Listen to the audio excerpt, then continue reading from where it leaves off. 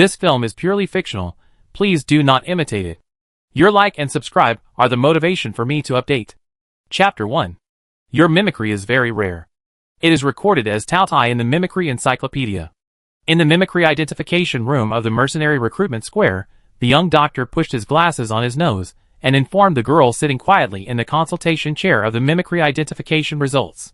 She looked only 17 or 18 years old, with a slender figure and rare silver blue eyes, like an unfathomable cold pool on the ice field, cold and gorgeous, with eyelashes drooping slightly tiredly, and the coldness could no longer be seen after the wrong look.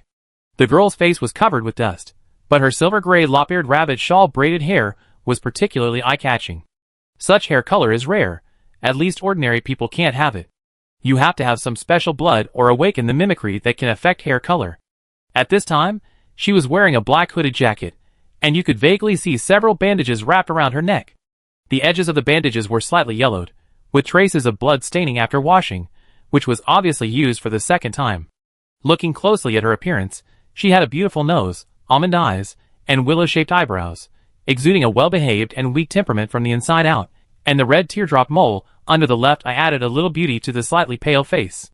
The doctor turned his eyes away, pushed his glasses again, and looked at the girl's identity information on the optical computer screen. Name, Ji-Yuan. Gender, female. Age, 18. Identity, refugee of Rose 404 star. Current address, number 621, the 3rd slum area of Xiaomong star. Note, parents are unknown, unregistered identity ID, refugees.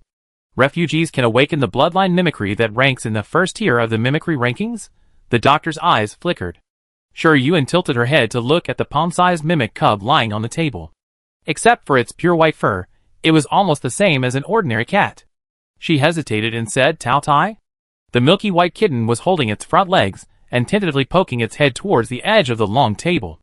After seeing the distance between the table and the ground, its 4 short legs moved back cautiously, and it raised its head and whimpered without knowing the meaning.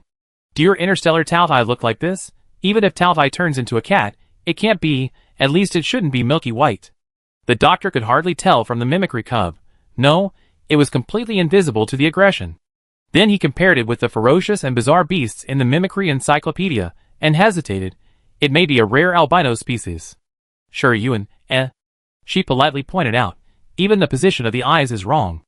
Although there are only a few words about Tautai in the mimicry encyclopedia, there are pictures attached. The kitten in front of him and the famous beast Tautai cannot be said to be completely the same, but there is no similarity at all. The doctor was more confident this time. It is normal for the appearance of bloodline mimicry cubs to be different from that of adults. This is something everyone knows. Yuan reluctantly accepted his statement. The doctor said again, your mimicry label talents are devouring, cruelty, and greed. The awakened talent should be related to this, and you need to explore it yourself. At this point, the doctor was still shocked. When he first saw the appearance of this Tautai cub, he thought it was a subspecies with a thin bloodline, but a subspecies can have at most 1 label talent, and 3 label talents are a configuration only for Tautai with pure bloodline. Yuan didn't know what the doctor was thinking.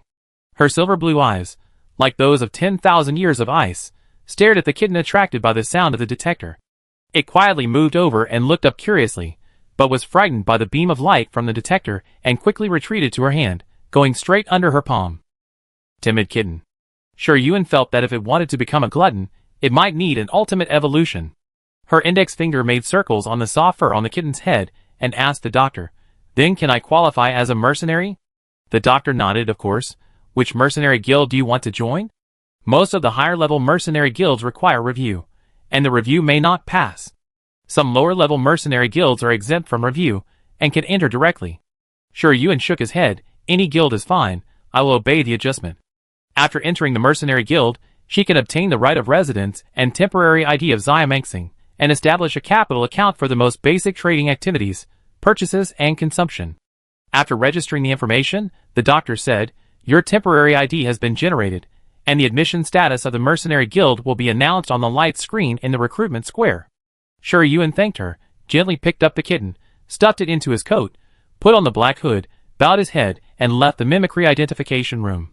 The doctor looked at her back as she left, and retracted his gaze to look at the 3 label talents marked in red on the light screen: devouring, cruelty, greed. Due to a long period of inactivity, A prompt box popped up on the screen. Are you sure to submit the information of this gifted person to the Imperial Gifted Person Management System? A pure-blooded Taotai. On the black market bounty, 100 cubic centimeters of subspecies Taotai blood is as high as 10 million Yongyao coins, and the price of a pure-blooded Taotai. A trace of greed flashed across the doctor's eyes. Refugees from Rose 404. Most of them are the side branches of the Tianduji family that have separated from the main line and reproduced for many generations, and they have awakened pure-blooded Taotai by chance. The doctor forcibly suppressed the corners of his lips that were about to rise, clicked no in the prompt bar, and quickly deleted the mimicry information column before submitting the information. Without the mimicry information, even if the Tianduji family had all-powerful hands and eyes, it would be impossible to know that there was an immature Taotai cub on Xiaomong Star. Sure Yuan came to the mercenary recruitment square with the kitten. The huge square was crowded, and more than 80% were refugees who escaped from Rose 404.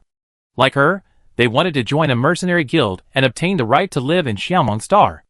Everyone's temporary ID card is only valid for 7 days. If they have not obtained a temporary ID before the expiration, they will be expelled from Xiaomong Star. Sure Yuan found a corner with few people and opened the light computer to register a personal account with a new identity ID. A brand new identity card was generated and superimposed on the old one. Name, Ji Yuan. Gender, female. Age, 18. Identity, intern mercenary of Xiamangsing Mercenary Guild, observation period, 90 days. Mercenary Guild, none. Current address, number 621, 3rd Slum District, Xiamangsing. Note, please complete personal registration within 72 hours. Sure Yuan stared at the pseudonym Ji Yuan for a few seconds, pulled up the virtual screen to scan the Mercenary Guild identification code on a billboard, and authenticated the mercenary identity. After completing the registration and authentication, the admission result of the Mercenary Guild will be sent directly to her personal email. In the Yongyao Empire, the Mercenary Guild is the gathering place for most ordinary people with mimicry talents. It is officially supervised by the Empire. Its functions include, but are not limited to hunting alienated creatures for rewards and escorting caravans through alienated areas. The vast majority of alienated materials and alienated crystals circulating on the market pass through the hands of the Mercenary Guild. Mercenaries are the most numerous professions in the Yongyao Empire. After completing the registration, Sure Yuan was about to leave when he suddenly noticed that a light screen in front of him was playing news, and the elegant and intellectual voice of a female reporter came. Marshal Jean of Tanshi, Yongyao Empire, has led the Golden Crow Legion to settle in Rose 404 Star. The leader of the Blood Rose, Chi Sang, has been killed, and the remnants have retreated to Rose 313 Star. The brave and iron-blooded young warrior was wearing a black Xingmu armor. He held the sword at his waist with one hand, and the red cloak was blown by the wind. Before people could see his appearance clearly, he flashed through the camera. The scene of the ruins after the war was broadcast. The war and gunpowder completely destroyed the former splendor and prosperity of Rose 404 Star. There were ruins everywhere, and there were blurred blood clots. The captive soldiers of the Winston Empire walked into the prison car, dejectedly under the detention of the soldiers of the Golden Crow Legion. The camera showed a dozen young men and women who were handcuffed and kneeling on the ground with their heads bowed. Their average age was no more than 20 years old. They were only wearing the simplest vest, revealing the blood-red rose totem on their right necks. The female reporter continued, "This morning, the Golden Crow Corps of the Yongyao Empire captured 12 Rose Sequence assassins. In order to warn the Winston Empire, which is sheltering the Blood Rose Killer Organization, and to deter the remnants of the Blood Rose, we will broadcast the execution process of the 12 killers to the entire galaxy in 1 hour." Xiamangsing is a marginal planet of the Yongyao Empire, located on the edge of the northern region of the White Lion, adjacent to the Rose constellation under the jurisdiction of the Winston Empire. The Blood Rose is a notorious assassin organization active in the Rose constellation. Their chief assassin Zero successfully assassinated the crown prince of the Yongyao Empire 7 years ago, and killed the previous emperor half a year ago, forging a deadly feud with the Tanshi royal family. 5 months ago, the Yongyao Empire declared war on the Winston Empire, which was sheltering the Blood Rose.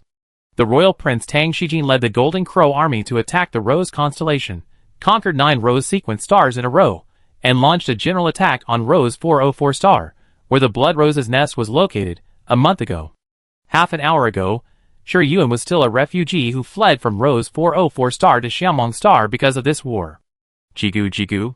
Sure Yuan retracted her gaze, and touched her shriveled stomach. Hungry again. She had clearly drunk 10 bottles of nutrient solution in the morning. 10 bottles. The little kitten lying in her pocket poked its head out, revealing a pitiful expression. Sure, Yuan, It cannot be said that there is no similarity at all. At least the fact that the kitten can eat can prove that the little kitten is a gluttonous cub. Sure, Yuan sighed resignedly, and took out the last bottle of nutrient solution from her backpack and drank it. After barely filling her stomach, she walked into the Imperial Bank next to the Mercenary Square, ready to exchange the Winston coins in her old account for Yongyao coins, but was told that the two countries were at war, and Winston coins had become a string of numbers with no circulation effect in the Yongyao Empire. Sure, Yuan, When people are unlucky, even drinking water will make them stick in their teeth. She held the kitten, and walked out of the Imperial Bank with a gloomy head, and suddenly heard a voice of catching a thief. Sure, Yuan looked over gloomily, and it turned out that someone's backpack was robbed, and they were chasing each other on the street. As a large number of refugees poured into Xiamangsing through the Stargate world connecting Rose 404 Star and Xiamangsing, the security of Xiamangsing streets became increasingly chaotic, and thefts and robberies occurred from time to time. Sure, Yuan was not a person who liked to meddle in other people's business. She was about to retreat with the kitten in her arms, and suddenly noticed that the boy chasing the thief was dressed in extraordinary clothes. She narrowed her eyes slightly and decisively kicked the thief, who was about to rush past her. Chapter 2. The sky in Xiamangsing darkened quickly as autumn arrived. The setting sun stepped on the horizon, bringing an invisible sense of oppression. The masked thief fell to the ground, and the backpack he was holding in his arms fell 2 meters away. Before he could get up and continue running, a hand wearing a black leather glove had already reached out to pick up the backpack, without even looking at him, and walked towards the boy chasing him from behind. The boy's cheeks flushed with running. Seeing someone helping him, he stopped running and took the backpack handed over by Sure Yuan while panting, "Thank you, thank you." Sure Yuan looked at him. He was about 17 or 18 years old, with a high nose bridge, handsome eyebrows, and beautiful light brown eyes, which were slightly shiny, like amber reflecting the sunlight. He had short light brown hair. Because of the chase and running just now, a few strands of fine hair fell on his forehead, sticking together with the sweat beads, showing a bit of embarrassment. Looking at his clothes, the whole set of clothes is made of S-grade white jade silk, which is warm in winter and cool in summer. It is dust-free and stain-free. Ordinary weapons cannot break its defense at all. It is both beautiful and practical, and the market price is definitely over 1 million. Wearing millions of Yongyao coins on his body. Evil capitalist. Sure Yuan decided to make him his meal ticket tonight. She took off her hood and said calmly, "You're welcome, just treat me to a meal." The boy probably didn't expect that she would ask for a reward so directly. He paused while wiping his sweat, looked her up and down, and then smiled with a big white tooth. "Okay. What do you want to eat?" Sure Yuan is not picky about food, but the young master who can wear millions of Yongyao coins on his body is obviously very picky, and took her to the best decorated restaurant nearby. This meal ticket was really the right one. Chi Huan asked for a private room, and he had no virtue of saving. After asking Sure Yuan if there was anything he couldn't eat, he ordered all the signature dishes. The waiter in charge of reception smiled so hard that his teeth almost popped out, and he left the private room with a smile. Sure Yuan had no time to pay attention to other things, and couldn't wait to pick up the fruit on the plate and eat it bite by bite. These fruits grow in the alienation zone, and are star fruits containing abundant star power. Ordinary people can strengthen their bodies by eating them, and those with talent can help them practice.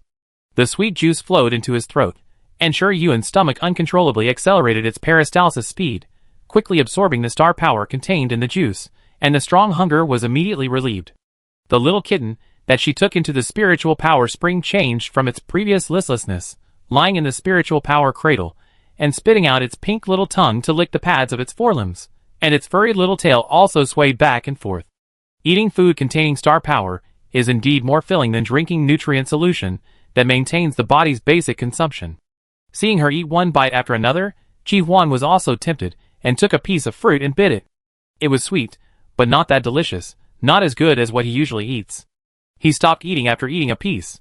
While waiting for the meal to be served, Chi Huan took the initiative to ask, "Are you from Rose 404? Sure Yuan's dress was quite embarrassing, and there was still dust on her face. Anyone could see that she was a poor refugee. She nodded, not surprised that Chi Huan directly pointed out Rose 404. So far, Xiaomong Star has only opened 2 star gates, one of which leads to the Crazy Lion Star in the White Leo constellation, and the other is a cross-border star gate that was opened half a month ago and connects Xiaomong Star and Rose 404. Stargate is a channel connecting planets. Alienated areas will be formed in the Stargate channel, also called Stargate World. Shi Yuan came to Xiaomong Star from Rose 404 through the Stargate. Qi Huan leaned forward slightly, with obvious curiosity in his eyes. Do you know Blood Rose? Shi Yuan looked surprised and gave him a puzzled look, as if to say, why are you asking this? Qi Huan cleared his throat. I just want to know if their chief killer Zero is really dead. The 3S level wanted criminal who successfully assassinated the crown prince of Yongnao Empire 7 years ago, and the emperor of Yongnao Empire half a year ago. Qi Huan touched his chin and added, it is rumored that he had a falling out with Blood Rose and wanted to die with the leader Qi Sang, but was killed in return. But I think this news is false. Snap! Snap! Shi Yuan finished the last piece of fruit and barely filled his stomach. She took out a piece of paper to wipe the juice on her lips, and said blankly, how should I know? I'm just an ordinary person. Qi Huan's inquiring eyes froze for a moment, raised his hand, and scratched his hair with an annoyed look, and then realized that he had asked the wrong person. Shi Yuan threw the tissue into the trash can and asked casually, why do you think this news is false? Qi Huan immediately replied, Zero assassinated the emperor and got away with it. How could he fall into Qi Sang's hands? Oh! Shi Yuan responded. Just at this time, the door of the private room rang, and waiters carrying fragrant food came in one after another, filling the large round table in the private room. When they left, Qi Huan had forgotten what he had just said. Shi Yuan asked for a big bowl of rice in his surprised eyes, and ate the food on the table cleanly with a whirlwind of momentum. Qi Huan was stunned. He looked at her flat belly and the empty plates one after another, and subconsciously said, do you want more food? The girl in front of him was definitely the most gluttonous person he had ever seen. Shi Yuan's eyes lit up. Can I? To be honest, there seemed to be a lot of plates on the table, but the portion of each dish was limited, so she was only half full. Qi Huan handed over the menu with a delicate mood. You order it yourself? The food in this restaurant all contains star power. Ordinary people can be full with a bowl of rice, and gifted people can't eat too much. He originally thought that ordering this table of dishes would be more than enough, but now it seems that he was really careless. Shi Yuan didn't bother to be polite with him, and ordered all the dishes that suited his appetite. Qi Huan didn't know the taste of the food. Are you a gifted person? Yeah. Shi Yuan responded without raising his head. Qi Huan wanted to ask her what kind of mimicry made her eat so much, but seeing that she was so focused on eating, and that he had asked so many questions since entering the private room, it seemed impolite to ask more questions, so he shut up again, and counted the mimicry that was particularly good at eating in the mimicry encyclopedia. The strongest one was undoubtedly the Tao Tai, but the Tianduji family had only awakened 2 subspecies of Tao Tai in this generation, and he knew both of them, so he ruled out this possibility first. Secondly, it had been an hour since Shi Yuan had eaten her fill. She touched her slightly bulging belly, and sighed happily. Since she awakened her mimicry, she had been hungry all the time, and she hadn't felt full for a long time. Looking at the boy who calmly paid the bill, Shi Yuan praised him sincerely. Good man. When he was about to leave the restaurant, a casual voice suddenly came from the side. Qi Huan? They turned their heads at the same time, and saw 2 young men standing shoulder to shoulder at the door of the private room not far away, with a little surprise between their brows. It's really you. One of the young men raised his eyebrows slightly. He had short aqua blue hair, and wore a leather jacket, tight pants, and mid-calf boots. He was putting his left hand on the shoulder of the black-haired boy next to him with a cold face, and his eyebrows were full of smiles. The black-haired boy raised his head, his long black hair was tied up high, and 4 long braids and a green hairband fell down his waist together. His facial features were sharp, and his faint expression and cold temperament gave people a strong sense of distance, especially the pair of pure black pupils, like a deep well. Qi Huan frowned and said, Yushi Zai Ing Yu? Why are you 2 here? Shi Yuing? Shi Yuan silently recited the surnames of the 3 people in his heart. In addition to the Tongxi royal family, the Yongnao Empire has 6 top families, whose status is second only to the royal family. Qianxiong Qi Clan Tingsha Clan. Tian and Yu Clan Qilin Clan. Tian Yuan Ing Clan Ing Long Clan. Coincidentally correspond to the surnames of the 3 people. The other 3 top families are Tianduji Clan Tao I Clan, Tianwu Feng Clan Phoenix Clan, Tianhingyun Clan Bai Zai Clan. What are these noble children doing in this remote place of Xiamexing? Team building? The blue-haired boy named Yushi Zai said, Why? You can come to Xiamexing? Can't we come? He turned his gaze to look at Yuan, and saw that she was wearing rough clothes, and there was still dust on her face. He deliberately paused and said, "Is this your new friend?" His taste is still as curious as ever. He laughed out loud, almost putting the word ridicule on the surface, successfully changing Chi Huan's face. Chi Huan clenched his fists until they creaked, and dark red star power surged from his body. The dangerous aura made Yuan look sideways. Seeing that he was about to fight, Yushizhe not only did not restrain himself, but also withdrew his hand from Yingyu's shoulder, flexing his knuckles, and further provoking, "What? Want to fight? Can you beat me?" Chi Huan's eyes were red, and his light brown hair was also faintly glowing red. He raised his fist, and hit Yushizhe fiercely. Yushizhe also raised his fist, and the aqua blue aura spread vigorously, forming a phantom of a unicorn with its front hooves raised and ready to go behind him. Yingyu dodged to the side very skillfully, not intending to get involved in the fight between them. The terrifying mimicry aura swept the entire restaurant.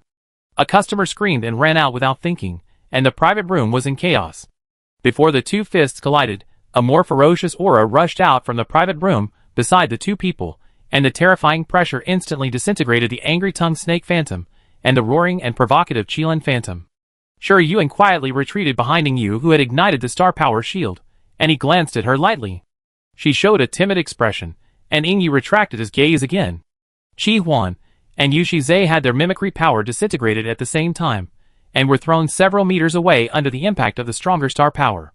The door of the private room opened, and the girl in a crimson corset dress leaned against the door frame with her hands on her chest. She glanced at the two people who fell to the ground in a mess, and said gloatingly, "Ah!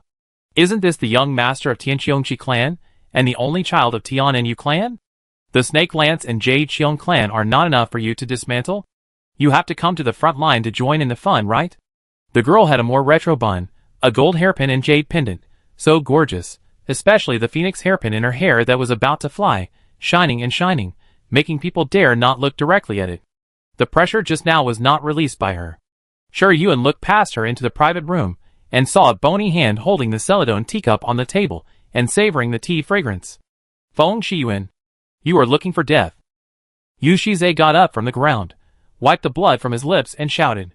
Feng Shiyuan opened her glittering phoenix folding fan with a swish, half covered her face, and chuckled. "It wasn't me who pushed you to the ground, don't bite me." After that, she shouted to the people in the private room, "GCU, Yumyamya asked if you were looking for death? He can try." A warm and pleasant voice sounded, calm and elegant, but the words she said were full of provocation. Chapter 3. Yuan did not get involved in the fight between a group of noble children, and found an opportunity to slip away. Her temporary residence was a long-abandoned civilian house. Because of the alien plant attack 2 days ago, many refugees who were temporarily living there died. Everyone else moved away, leaving her a quiet place. In the dimly lit and dilapidated house, Yuan sat on a rusty iron sofa, and the light computer screen reflected her calm face. She was browsing the illegal website Shanghai, which was forbidden to be visited by citizens of Yongyao Empire. It was also called the Black Market. The founder of Shanghai came from the Black Goat family in the Chaos Star domain. The family had the strongest intelligence network in the Interstellar, and made a living by buying and selling information.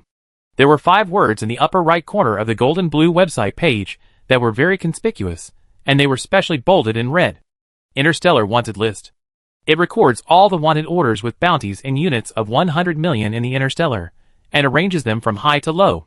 The first one is a number 0, and behind it is a blood-red round stamp with SSS, which means that this person named 0 is a 3S level wanted criminal in the interstellar world.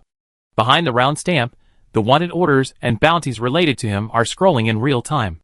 The wanted order with the highest bounty is as high as 10 billion Yongyao coins, issued by Yongyao Empire.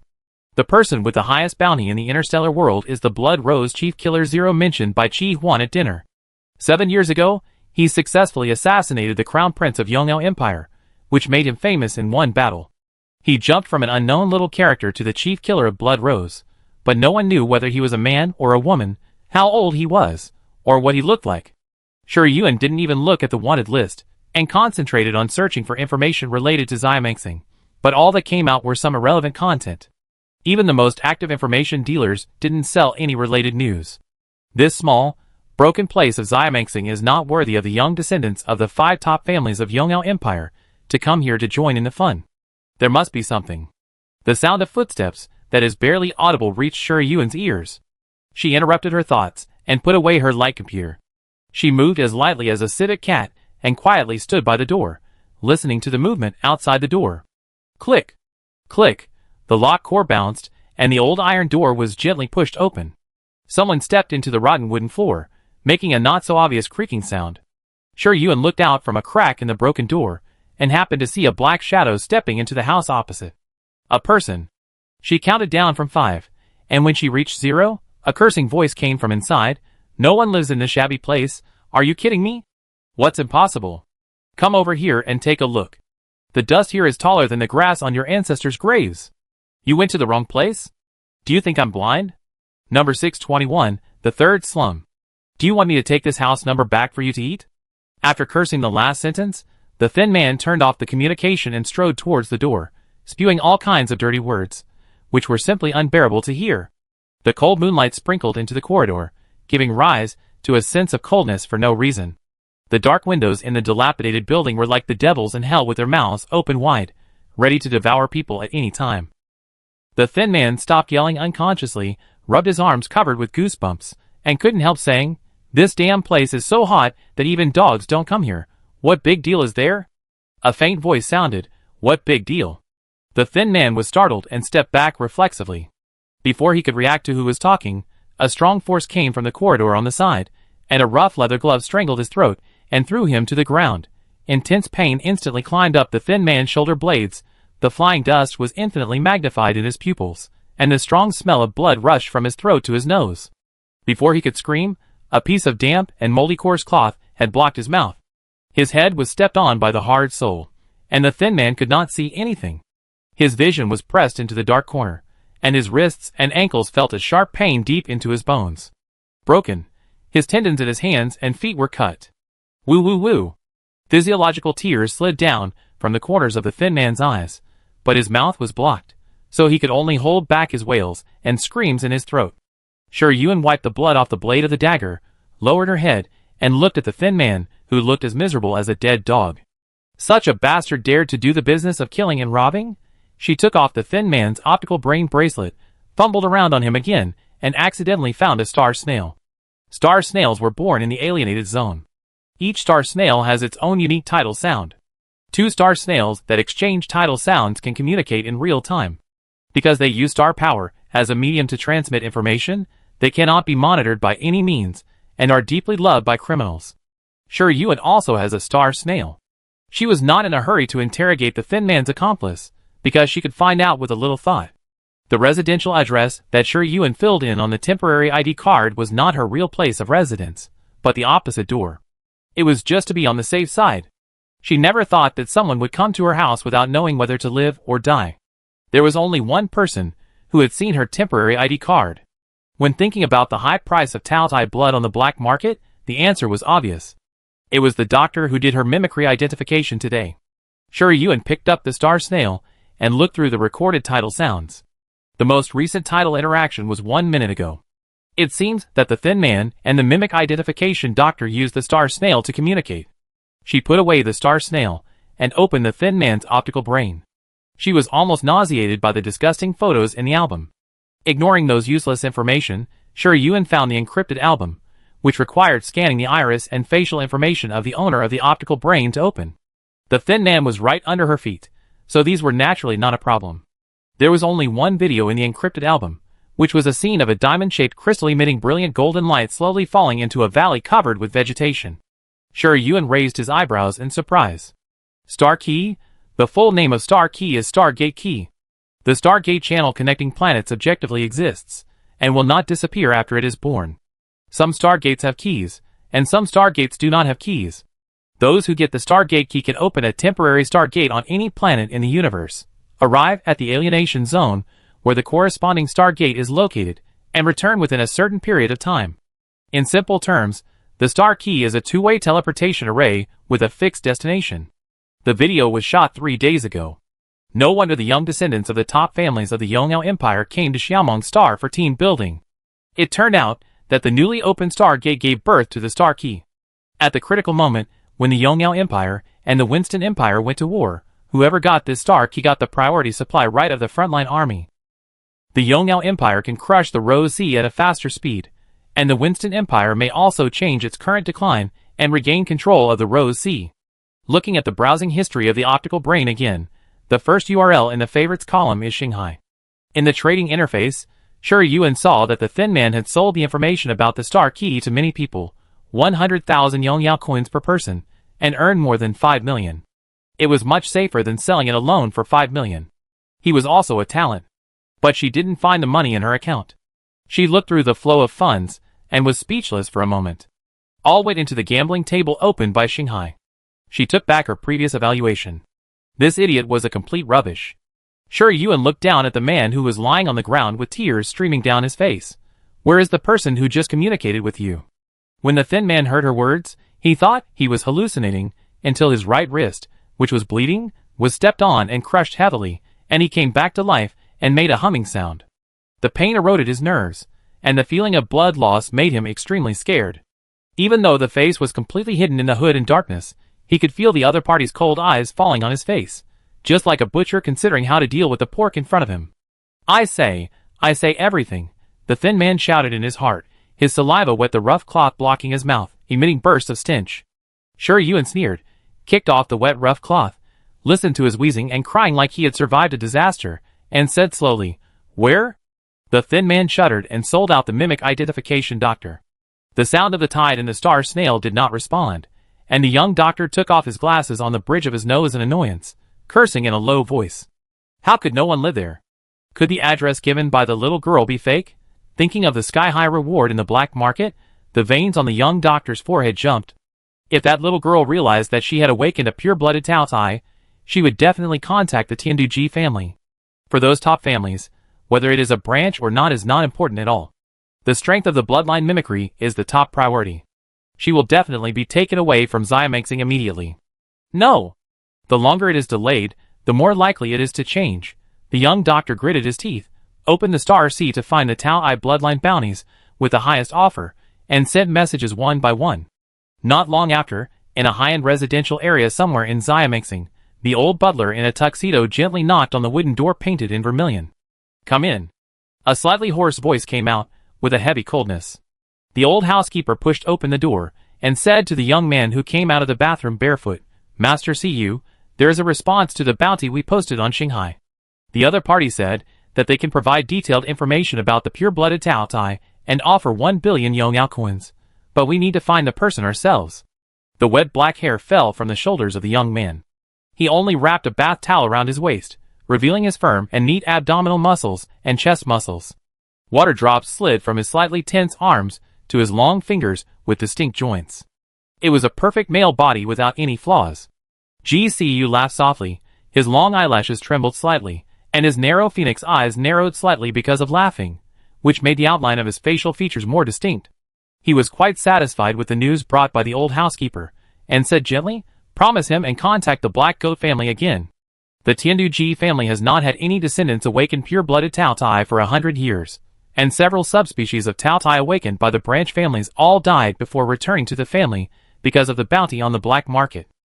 The head of the G family was frowning, and GCU, as an adopted son, had someone post a bounty order for the highest price of Tao I bloodline on the Shanghai, indicating that they must be alive. There was news less than a year after the bounty was posted. Now it seems that this method is very good. Chapter 4. This is a shabby place. Not even a ghost can be seen. Is there a need to patrol?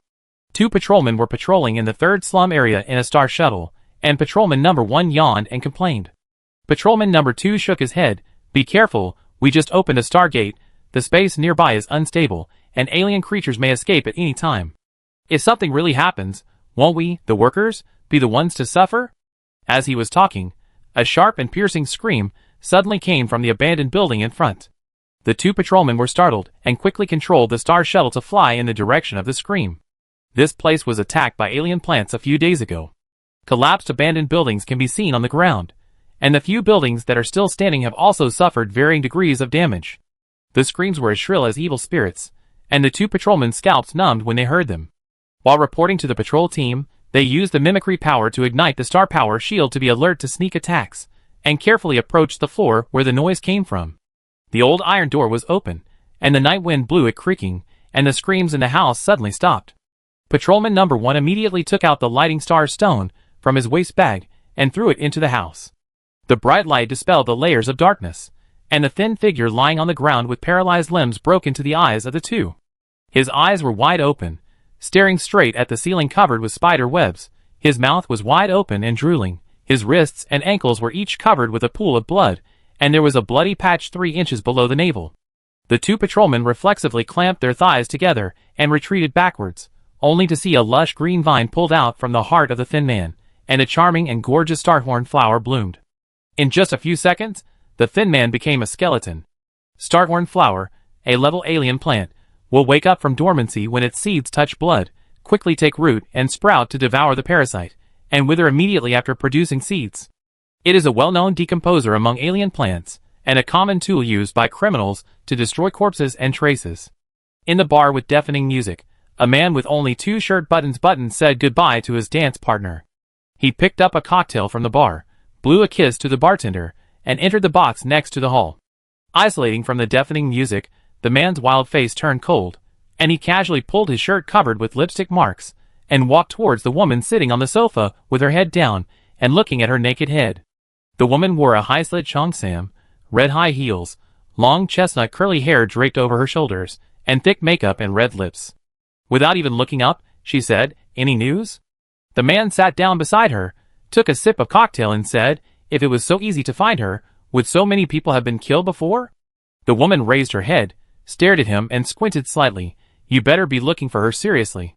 The man didn't like to hear such threatening words, and said casually, "If you think I'm slacking off, you can find someone else to find her." The woman smiled and said, "Don't think I don't know that you were trained by her, and you used to chase her around and call her instructor all day long."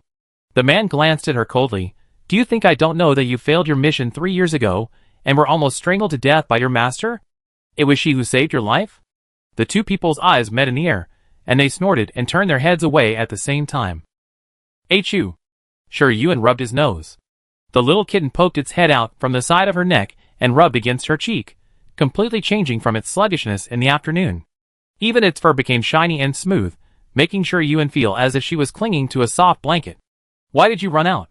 Sure Yuan stood in the shadow under the wall, looking up at the 2-story villa in front of him, and asked casually. The lights in the study on the 2nd floor were still on, and a figure was sitting at the desk, looking at the light computer screen. I don't know what news he received. He suddenly stood up from the chair excitedly, began to pace back and forth in the study, and glanced at the light computer screen from time to time. Sure Yuan narrowed his eyes slightly, took out the star snail of the thin man, and resonated with the young doctor's title sound. The man on the 2nd floor of the villa stopped pacing, looked at the slightly vibrating star snail, hesitated for a few seconds, and put it to his ear, with a somewhat impatient tone. "What's the matter?" "I caught that little girl."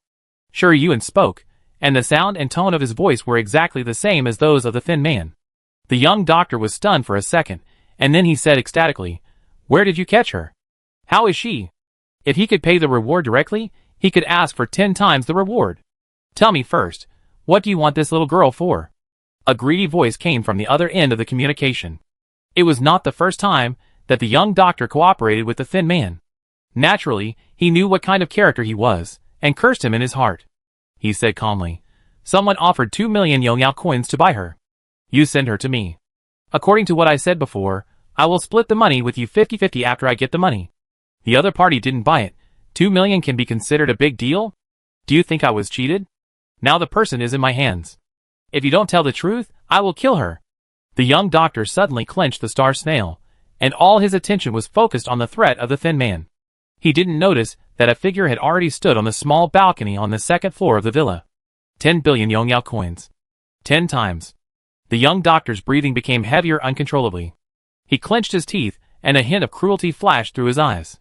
He slowed down his tone and said, "Bring the person here, I will tell you naturally. After all, I will need you to deliver the goods later.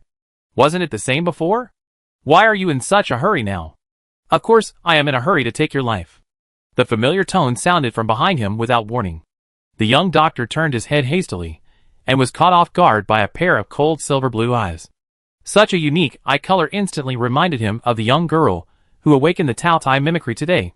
The star snail slipped from the young doctor's hand, and he reflexively ignited the star power shield and called on the power of mimicry.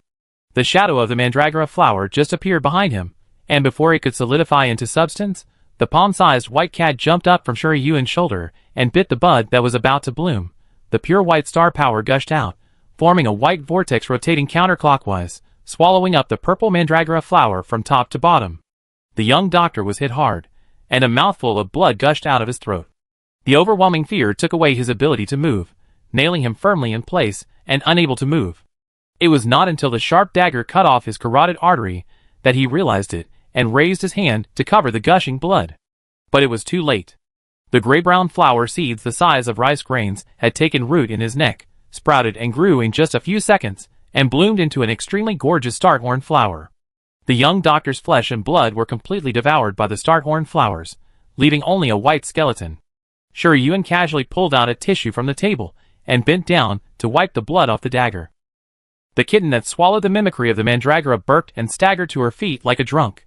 Yuan raised his hand to pick it up, and felt that it was just full, so he gently touched its little butt and took it back to the spiritual power spring. The kitten took the initiative to come out just now, because it awakened the mimicry talent, Taotai Swallow. Yuan didn't know about the mimicry of Taotai, and didn't know the power of Taotai Swallow, so he used the young doctor as a target for the kitten to practice. Now it seems that the fierce beast Taotai is worthy of being the top mimic in the top 10 in the Mimicry Encyclopedia. Taotai Swallow is indeed extraordinary. It can even swallow the mandragora, which is 2 levels higher than it.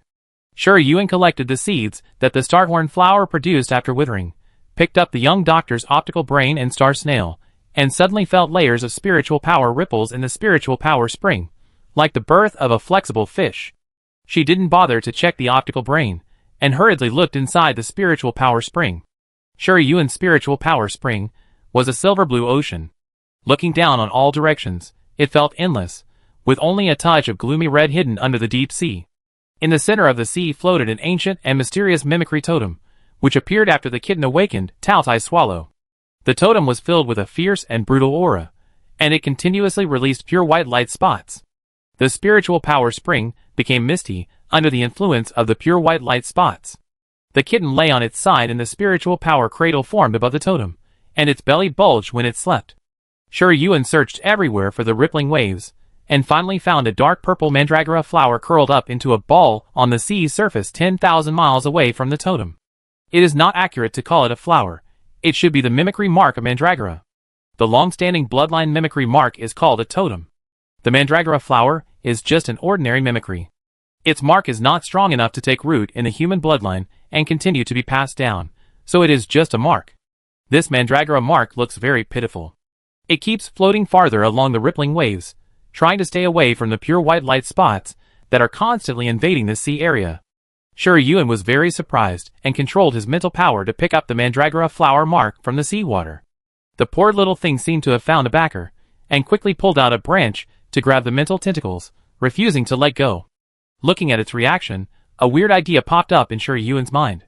In order to verify the guess, she mobilized her mental power to penetrate the mandragora flower mark.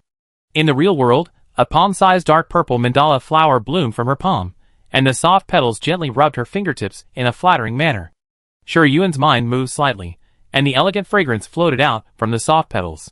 Talent, Mandala Dark Poison. Only level 1. Yuan's eyes condensed slightly. The kitten swallowed the young doctor's mandala flower mimicry, not only absorbing it as nutrients, but also copying a newborn mandala flower mark in her spiritual power spring, which is equivalent to her having the mandala flower mimicry. What a powerful talent! No wonder the blood of Taotai ranks first on the mimicry bounty list of Shanghai. If ordinary mimicry absorbs it, it can evolve into advanced mimicry. If lucky, it may evolve into top mimicry. Yuan's eyes sparkled. If this guess was correct, she could rely on Taotai devouring to obtain more mimicry in the future and master countless mimicry talents. She put away the mandala flower in her hand, and the elegant fragrance disappeared. Suppressing the ripples in her heart, Yuan was about to see what big deal the young doctor had made with her information, when a message popped up from the Shanghai webpage on the optical brain that had not yet been closed. Someone, 1 billion Yongyao coins have been deposited in Shanghai Bank, and we have a happy cooperation. Handshake. Handshake. Handshake. Yuan's eyebrows jumped, and she quickly opened the dialogue box and found that the young doctor had not delivered the goods yet, and she couldn't help but breathe a sigh of relief. Although she had planned to give up the fake identity of Ji Yuan, she could only delay it for a while. There were too many people coveting the blood of Tao Tai. She was seriously injured and had not recovered yet, so it was best not to cause trouble. But when she saw the words happy cooperation again, she suddenly had a bad premonition in her heart. Thinking of the Black Goat family's rich style of doing things, Sure Yuan hissed, this black-hearted doctor must have been sold. She pulled her hood tight and took out the spark stone from her pocket, lighting it while walking quickly towards the balcony. But just as she stepped onto the balcony, before she could lift her back foot, one star shuttle after another quickly landed from the air, and one of them stopped directly in front of her. The car window was lowered, and the young man supported his chin with one hand and looked over with interest. The long black hair fell from his shoulders. With undried moisture, his pupils were gray and black, and when he looked at people, he was calm and gentle, but looking into his deep eyes, he would find that there was no emotion in them. The two looked at each other, and Sure Yuan couldn't help cursing in his heart, you came so fast. Wait, why is it someone from the Tiandu Ji family? GCU saw that she was looking at him expressionlessly, and slightly curved his lips, and said, do you need help? Little Tao Tai? Chapter 5. There are both true and false news on Shanghai, and there are many people who cheat. Even if the Tiandu Ji family is not short of money, they will not waste 1 billion Yongyao coins. Since the news has been delivered to him, GCU will not allow any mistakes. When replying to the young doctor, he asked the old housekeeper to contact the Black Goat family, the behind-the-scenes controller of Shanghai, to buy his location information and find out his identity and resume as soon as possible to ensure the authenticity of the transaction. The identity of the young doctor is easy to check, but how he got the news of Tao Tai bloodline needs further screening. Hesitation changed. GCU did not want to wait, so he brought people to the door directly. If the young doctor really has the news of Tao Tai bloodline, 1 billion Yongyao coins will naturally be deposited into his account as promised. If he is talking nonsense, that is also easy to say. GCU did not expect to run into Sure Yuan, who came to seek revenge, and he also sensed the lingering breath of Tao Tai on her, indicating that she had used her mimicry talent not long ago. Isn't this a coincidence? The little Tao Tai came to the door by himself. The elegantly decorated tea room was filled with a faint scent of tea, and the antique shelves were filled with exquisite, simple, or gorgeous collections. The floor was covered with cashmere carpets embroidered with Tao Tai totems, revealing nobility and luxury everywhere. Several hours later, Sure Yuan had taken a bath and changed into a brand new dress. It was a warm yellow dress with a round collar design, a few small flowers on the chest, and a transparent gauze tied around her slender waist and tied into a beautiful bow behind her. The old housekeeper picked out a pair of exquisite leather shoes for her, which were particularly contrasted with her exposed white ankles. Her silver-gray hair had also been carefully groomed, combed into a cute and beautiful lop-eared rabbit braid, with 2 light yellow hair bands running through it, and 4 round pearls hanging from the ends, hanging from her shoulders. Sure Yuan sat opposite GCU, sipped the tea he had poured for her, and tried to figure out why he had brought her back and dressed up so carefully. GCU also changed into a black shirt, with 2 buttons unbuttoned, revealing his Adam's apple and collarbone, and his long sleeves rolled up to his elbows. On his left wrist was a string of round, plump 3S grade Mohun jade beads, which were priceless. A normal person wearing such an extremely cold item would either freeze to death or get skinned. He had completely suppressed the Mohun jade's domineering icy breath, and even though Sure Yuan was only 1 meter away from it, he could not feel the slightest bit of cold. When Sure Yuan was looking at GCU, GCU was also looking at her. GCU's eyes swept across the vivid and bright red mole under her left eye, and stopped at her neck wrapped in a snow-white bandage. The bandage almost completely bound Sure Yuan's neck, which was out of tune with her exquisite and elegant dress. Are you injured? GCU asked. Sure Yuan knew that the bandage on her neck was very conspicuous, but she didn't feel obligated to answer his question. Why did you bring me back? If you wanted her life, there was no need to dress her up like a princess. Since you didn't want to kill her, you must have other intentions. Seeing that she didn't answer, GCU smiled and said, strictly speaking, I am your brother. Ahem. Sure Yuan never expected to hear such words, and she was choked by the tea. GCU calmly took out a piece of paper and handed it to her. Sure Yuan quickly took it and wiped her mouth. After saying thank you, she hesitated and said, brother? She had never called a man brother in her previous and next lives, and it was really hard to say. Yes. GCU was still very calm. My mother is Ji Wu, the head of the Tiandu Ji family. She lost a daughter more than 10 years ago. Everyone in the Yongyao Empire knows Marshal Ji Wu, who commands the Taotai Corps. Shi Yuan is not a newcomer, so she naturally knows the dilemma of the Taotai family without successors. But even though she knew that she had awakened the Taotai mimicry, she didn't think she could be related to the nobles. At most, she had some bloodline from a branch. She pointed at herself, her beautiful silver blue eyes staring at the handsome young man in front of her, and said quite absurdly, "You mean, I am her lost daughter? The plot of I have been down and out for many years, but I am actually the daughter of a wealthy family will happen to her? Sure enough, anything can happen after crossing." Shi Yuan traveled to this world 12 years ago. At that time, the original owner was locked in a dark container with many children. She died because she was sick and had a fever and no one treated her. She did not inherit the original owner's memory. It is unknown whether she has any family or where she came from. GCU poured tea for her and replied, "Indeed, my little sister has a small red mole under the left eye like you. In addition, your awakened Taotai mimicry is the best proof. As we all know, bloodline mimicry can only be awakened by the children of the family with the mimicry totem. Looking at the entire galaxy, the only family that can awaken Taotai mimicry is the Tianduji family. Therefore, the gifted person who awakens Taotai mimicry must be the blood descendant of the Tianduji family. If you don't mind, can you give me a few strands of hair? I have someone send them for genetic testing." GCU's voice was gentle and soft, like the gurgling stream in the mountains. His gestures were easygoing yet elegant. It was obvious that he had excellent upbringing, which made people feel good about him. Shi Yuan picked up the tea, lowered her eyes, and savored it carefully, while quickly analyzing the pros and cons of being the eldest daughter of the Tianduji family in her mind. She could not go back to the Winston Empire. The people who hunted her died in batches, but they were still like dogskin plasters, and they could not get rid of them no matter how hard they tried. If she could get the protection of the Taotai family, it might be a good thing. For the Taotai family, it didn't matter whether she was the biological daughter of the head of the family. It was the best if she was, but it didn't matter if she wasn't. Because she awakened the pure-blooded Taotai, as long as she was not hopelessly stupid, she could lead the Taotai Corps after Marshal Ji Wu retired, and at least continue the glory of the Tianduji family for another 100 years. The 7 legions of the Yongyao Empire implemented the bloodline inheritance system, not because of bloodline discrimination, but because the combat system of the legion soldiers was closely related to the 7 mimicry totems. The power of totems can give soldiers stronger combat power, and it is no problem to fight 10 with 1. This also makes the 7 totem legions have a transcendent status. The talented people in the empire are proud to join the totem legions.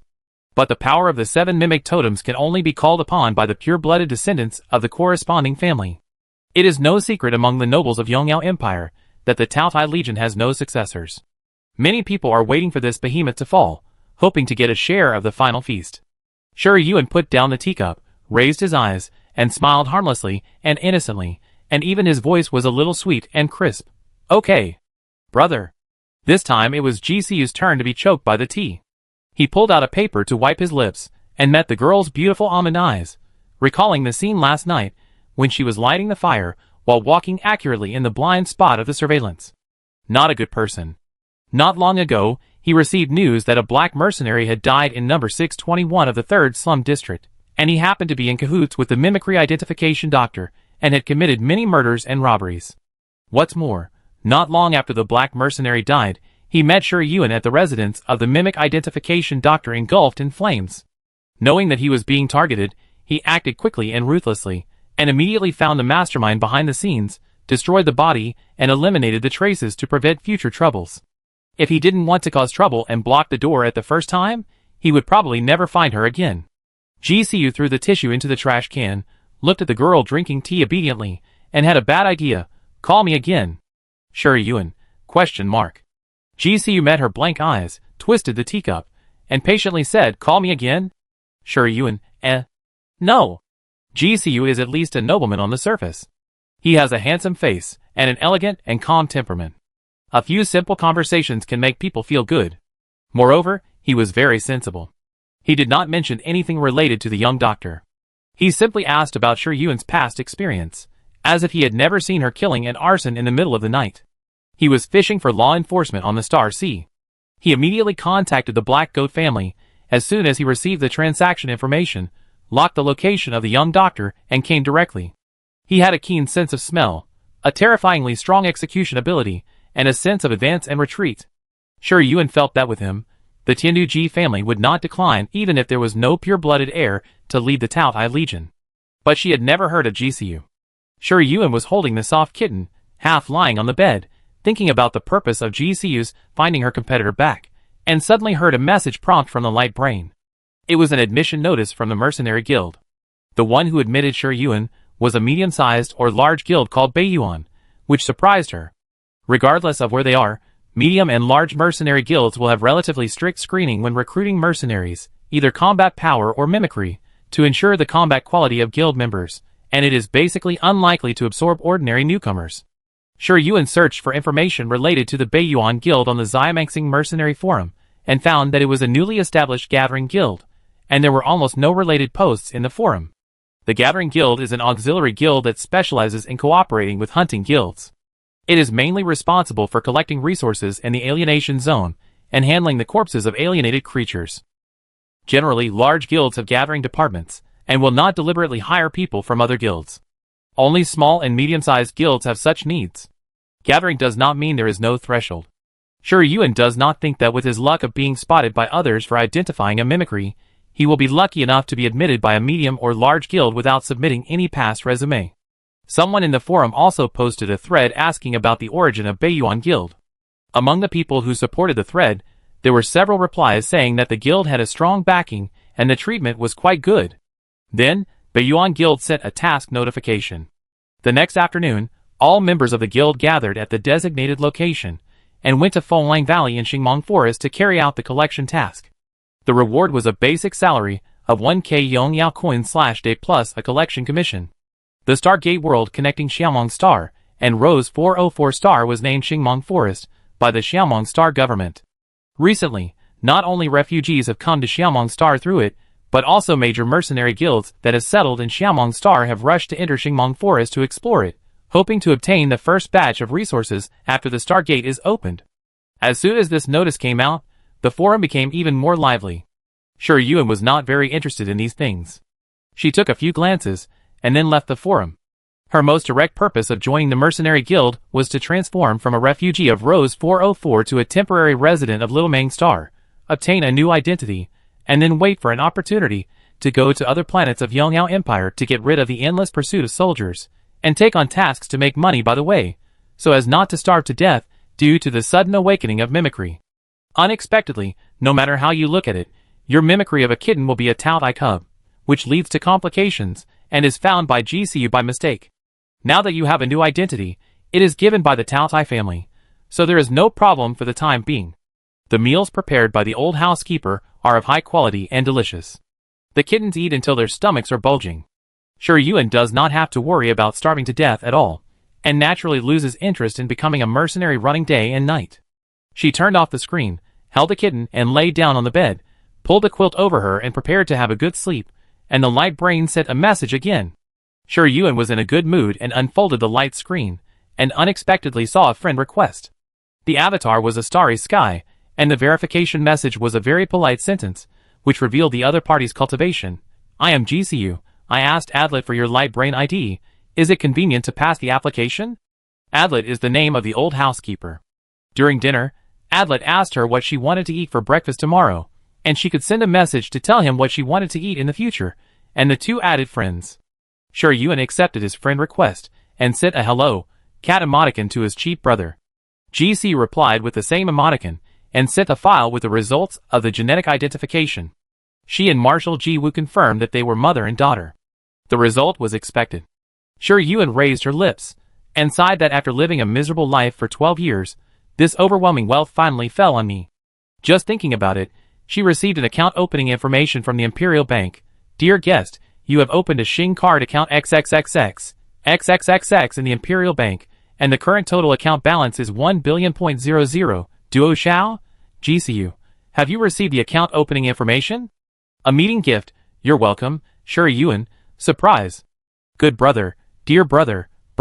If the transaction of Shanghai is not completed, the transaction money deposited in Shanghai Bank will be returned to the original route. The young doctor has been burned to ashes, so it is naturally impossible to complete the transaction, so the money was returned. Chapter 6. After a long period of time, Shi Yuan fell asleep while counting the days when she had no food to eat. She was awakened by hunger again. The kitten rubbed her neck and made a small sound of woof. She hadn't had a good sleep for a long time. She didn't want to get up from the soft and comfortable big bed, so she simply took the kitten into her arms and turned over. Jigu. Jigu. The hungry stomach protested strongly. Shi Yuan opened her eyes painfully and looked at the kitten in her arms, which was flailing its limbs. It tilted its head back and woofed again. Shi Yuan resigned herself to her fate and sat up from the bed holding the kitten's neck skin, ready to have breakfast. Before she could sit up straight, a strong pain suddenly came from the right neck, almost instantly taking away her perception, except for the pain. Shi Yuan gritted her teeth tightly. In just a few seconds, a thin layer of cold sweat appeared on her forehead. Her face also faded from the faint blush after waking up and quickly turned pale. She raised her hand to cover the right side of her neck. She could clearly feel something under the bandage piercing into her blood vessels and growing recklessly. The kitten fell on the quilt, and all its soft hair exploded. It let out a quick and anxious roar, and then turned into a stream of light and returned to her spiritual power spring. Shi Yuan tilted her head slightly, and her silver blue eyes spread out fine and dense blood-red light spots. Knock, knock, knock. The door suddenly sounded. GCU's voice came from outside. Yuan, are you awake? Shi Yuan clutched the quilt tightly, and an illusory blood-red flower shadow appeared in front of her eyes. Only separated by a door, GCU must be able to detect that she was awake and couldn't pretend to sleep. The smell of blood surged up her throat. Shi Yuan loosened her hands that were holding the quilt, got out of bed barefoot, and fell to the ground weakly. The strong sense of illusion almost overwhelmed her consciousness. She pinched her palms tightly, her nails almost sank into the flesh, but the sound she made was slightly hoarse, with a bit of laziness from not waking up. Just woke up. What's wrong? As the voice fell, blood flowed from the corner of her mouth, and she immediately raised her hand to catch it. No traces can be left. My mother sent a gift. Do you want to see it? GCU asked, standing outside the door. He did not release his perception to invade Shi Yuan's private area. I want to sleep a little longer and see it later. Shi Yuan caught the blood that flowed out of her mouth, endured the pain that penetrated deep into her bones, stood up from the ground, and staggered towards the bathroom. Okay, don't sleep too long. After the gentle and polite instructions, the footsteps gradually faded away.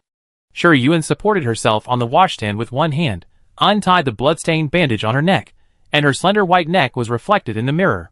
There was no shocking wound, but a blooming rose totem, which was only the size of her palm, with blood-red petals clustered together, and the thorny green rhizome disappeared under the receptacle, as if rooted in Shi Yuan's flesh and blood. I don't know how long I stood in front of the mirror. The pain gradually subsided, and Shi Yuan turned on the faucet. The thick blood was washed away, swirling in the washstand, and finally flowed into the sewer. She scooped up a handful of water and splashed it on her face.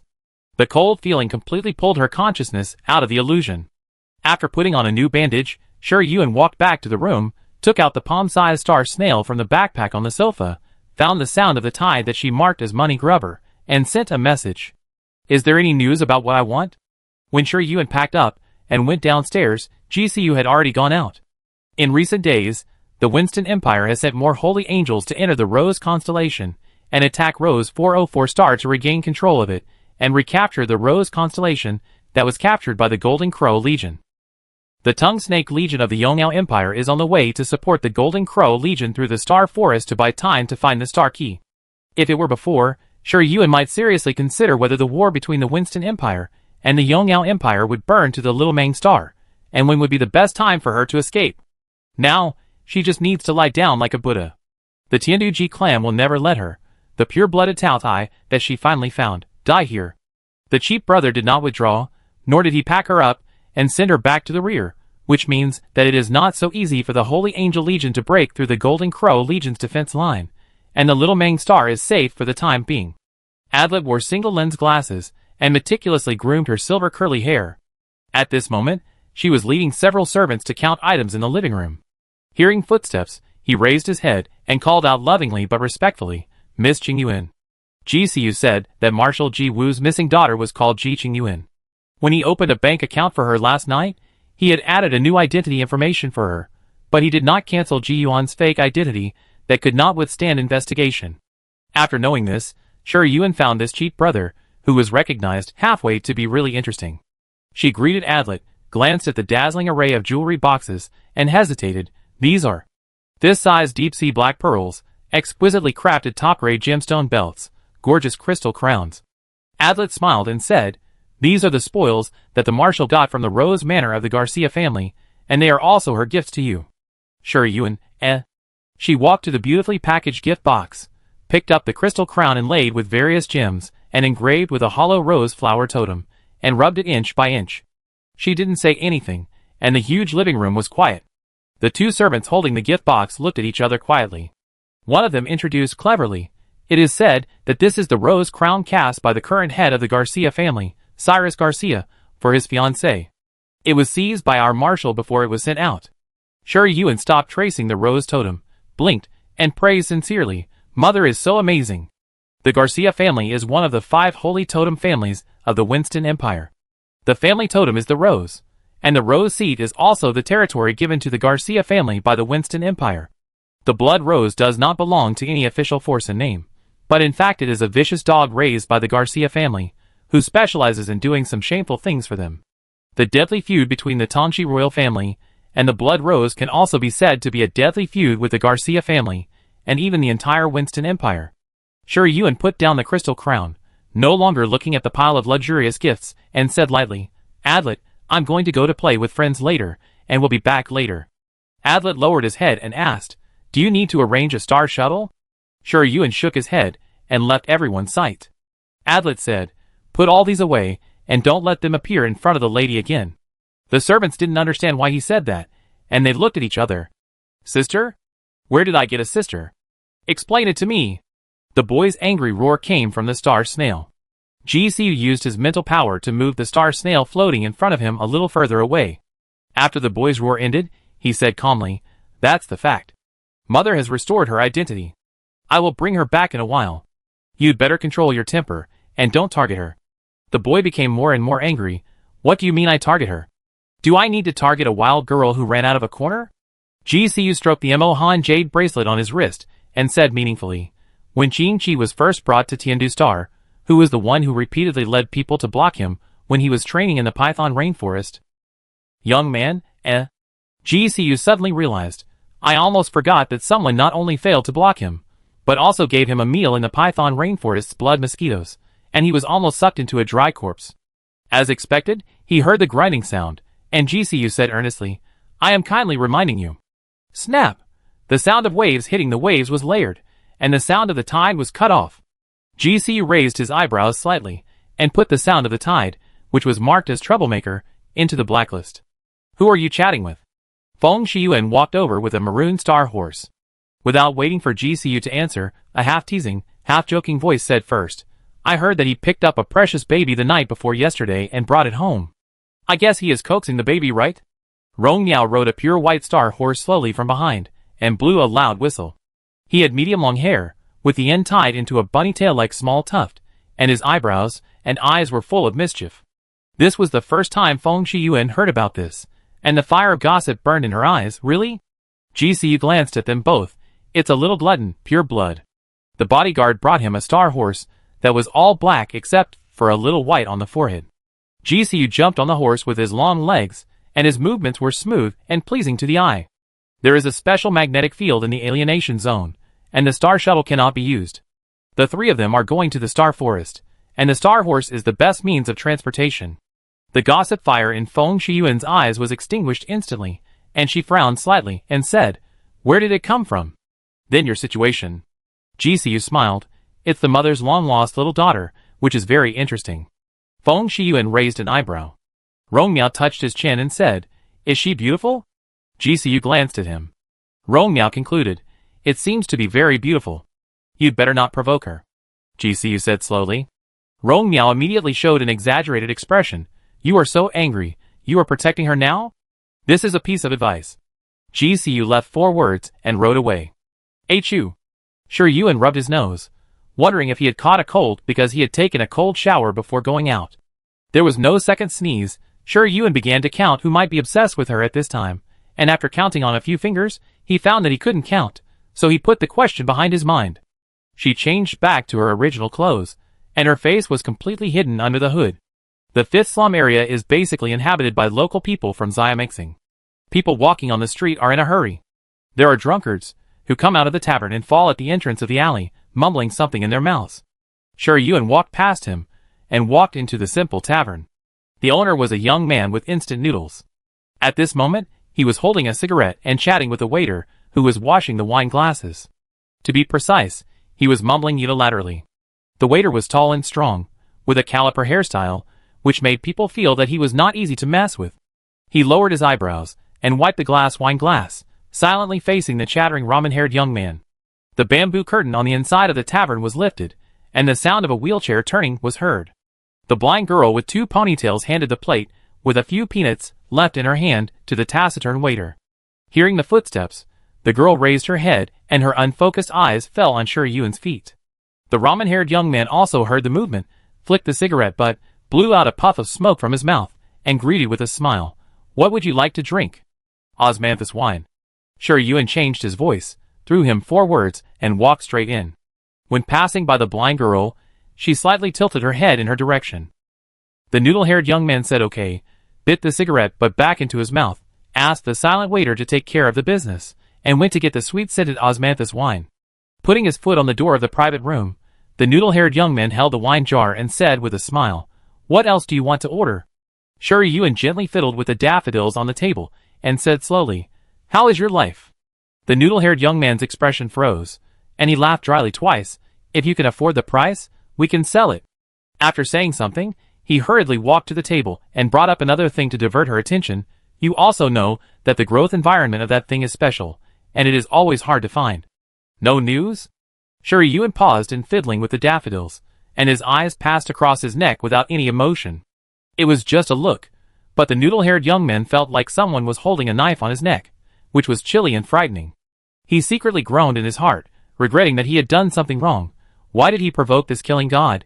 He hurriedly said, "I really can't get the immortal flower, but another kind of alien plant may be able to solve your urgent problem."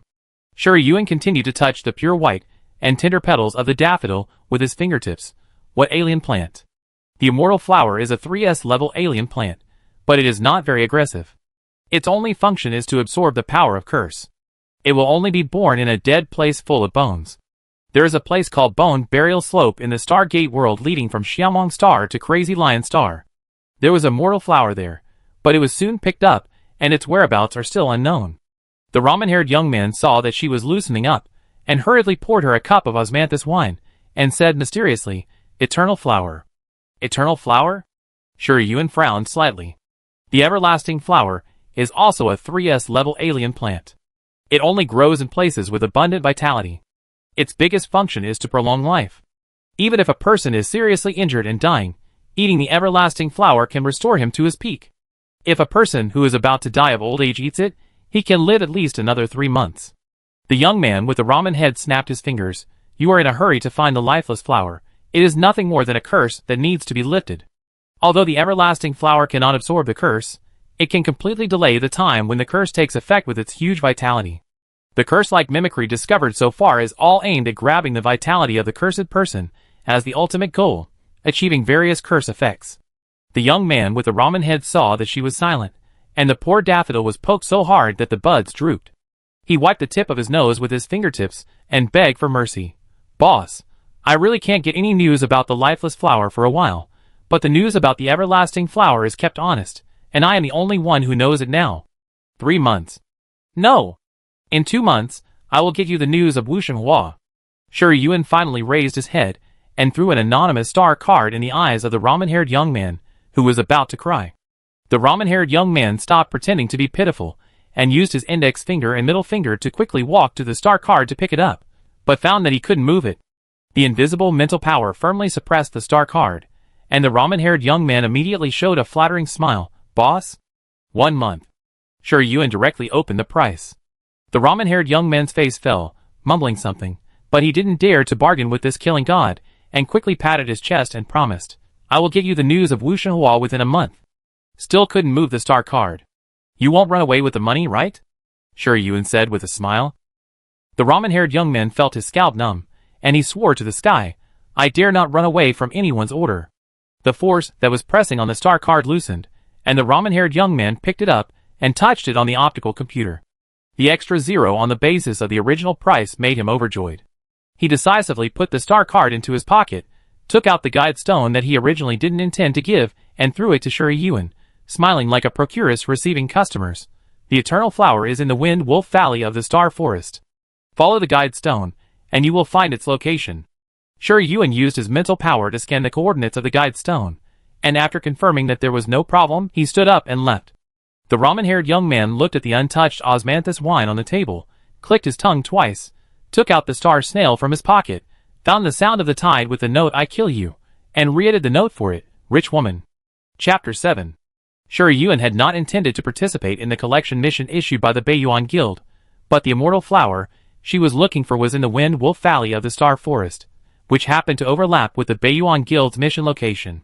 This made her wonder why the Beiyuan Guild was suddenly established, recruited a large number of mercenaries, and rushed to the Wind Wolf Valley to carry out the collection mission. Was it also for the immortal flower? Going alone to the Wind Wolf Valley where mercenaries gathered would easily attract the attention of others. After careful consideration, Shuri-Yuan decided to follow the Beiyuan Guild's mercenary team and wait for an opportunity. The mercenary square was very noisy. There were many talented people who came to Xiaomeng Star to find opportunities because of the opening of the Star Gate. In addition, there were refugees from Rose 404 Star who wanted to enter the mercenary guild to obtain temporary residence rights on Xiaomeng Star. The people coming in and out were mixed. Shuri-Yuan sat in the shade beside the flower bed, listening to the wandering mercenaries, who often traveled to various planets talking.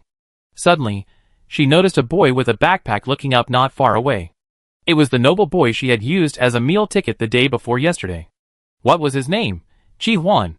When she was wondering why this young master was here, he seemed to notice her sight, stopped turning his head left and right, and looked in her direction.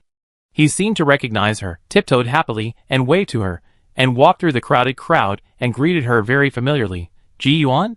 Shuri-Yuan raised his head slightly, revealing his silver blue eyes hidden under the hood. It's really you. Chi Huan said in a brisk tone, but soon scratched his head.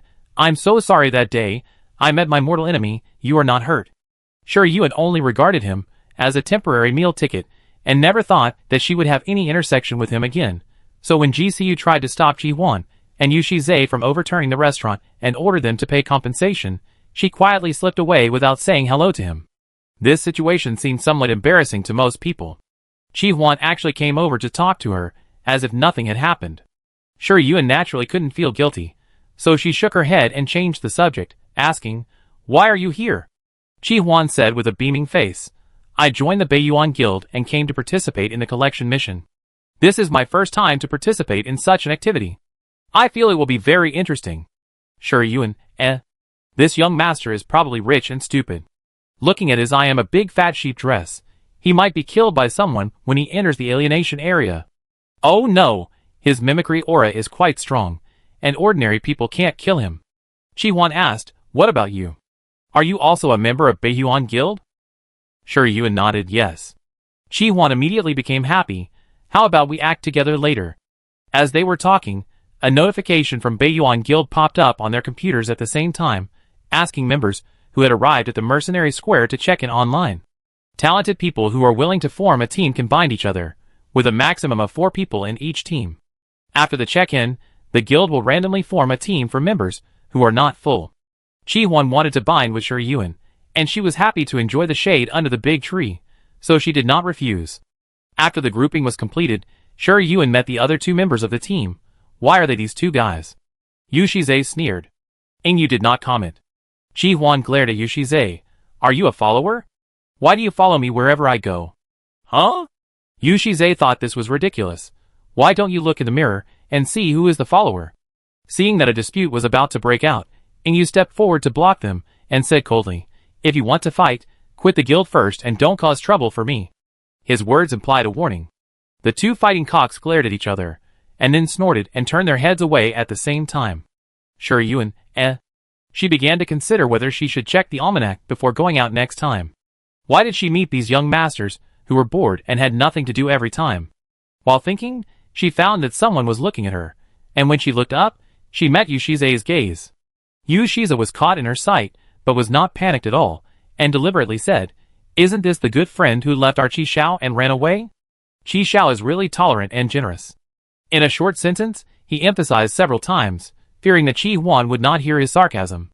Qi Huan rolled his eyes at him fiercely, stood in front of Shi Yuan, and said to her, "Don't pay attention to him. He is just full and has nothing to do, and he is mean." Shi Yuan responded, "Yeah." Hungry again, she took out the star fruit prepared by Adlet from her backpack and ate it, and generously handed the fruit box to Qi Huan. "Do you want to eat it?" Qi Huan saw the variety of star fruit, and a trace of surprise flashed across his eyes. This kind of star fruit has a high content of star power, and is not cheap. It doesn't look like Shi Yuan can afford it. Thinking of what she said before that she hadn't eaten for several days, this box of star fruit should be a rare food for her. Qi Huan shook his head. "Thank you, you can eat it." Yu Shizhe was unwilling to be scolded, raised his eyebrows to fight back, but before he could say anything, Ingyu covered his mouth. He glared at Ingyu, who said coldly, "Come back and fight again, I don't care." The reason why Wind Wolf Valley is called this name is because there are strange beasts called wind wolves living in it, and looking down from a high place, the terrain of Wind Wolf Valley looks like a giant wolf howling at the moon. The mercenaries got off the Star Shuttle at the entrance of the Star Forest, and followed the management staff of the Beiyuan Guild to move quickly towards the direction of Wind Wolf Valley. This mission was not carried out by the Beiyuan Guild alone, but in conjunction with several hunting guilds, with more than 200 participants. With the hunting guild leading the way, the journey was relatively smooth. Before arriving at Wind Wolf Valley, Beiyuan Guild distributed a map to each group member, and each group was responsible for collecting resources within the designated area. Qi Huan frowned. "How can we determine the location with such a vague map? The map only has a simple outline, and cannot be accurately located. It has been less than half a month since the opening of the Star Forest, and the area that has been explored is limited, not to mention that Wind Wolf Valley is still a very dangerous area. Where would there be a detailed map? Beiyuan Guild's arrangement can be described as sloppy." After arriving at Wind Wolf Valley, the guild members were allowed to move freely, and they gathered at the disbanding location 3 days later. If they encountered danger, they would send out flares, and the guild managers would go to rescue them. The talents in the other groups were also whispering, thinking that Beiyuan Guild was a makeshift team. Yu Shiza sneered, "My dear, you don't think that Beiyuan Guild really wants us to carry out the collection mission, do you?" Qi Huan was disgusted by his address, and immediately turned cold. Ingyu decisively dragged Yu Shiza away, and simply left 8 words. "Goodbye, meet up at a certain time." Shi Yuan looked at their backs as they left, and unhurriedly dug a hole in the ground, and buried the remaining fruit core in it. The video in the thin man's light brain showed that the star key fell into a valley with dense vegetation after it appeared. There are quite a lot of valleys in the Star Forest, so no one has found the star key in the past few days. Could that valley be the Wind Wolf Valley? In this way, it can explain why the Beiyuan Guild recruited so many people to the Wind Wolf Valley. Collecting resources is fake, and finding clues to the star key is real. Yu Shiza and Ingyu obviously know something, but they don't want to attract attention, so they mixed into the mercenary team. Shi Yuan frowned slightly. If Xingyo was here, it would undoubtedly make her search for the everlasting flower more difficult, and someone might even get there first. She was not very interested in Xingyo, but she was determined to get the everlasting flower. Qi Huan cursed Yu Shize for being sick, but he also realized something was wrong from his words, and reminded Shi Yuan, who was stepping on the small mound beside him. "It seems that things are not that simple. We have to be careful." He deliberately lowered his voice and said, "I heard that there are guilds cooperating with black mercenaries to trick people into the alienated area and do murder and robbery." Shi Yuan looked at him in surprise. It turned out that this young master knew that society was dangerous. Qi Huan did not notice her eyes, and frowned to try to understand the map that basically could not see the specific location. "Where should we go?" Shi Yuan casually pointed in a direction this way. "I see a lot of people going this way. It's safer with more people. It's easy to get support when encountering danger, and people with bad intentions don't dare to act rashly, which is in line with the mentality of ordinary talents in the alienation zone." Qi Huan didn't pay much attention to where the others were going, and nodded when he heard her say that. Shi Yuan pointed to the direction where Yu Shize and Ingyu left, which was also the direction pointed by the guide stone given by Si Yao Qian. Fenglang Valley is very large, with deep forests and shrubs everywhere. Because there are few people coming, the road has not been opened up yet. Occasionally, the roar of unknown beasts can be heard from the distant valley. Qi Huan looked like he was in the alienation zone for the first time. He looked here and there, afraid that others would not see that he was a rookie. Shi Yuan was quite surprised by this. How could the younger generation of the Tingsha family be so naive and unguarded? If she had bad intentions, this kid would definitely die without a burial place. The two of them walked and stopped along the way. They gained a lot, but also encountered a small crisis of being attacked by alien plants. Generally speaking, they were safe. They met people from other groups on the way, but everyone kept their distance from each other. The sky gradually darkened, and Chi Huan said, "Let's go back first. The alienated area is very dangerous at night. Many alienated creatures will lie dormant during the day and come out to look for food at night. The Wind Wolf Valley has not been fully explored yet. No one knows the specific combat power of the alienated creatures living here. If they are targeted, it will be troublesome." Sure Yuan was about to speak when he heard the howling of wolves in front of him, occasionally mixed with the dull sound of fighting. Someone has encountered a pack of wind wolves. Chi Huan immediately became nervous and stood on tiptoe to look in the direction of the sound. It seems that someone has been attacked. Should we go over and take a look? Sure Yuan sensed the direction pointed by the guide stone and nodded. Okay. Chi Huan walked along the sloppy path that had been trampled by people, and soon came to a hillside. At the bottom of the hillside was a wide lake. There were many green vines climbing on the medium-sized shrubs on both sides of the lake. The vines were hung with crystal clear pink small fruits, which were very sweet and tempting. On the grass by the lake, 5 wind wolves surrounded Yingyu. His left arm was bitten and blood was dripping down. Yushi Zhe, who left with him, was nowhere to be seen. Chi Huan did not expect that the person who was attacked would be Yingyu. His brows were furrowed and hesitant. Sure Yuan knew what he was hesitating about, so he offered him a way out very considerately. "Want to go over and help?" Chi Huan gritted his teeth and said, "If it's that bastard Yushi Zhe, I won't go over." After that, he took a big step, looking very heroic, but he missed a step and rolled down the hillside. Sure Yuan, Yingyu looked at the figure who rolled straight in front of him and just knocked the wind wolf waiting for an opportunity to attack into the lake, and hesitated and said, "Chi Huan? Chi Huan, I'm dead." Luckily, Yushi Zhe wasn't there. Chapter 8. It was too embarrassing to roll down the hillside and land on his face. Chi Huan wanted to play dead, but the wind wolves were still watching him. He could only pretend that nothing happened and climbed up from the ground with grass debris on his head. Yingyu saw his embarrassed look and twitched his mouth slightly. "Why are you here?" And he appeared in such a weird way. Chi Huan wanted to save face. Between rolling down the hillside and lying, he decisively chose the latter and said calmly, "I was chased by a strange beast and accidentally fell down." Yingyu glanced at him and didn't seem to believe it. Chi Huan was angry and said, "Why do you care how I got here? This is not your private territory." Yingyu didn't care how he got here. He dodged the wind wolf that was biting him and moved easily and flexibly. At the same time, he released the green star power, forming a lifelike Yinglong, about 1 meter long, swimming around him from bottom to top and making waves of dragon roars.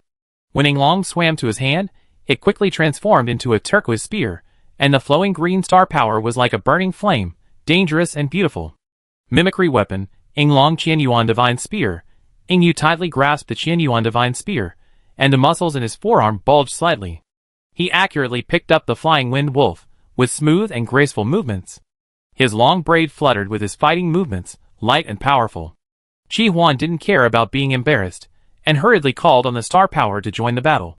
His fighting style was simple and rough, and he directly used his fists to fight the wind wolf head-on. The red star power was very domineering, and he punched the wind wolf on the head, making it bleed from its mouth and fly backwards. "Why are you here alone? Where's Yushi Zhe?" Chi Huan forced a wind wolf back and couldn't help asking. The wound on Yingyu's arm was bleeding, but he seemed to feel nothing and kept repelling the wind wolves that were attacking in coordination with each other. Hearing this, he glanced at the lake with ripples and said simply, "Fell into the lake." The lake was rippled. The wind wolf that Chi Huan had just knocked into it climbed up, but Yushi Zhe was nowhere to be seen. He gloated, "It hasn't come out yet. Could it be that it was drowned?"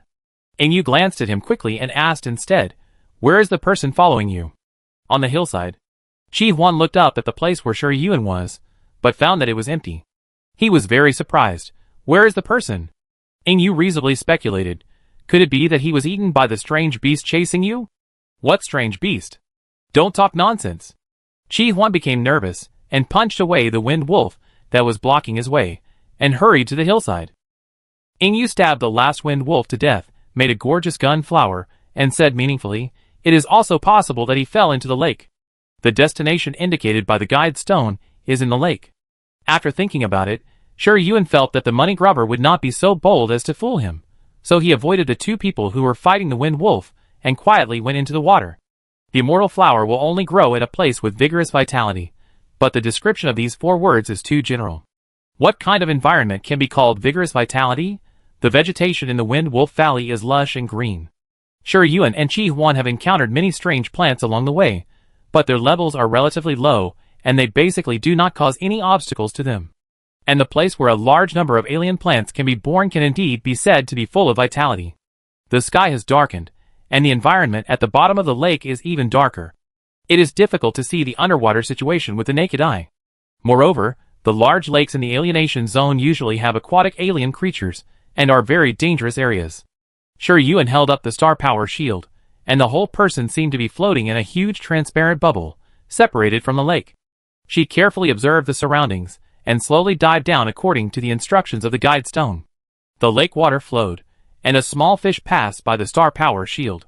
Sensing the dangerous star power breath, it immediately avoided it. This lake is much deeper than Yuen imagined. She dived for half a minute, and still couldn't see the bottom.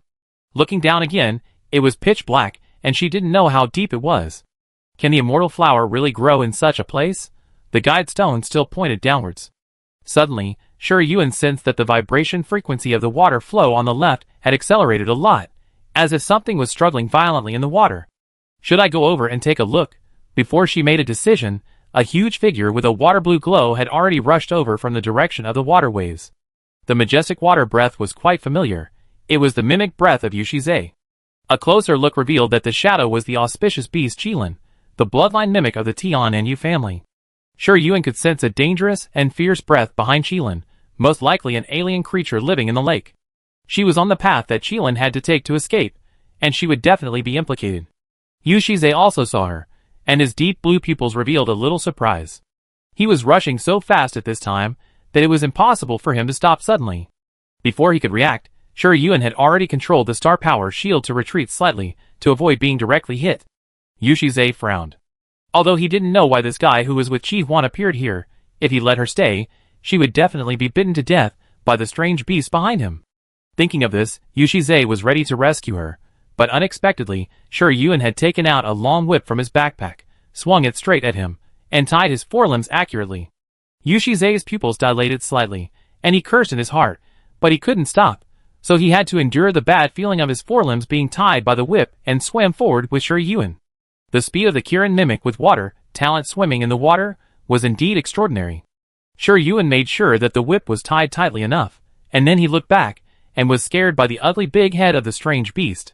It was a big head that looked like a catfish, with eyes as big as an adult's fist, green and very strange, with strange little bumps on the 2 long whiskers, and green water plants on the head. The body swayed from side to side, revealing gray-black fins and tail. It seemed to notice Yuen's sight, opened its mouth to reveal sharp teeth, and made swallowing movements. Yuen retracted his gaze and asked, "Where did you provoke this thing?" Yushize didn't really want to answer her question, especially since this guy dared to tie his forelimbs with a whip.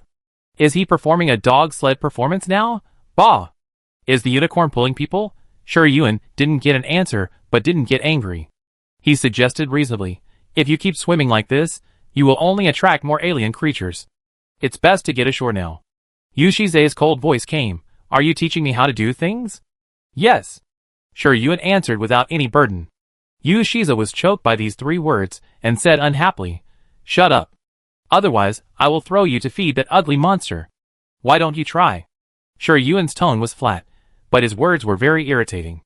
Yushize really tried, but the whip tied to his forelimbs was like a terrifying octopus suction cup, firmly stuck to him, and he couldn't get rid of it after shaking it several times.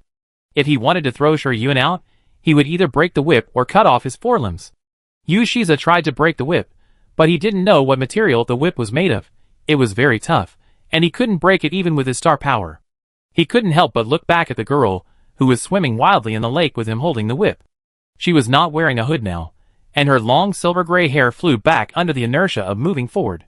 Her silver-blue eyes were like fireflies dancing in the summer night at the bottom of the dark lake, beautiful and stunning. Yushize forgot what he wanted to say for a moment, and when he reacted, he snorted coldly and turned his head, and suddenly accelerated to dive to the bottom of the lake. Yuan quickly controlled his body and followed his force to dive all the way down. The fish beast chasing behind them also accelerated the speed of pursuit, but suddenly stopped halfway, and fear appeared in its green eyes. It was unwilling to let the duck that was about to be caught fly away, and it bared its sharp teeth and spit out a large string of bubbles, and its sticky and fat body also accelerated the swaying speed. But the prey it targeted had no intention of coming back at all, and quickly disappeared from its sight.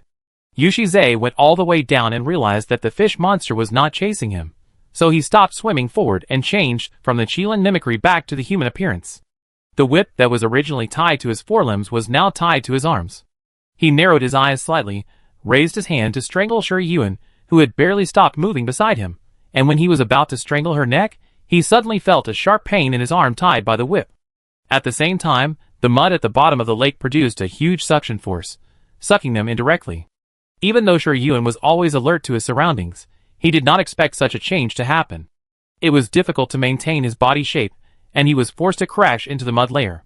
The figures of the two disappeared, and the bottom of the lake returned to calm. A careful observation would reveal that there were no creatures nearby, only a few low water plants growing on the rocks at the bottom of the lake.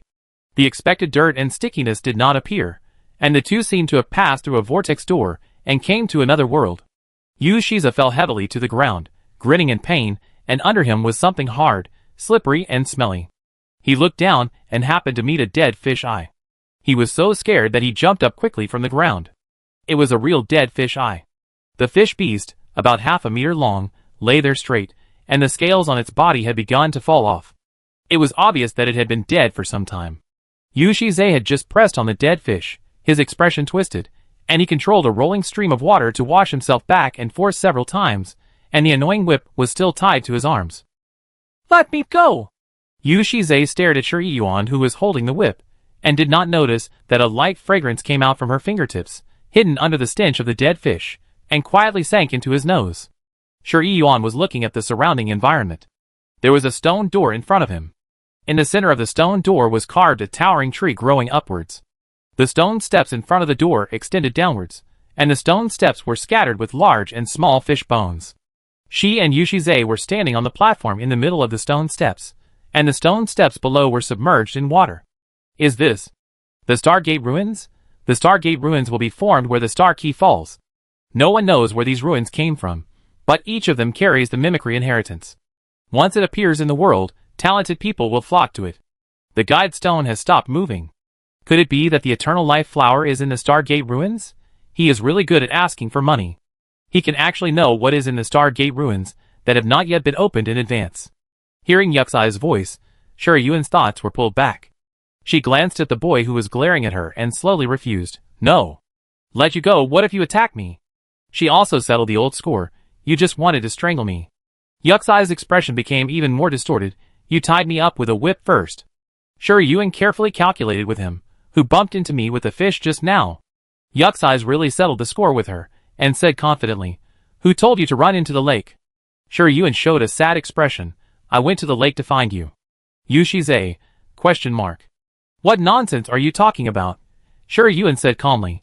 "Qi Huan and I saw you attacked by the wind wolves at the lakeside. He was injured and said that you fell into the lake. Qi Huan saw that you didn't get up for a long time and thought you were drowning, but he didn't want to save you, so he asked me to go into the water to see if you were drowned." Yushizai? It is indeed possible that Qi Huan said it. Seeing that he was half believing and half doubting, Yuan took away the whip and complained while looking at the fish bones on the ground. "I should not have come if I had known. I came here with good intentions to rescue you, but you brought me to such a hell place. I am not going to die here at such a young age, am I?" Yushiza did not react for a moment, when his slightly painful arm was suddenly free. He looked at Yuan with drooping eyebrows, and nervously looking left and right. He felt a little guilty for some reason. Feeling guilty for a second, Yushiza immediately cursed himself in his heart. What is there to feel guilty about? This guy cheated Qi Huan for food and drink. He might have more tricks than honeycomb coal. He must not believe her words easily, but soon, he snorted, "It's just a Stargate relic. Why die? You are useless." Chapter 9. Yuan was hit hard by the word useless, but she was not angry at all. Compared with being useless, she felt that being brainless was more terrible. Yushiza didn't know that she had been labeled as brainless. He looked at the stone gate standing in front of him, and was attracted by the carvings on the door. He avoided the fish bones on the ground and walked up carefully. After a while, he arrived in front of the stone gate.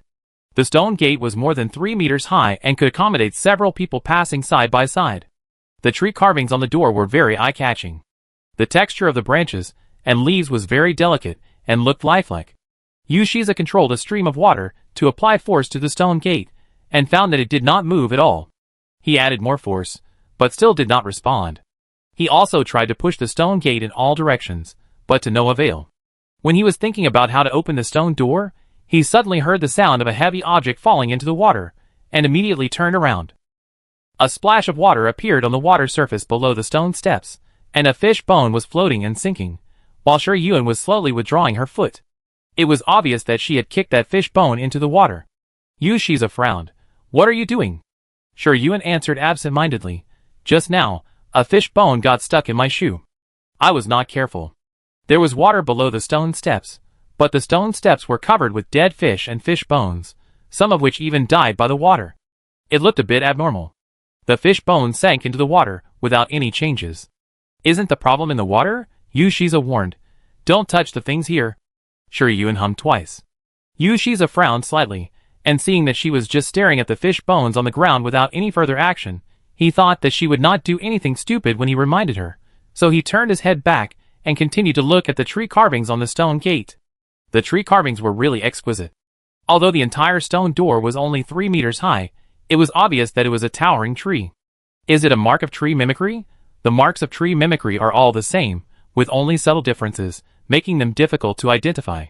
Yushiza couldn't recognize which tree mimicry mark it was.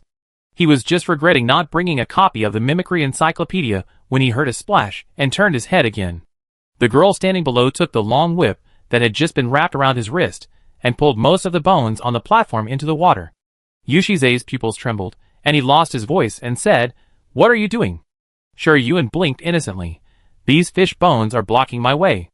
Yushiza's forehead veins throbbed, but before he could get angry, Shi Yuan had already cried out, "Look, there seems to be something carved on this stone step." Her expression was very serious, and she didn't seem to be joking. Yushiza had to suppress his anger and looked in the direction she pointed with the whip.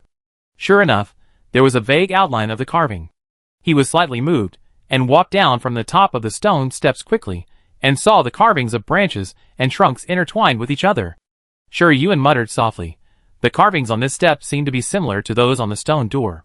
Yushiza glanced at her sideways, controlled the water flow to roll up all the dead fish and fish bones on the platform, and threw them into the pool below. Shi Yuan's eyes widened and he accused, "Didn't you tell us not to touch anything here? What are you doing now?" Yushiza hadn't felt such a headache for a long time. He gritted his teeth and said, "I'm looking for clues to enter the ruins." Shi Yuan snorted and turned his head away. "You move around to find clues, but you scold me for moving around. You are the one who is being hypocritical, right?" Yushiza, He closed his eyes tightly.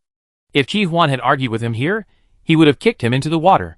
But facing Shi Yuan, who only had the first level of mimicry, it would be too embarrassing for him to take action.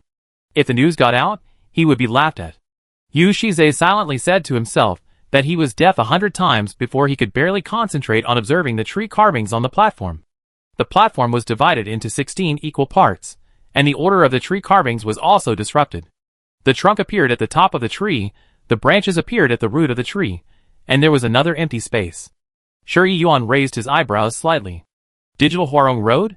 When she was in junior high school, she especially liked to play puzzle games, and Digital Huarong Road was one of them. She even specially summarized the rules. Now recalling it, it is already a very distant memory. She only vaguely remembers that there was such an incident, and has long forgotten her mood at that time. Shi Yuan was eager to try. She pushed Yushiza aside and said, "I do it. I do it." Yushiza was pushed to the lower steps, and seeing that she was going to move the stone slab on the ground, he quickly grabbed her arm. "Don't move." Shi Yuan sent a questioning look, and her beautiful almond eyes were clear and bright, making people reluctant to scold her harshly. Yushiza's aggressive words suddenly stopped coming out of his mouth. He turned his head to calm down and was about to speak, but Shi Yuan had already shrugged and stepped aside. "If you don't allow me to move, then you can do it." She was holding a whip and looked unhappy. Yushiza didn't know what he was thinking, and blurted out, No, you are not allowed to move. Sure, Yuan blinked immediately. Then I won't be polite. She rolled up the whip and released the star power to control the stone slab on the ground to push it to the empty space. The stone slab could move. The 16-grid digital Huarong road was not difficult. Sure, Yuan observed the position of the tree carvings and restored the first stone slab in a short while. Yu Shiza looked at the girl who was concentrating on restoring the stone slab, and his eyebrows slightly frowned. He thought he was not the idiot Ji Huan.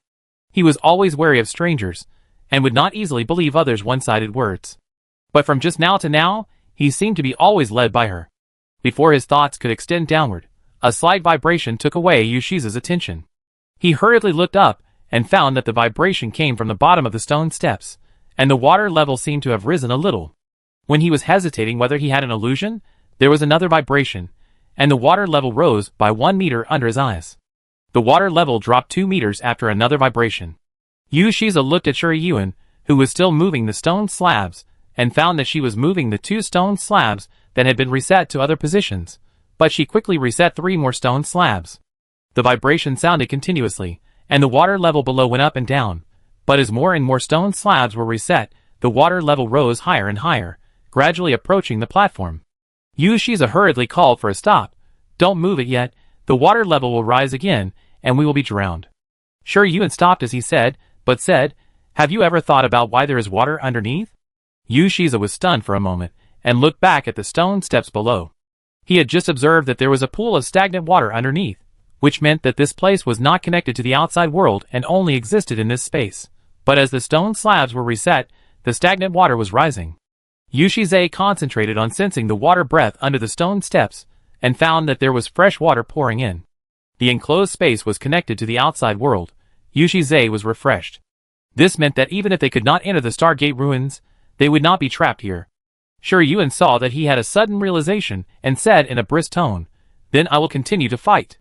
Yu Shiza did not object this time, and released a stream of water to go underwater to check the source of the fresh water.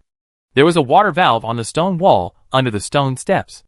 The water valve turned left and right, with a number of stone slabs reset to control the pumping and release of water.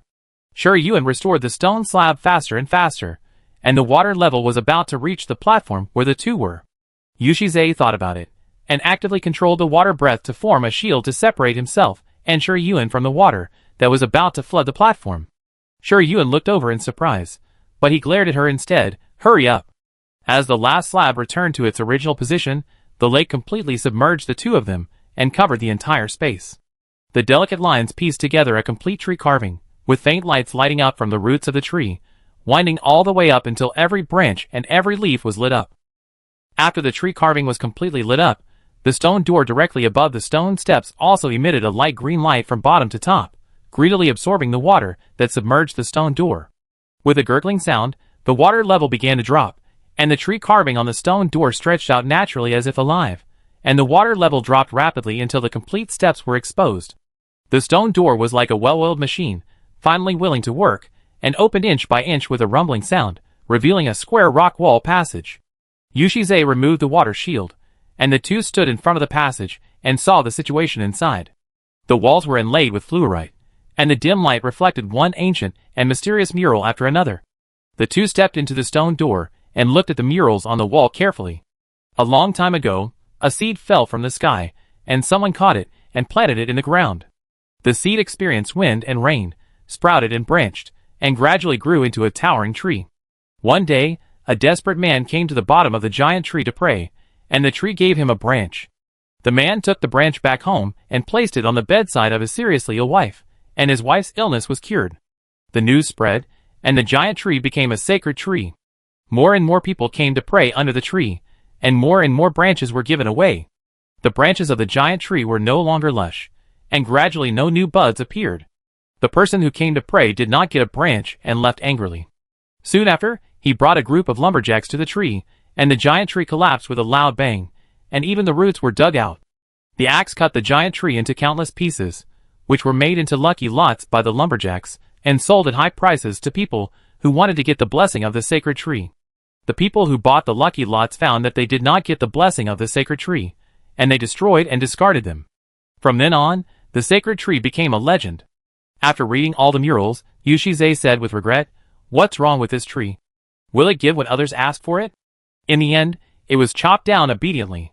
Even the roots were dug out. If it were me, I would drag someone down with me even if I die. After cursing indignantly, Yushize found that no one agreed with him. He held his breath and looked at the place beside him, but found that it was empty. He was shocked and looked around for Shiryuen's figure. She walked to the stone door at the end of the passage without knowing when, and was poking the bulge on it with her fingers. Yushize's veins began to jump again. Can this guy say hello before taking action? Just as he was getting angry, Shiryuen suddenly turned around and waved at him. "You meow meow, come and see what this is?" Yushize, ? What do you call me, young master? Chapter 10. The stone door in front of him is different from the previous one. It is only 2 meters high. There are many irregular long protrusions on the door. If you take a few steps back, you will find that they together form an irregular circle with a diameter of about 1 meter. The protrusion in the middle is round, and has a tree carving the size of a fingernail. Although it is small, it is very delicate. Yushize glanced at Shiryuen. "Isn't this a maze? What's the fuss?"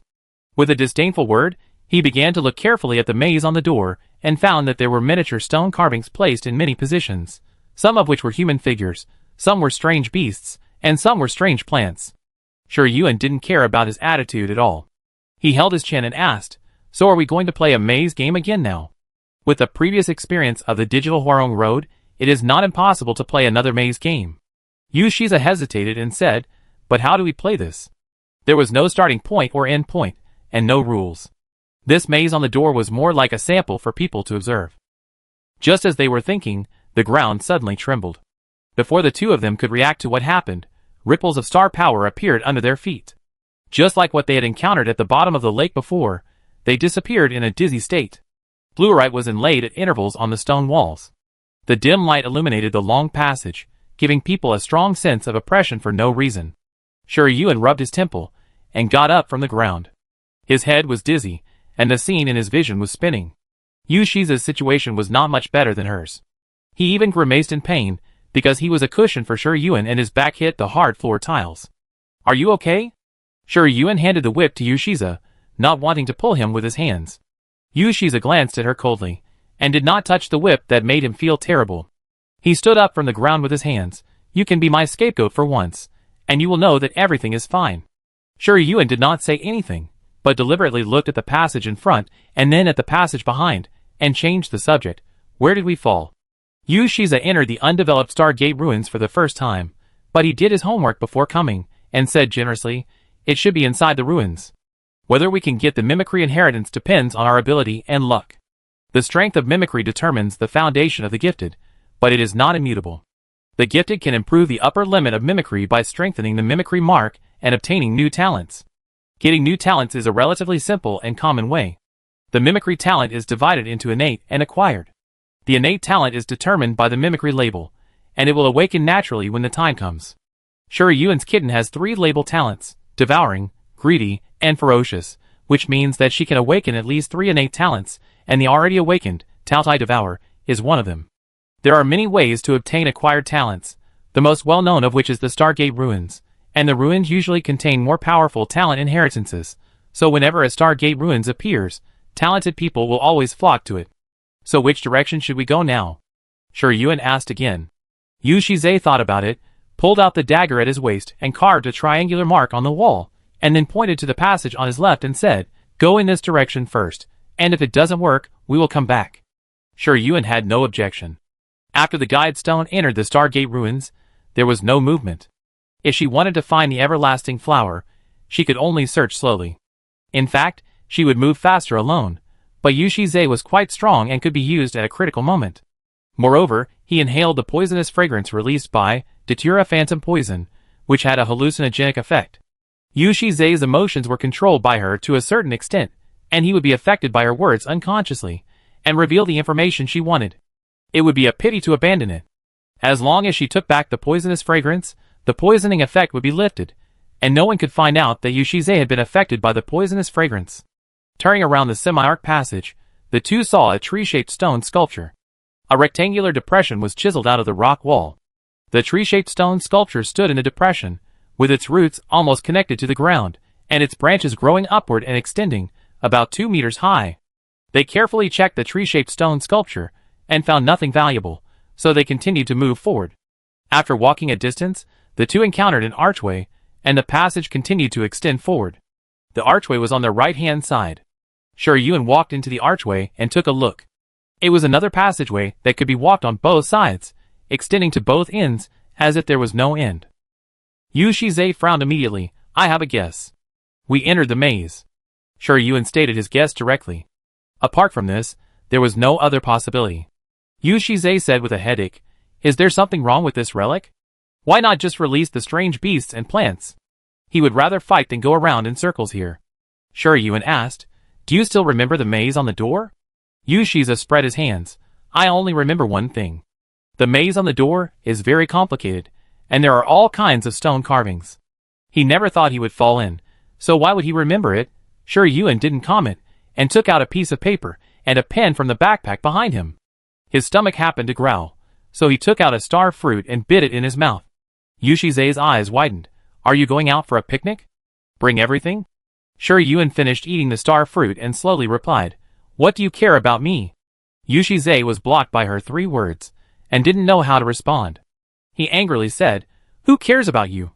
Shuryuan was not affected by his attitude at all. He touched a star fruit and threw it to Yu Shize, saying generously, You eat it too.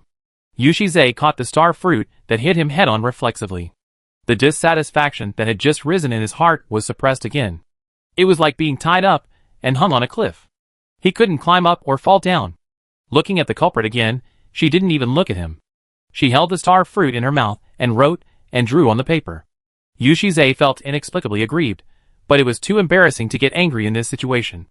Looking at the thin-skinned and tender star fruit in his hand, he bit it in a venting manner, swallowed a mouthful of the fruit flesh and said sarcastically, Chi Huan, that idiot, is quite good to you. This kind of star fruit is not cheap, and it is not available for purchase with money. The refugee girl in front of him has no way to buy it. Shuryuan casually agreed, It is quite good. If it weren't for the fact that Chi Huan was captured as a meal ticket that day, and he had a big meal, the kitten might not have awakened, Taotai devouring, so quickly. She would have to endure hunger to deal with the 2 black mercenaries who were plotting against her, and she would not have obtained the Mandragora flower mark. Yu Shize said with a half-smile, If you don't want to die, you'd better stay away from him. Shuryuan finally raised her head. What do you mean? Yu Shize raised her chin slightly and said, Why should I tell you? Oh! Shuryuan lowered her head again, and focused on the work in her hands. Above her head, there were a few big words floating brightly. You can say it or not. Yu Shize was so angry. This guy and Chi Huan got together, just to treat him as a scapegoat. After receiving a reminder that his life might be in danger, shouldn't he get to the bottom of the matter, and get it clear? But Shuryuan really didn't seem to be interested in what he said. Yu Shize waited patiently for a long time, but she didn't ask any more questions. The eldest young master gnashed his teeth and thought viciously, Good words cannot persuade a damn ghost. When she is about to die, she will know what she has missed now. Shuryuan didn't know that she had already been cold in Yu Shize's eyes. She shook the slightly wrinkled white paper and handed it to Yu Shize. Look, is there anything wrong with my drawing? Yu Shize, ? He picked up the white paper and looked at it. He almost popped his eyes out. He looked up in disbelief and said, You drew the whole maze? Yu Shize knew that Shuryuan took the paper and pen to draw a maze. He thought she wanted to draw the part with memory. Unexpectedly, she drew a whole piece of paper. Several places matched the vague positions in her memory. Looking carefully, it seemed to be more and more like the maze on the wall. Shuryuan nodded, yeah. Seeing that she showed a simple and innocent expression again, Yu Shize snorted and began to find fault. You didn't draw it wrong? Don't lead me into a ditch. Shuryuan shrugged. I drew this to determine our approximate position in the maze. It doesn't matter if I draw it wrong. Anyway, we are in the maze now, and the details can be adjusted according to the situation. The maze game is simply a trial and error game. As long as the starting point and destination are determined, various interference items can be eliminated by trying again and again. It's just that it's a little more difficult to get out of the maze when you are in the maze. Shuryuan took out another piece of paper and drew the section she and Yu Shize walked, and then compared it with the complete maze drawing.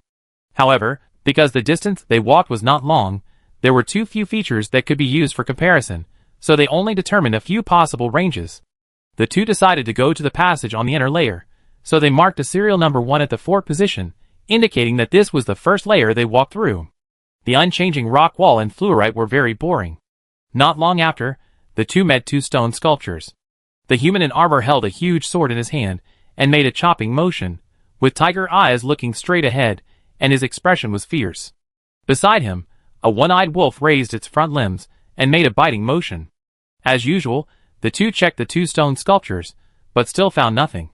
Sure Yuan compared them with the maze drawings he had drawn. Yu Shize asked idly, "Why are there so many stone sculptures here? Are they scary?" Sure Yuan said without raising her head, "Maybe?" As the voice fell, a slight click sounded, and she stopped comparing the drawings. Yu Shize said vigilantly, "Did you hear any sound?" Click. Click. Something hard was breaking. Sure Yuan looked up suddenly, and saw the strangely raised corners of the stone sculpture's mouth. Chapter 11. What kind of ghost things are these? They can't be killed by chopping or beating. Feng Shiyuan kicked a stone snake away, her beautiful eyebrows almost tied into a knot. Rong Miao, who was chased by the stone wolf and ran away, said angrily, "It's all because of you. You didn't play a serious chess game, but set fire to others. Now you and I are trapped in this ghost place together." Feng Shiyuan sneered, "If it wasn't for helping you, would I fall in?" Rong Miao rolled his eyes, knowing that if he continued to settle accounts with her, he would be the only one who would suffer in the end. So he quickly changed the subject and said, "Do you sense where Yu is? We obviously fell in together. Why is he missing? Does GCU know that you call him like that?" Feng Shiyuan answered the question irrelevantly. The stone wolf saw that it couldn't catch up with its target for a long time, and roared impatiently. A light green mark appeared on its forehead, and a strong wind suddenly blew in the empty stone room, causing Rong Miao to stagger, and the words that were about to come out were stuck in his throat. The stone wolf took this opportunity to jump up from the ground, and its sharp stone fangs showed a cold luster, and a sense of crisis instantly enveloped Rong Miao. "If it bites, you will be skinned alive if you don't die." The strong wind in the stone room was so fierce and swift that Rong Miao, who was not good at fighting, could hardly stand firm in the wind. He tried to release the star power to summon the mimicry, but was interrupted by the pervasive wind. The stone wolf was already within reach. At this critical moment, a clear phoenix cry sounded, and the colorful phoenix feathers appeared silently in front of Rong Miao's eyes. The golden phoenix phantom flapped its wings and flew out, colliding with the stone wolf that pounced on him. The scorching fire gushed out, and the stone wolf seemed to feel the pain of being burned by the flames, and let out a series of shrill howls, and finally turned into a pile of ashes in the fire of nirvana. The strong wind disappeared. Rong Miao supported his waist, and wiped the sweat on his forehead. "I was really scared to death. I will never go out with you two again. You are just hanging my life on the cliff." Feng Shiyuan threw out the phoenix folding fan, and the tough fan bones hit the stone snake head, crushing it hard. The broken stones fell to the ground with a crackling sound, but under the influence of a mysterious force, they trembled and reorganized into a snake head, connecting with the stone snake with a broken head. She caught the phoenix folding fan that flew back, retreated to Rong Miao, and glanced at him with disdain. "Hurry up and think of how to leave here. I can't do such a shameful thing as waiting for GCU to come to save my life." Rong Miao was speechless, but he couldn't beat this young lady, and he had to be protected by her. He could only pinch his nose and let her order him around with disdain. "I have to see what's on the door. Don't let these stones attack me." Feng Shiyuan waved her hand, indicating that she knew. The phoenix feathers floating in the air released a fire shield to protect Rong Miao firmly. Rong Miao was about to lean towards the stone door, when he suddenly noticed that there was a scratch on the back of Feng Shiyuan's hand. The thin blood was attached to her white skin like green jade, which looked shocking. He muttered a word of trouble, and the emerald green light dragged a long tail of light from his arm to the palm, and an ancient and elegant book condensed from illusion to reality. Rong Miao opened the book, and a leaf the size of a finger flew out of it, and gently stuck to the back of Feng Shiyuan's hand. The green light penetrated into her skin, and the abrasions disappeared at a speed visible to the naked eye. Talent, Shenong Book Divine Blessing. Feng Shiyuan glanced at the light green light emanating from his body, and said speechlessly, "You have the time to put a turtle shell on me. Why not put one on yourself?" Rong Miao immediately put one on himself. Then, the divine blessing was burned through by the phoenix fire breath. Feng Shiyuan, Phoenix fire breath and divine blessing are mutually exclusive. What a fool.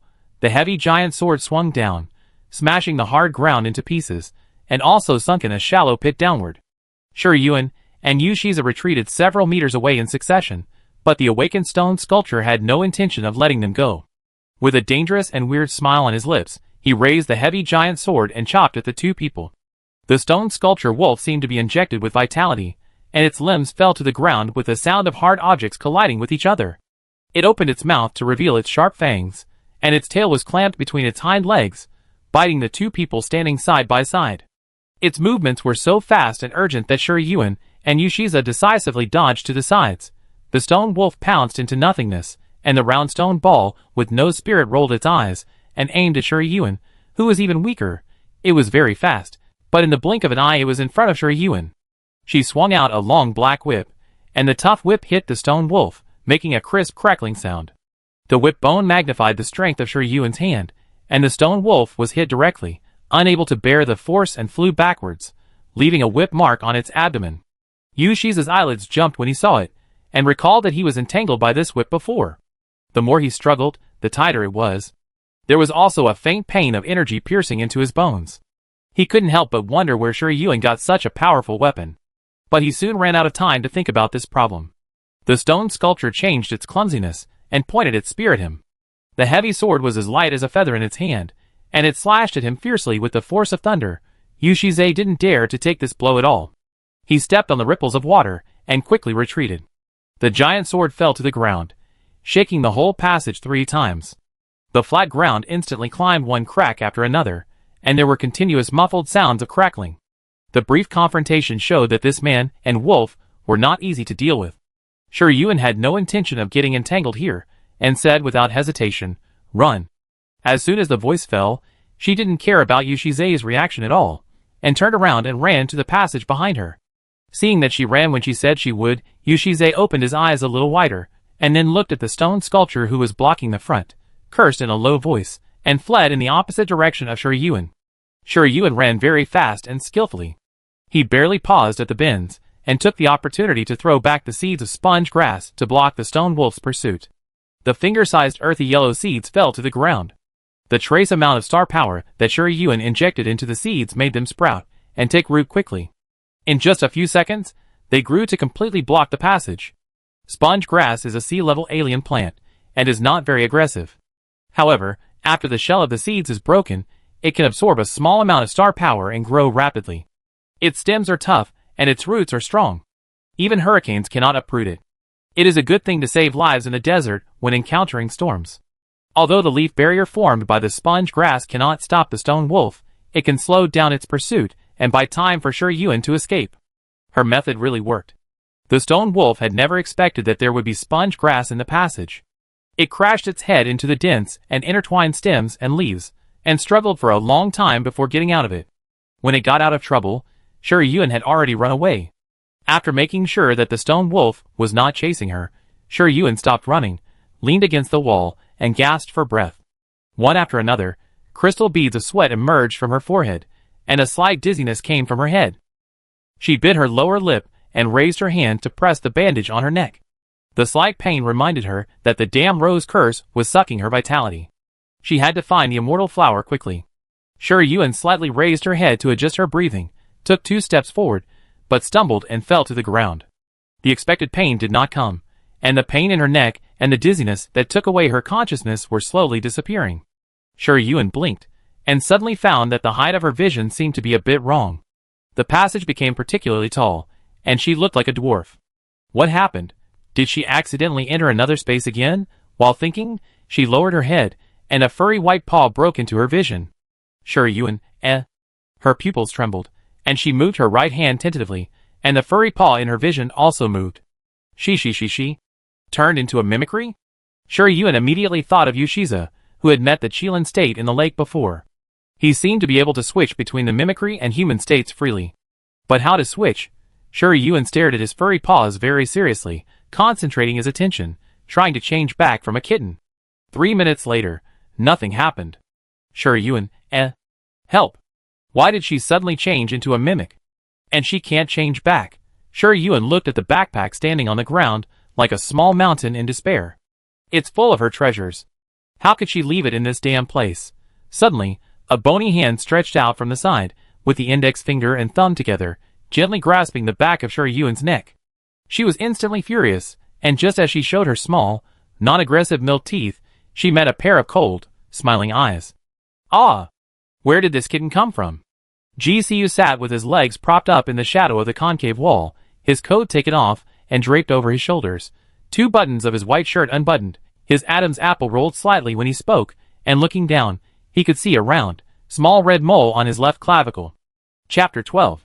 Holding fate by the scruff of the neck, Sure Yuan hung her limbs expressionlessly, her beautiful silver blue eyes staring at GCU without blinking. This guy had checked her information. How could he not recognize her mimicry? Even if the appearance of a kitten is not so recognizable, GCU, who recognized the gluttonous aura after only seeing her once, could not have mistaken her for a real kitten. Hypocritical man. GCU looked at her vivid little expression, laughed softly, raised his hand, and scratched her chin.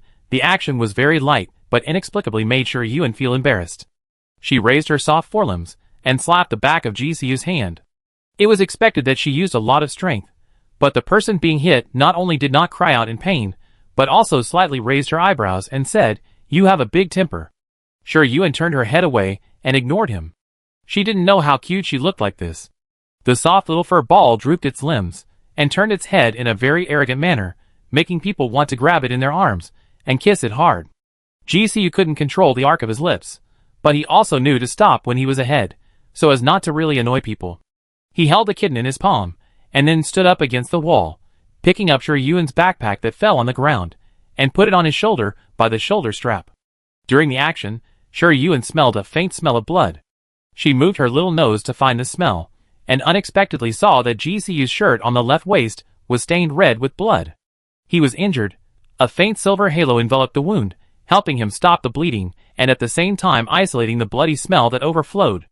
Now that he stood up and moved the wound, there would be a trace of bloody smell. This person has an excellent ability to restrain his breath. No wonder she didn't notice that someone was hiding next to her. GCU noticed her little action and gently stroked her furry little face with his fingertips. "Don't worry, it's just a minor injury." Sure Yuan, Her fur slightly stood up when she was touched. She immediately turned around with a wooden cat face, and faced GCU with her, "But who is worried about you?" self-conceited. GCU didn't care about her slightly resistant mood at all. He smiled and touched her head. He also grabbed her soft belly, and held her in his arms. This was the first time in Sure Yuan's 2 lives that she was hanging in someone else's arms, and having her fur stroked. This feeling was not bad, but it was quite weird. She waved her paw uncomfortably to slap GCU's hand away, wanting to ask him how to change back from mimicry, but her words came out as a thin and soft sound. Sure Yuan, help. Why does she make such a milky sound? GCU paused and asked with his head down, "What's wrong?" Mao Yuan, "I don't want to talk." Seeing that she was listless, GCU thought she was hungry. He turned his palm upwards, and a box of delicious pastries appeared in his palm. It was made by Adlet in the morning. He took 2 boxes with him when he went out, and put them in the space ring. The pastry box was opened, and a faint sweet fragrance wafted out. Sure Yuan had tasted Adlet's craftsmanship, and found it was not inferior to the chefs in high-end restaurants.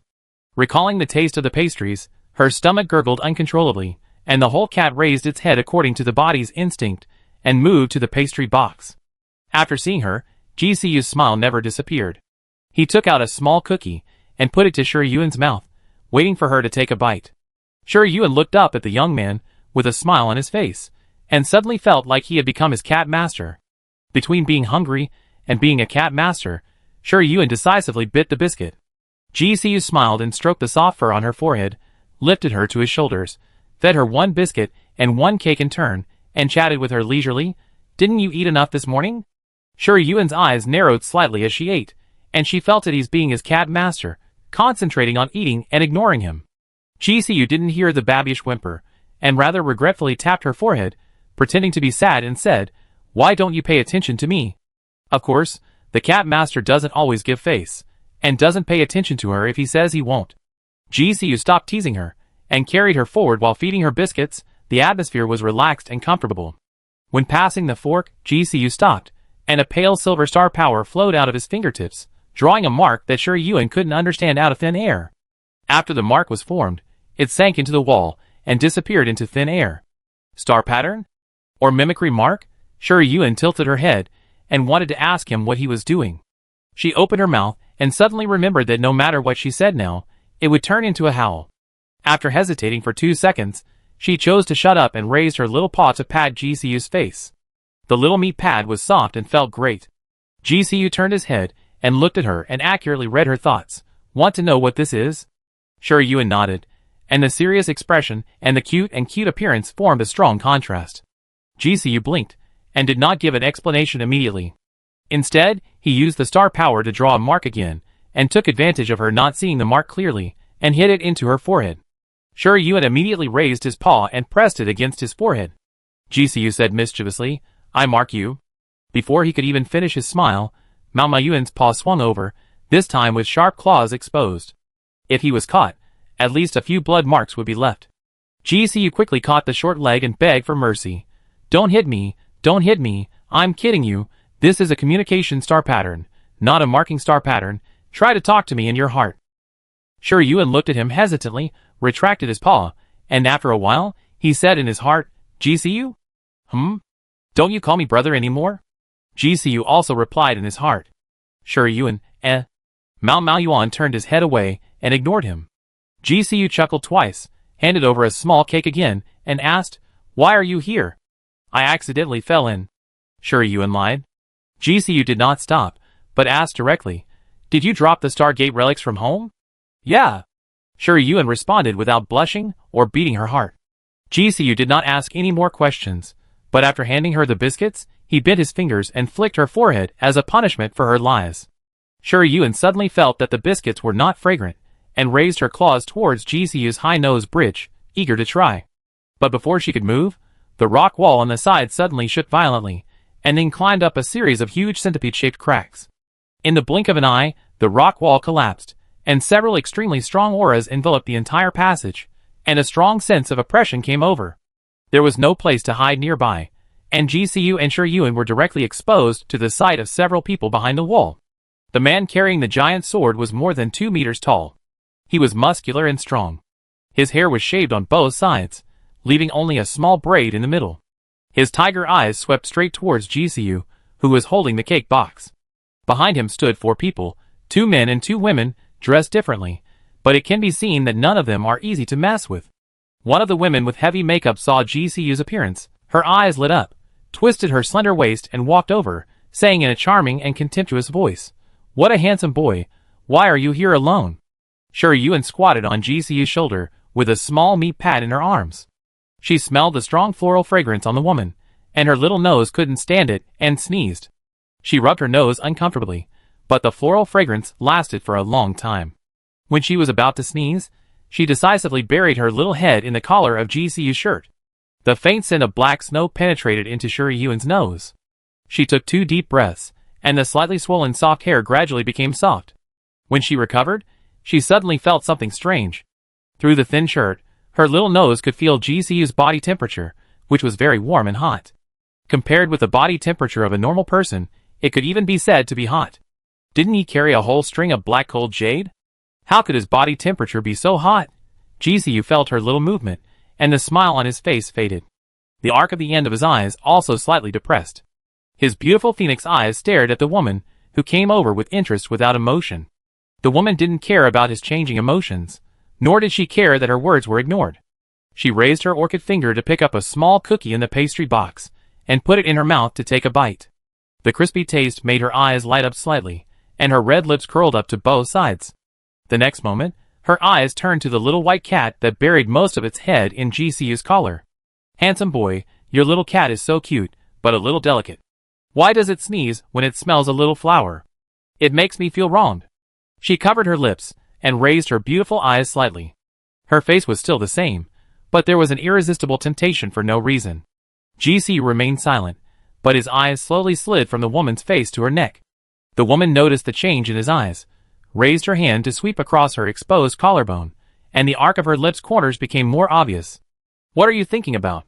The woman laughed coquettishly, her eyes fell on GCU's slightly open collar, and she said in a soft voice, Follow my sister, you can think about anything. She raised her hand to push open GCU's collar, which he was about to cover. The people who were with her looked at this scene boredly, as if they were used to this situation. Sure Yuan quietly poked his head out to see what his cheap brother's face was like now. The young master of Tianduji's family, who was honored with gold and jade, had never been offended like this before. Mao Yuan put his forelimbs in his pockets and began to look forward to his cheap brother's reaction. When the woman's hand was about to touch GCU's shirt, he suddenly said, "Is it delicious?" The woman paused, and then heard him say, "Are my cat's cookies delicious?" "Of course, Before she finished speaking, the hard finger bones pierced the woman's throat, and pinched her throat bone through a thin layer of flesh and blood. The carotid artery was cut by the sharp star blade, and blood gushed out, splashing on GCU's side face, and staining his shirt red. He pinched the throat bone, and the corners of his eyes slowly raised. Facing the woman's frightened and desperate eyes, he smiled softly. "It's delicious, right?" Crack! The woman didn't even have time to release her mimicry before her throat bone was crushed and fell to the ground like garbage. Sure Yuan shook his cat ears, and uttered a light awe in his heart. Chapter 13. How is it? Did you find anyone? Ingyu leaned against a small tree by the lake with his arms folded, glancing at Chi Huan who had climbed up from the lake. The wound on his arm had been treated, with medicine applied and bandages wrapped around it. Chi Huan wiped his face in frustration. "We didn't find him, and we were chased by an ugly thing for a long time." "Weren't they eaten by that ugly thing?" Ingyu was sure that Yu Shize had fallen into the lake, and Chi Huan also found Shi Yuan's backpack by the lake. The things inside were scattered all over the ground, and there were traces of someone rolling down the hillside next to it. Chi Huan speculated that Ji Yuan should have accidentally rolled down the hillside like him, and then rolled into the lake, and he was so focused on fighting the wind wolf that he didn't notice the movement over there, and felt very guilty. He was not interested in Yu Shize's life or death, but he couldn't sit idly by and watch Ji Yuan drown in the lake, so he went into the water to look for him after the battle. Ingyu looked down at him. "Do you think it's possible?" Chi Huan shook his head honestly. Yu Shize is a level 7 talent, and he also has Kirin mimicry. How can he die so easily? Where did they go? Chi Huan stood on tiptoe and looked at the wide lake. Could they come up from somewhere? Without waiting for Ingyu to answer, the star snail hanging on his waist suddenly shook. Chi Huan picked it up and looked at it. His brows immediately piled up high, hesitating for a few seconds, and then put the star snail down, and said to Ingyu, "Yu Shize is missing. Why aren't you worried at all?" Ingyu was surprised. "Why should I worry?" Chi Huan, ? Don't you two get together every day, so good that you can wear the same pants? The eldest young master didn't understand. Ingyu, no. Chi Huan, what? Ingyu seriously denied. You can't wear the same pants. Chi Huan, I mean, aren't you two friends? Ingyu slowly said, "Oh," and said, "Anyway, I won't die." Chi Huan, it's an honor for Yu Shize to have you as a friend. Ingyu didn't care about his evaluation, and pointed to the star screw on his waist that was still vibrating wildly. "Don't you want to take it?" Chi Huan frowned. "No." Ingyu looked at him, and his calm eyes seemed to be able to see through his soul. Chi Huan turned his face away when he was looked at by him. Ingyu seemed not to notice his resistance, and said meaningfully, "If I'm not mistaken, you sneaked out, right?" "What's it to you?" Chi Huan said immediately. Ingyu shrugged. "It's really none of my business." He stood up and walked in the direction opposite to the lake, waving his hand with his back to Chi Huan. "If you are caught, you must explain clearly that we met by chance. Your sneaking out has nothing to do with me. I don't want to be implicated by you. See you later." Chi Huan watched his back as he left, bit his lower lip tightly, and bloodshot gradually appeared in his eyes. He looked back at the calm lake, suddenly pulled off the star snail from his waist, and threw it into the lake fiercely. GCU's move was fast and fierce. Not to mention that the woman closest to him didn't react. The 4 people standing far away never thought that she would be crushed in one fell swoop when she was on guard, without any room for struggle and resistance. They all showed expressions of shock and anger. The strong man in the lead smashed the giant sword on his shoulder to the ground. The heavy force caused the ground to crack inch by inch. The air blade wrapped in murderous intent rushed towards GCU, who calmly withdrew his hand in an unstoppable manner. GCU seemed unaware, and did not make any defensive moves, nor did he summon a mimicry. The air blade was close in front of him, and an invisible star power ripple quietly emerged. The silver-white star points dragged out a long white tail, and swallowed the air blade completely in the vibrating star power ripples. Sure Yuan was quite curious about what mimicry GCU had awakened. Was it also Tao Tai? A few days ago in the restaurant, the pressure he released was very amazing, which was definitely not what ordinary mimicry could have, but it didn't seem to be the breath of Tao Tai. She held up half of the shirt collar, and stared directly at the star power ripple with her round cat eyes. The ownerless star power in the air was gathering rapidly, and in the continuously vibrating star power ripples, a palm-sized silver-gray carving knife quietly emerged. The blade of the carving knife was shining with cold light, but the handle was inlaid with a red cat's eye gem, just like a god who fell into hell and opened his bloody eye. The tip of the knife touched the air, and a red and silver star seal was engraved in the spinning and flying. The star seal vibrated and rippled, and a blood-stained giant sword flew out of it, slashing at the strong man who took the lead in attacking with lightning speed.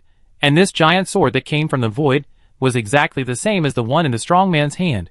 Sure Yuan slightly widened his eyes, and looked at GCU, who was slowly wiping the blood on his hands in surprise. He is a Star Seal Master. There is a group of very special people among those with mimicry talents. Their awakened mimicry is a carving knife. It has no power, but it can communicate with the ownerless star power floating in the air to engrave star patterns. This group of people is called Star Pattern Masters.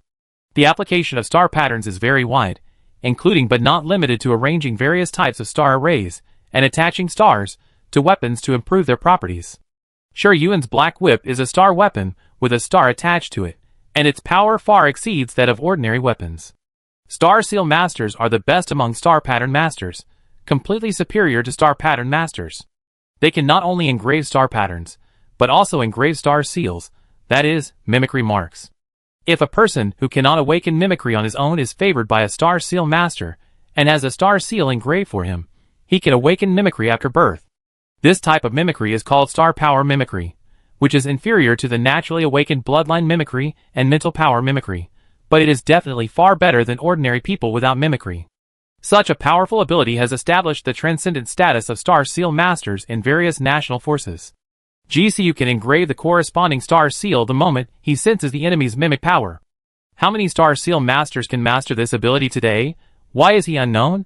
Even in the Black Goat family's information database, the name GCU only represents the adopted son of Ji Wu, the head of the Tiandu Ji family, who has no inheritance rights. Realizing that Shi Yuan was secretly looking at him, GCU asked, "Are you scared?" Shi Yuan certainly would not explain that he was guessing who he was, and was ready to nod along with his words. GCU added, "Don't pretend." Shi Yuan, I said all the good and bad things to you, you are really capable. She snorted, turned her head, and gave him a cat's butt. GCU was amused by her, and swept away the temperament of Helshura just now. He wanted to touch her, but when he raised his hand, he saw the blood on his knuckles that had not been wiped clean, so he took his hand back and rubbed his face on the soft cat fur. Shi Yuan, do you really think I'm a cat? What are you rubbing against? Before she raised her claws, the red silver star power had already formed a shield to cover her. GCU said lazily, "Hold on tight, I take you to kill people, and I won't pick you up if you drop it." Shi Yuan retracted his cat claws, grabbed the shirt under his pads, and squatted down eagerly. The next moment, GCU grabbed the giant sword that was chopped back by the strong man, and rushed towards the masked man who released the flaming lion mimicry with a thunderous force. The scorching wind blew up his tied black long hair. Shi Yuan tilted her head, and saw the young man's slightly tense jawline, and the bloodthirstiness and wildness that jumped up in his eyebrows when he raised the sword. The flying hair swept across Shi Yuan's cat ears, and she smelled the breath of the same kind in the slightly itchy touch.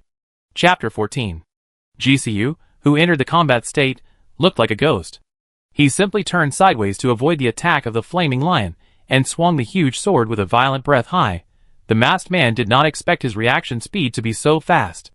It was too late to retreat. He could only control the mimicry power to strengthen his arms, and was forced to block the attack of the giant sword in a cross-shaped manner. The giant sword collided with the strengthened lion arm, shaking off the layers of star power ripples. The masked man could not bear the force, and a mouthful of blood rushed to his throat, and a low groan leaked out between his lips and teeth. What a strong force!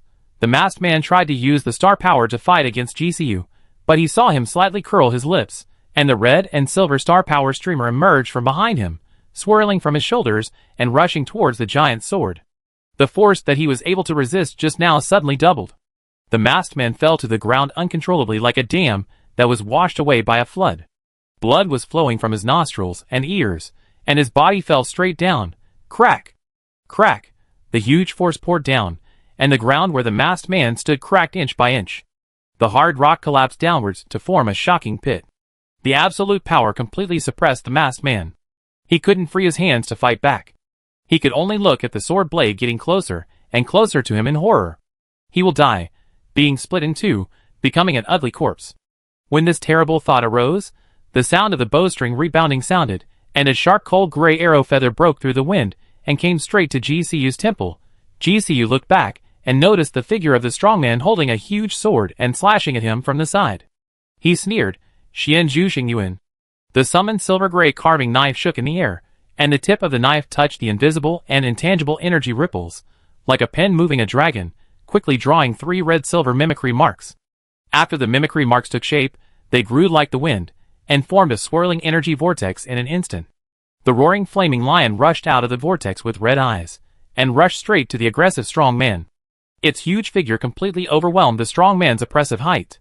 Seeing him repeat the same old trick, the sturdy man's lips were straight, and he regretted provoking this madman who was so deep that he couldn't see his true colors, but the arrow was on the string, and he couldn't stop it. The final outcome was a life-and-death struggle. The sturdy man suddenly opened his eyes wide, shouted, and swung the heavy giant sword from bottom to top. The sword light was like a blade, cutting a deep gully on the ground, and directly approached the flaming lion with red light all over his body. Shi Yuan tilted his cat head, glanced at the masked man who was already at the end of his strength, and then looked at the muscular and fierce sturdy man, and yawned lazily.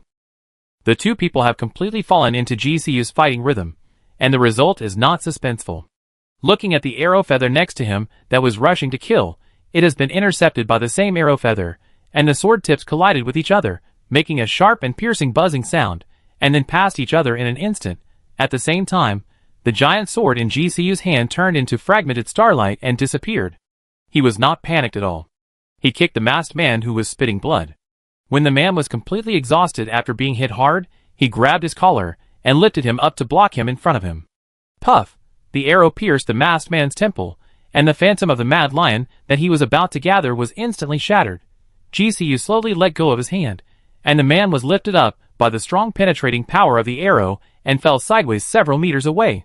When the sound of heavy objects falling to the ground sounded, the arrow controlled by GCU had already forced in front of the thin and tall woman holding the bow, brushing her side face and nailing it to the hard rock wall. The skin on the thin and tall woman's cheekbone was scratched by the arrow, leaving a deep scar that could be seen to the bone. She was so scared that she took 2 steps back, and beads of sweat slid down one after another, but she smelled a strong flower fragrance wafting out from the wound. Severe pain swept across her cheeks, and the red blood gradually turned into a dark green. The bright red wound immediately festered and stank. The thin and tall woman screamed in fear, fell to the ground, and rotted into a rotten corpse. Shi Yuan screamed in his heart. My cheap brother is so insidious that he even copied the mimicry of the woman just now and poisoned people. She glanced at the figure, who was about to flee on tiptoe. She immediately stretched out her claws and patted GCU's face, saying in her heart, "Brother, someone is trying to escape." GCU glanced at her, "Calling you brother again?" Shi Yuan hummed calmly without answering directly. GCU chuckled, raised his hand in the air, and pulled out a longbow exactly the same as the tall and thin woman's from the oscillating star power ripples. He pulled his right leg back, drew the bow, and aimed the arrow at the short and fat man who was running away.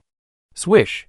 The arrow flew off the string, passed through the dissipated phantom of the flaming lion, and accurately penetrated the back of the short and fat man's head.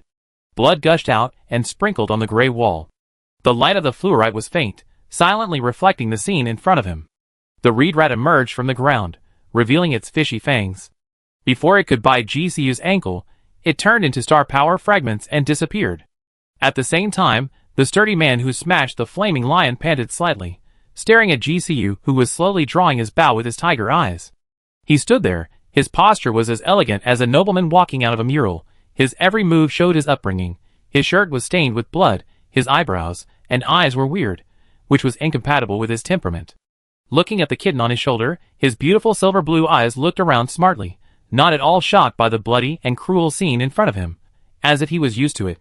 The sturdy man held the hilt of the sword and was about to launch the most violent attack, but his ankle suddenly hurt when he stepped forward. The sharp fangs of the shrew pierced his bones and sucked his bone marrow crazily. The sturdy man widened his eyes and decisively swung his sword to chop the shrew at his feet. The shrew was split into 2, and its limbs twitched slightly before turning into star power fragments and disappearing. But the next second, pairs of red eyes were exposed in the dim passage, and the rats showed their smelly fangs and rushed to the strong man. GCU seemed to be oblivious to the screams. He controlled his mental power to pick up the 5 space rings, the optical brain and the star snail, and looked through them boredly. Yuan bent his short legs and lay on his shoulders. He raised his head and looked at the carving knife named Xianzhu curiously, calculating the success rate of his jumping up and swallowing it in one bite. Xianzhu seemed to sense that he was being remembered by someone. The cat's eye ruby on the handle flashed a faint light, and a terrifying and fierce breath burst out from the inside out. GCU raised his head, looked at Xianzhu, then looked at Yuan who was holding the cat in his hand, and said with a smile, "What bad idea do you have?" Yuan, I don't. She muttered softly, and immediately raised her little paw to point at Xianzhu with confidence. "It's so fierce." Xianzhu shook, and the tip of the knife gathered star power, drawing 5 words in the air. The evil one complained first. Yuan, shock. GCU laughed in a low voice, stretched out his hand and said, "Okay Xianzhu, don't bully her." Xianzhu flew into his hand, and turned into red starlight and disappeared. Chapter 15. These people are black mercenaries from the Winston Empire. GCU came to the conclusion after checking the optical brain. As for the star snail, it stores a lot of tidal sounds, but the notes are very cautious, all with code names, and it is impossible to tell who the person on the other end is. Black mercenaries specialize in killing and robbing, and they often accept bounties that are difficult for forces to intervene in, such as the star key that appeared in the Star Forest. Rose 404 is temporarily controlled by the Golden Crow Legion. If the people of the Winston Empire come to search for it in a big way, they will definitely be surrounded and suppressed by the Yongao Empire. So they can only act privately, and the mercenaries who travel around various countries and planets have become the best candidates for employment. Yuan listened with one ear, but did not say a word. She fiddled with the space ring that GCU had put on her other ear with a bad heart. After trying twice, she finally got it into her little claws, and probed her mental power into it to take a look. At this glance, Yuan stopped moving. The space bracelet was not big, with only 1 cubic meter of storage space, and the items placed inside were limited, but one of the exotic plants caught her eye firmly, a pink and white flower placed in a crystal box. Its appearance looked somewhat similar to a lotus, with petals wrapped around petals, clustered together with pale yellow stamens. Even if she only used her mental power to perceive it, Yuan could feel the vitality it exuded. Everlasting flower. This was the everlasting flower she came to Fenglang Valley to find. It was really a painstaking effort to find it. Yuan pinched the space ring and looked up at GCU, who strung 5 star snails together and put them in her backpack. He sensed Yuan's gaze and asked casually, "Are you hungry again?" Yuan shook his head and said frankly, "Can you give me the space ring?" GCU said bluntly, "Are you interested in the things inside?" Yuan nodded. "This guy is really too sharp. What do you want in exchange?" GCU asked leisurely. "There's a chance." Yuan asked back, "What do you want?" GCU thought for a while with his chin in his hand, and glanced at her. "I don't seem to lack anything. This is really annoying." Yuan squatted and looked at him. Looking at his little appearance, he would not return the space ring to him, no matter whether he agreed or not. GCU sighed, "Then I just owe you for now, little robber." Yuan, don't give me a nickname casually. The previous word little glutton almost gave her goosebumps. And what kind of weird name is little robber? Yuan's suspicious eyes swept over GCU. Did this guy go to study some greasy literature? Before she had time to make further judgments, GCU raised his hand to cover her eyes. "Don't look at me with that greasy look." Yuan, Who is greasy? The topic of greasy or not ended here. Yuan successfully got the space ring, and owed GCU a condition that he would not violate his will. GCU saw that her little cat paw was really hard to hold the space ring, so he took the short leg and put the ring in. It was not too big or too small, just right to circle it.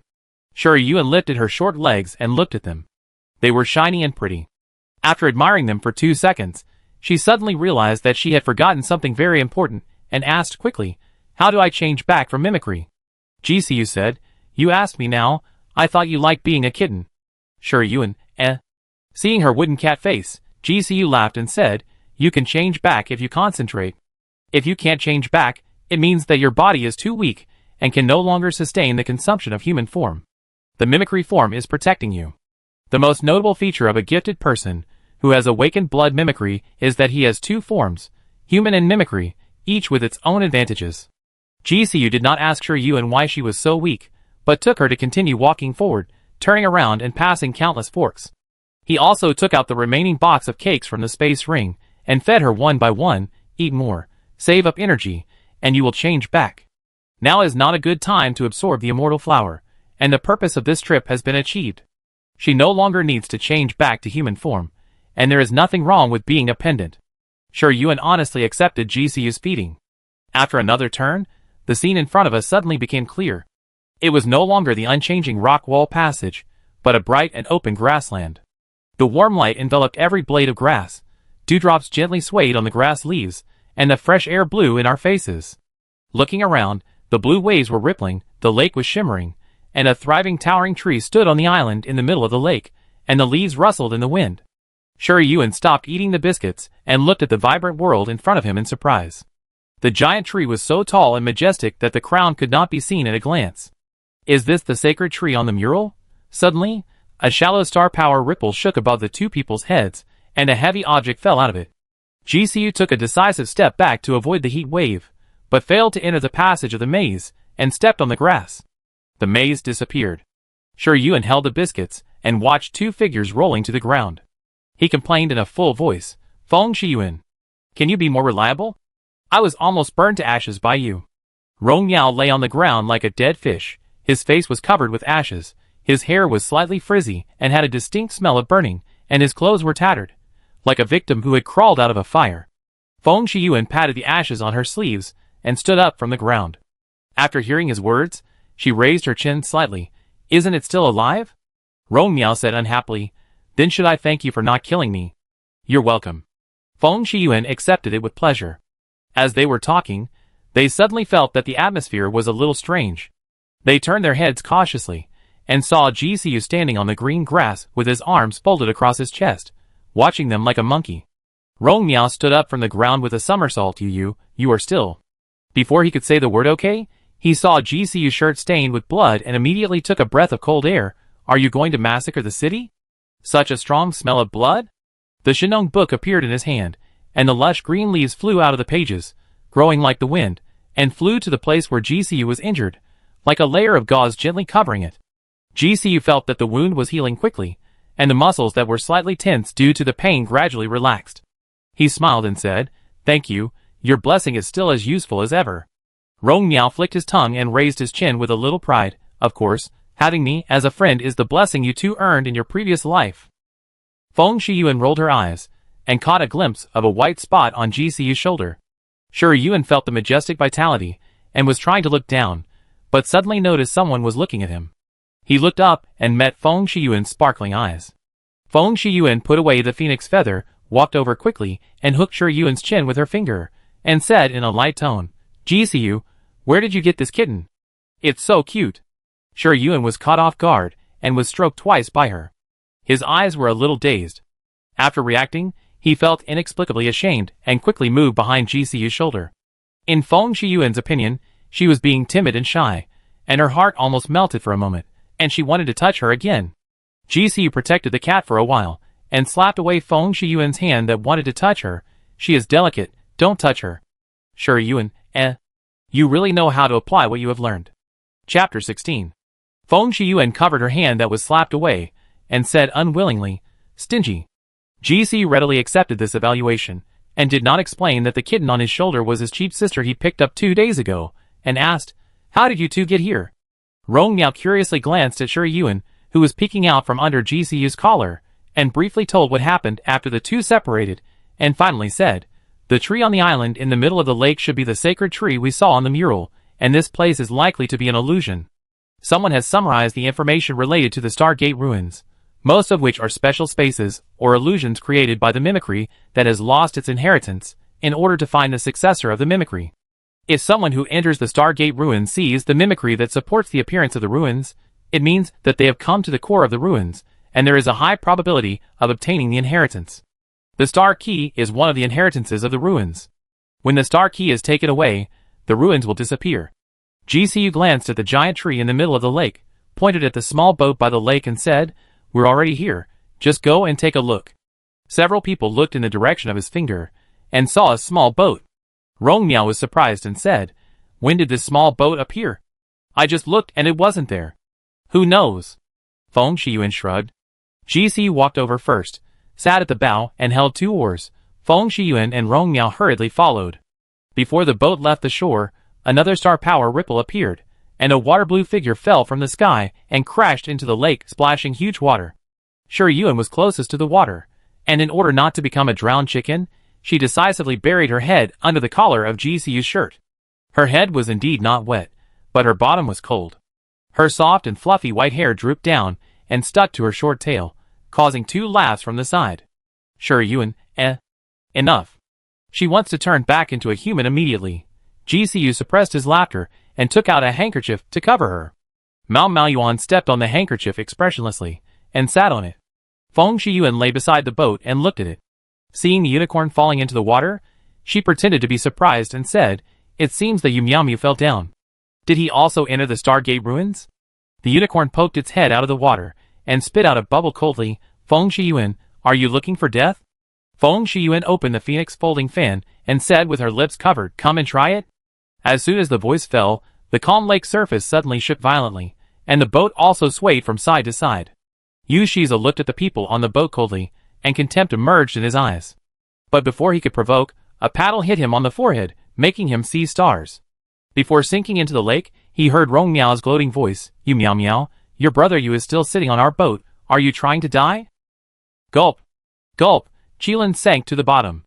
Shi Yuan moved his cat ears, and quietly took back the poisonous fragrance that had been left in Yu Shiza's body. The boat sailed away from the lakeshore, and a thin cold mist gradually floated on the lake. Rong Miao rubbed his arms, lowered his head, and blew into his palms. Why did it suddenly become so cold? The visibility was getting lower and lower, and the center of the lake seemed out of reach.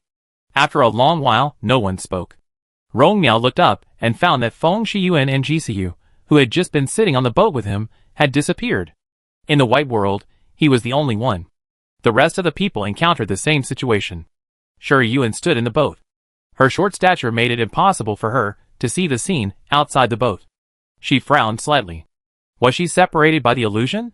After a brief thought, Shi Yuan probed her mental power into the space ring on her short legs. The immortal flower inside was still there. She took it out without hesitation and ate it bite by bite. The majestic vitality flowed into her limbs and bones, and the faint pink and white light completely enveloped Shi Yuan. She heard the sound of her heart beating rapidly, and her whole body began to heat up. The vitality that spread in her body gathered to her right neck. The figure of the kitten began to fade and gradually returned to its original appearance. When she fully recovered her human form, Shi Yuan had already sweated a layer of hot sweat. She immediately covered her neck. The pain of being continuously sucked of life disappeared, and the rose totem seemed to be full and quietly dormant. Shi Yuan lowered her eyes. When the curse struck in the morning, she tried to use Taotai Swallow to eat the rose totem, but not only did she fail, she almost suffered a backlash. She couldn't be sure whether it was because the talent level of Taotai Swallow was too low, so it couldn't swallow the rose totem. However, she didn't have to worry about being killed by the curse for the time being. Looking at the lake again, it was still foggy, and she couldn't see the surrounding situation clearly, let alone find the sacred tree on the island in the middle of the lake. Shi Yuan subconsciously touched the backpack behind her, but it was empty. Later she realized that the backpack was with GCU. She sighed helplessly, touched the space ring that was automatically put on the index finger of her left hand after she turned back into human form, found 2 spark stones in the corner, and lit one of them. The flames burned the mist, making crackling sounds, and ripples appeared on the lake, swaying the boat left and right. In this cradle-like gentle rocking, a sense of sleepiness came over Shi Yuan. She suddenly became alert and wanted to cheer up, but the sleepiness dragged her into the abyss of darkness. "How are you?" A soft voice sounded in Shi Yuan's ears. She opened her eyes in a daze and met a pair of eyes full of worry. The girl looked only 7 or 8 years old, with slightly curly seaweed hair, and pink hair bands tied into 2 beautiful bows at the temples, but they were covered with dust, and her fair cheeks were also dirty. Shi Yuan looked at the young face, and the long-forgotten memories came from the depths of her mind. She raised her hand and touched the baby fat on the girl's cheek, as if she wanted to confirm whether the other person really existed. Seeing that she didn't speak, the girl tilted her head slightly and whispered, 11? The moment the words came out, the thin and shriveled 5 fingers suddenly pinched the girl's throat and broke her throat bone mercilessly. The amber-like crystal-clear eyes gradually lost their luster, the doll-like face faded, and the dark and narrow space was like a glass that was hit hard, suddenly shattered. When he opened his eyes again, Sure Yuan returned to the foggy lake, but the difference was that the boat was close to the shore, and the giant tree emitting radiant light was right in front of him. Sure Yuan didn't rush to go ashore, but looked down at his slender white 5 fingers. Until a gust of cool wind lifted the hair hanging on her temples, she came to her senses as if she had just woken up from a dream, and quickly left the boat and walked towards the sacred tree standing in the center of the island. It was too big, too huge to be described in words. Sure Yuan stood under the tree like a tiny ant. She bathed in the glory of the sacred tree, as if she was standing on a green hill in spring. A gentle breeze brushed her cheeks, bringing vitality and hope, and the fatigue of her body was swept away. Sure Yuan did not covet the comfort at this time. She raised her hand to touch the sacred tree. The rough texture of the bark was clearly printed in her palm, and the touch was not very good. She injected star power into the sacred tree, and one after another green light balls quietly emerged. Looking around, there were no less than 100. These light balls contained the inheritance of the sacred tree. Everyone who came here could only take one light ball. Sure Yuan looked at each light ball carefully. There were star keys that everyone coveted, high-level or top-level talent inheritance, and rare genius treasures. Finally, her eyes stopped on a dead branch. It was the most inconspicuous thing among them, with cracked cortex and shriveled fibers, just like a withered old woman. Sure Yuan looked at the vibrant sacred tree behind her, and grabbed the dead branch.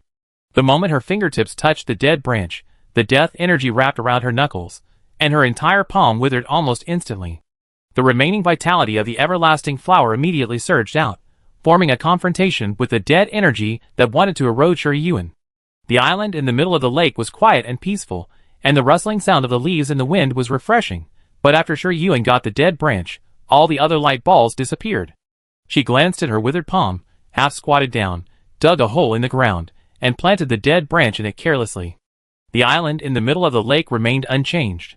Sure Yuan sighed, fiddled with the withered branches with his withered fingers, and muttered, "Okay, I planted in the field for you.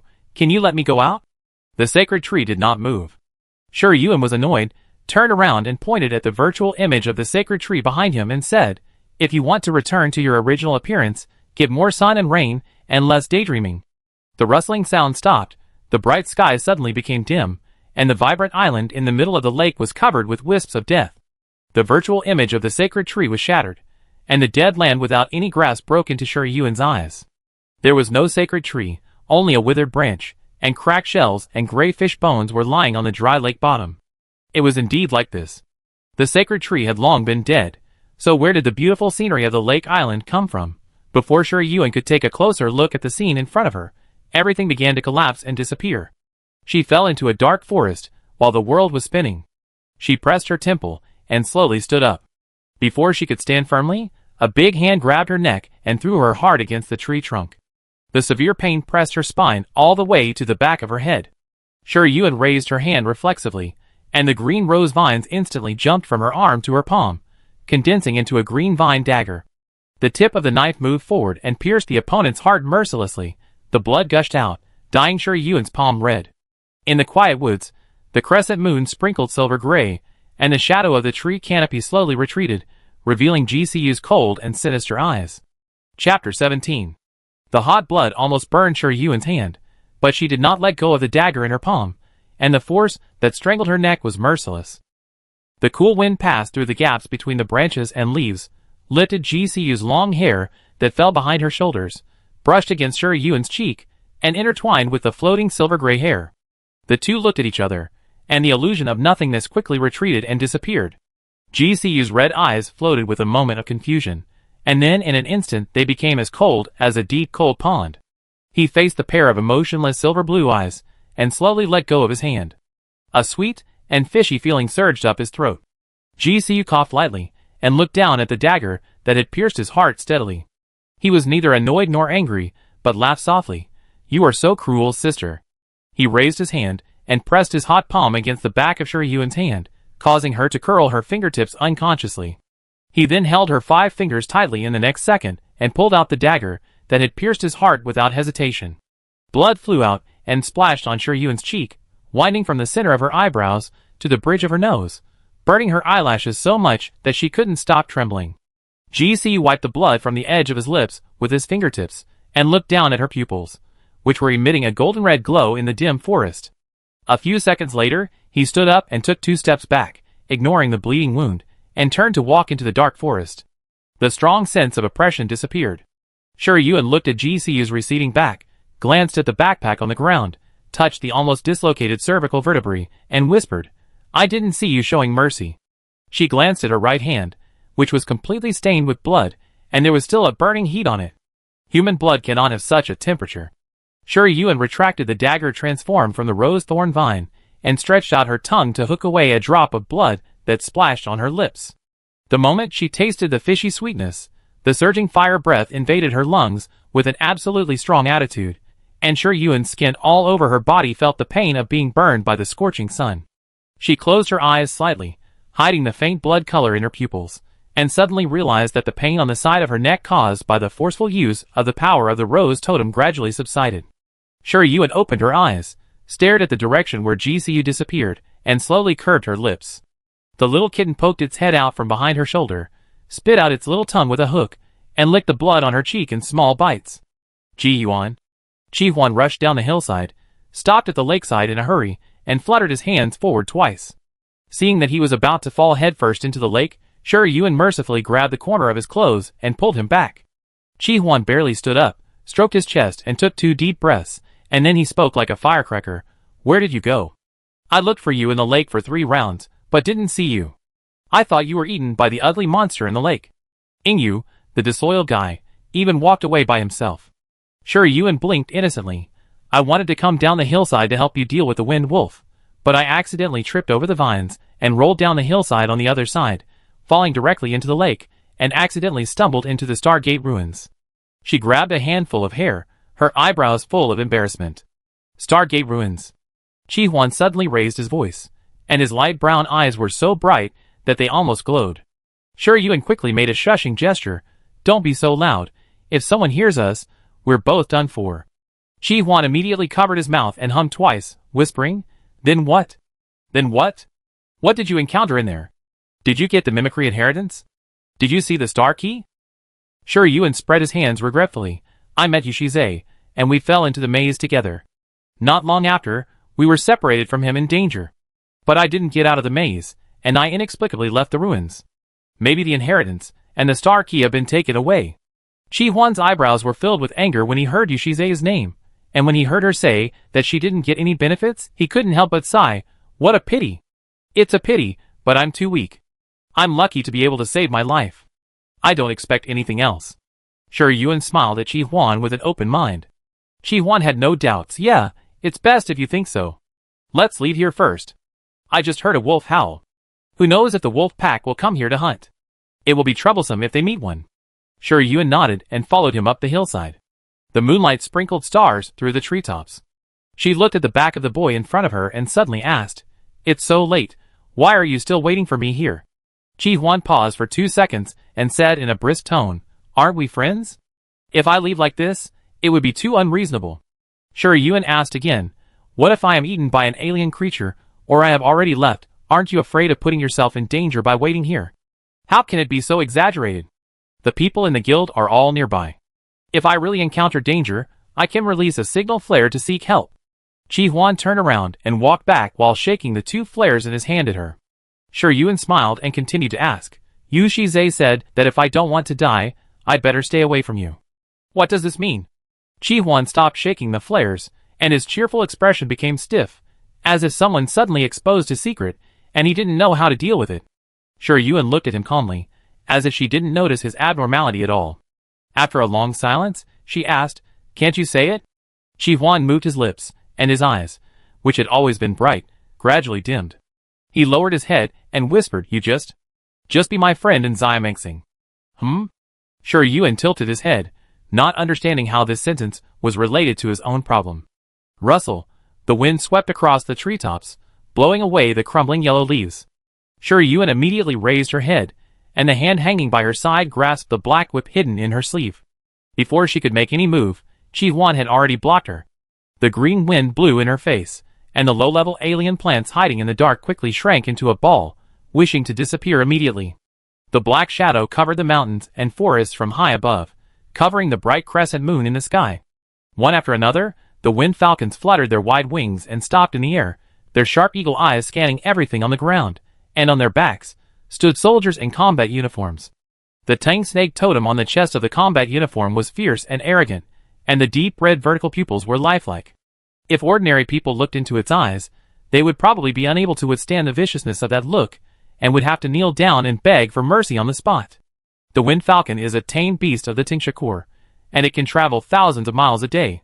Sure Yuan tapped the whip handle lightly, and counted the number of wind falcons in the sky at a glance. 13, an independent action team of the tingsha.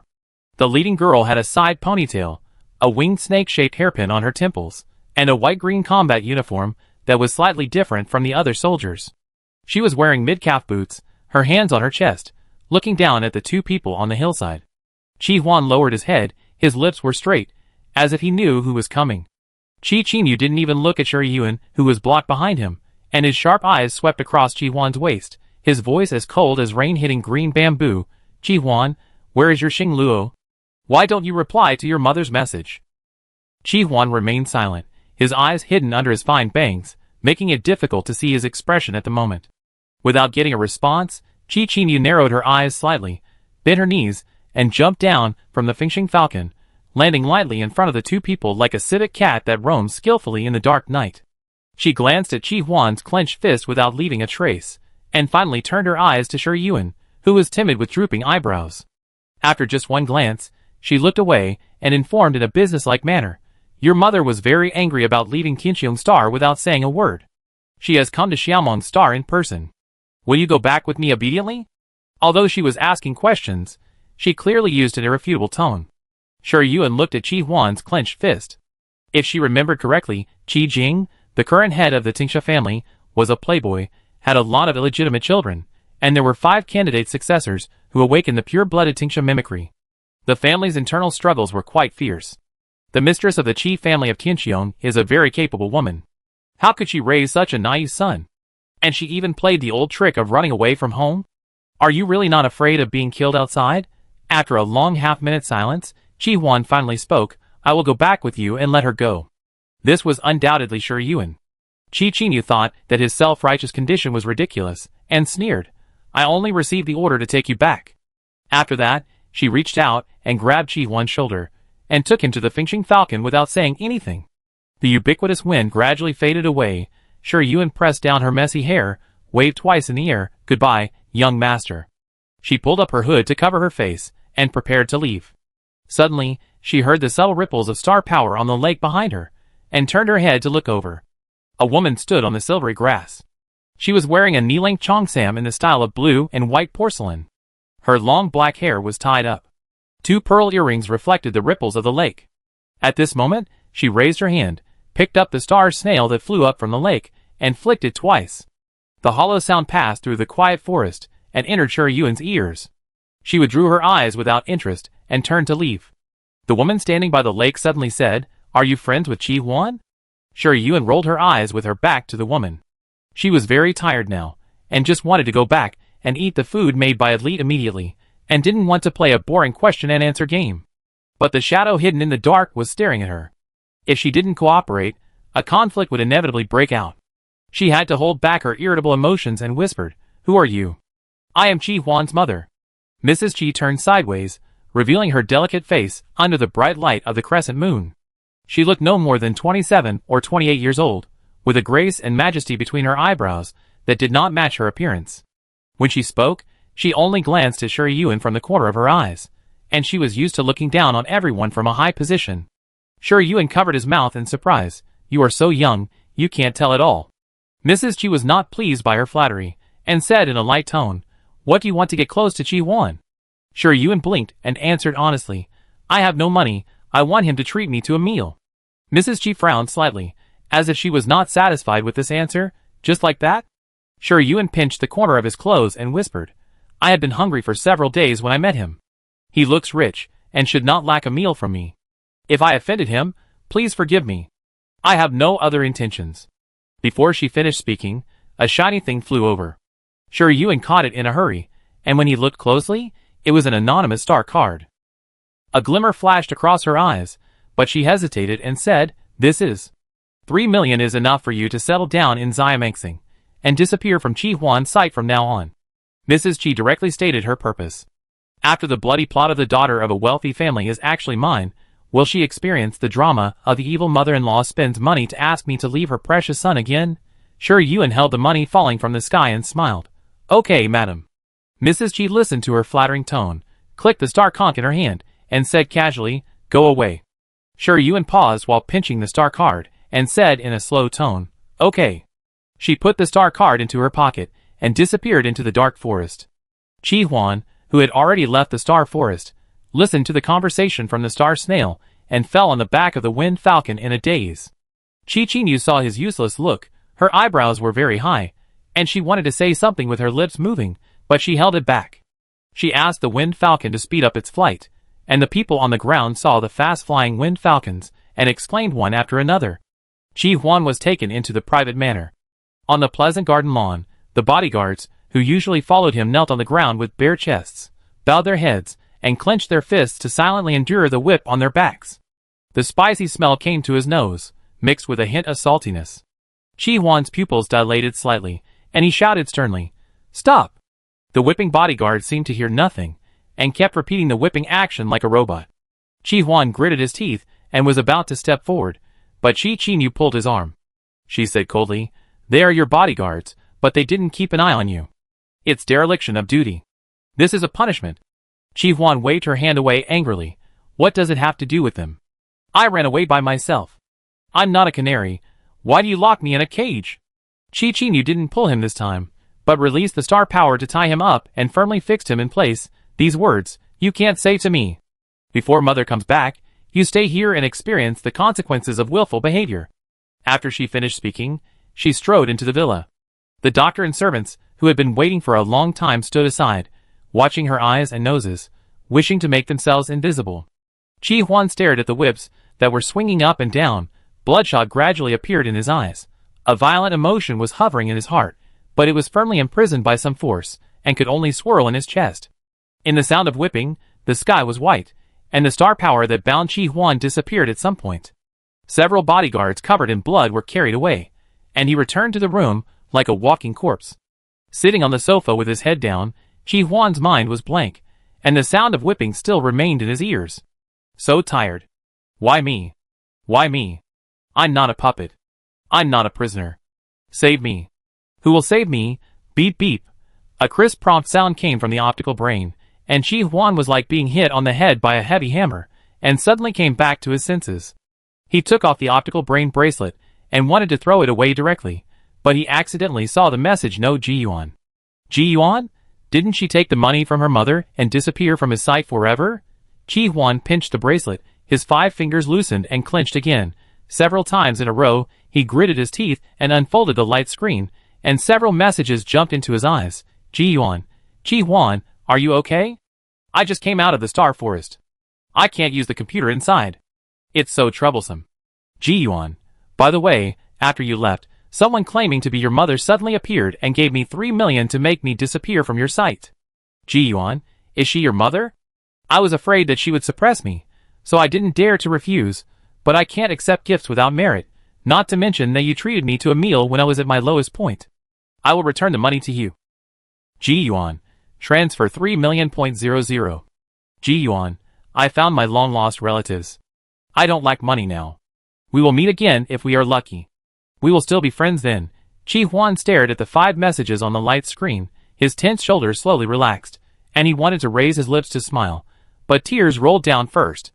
He was like a child who finally got candy, lying on the sofa and crying loudly. In the Flying Star shuttle, Adlet saw Sher Yuan put away the light screen, and there was a little comfort between the corners of his eyebrows and eyes. He couldn't help but ask with a smile, "Miss, did you encounter anything interesting?" Sher Yuan took the juice he handed over, took a sip happily, and said meaningfully, "A boring person involved me in a boring thing, but I think her eyes are very beautiful." It was a strange sentence, and even a little inconsistent, but Adlet seemed to understand it, and said appropriately, "Do you need to arrange anything?" Sher Yuan shook his head, holding the juice and smiling, "It's just a small matter, don't worry about it." Adlet stopped asking.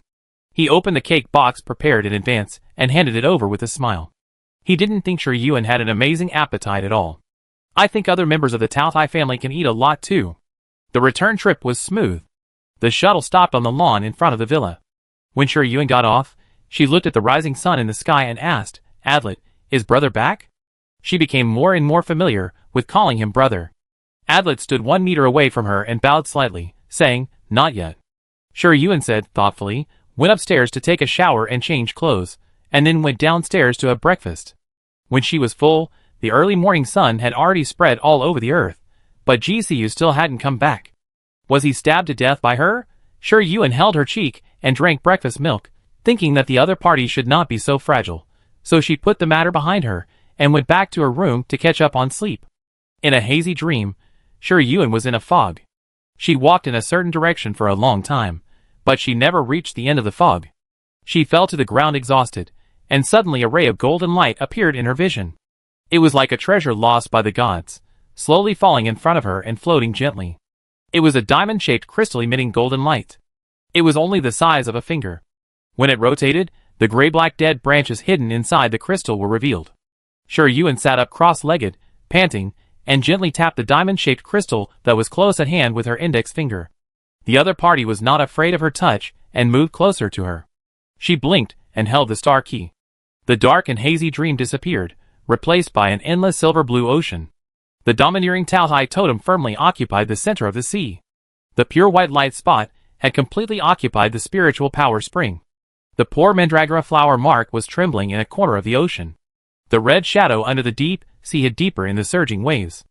Unlike before, a bare island appeared in the sea area next to the Tao Tai totem. It was hidden in the misty pure white light spot. It was easy to overlook it if you didn't look carefully. The kitten poked its head out of the spiritual power cradle and jumped onto the deserted island with its short legs. It looked at the dead branches that were buried in the small mound in the center of the island, went over and circled around it twice, and felt that it was meaningless and returned to the spiritual power cradle. The pure white light spots gathered and turned into an invisible big hand to stroke the soft fur on its back, doting and tolerant, without any fierceness or cruelty. The little kitten soon yawned and fell asleep again. Sure Yuan half lay on the soft pillow, squinting her eyes and yawning. When she was about to raise her hand to rub her eyes, she suddenly felt something in her palm. She looked down and saw that it was the star key she had brought back in her dream. She blinked, and her consciousness quickly returned. She sat up from the bed and carefully looked at the diamond-shaped crystal that slowly flowed with golden star power like an hourglass. It was really the star key, not an illusion brought by the dream. Didn't she choose the dead branch of the sacred tree? How did the star key fall into her hands? Sure Yuan picked up the star key and looked at the sunlight that penetrated into the room through the gap in the curtains.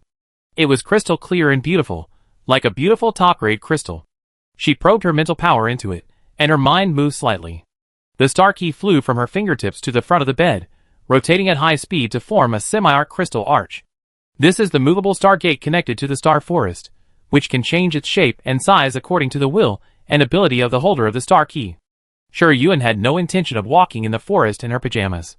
When she thought about it again, the star key turned into a crystal-clear cat's eye stone ring. She naturally raised her left index finger, and unexpectedly saw the silver space ring on it. This was the space ring she got from GCU in a trade in order to get the everlasting flower. The everlasting flower had been eaten by her, so the space ring naturally lost its value to be kept by her. Sure Yuan took off the monotonous silver ring, put it in the storage box at the head of the bed, and put the star key on the index finger of her left hand.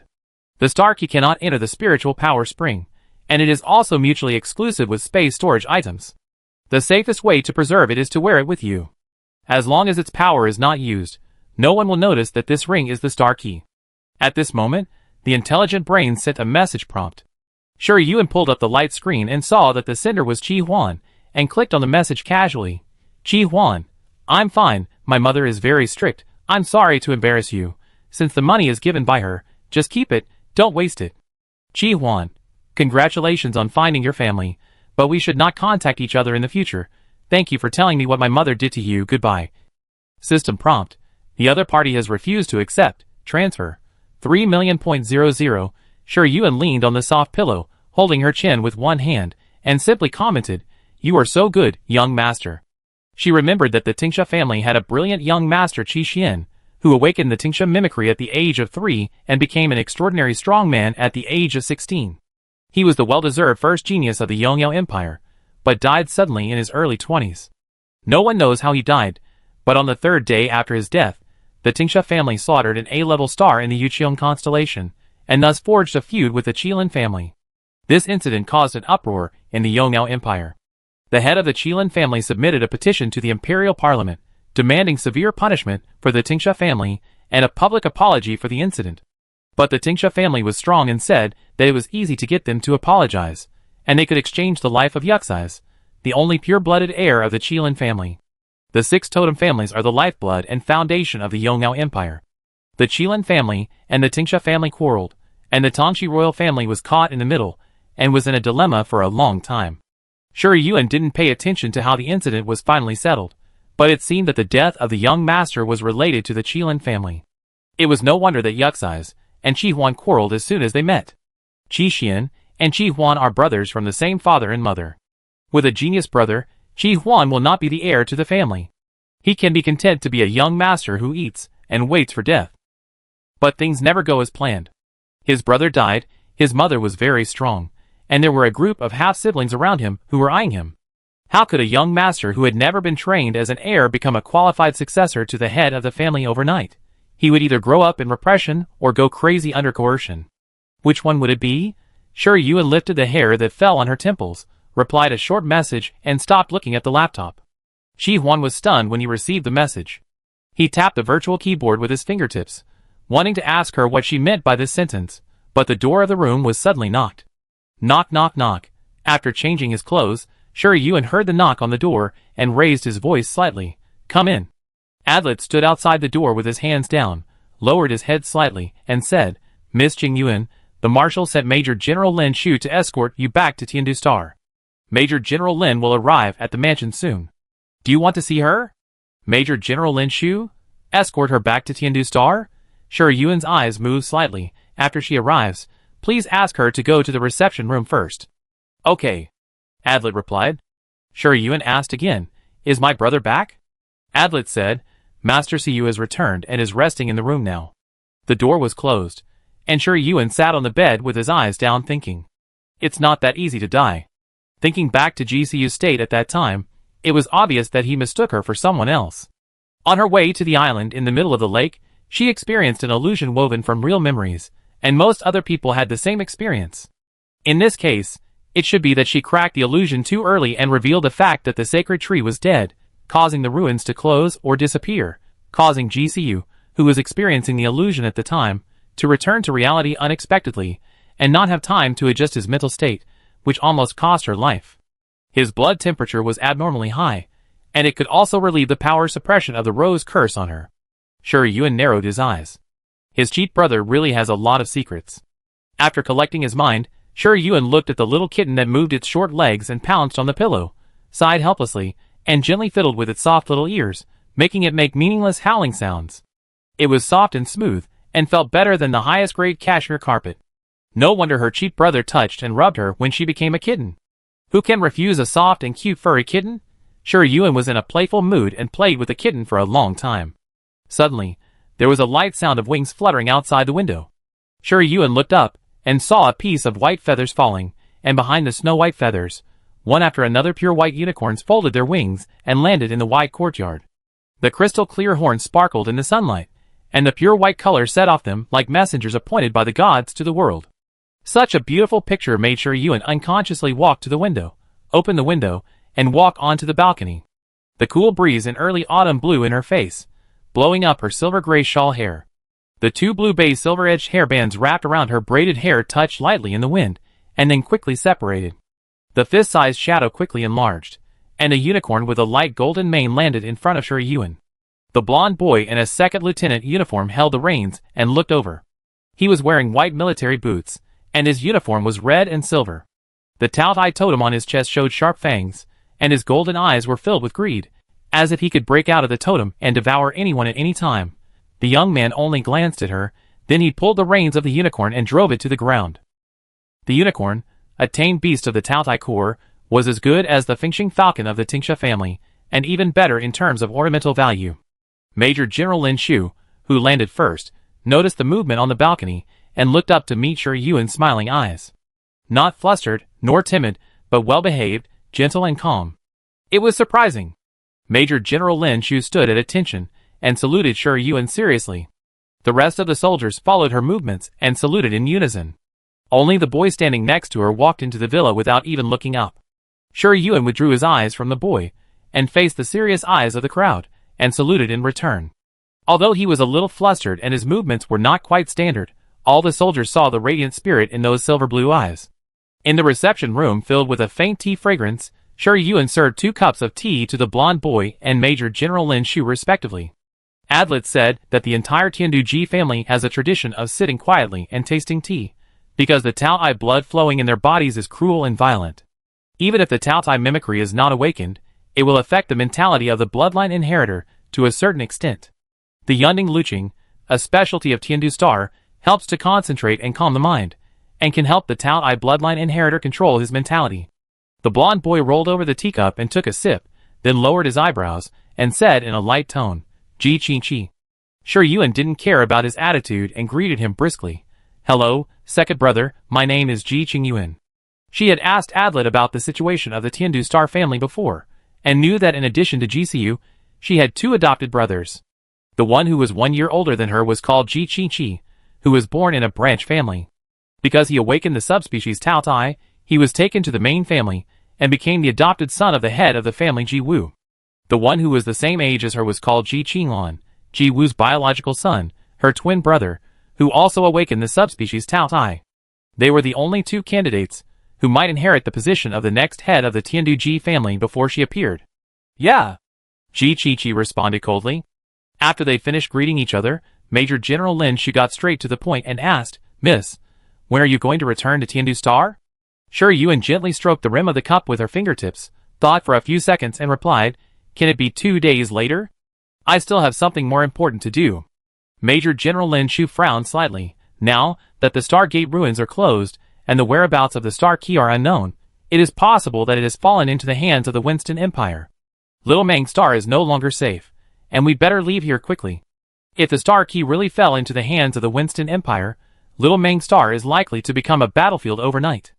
At present, the Tingsha Legion has set up sentries in various parts of the Star Forest, and the 2 Star Gates connected to the Star Forest have also set up passes to prohibit outsiders from entering and leaving. Shi Yuan thought about it distressfully for a while, and finally said, "Then let's set off tomorrow evening. What do you think, Major General?" She smiled at Major General Lin Shu. Although she was negotiating in her tone, she made the other party feel a subtle feeling that could not be refuted. Before Major General Lin Shu gave a reply, Ji Qi Qi suddenly said, "Okay."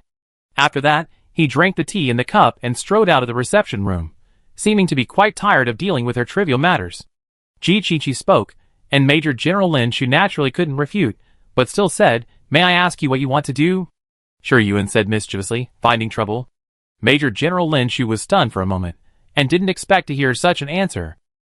The next morning, Shi Yuan finally met Jisiu. He sat in the restaurant, eating the soup dumplings made by Elite slowly, with a leisurely and comfortable expression, as if the sinister and indifferent face the night before was just Shi Yuan's illusion. Ji Qi Qi sat on his right, with a bowl of porridge, a few dishes, and a few empty bowls and plates in front of him. He changed out of the military uniform he wore yesterday, and put on a black baize shirt and a white coat, which was very refreshing and clean. The 2 of them ate their own food in silence, with no intention of livening up the atmosphere. As for Major General Lin Shu and other officers and soldiers, Adlet arranged them to rest in other villas. Shi Yuan pulled out the chair on Jisiu's left hand and sat down, and glanced at his chest calmly. The movement of his arms was very natural, and he didn't look like he was seriously injured by a knife piercing his heart. Jisiu seemed to have noticed something, and looked up and smiled. "It's just 1 day since we last met. Why are you staring at me, sister?" Shi Yuan, Where did she stare at him? "Does my brother like daffodils?" Shi Yuan asked back. Cough, cough, cough. Jisiu just spoke, and Ji Qi Qi, who was drinking milk next to him, choked. The 2 looked over at the same time, and saw him covering his mouth with tissue paper, coughing loudly. His cold white cheeks were slightly flushed, and 2 tears fell from the corners of his eyes. "Qi Qi, are you okay?" Jisiu said with a half smile. Ji Qingqi paused in his coughing, stood up, and said quickly, I'm full, you guys enjoy. Without waiting for Ji Siyu to speak, he walked out of the restaurant quickly, as if there was a wolf chasing him from behind. Sure Yuan tilted her head and blinked. The cheap second brother's personality seemed to be different from what she knew yesterday. I don't like it. The three cold words entered Sure Yuan's ears. She met Ji Siyu's emotionless eyes and heard him say, if you like it, you can ask Adlet to plant a patch for you. Sure Yuan sat down calmly, I don't like it, but I think it suits my brother. You are getting more and more familiar with calling me brother now. Ji Siyu picked up the soup dumpling, hinting. After all, you call me sister, what's wrong with me calling you brother a few times? Sure Yuan thanked the servant for the breakfast and calmly exchanged witty remarks with him. The servant listened to their conversation and always felt that something was strange, a bit yin and yang, and took another sneak peek. It seemed not quite right. The atmosphere between Master Siyu and Miss Qing Yuan was quite harmonious, completely unlike the silence that made people shudder when they had breakfast with Master Qingqi just now. But why did Miss Qing Yuan suddenly ask Master Siyu if he liked daffodils? Qi Huan drank the tasteless nutrient solution and stared at the words "see you tomorrow" on the screen, his brows almost knotted. He still had the slap mark from Madame Qi on his face. Without applying medicine, it was swollen and a little painful, but I've gotten used to it, and I think it's okay. Qi Huan wanted to ask Qi Yuan what this sentence meant, but the literal meaning was too easy to understand. After hesitating for a long time, he still shrank his fingertips, and didn't send her a message. He had so ruthlessly sent her a message saying don't contact me again in the future, she should be prudent and pretend that she had never met him. But for some reason, he had a secret expectation in his heart, expecting to really meet Ji Yuan today, expecting her to be different from any of his previous friends. While struggling, Qi Huan suddenly heard the sound of wings vibrating outside the window, subconsciously looked up, and saw a unicorn escorting a star shuttle flying down from the sky and landing on the lawn in the distance. Tiandu-ji family? What are they doing here? Qi Huan got up and walked to the window, just in time to see Ms. Meili, the chief assistant beside his mother, leading people to the lawn. He was just about to see who was on the star shuttle when someone knocked on the door. Madame Qi, who entered the room forcefully, took away Qi Huan's attention. He lowered his eyes and remained silent again. Madame Qi saw the obvious slap mark on his face, frowned fiercely, and said coldly, "Who are you showing this useless look to?" "Your brother." Mrs. Qi's eyelashes trembled in the middle of the conversation, and she immediately changed the subject. "The pure-blooded Taotai that Tiandu-ji clan just found is here to visit. You should pack up and go with me to meet the guest." Qi Huan nodded as usual and walked silently towards the cloakroom. Mrs. Qi's voice came again, "If nothing unexpected happens, she will be the heir of the Taotai core. You'd better build a good relationship with her and gain bargaining chips for yourself." Qi Huan hummed again, and his cheek, which was still pricking and aching, seemed to have suddenly lost consciousness. When he walked out of the cloakroom, Mrs. Qi was still waiting in his room, but the several small exotic specimens he brought back from the Star Forest had already been put into the trash can. Qi Huan hooked his fingers hanging by his side, and then quickly loosened them. He raised his head and showed a standard smile, changing his previous low tone and said, "Mother, I've packed it up." Mrs. Qi was slightly satisfied, walked in front of him, and gently brushed his red and swollen cheek with her fingertips, and said in a gentle tone, "Xiao Huan, mother is doing this for your own good. On Tianqiong Star, if you don't fight, you will only die. Every head of the Tingsha family will not leave pure-blooded brothers and sisters other than his own blood. Your father, your grandfather, your great-grandfather, they all came this way." The light green star power covered Qi Huan's cheek, and the eye-catching palm print disappeared in an instant. Qi Huan nodded stiffly, "I know, mother." Since when, he who longed for his mother's attention and embrace began to fear his mother's touch and approach. Mrs. Qi took him out of the room with satisfaction. When they reached the stairs, they heard a crisp laugh in the living room. "Really? Qi Huan also likes to drink Yuming Luqing? I give him some next time." Qi Huan heard the familiar tone and timbre, and his eyes widened slightly, finally remembering the news he was still struggling with not long ago. A flash of inspiration came to him, and he hurriedly took 2 steps forward, but accidentally kicked the stair railing, making a crisp sound. The girl who was chatting with Ms. Meili turned her head, and her beautiful silver-blue eyes were like fireflies shining in the sultry and suffocating summer night, illuminating the heavy shackles in Qi Huan's heart. Sure Yuan tilted her head and smiled, waving to the young man, who was holding his breath on the stairs, exactly the same as the gesture she made when she said goodbye to the night sky alone after Qi Huan was taken away the night before. "Long time no see, Qi Huan." After saying that, she turned her gaze to the shocked Madame Chi, her eyes slightly raised, and her slender willow-leaf eyebrows stretched into a very comfortable arc. See you again, Madame Chi. Chapter 18. To Madame Chi, Ji Yuan was just an ant that could be easily crushed to death. The reason why she didn't kill him directly was because she didn't want to make things too awkward with Ji Huan. Rather than letting him keep thinking about his so-called refugee friends, it would be better to let him realize that the ridiculous word friendship is not worth mentioning in the face of absolute status and power. Madame Chi has always done this, and has never made any mistakes. At this moment, she looked at the smiling girl in front of her and felt for the first time that she was being played like a monkey. A few days ago, the news that the Tiandu Ji family had found the pure-blooded Tao Tai was spread among several major families through Ji Wu's mouth. Not to mention how the totem family reacted to the news, but everyone definitely wanted to see whether this little Tao Tai, who was wandering outside, was a dragon or a worm. Therefore, when Mrs. Chi received the visiting card delivered by Adlet yesterday, even though she had no mood to deal with the visitor, she still chose to meet the eldest daughter of the Tiandu Ji family, who was living among the people. She didn't expect that reality would hit her so hard, and make her lose face in front of this girl, who had just come of age. But she couldn't put on a high and mighty attitude like before, and tell her to get out. Ji Huan and Mrs. Chi's reactions were completely different. There was no stiffness of official business at all. There was a little excitement in their tone unconsciously. Ji Yuan, you said that the family you found is Marshal Ji Wu? Sure Yuan smiled and nodded. Yeah, my brother told me not to make it public before returning to Tiandu Star. I wanted to give you a surprise when we meet next time, but I didn't expect something unexpected to happen and Mrs. Chi misunderstood, so I had to come here in person to apologize. Madam, you won't mind, right? Madame Chi listened to her words, which were in the name of apology, but were actually provocative. Although she was very unhappy, she would not lose her composure because of this little trick. Her eyes swept over Ji Huan's sparkling eyes. She took a sip of tea, put on a formal smile, and said, "It's just a small misunderstanding, Qing Yuan, you are so polite." Sure Yuan had expected that this lady who could calmly handle her husband's various lovers would not be so easily broken, and asked calmly, "Then can I go for a walk in the garden with Ji Huan? We parted so suddenly the day before yesterday, and I still have a lot to say to him." Mrs. Ji didn't want to agree, but Ji Huan had already happily responded, Okay. I also want to say something to you." Unbearable idiot. Mrs. Ji was angry, but it was not easy to hit Ji Huan in the face under such circumstances, so she had to pretend to be generous and nodded. "You young people can do whatever you want, but you must know the limit and don't make things out of control. It will be a joke if the elders come forward later." "Thank you for reminding me, madam." Sure Yuan pretended not to understand her meaning and answered the question neither softly nor hard. Immediately she smiled and said, "Ji Huan, can you go first? I have 2 words to say to my wife."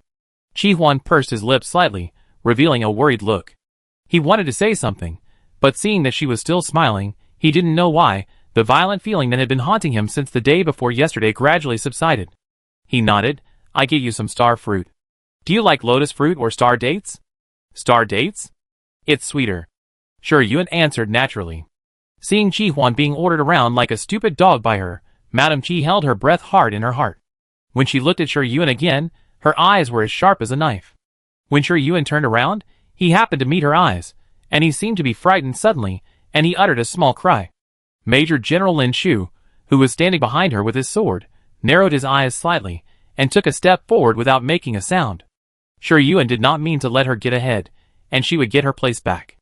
She put away her lingering fear and said in a brisk tone, "Why did Madame suddenly look at me like this? People who don't know would think that I robbed Madame of something very important." Her eyebrows were obedient and soft, but her eyes were surprisingly bright. At this time, she deliberately emphasized the word robbed, as if to emphasize something. Before Madame Chi could respond, she pushed open the buckle of her handbag, took out a star card from it, and put it on the table. The crisp snapping sound was particularly loud in the overly quiet reception room. The moment Madame Chi saw the star card, she suddenly clenched the teacup in her hand. "Actually, I came here today mainly to apologize." Sure Yuan pointed at the star card with her index finger, and slowly pushed it in front of Madame Chi, smiling and saying, "I'm sorry, madam. I felt very uneasy with the 3 million, so I went back to tell my brother about it. My brother scolded me, saying that I was short-sighted, and that 3 million couldn't buy me a pair of shoes. This star card was humiliating the Ji family of Tiandu and my mother. He asked me to tell him who gave me the star card, and the Tao Tai Corps wouldn't mind making a trip. I was scared and ashamed, But I felt that Madam was not that kind of person, so I had to use the excuse of visiting to quietly return the star card. She retracted her index finger and placed it on her lips, and whispered, "Please keep it a secret for me, madam. Otherwise, if my brother knew, he would definitely point at my nose and scold me for being useless. I just got home, and don't want to cause my mother's displeasure because of such a small matter."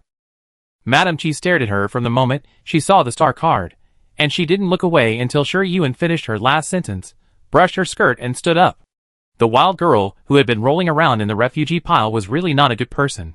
She dared to be so presumptuous in front of her. Ms. Mei Li, who was standing behind Madam Chi waiting for instructions, was sweating coldly. If this young lady really wanted to apologize, why would she bring Major General Lin Shu, Marshal Ji Wu's confidant, to say these things? She belittled herself everywhere, but the knife hidden in her words cut people's hearts. It was obvious that she was here to demonstrate. Paying money to get rid of something that is not presentable is the most common method in big families. It doesn't matter if others know it, but if the lady threw the money at the future heir of the Tao I Corps and only took 3 million, it would be a complete joke. Madam is the most stubborn and face-saving. She will definitely be furious when she is provoked and threatened by her. But the Tingsha family has already fallen out with the Qilin family. If they offend the Tao Tai family again, because of such a small matter. Ms. Mei Li held her breath and forcibly extinguished the thought that was about to come up. The head of the family would never allow this to happen. Mrs. G closed her eyes and opened them quickly. The sharpness in her eyes disappeared without a trace. She put down the teacup and said with a smile, "You are so well-behaved and obedient, how could Marshal Ji Wu not be happy?" Shi Yuan nodded slightly and pointed at Qi Huan, who was standing outside the French window of the reception room and kicking the lawn out of boredom, and said, "Thank you for your praise, madam. Qi Huan is waiting for me. See you later?" Mrs. Qi, who had just calmed down, suddenly grabbed the teacup on the table and tightened her 5 fingers in the sound of brisk footsteps. When the footsteps completely disappeared, she threw the teacup out fiercely and gritted her teeth and said, "Bitch." Ms. Mei Li dared not breathe a breath. She knew that what she could think of, the lady must have thought of it, otherwise she would not tolerate Ji Qingyuan's repeated provocations. Tianduji clan. A family that no one wants to be enemies with. Because every Taotai is a madman who would rather die than live in disgrace. The Tingsha clan dared to slaughter the A-level star of the Yuqiong constellation, but would never dare to do the same to the Xingguan constellation. Did the lady and Madame Qi have a conflict? Although this was already obvious, Major General Lin Shu still asked directly. Shi Yuan smiled and answered, "What conflict? It's just a little misunderstanding, and now it's cleared up." Major General Lin Shu, Her hearing was pretty good, and she heard the sound of the teacup breaking after leaving the reception room. Madame Qi was so good at keeping her temper that she got so angry before anyone left. How could it be a small misunderstanding? As for the 300 or 3 million, Major General Lin Shu felt that he had seen something. "Major General, please wait here for me. I want to talk to Qi Huan alone." Shi Yuan pointed at the young man, who had walked to the pavilion in the distance, and walked quickly onto the gravel road. Major General Lin Shu looked at her back as she left lightly, and suddenly, he was a little confused about the character of this young lady. Speaking of picking a quarrel, Lin Shu never thought that she was picking a quarrel with Madame Qi. Say she was cautious and smart, but she dared to go to Madame Qi's face before she even met the marshal.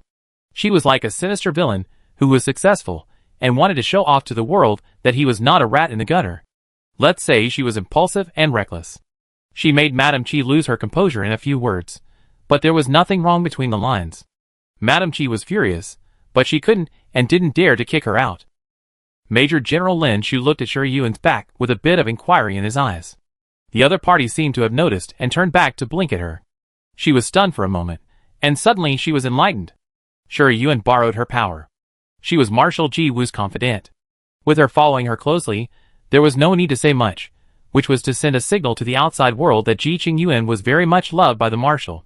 No wonder after she asked Ji Qingyuan what he was going to do yesterday, the other party deliberately kept it a secret and asked her to go with him. She thought that picking trouble was a joke, but she was really afraid that Ji Qingyuan would not know the limit and make something ugly, so she accepted her invitation. Major General Lin Shu smiled. "I think the marshal will be satisfied with this lady.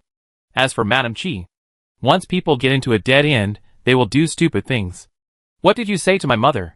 Did she? Qi Huan spoke anxiously, but didn't know how to continue speaking halfway. Shi Yuan picked up a star date and answered patiently, "No, it's just a misunderstanding. Madam is very kind, You don't have to worry. After that, she took a bite of the star date and changed the subject. Is this the star date planted in your manor? It's much sweeter than the one sold outside. After I return to Tiandu Star, can you send some to me? Chi Huan breathed a sigh of relief and said happily, Okay. There are many specialty fruits in Serpent Lancet. If you like, I will send you some. Sure enough, if you make friends with people of equal status, your mother will not object. Ji Yuan became Ji Qingyuan, and naturally became a guest of honor of the Tianqiongqi family from a refugee who could be sent away with money. What a irony. Sure, Yuan held his chin and looked at Chi Huan's profile. You are obviously talking to me, but you are absent-minded. Is there something troubling you? Chi Huan was stunned by what she said. He didn't want to tell others the secret that was difficult to tell in his heart. He shook his head and said something randomly. Xingyao Military Academy will start in a month. What major do you want to study? Sure, Yuan raised his eyebrows slightly. Why don't you ask me if I will go? Instead, ask me what major I want to study? Xingyao Military Academy is the highest military academy in Yongnao Empire. After graduation, you can directly enter the military.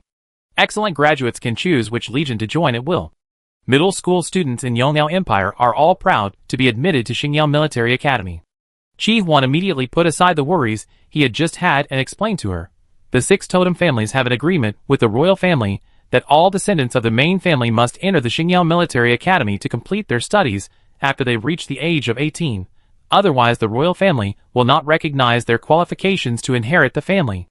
There is such an agreement, however. The 6 totem families of the Yongnao Empire and the Tongxi royal family are not ordinary monarch-subject relationships, so it is normal to have such a strange agreement.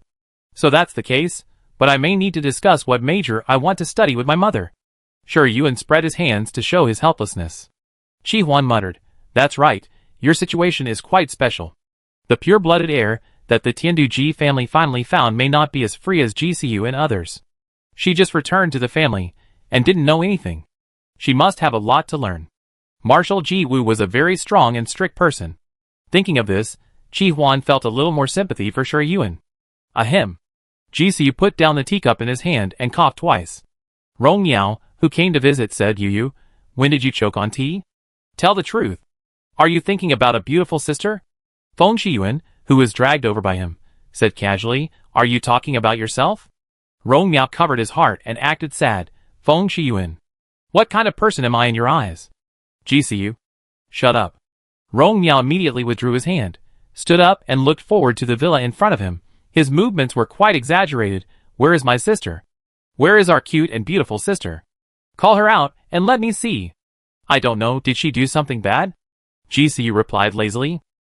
Rong Yao immediately cast a disapproving look. You are a black-hearted person, so don't look at our sister with black glasses. Feng Shiyuan felt embarrassed and dragged him over to talk business. We didn't get the star key, and the ruins were closed. It was said that the star key fell into the hands of others, but the location of the ruins had not been exposed at that time, and there were only a handful of people who entered. We also spent a lot of effort to find the entrance. Who do you think might be the fishermen? The 5 black mercenaries hired by the Winston Empire were killed by GCU. Feng Shiyuan also sent people to screen the mercenaries who entered the Star Forest that day, but no suspicious objects were found. Rong Yao snorted. If the Tingsha Legion could arrive a day earlier and directly block the Star Forest, there would be no mess now.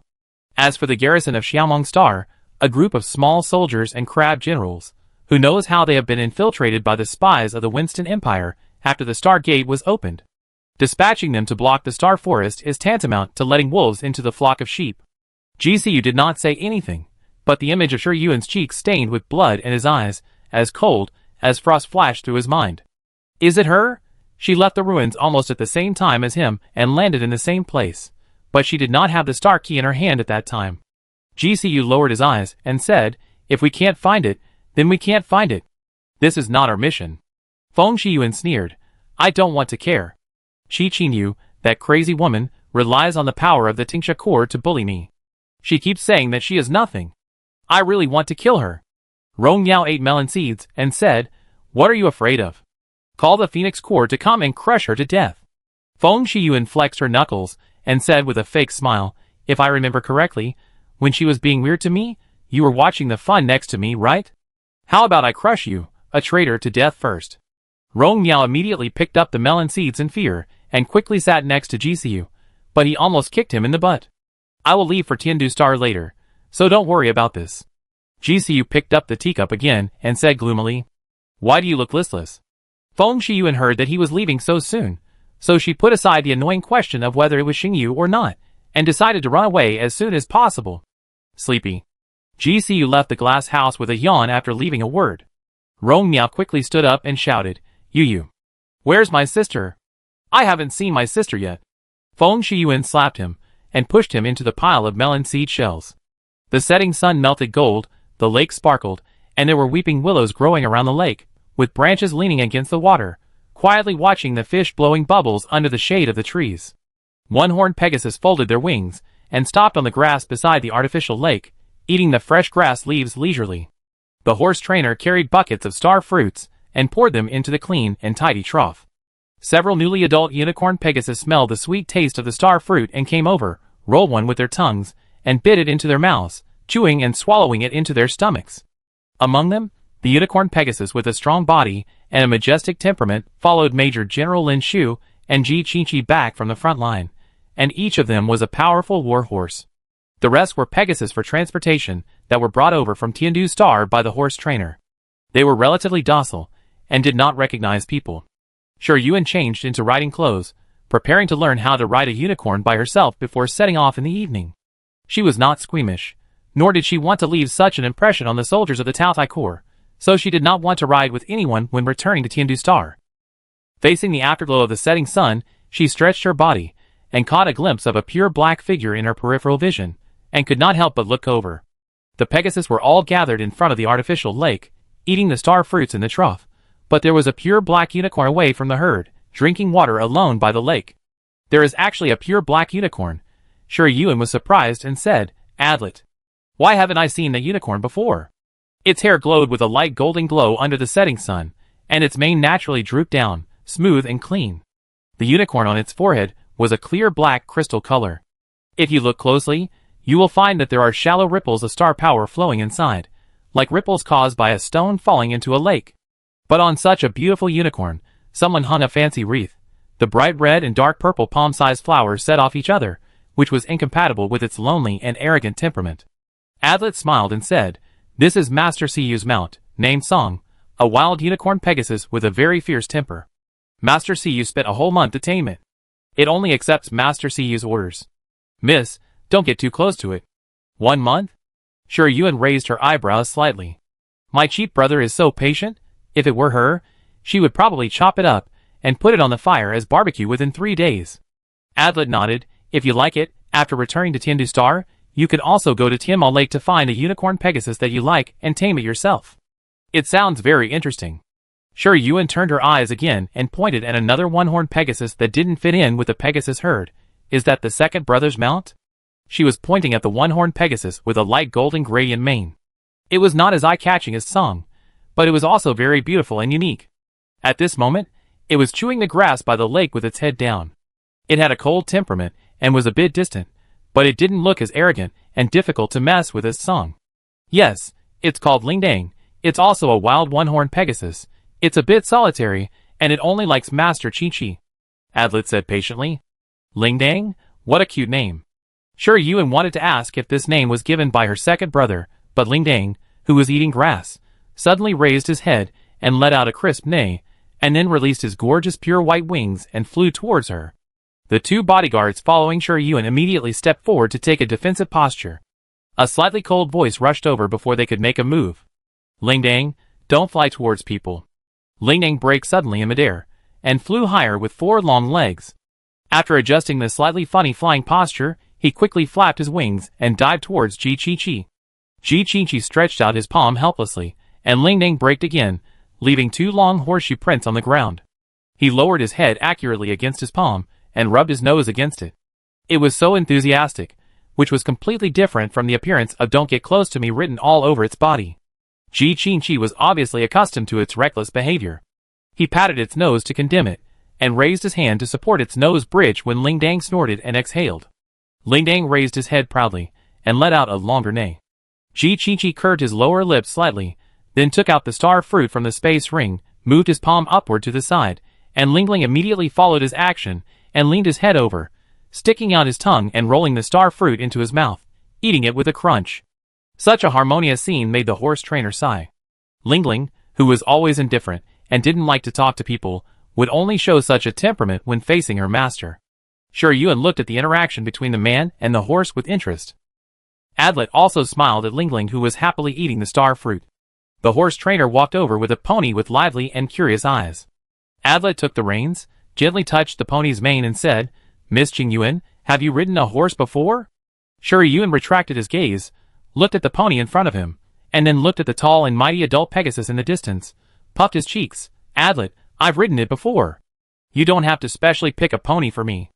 Adlet smiled and said yes twice, ready to ask the trainer to change a stronger Pegasus. Sure Yuan waved her hand and walked to the pony that was slightly shorter than her. "It's not bad, it's cute." She imitated Ji Qingqi's way of comforting Lingling, gently touched the pony's nose, and took out the star fruit from the space ring and put it to its mouth. The pony smelled the sweet aroma of the star fruit, and sure enough, it moved its nose to sniff it. It looked at the trainer hesitantly, but the trainer did not give him any hint, so it had to turn its head back. Sure Yuan smiled, and used her star power to split the star fruit in two. The sweet juice splashed on the pony's nose. Finally, it couldn't resist the temptation of delicious food and rolled it into its mouth and ate it. She touched its mane again. The pony was busy eating, and didn't mind her stroking its fur at all. Sure Yuan took the reins from Adlet, stepped on the stirrup, and got on the horse easily. Her movements were not standard, but she looked beautiful. Ji Qingqi took a look and climbed on Lingdong's back. Lingdang made a low neigh, and vibrated its wings to carry him into the sky. Seeing this, the pony hurriedly swallowed the star fruit in its mouth, and also vibrated its wings to fly off the ground. The unicorn Pegasus worships the strong. The leader of the tribe is usually the strongest. The immature pony likes to follow the powerful elders to learn various flying and fighting skills. The horse trainer didn't expect Ji Qingqi to suddenly fly into the sky with a bell, and even affect the pony. He was startled and immediately grabbed the whistle hanging around his neck, but was stopped by Adlet before he could blow it. Adlet said slowly, "Don't worry, Miss Qingyuan will not be in danger." The horse trainer hesitated. Although it is a pony with a relatively docile personality, it is still a powerful war beast that can fight against the ferocious and bloodthirsty Fengxing falcon without losing the upper hand. Adlet saw his concerns and comforted him. "Don't we still have Master Qingqi?" The horse trainer was even more helpless.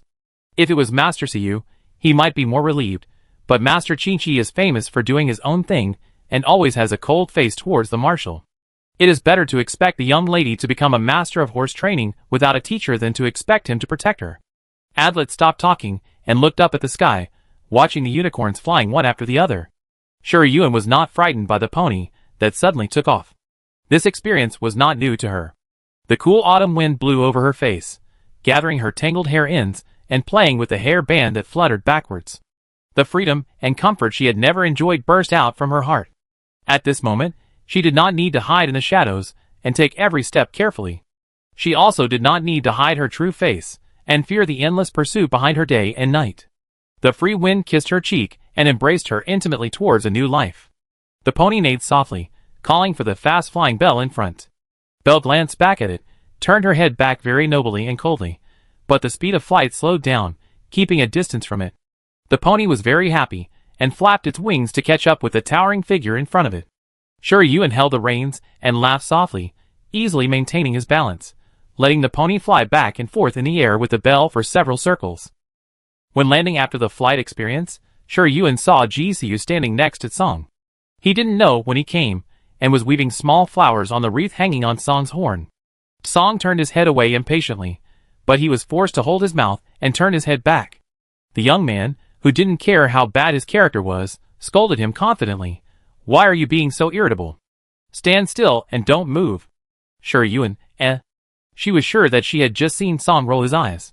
So what did my cheat brother rely on to tame Song? His face. If you want to talk about his face, he didn't wear the casual clothes he wore in the morning, but changed into riding clothes like her. His tight clothes and pants wrapped around his tall body, his slender and straight legs stepped on mid-calf boots, and a silver leather belt was tied around his waist, which made his thin waist look thin and gave him an abstinence temperament for no reason. It should be his figure. Sure Yuan hesitated to change his answer and silently looked away, but happened to see Lingdang walk to the lake opposite Song, holding his head high and letting out a neigh with a little sympathy and pride. Song, eh? Song roared back rudely, scaring the group of Pegasus horses, who had finished eating the star fruit and were gathering together to pick wild grass to retreat. Sure Yuan wanted to laugh, but before she laughed, she heard Ji Chi say in his slightly cold voice, "Ling Dang, don't laugh at Song." Song, eh? Song roared at Ji Chi again, and Ling Dang roared back rudely. A black horse and a white horse were fighting. Ji Siu seemed not to hear it, and waited until he wove the last small flower in his hand into Song's wreath, before slowly blocking Song's mouth with a star fruit. Seeing Song passively truce, Ling Dang turned her head proudly, swung her horse's tail, and walked towards Ji Chi again. During the period, she passed by Shi Yuan and glanced at her very stingily. When Major General Lin Shu came with the soldiers, he saw Shi Yuan leading a small Pegasus, rubbing against Ling Dang, feeding the small Pegasus a star fruit, and then feeding Ling Dang a star fruit. And Ling Dang would look at Ji Chi every time, and only picked up the star fruit when he saw that he had no objection. Major General Lin Shu hesitated and looked at Ling Dang's most recognizable light golden mane, making sure that he had not recognized the wrong horse, and looked at it repeatedly several times. Is Ling Ling so kind? If I remember correctly, she is aloof and arrogant. Last time, she kicked an officer who thought she was pretty and wanted to touch her, and she had to lie on the bed for several days. Before she could come up with a plan, Adlet had already walked up to her and said, "Major General Lin, the young lady, and the 2 young masters are ready. We can set off at any time." Major General Lin Shu collected his thoughts and organized the troops. The unicorns flew into the sky. The pony carrying Shi Yuan sneaked up to Ling Ling, who was flying at the same speed as the pony, and neighed continuously. Having eaten star fruits together before, she was not afraid of Ling Ling turning against her and kicking her. Ling Ling folded her ears expressionlessly, and flew to the side without making a sound. The pony immediately came over, and continued to happily stick his warm face to the cold butt. Shi Yuan tried to hold back her laughter. The kitten poked its head out from behind her shoulder, looked at the belt curiously against half of her collar, and made a small whine. Ji Chi, who had not reacted, turned his head after hearing its voice, with a little surprise in his pale golden eyes. For the first time, he took the initiative to talk to Shi Yuan. "Is this your mimicry?" "Tao Tai." The kitten seemed to understand that he was talking about it, and made another whine. It sounded a bit fierce, but in fact it had no power, and even looked too cute because of its action of tilting its ears. Shi Yuan could probably guess what Ji Chi was surprised about, and nodded the kitten's eyebrows, saying seriously, "It is a rare albino species." Ji Chi also nodded seriously and affirmed, "It is indeed rare. It looks less like a Taotai than an albino species, and it is indeed a very rare pure-blooded species." Shi Yuan saw that he really believed it, and couldn't help laughing. Ji Chi blinked blankly, not understanding why she suddenly laughed. Ji Siu pulled Song's reins and came over, saying in a cold tone, "Ji Yuan, don't bully your innocent second brother." Shi Yuan, eh? This sounded so familiar. Why did I feel like I had heard something similar somewhere? Just thinking about it. Xianzhu appeared from behind Ji Siu, and a faint light flowed through the strange blood-colored cat's eye stone on the handle. Shi Yuan, eh? Ji Siu grabbed Xianzhu and threw it into her hand, and then took the kitten on her shoulder, lent it to me to play with for a while. Song exhaled from his nose, not looking very happy. Shi Yuan held Xianzhu lying flat in her palm, not understanding what she could do with this broken knife that could neither be eaten nor used. Looking at the kitten again, it was already lying flat in Ji Siu's hands, and was kicking his fingers that were about to touch its belly with its legs. Ji Siu was happy to play with it like this, and the corners of his lips kept rising. Shi Yuan, eh? Is this guy essentially a plush lover? Ji Chi glanced at her, then at Ji Siu, and finally lowered his head to touch Ling Dang's mane. Ling Dang snorted comfortably, and threw a provocative look at Song through the pony, who was so happy that he had forgotten how to call. Song snorted angrily from his nose, and before he could get angry, he felt someone touching his mane. He subconsciously thought it was Ji Siu, and immediately raised his head, and threw back the provocative look. Ling Dang turned his head, and glanced at Shi Yuan, who was unscrupulously stroking Song's fur, and she blinked at herself briskly. Ling Ling retracted her eyes, straightened her long neck, and unilaterally ended this unsuspenseful fight. Seeing it voluntarily admit defeat, Song happily shook his horse's tail. The flying speed of the unicorn is quite fast, and there is no obstruction along the way. Occasionally, when they encounter a caravan driving a flying beast, the other party will immediately give way when they see the unicorn, for fear of delaying their journey. However, in just half a day, The group left the White Lion constellation and entered the planet under the jurisdiction of the Star Crown constellation. The Star Crown constellation has the Tao Tai core sitting in the town, and is under the jurisdiction of the Tianduji family. Whether in terms of economy or military, it is far from comparable to the White Lion constellation. The tourism industry is even more developed. During the holidays, tourists from other constellations will flock to it, making the already prosperous Star Crown constellation even more prosperous. On the way, everyone stopped to rest on a commercial star.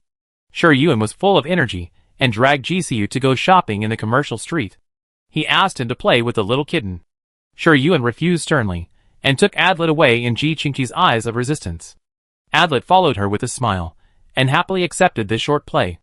Half a day later, the group crossed the giant python forest and arrived at Tiandu Star. Unlike the remote Xiaomeng Star, Tiandu Star is one of the 7 main stars of the Yongnao Empire. It is famous for its prosperity and wealth. Major chambers of commerce are vying to settle in. The people of Xingwan constellation are all proud to live in Tiandu Star. Ji Wu's marshal's mansion is called Xingwan City. It covers a large area, spans 2 rivers, and has various entertainment and training facilities. The regular training ground is large enough to accommodate 100,000 regular troops of the Tao Tai Legion for daily training. In addition, there are separate hunting grounds, horse farms, and stadiums. And right above Xingwan City, there is an artificial floating city, which is the inner city of Xingwan City. Because it is inlaid with floating stones, it does not need any fulcrum and can float naturally in the air. The most eye-catching thing in the inner city is an ancient tree with thick roots running through the entire city. Its leaves are full of emeralds, facing the light of the early morning, and the green light overflowing from the leaves is like a group of elves. They shuttle between the branches and leaves, maintaining the operation of the entire floating city. Yuan admitted that when he looked down at Xingwan City from a high altitude, he cursed the evil capitalists in his heart, and he gladly accepted this curse. Who doesn't want to be a rich woman? The inner city is the main home of the Tianduji family, and it is also where the direct relatives of Marshal Ji Wu live. Ji Qingqi followed Marshal Ji Wu to the front line for training this time, and was awarded the rank of 2nd lieutenant. He is considered a regular member of the Tao Tai Corps, and needs to go to the Corps Management Office with Major General Lin Shu to report his return. Jisoo looked depressed all the way without his kitten to play with. After he asked Adlet to arrange Yuan's destination, he pulled Song's reins, and Song neighed loudly, flapped his wings and disappeared with him. The pony carried Yuan to the floating city, and Adlet patiently introduced the situation of the inner and outer cities to her. When the unicorn was led down, Yuan stood under the giant tree, scooped up a green light, and smelled a refreshing fragrance. The fatigue caused by the journey instantly disappeared by half. The gorgeous and elegant city was built on the huge root system of the giant tree, with pavilions, waterside corridors, gurgling water, and kingfishers singing, as if it was a fairyland on earth. Yuan walked up the stone steps with a brisk pace, and Adlet followed her respectfully, explaining the names and uses of various buildings. Turning around a corridor, the breeze blew on her face, refreshing and comfortable. The subtle rustling sound was hidden in the harmony of the wind and leaves, approaching silently. Yuan paused for a moment, then immediately walked forward, his heels tapping on the ground, making a crisp sound that could be heard across the entire corridor. After passing another water pavilion, a bloody mouth suddenly jumped up from under the stone steps. 2 fangs longer than an adult's fingers shone with a cold luster, and bit down hard on Yuan. She cried out, stepped back, and nimbly turned around twice to retreat behind the stone table. The giant python, as thick as a bucket, bit nothing, and hit its head on the stone table with a heavy thud. Yuan glanced at the giant python that had knocked her head unconscious. So stupid. As soon as the evaluation came out, a clear and proud voice of a young man sounded from above the waterside pavilion, "Xiao Hei." Yuan looked up and met a pair of flamboyant silver blue eyes. The boy was lying on the top of the waterside pavilion, with soft silver short hair hanging down. The color of his pupils and hair was exactly the same as hers. 3 words popped up in her mind. Ji Qinglian. When the two looked at each other, the boy was obviously stunned, but he quickly reacted, turned his head, and snorted coldly, bent his knees, and jumped to the ground. The warm afternoon sun stepped into the waterside pavilion, passing over Ji Qinglian's shoulders and shining into Yuan's eyes. There was a brief moment of silence. Yuan put his hands behind his back and smiled at Ji Qinglian with a bright smile. Third brother. Chapter 19. Ji Qinglian took 2 steps back in a hurry at Yuan's smile, and said anxiously, "Who is your brother? Don't yell." "Huh?" Sure Yuan showed a puzzled look and looked at Athlete in a bit of a daze. Athlete stood aside all the time. Even though the black python had already pounced in front of Sure Yuan, she didn't move at all. I don't know if she thought she could handle such a small matter, or if she thought it didn't matter if the python bit her. At this time, receiving Sure Yuan's eyes, he explained, Master Qinglian, this is Miss Qingyuan, your twin sister. Ji Qinglian heard about this from GCU a few days ago, and he waited here today on purpose, wanting to give this cheap sister who came out of nowhere a warning. Who knew she was so timid? Seeing that Xiaohei ran faster than a rabbit, he made his Xiaohei crash into the stone table. Ji Qinglian didn't answer, but just snorted heavily, with the word unhappy written from the tip of his eyebrows to the end of his eyes. He didn't want to waste time with the coward, so he leaned over and picked up the giant python's tail that was still unconscious on the ground, and walked down the water pavilion quickly. The giant python's big head hit the stone steps, making a dull sound of clang, clang, clang. It was still conscious at first, but now it was completely unconscious. Sure Yuan saw him dragging the big python and disappeared in a moment, and stood there and blinked. It can be seen that the cheap third brother doesn't like her very much, and he has a very typical temper of a young master. It is estimated that there will be chaos in the days to come. What to do? She hated to deal with the little fool again and again. Sure Yuan sighed and said distressfully, Third brother is gone. Adlet, shall we go too? When Adlet told her that there were 2 young masters in Tianduji clan, he only briefly introduced their situation, and did not mention their personalities, and Sure Yuan did not ask any further questions. However, after just a few days of getting along, she had already experienced Adlet's seriousness and thoughtfulness. His failure to mention, it was definitely not negligence, but intentional. The purpose of doing so is easy to guess. He received an order from Marshal Ji Wu to observe or test her, and test her ability. If she can't even handle 2 brothers of similar age, how can she lead the Tao Ai Legion? To compete with the heirs of other totem families, who have been trained since childhood? Adlet agreed with his hands down, and his attitude was as gentle and respectful as ever. The residence arranged for Sure Yuan is a 3-story pavilion with carved beams and painted buildings, covered with green shade. A clear spring pours out from the artificial rockery, and the gurgling water makes a comfortable and beautiful sound.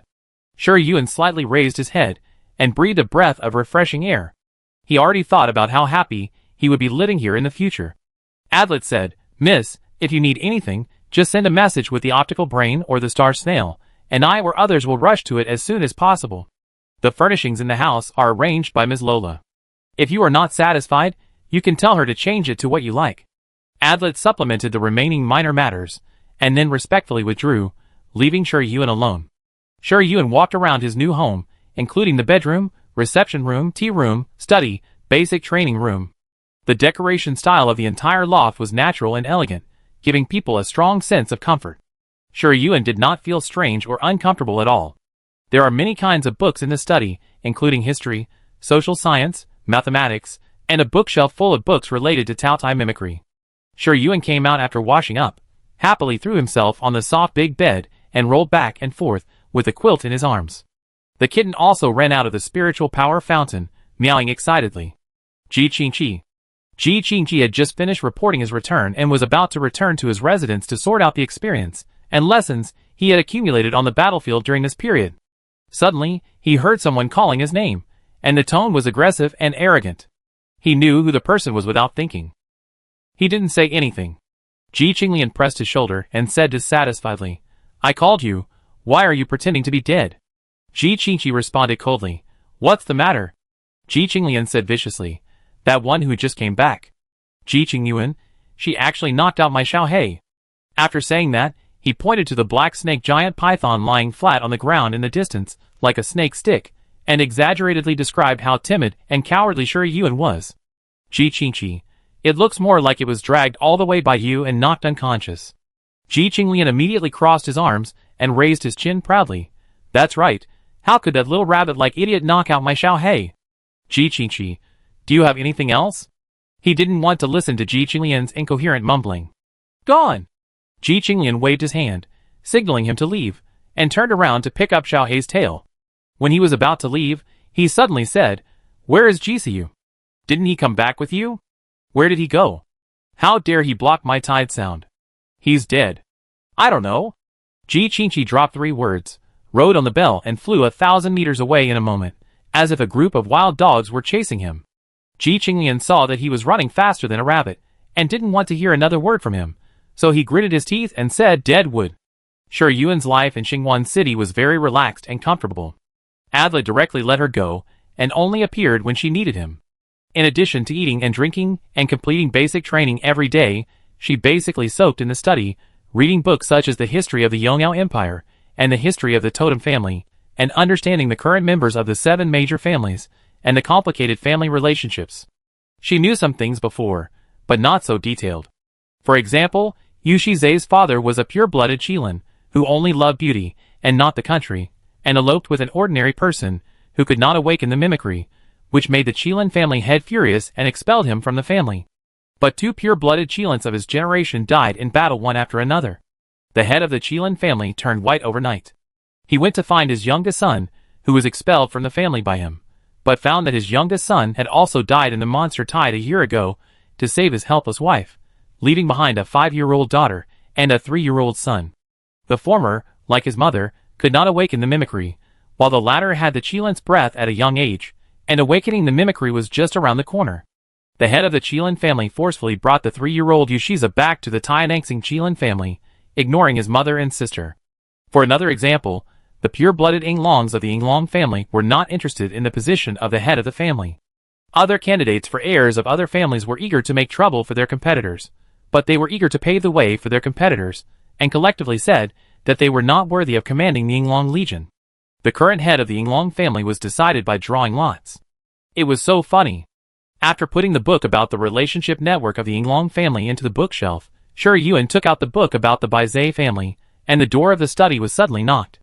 "Come in," she said loudly. The wooden car door opened, and GCU leaned against the door with his arms folded across his chest. He tilted his head and looked in. He happened to see the book in her hand, and raised his eyebrows slightly, and said, "You are really studious." Shi Yuan had not seen him since she parted with him that day, and GCU was not the kind of person who would come to chat with her, so he asked, "What's the matter?" GCU did not keep her in suspense, and said directly, "Mother is back, and will be here in an hour." Shi Yuan slightly widened his eyes. "So sudden?" GCU nodded. "Mother has always been like this in her style of doing things. She likes to attack suddenly, and does whatever she wants. I just received the news." "Is it really like this? Is the matter of Rose Seed over?" Shi Yuan asked.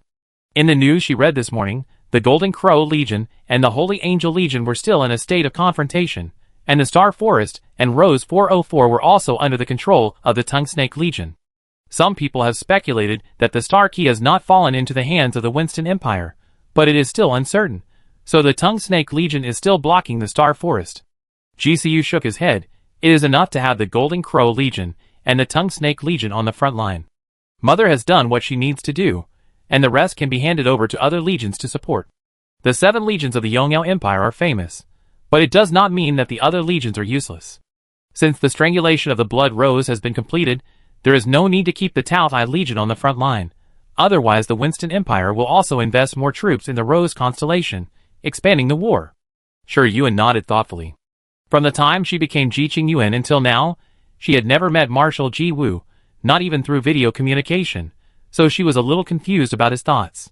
However, Marshal Ji Wu seized the treasure house of Rose Manor, but gave her everything inside, which seemed not as terrible as the rumor said. "Get ready, and come in half an hour. Mother doesn't like latecomers." GCU simply reminded him, picked up a star date placed on the coffee table in the living room, and bit it into his mouth. "You have a good relationship with that kid from Tianqiongqi family." GCU spit out the fruit core, and said meaningfully. Shi Yuan put the book he had just taken back on the bookshelf, ready to continue reading next time, and answered casually, "Who asked him to treat me to a meal when I was at my lowest point? Naturally, we should be good friends. If you like the star dates, I ask Adlet to give you some later. Thank you for your generous gift, sister." GCU picked up another star date, and strode out of the living room. When Shi Yuan changed into a decent outfit, and rode a pony to the star-crowned square, all 3 of his brothers had arrived. Adlet and Ms. Lola were waiting by the side with their hands down. Major General Lin Shu and other senior officers also came, but they were waiting in the secondary square on the other side. Song and Lingning occupied the lawns on both sides of the square, one on the left and the other on the right, with their horses butts facing each other. A newly adult unicorn tried to approach Song, but after being glared at by it, it rode its hooves to find Ling Yang. Its hair is pure white, and its brown fur is groomed beautifully and smoothly. Its most striking feature is the single horn on top of its head, which is crystal blue, and occasionally tiny arcs of electricity will pass through it. It had no idea what a sense of boundaries was, and bullied Ling Dang for not being as fierce as Song, forcing itself to the side of Ling Dong's head and neighing softly. Ling Dang didn't want to pay attention to it, so she turned her head and walked to the other side of the lawn. It immediately stuck to her again, like a dogskin plaster. Sure Yuan jumped off the pony's back, and as soon as his feet landed on the ground, he heard a burst of unscrupulous ridicule. Really? Ji Qing Yuan. You are an adult, and still riding the most docile little Pegasus? Are you afraid of being shaken off the back by a large Pegasus? There is no doubt that the person who laughed at him was Ji Qinglian. Ji Xiu glanced at him calmly, and kicked away the little black cocoon at his feet. I don't know how Ji Qinglian did it, raising the black-scaled crazy python, which is known for its insidiousness and viciousness in the giant python forest, to be so stupid. Sure Yuan touched the mane of the little Pegasus. It looked at Ling Ling and the unknown Pegasus beside it, and then looked at Song, a horse strolling on the lawn. After hesitating for a moment, it ran towards Song with a brisk pace. She watched the little Pegasus run away, and smiled at Ji Qinglian's mocking eyes. Third brother, I am indeed a little scared. Can you teach me? Ji Qinglian never expected that she would react like this, and was stunned for a moment. Why do you want me to teach you? Those horse trainers in the horse farm are not decorations. But they are not third brother, and they will definitely not teach you as well as you. Sure Yuan flattered without changing his face. Ji Qingqi glanced at her. She can obviously control the unicorn very skillfully. Ji Qinglian was very happy to be flattered, and said proudly with his hands on his waist, Since you are sincerely asking for advice, I will have to teach you out of mercy. Come to the horse farm at 8 o'clock tomorrow morning. Ji Xiu sighed. Sure Yuan smiled and said yes, pointing to the unicorn that was buzzing like a fly next to Ling Ling and said, Is that the third brother's mount? Ji Qinglian, of course. It's called Marshall. Isn't it impressive? The name is quite impressive. Sure Yuan closed his eyes and praised, It's very impressive. Ji Qinglian was satisfied for the time being, and when he was about to say something, a high-pitched neigh suddenly came from the horizon. At the same time, whether it was Song who was glaring at the foal, or Ling Ling who was annoyed by the marshal and wanted to kick the horse, they all raised their heads, spread their wings and flew into the sky. Not only them, but the unicorns in various parts of Xingwan City seemed to be inspired by a mysterious force. All flapped their wings and flew off the ground, neighing loudly one after another. This scene was too spectacular. Sure Yuan looked up at the sky and saw the herd of unicorns covering half the sky rolling in like an avalanche. The momentum and the scene were so magnificent that people were afraid but reluctant to look away. The people in various parts of Kindu Star also raised their heads and looked at the Taotai Corps that crossed the giant python forest and arrived at Tiandu Star. Some people cheered on the spot, some shouted Taotai Corps, and some enthusiastically confessed to Marshal Ji Wu. The voices were louder and louder, and even the originally calm people were boiling with passion. The strict queue separated to both sides, and a Pegasus with a golden horn and mane walked out of the queue carrying a woman in silver-gray armor. The wind made the white cloak rustle behind her. Her long silver-gray hair was tied up high. Her slender eyebrows were raised into a majestic arc. Her silver-blue eyes looked down at the creatures on the ground. She was cold, arrogant, and majestic, making people want to surrender at her feet and worship her. Li raised his front hoof and neighed loudly again. Its body was a circle larger than that of an adult unicorn. It was agile, majestic, and upright, with smooth muscle lines and powerful power. The scar that pierced his right eye did not weaken its beauty, but added a different kind of wildness to it. The unicorns flying in the air responded one after another, welcoming the most powerful leader of the tribe. Ji Wu pulled Li's reins and led the Taotai army to fly to the star-crowned square. The Pegasus group landed, and the flying wind brought the blood and smoke of the battlefield. Sure Yuan and others stood in a row, with their hands behind their backs, striding and standing, like soldiers waiting for inspection. Ji Wu jumped off Li's back, and her long legs drew a perfect arc in the air and landed on the ground nimbly. She took off her gloves and walked towards the 4 cubs standing obediently in front of the square. Ms. Lola immediately stepped forward and took the glove she took off. The sound of footsteps approached, and the sharp eyes swept over. Sure Yuan's heartbeat was a little fast. She had obviously experienced more exciting scenes, but now she felt like a young girl who had just started out, and her throat was dry for no reason. Is this the absolute oppression from the strong in the Holy Land? She was suddenly very glad that the rose totem had hidden under her skin after she ate the immortal flower, and entered a semi-dormant state after she tasted the blood of her cheat brother, otherwise Ji Wu would definitely notice its brutal and bloodthirsty breath. The deep breath was getting closer and closer. Shi Yuan tried to control her pounding heart, and looked up to meet Ji Wu's cold eyes. The moment their eyes met, Ji Wu raised his eyebrows slightly, as if he didn't expect her to dare to look up and look at him. The oppressive feeling that was everywhere disappeared without a trace, and Ji Wu said, "You four, follow me to the study." Ji Xiu maintained his usual calmness and followed Ji Wu first. Ji Qingqi relaxed his tense muscles without leaving a trace, and walked towards the study at a distance of about 5 steps from Ji Xiu. Ji Qinglian turned his head, and snorted coldly at Shi Yuan, and quickly caught up with the two of them. Shi Yuan was confused by the snort, not knowing how she had provoked him again. She lifted her hair, that was messed up by the wind, and let it fall at the end as a small tail. Ji Wu's office was set up in the outer city. The study was surprisingly large, divided into the inner hall and the outer hall. The outer hall was usually used when summoning officers to handle military affairs. Shi Yuan and others entered the inner hall. Ji Wu, who had taken off his armor, sat behind the desk, squinting at the 4 cubs with different temperaments, and began to ask Ji Xiu and Ji Qinglian about their experience and learning in the past month. Ji Xiu's answer was perfect, and Ji Wu let him go with satisfaction. Ji Qinglian was evasive and hesitant, and failed to answer several questions, so he was punished to go to the training ground to hit wooden stakes. Ji Qingqi obediently handed in his reflection summary of his first battle on the battlefield and successfully escaped. The 3 cheat brothers stood aside. When it was Shi Yuan's turn, Ji Wu looked at her silently for nearly 3 minutes. The little time that seemed insignificant at ordinary times was as hard as going to the guillotine at this time. But Shi Yuan was no longer as nervous as she was in the square just now. She silently counted 1 Pegasus, 2 Pegasus. When she counted to the 180th, a strong pressure came without warning. She reflexively ignited the star power shield, and the strong impact forced her to take a step back, and all the hair hanging down her shoulders flew backwards. The rose cursed dormant under her skin since the crisis, and was agitated. Shi Yuan decisively communicated with the Tao I totem in the spiritual power spring. The pure white star power gushed out, and gathered at her brow. The kitten walked out from behind her shoulder, hooking its claws, and making a low howl. Ji Wu's eyes fell on the little kitten, and after a chuckle, he released a stronger pressure.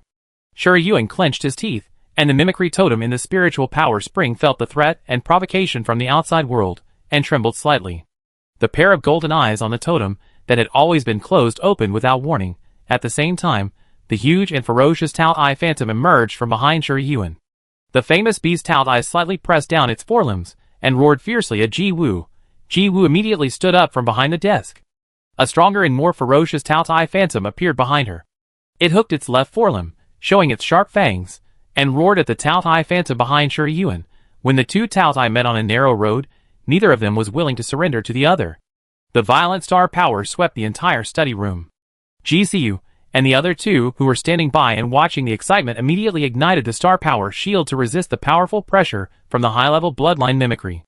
Especially Ji Qingqi and Ji Qinglian, the 2 awakened the subspecies Tao I mimicry, which was inferior to the pure-blooded Tao Tai in terms of bloodline.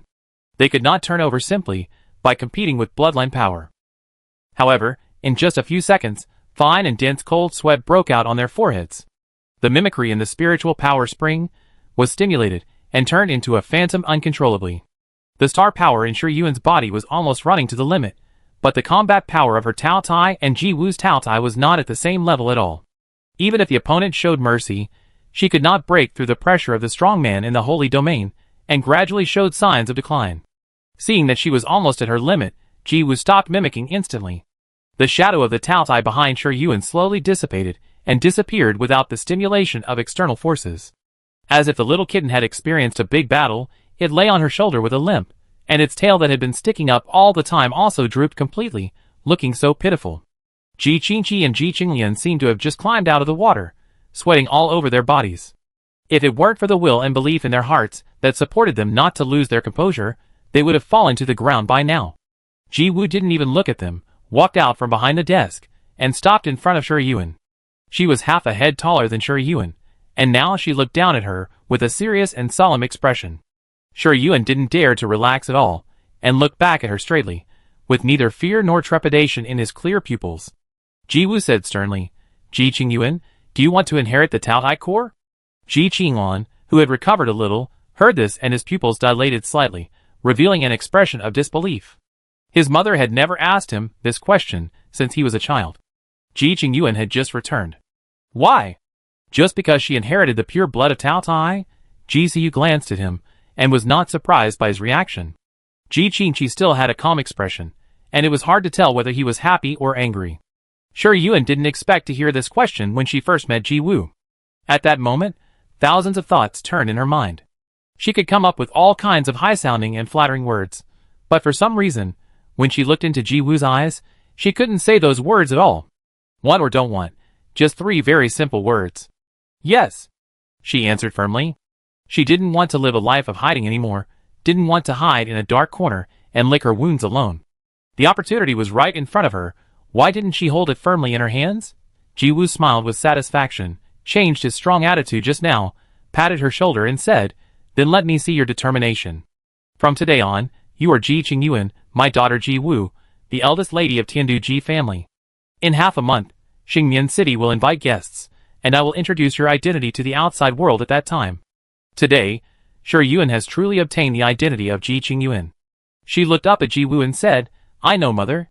Ji Wu nodded in response, glanced at Ji Qinglian, who was in a state of dismay, Ji Qingqi who was unmoved, and Ji Xiu who was watching the fun from beginning to end, and waved to the 4 cubs, saying, "That's all for today. Those who should be trained, and those who should be punished should be punished." Ji Qinglian was dragged out by Ji Xiu by the collar, and only came back to his senses when he reached the door of the study. A closer look revealed that the corners of his eyes were slightly red. Shi Yuan was thinking about why Ji Wu didn't ask him why he wanted to inherit the Tao I Legion, and suddenly felt that someone was staring at him, and turned his head to meet Ji Qinglian's angry eyes. The two looked at each other, and Ji Qinglian gritted his teeth and said, "Don't be too proud. What's wrong with having pure blood? You're just a first-level waste. What qualifications do you have to inherit the Tao I Legion?"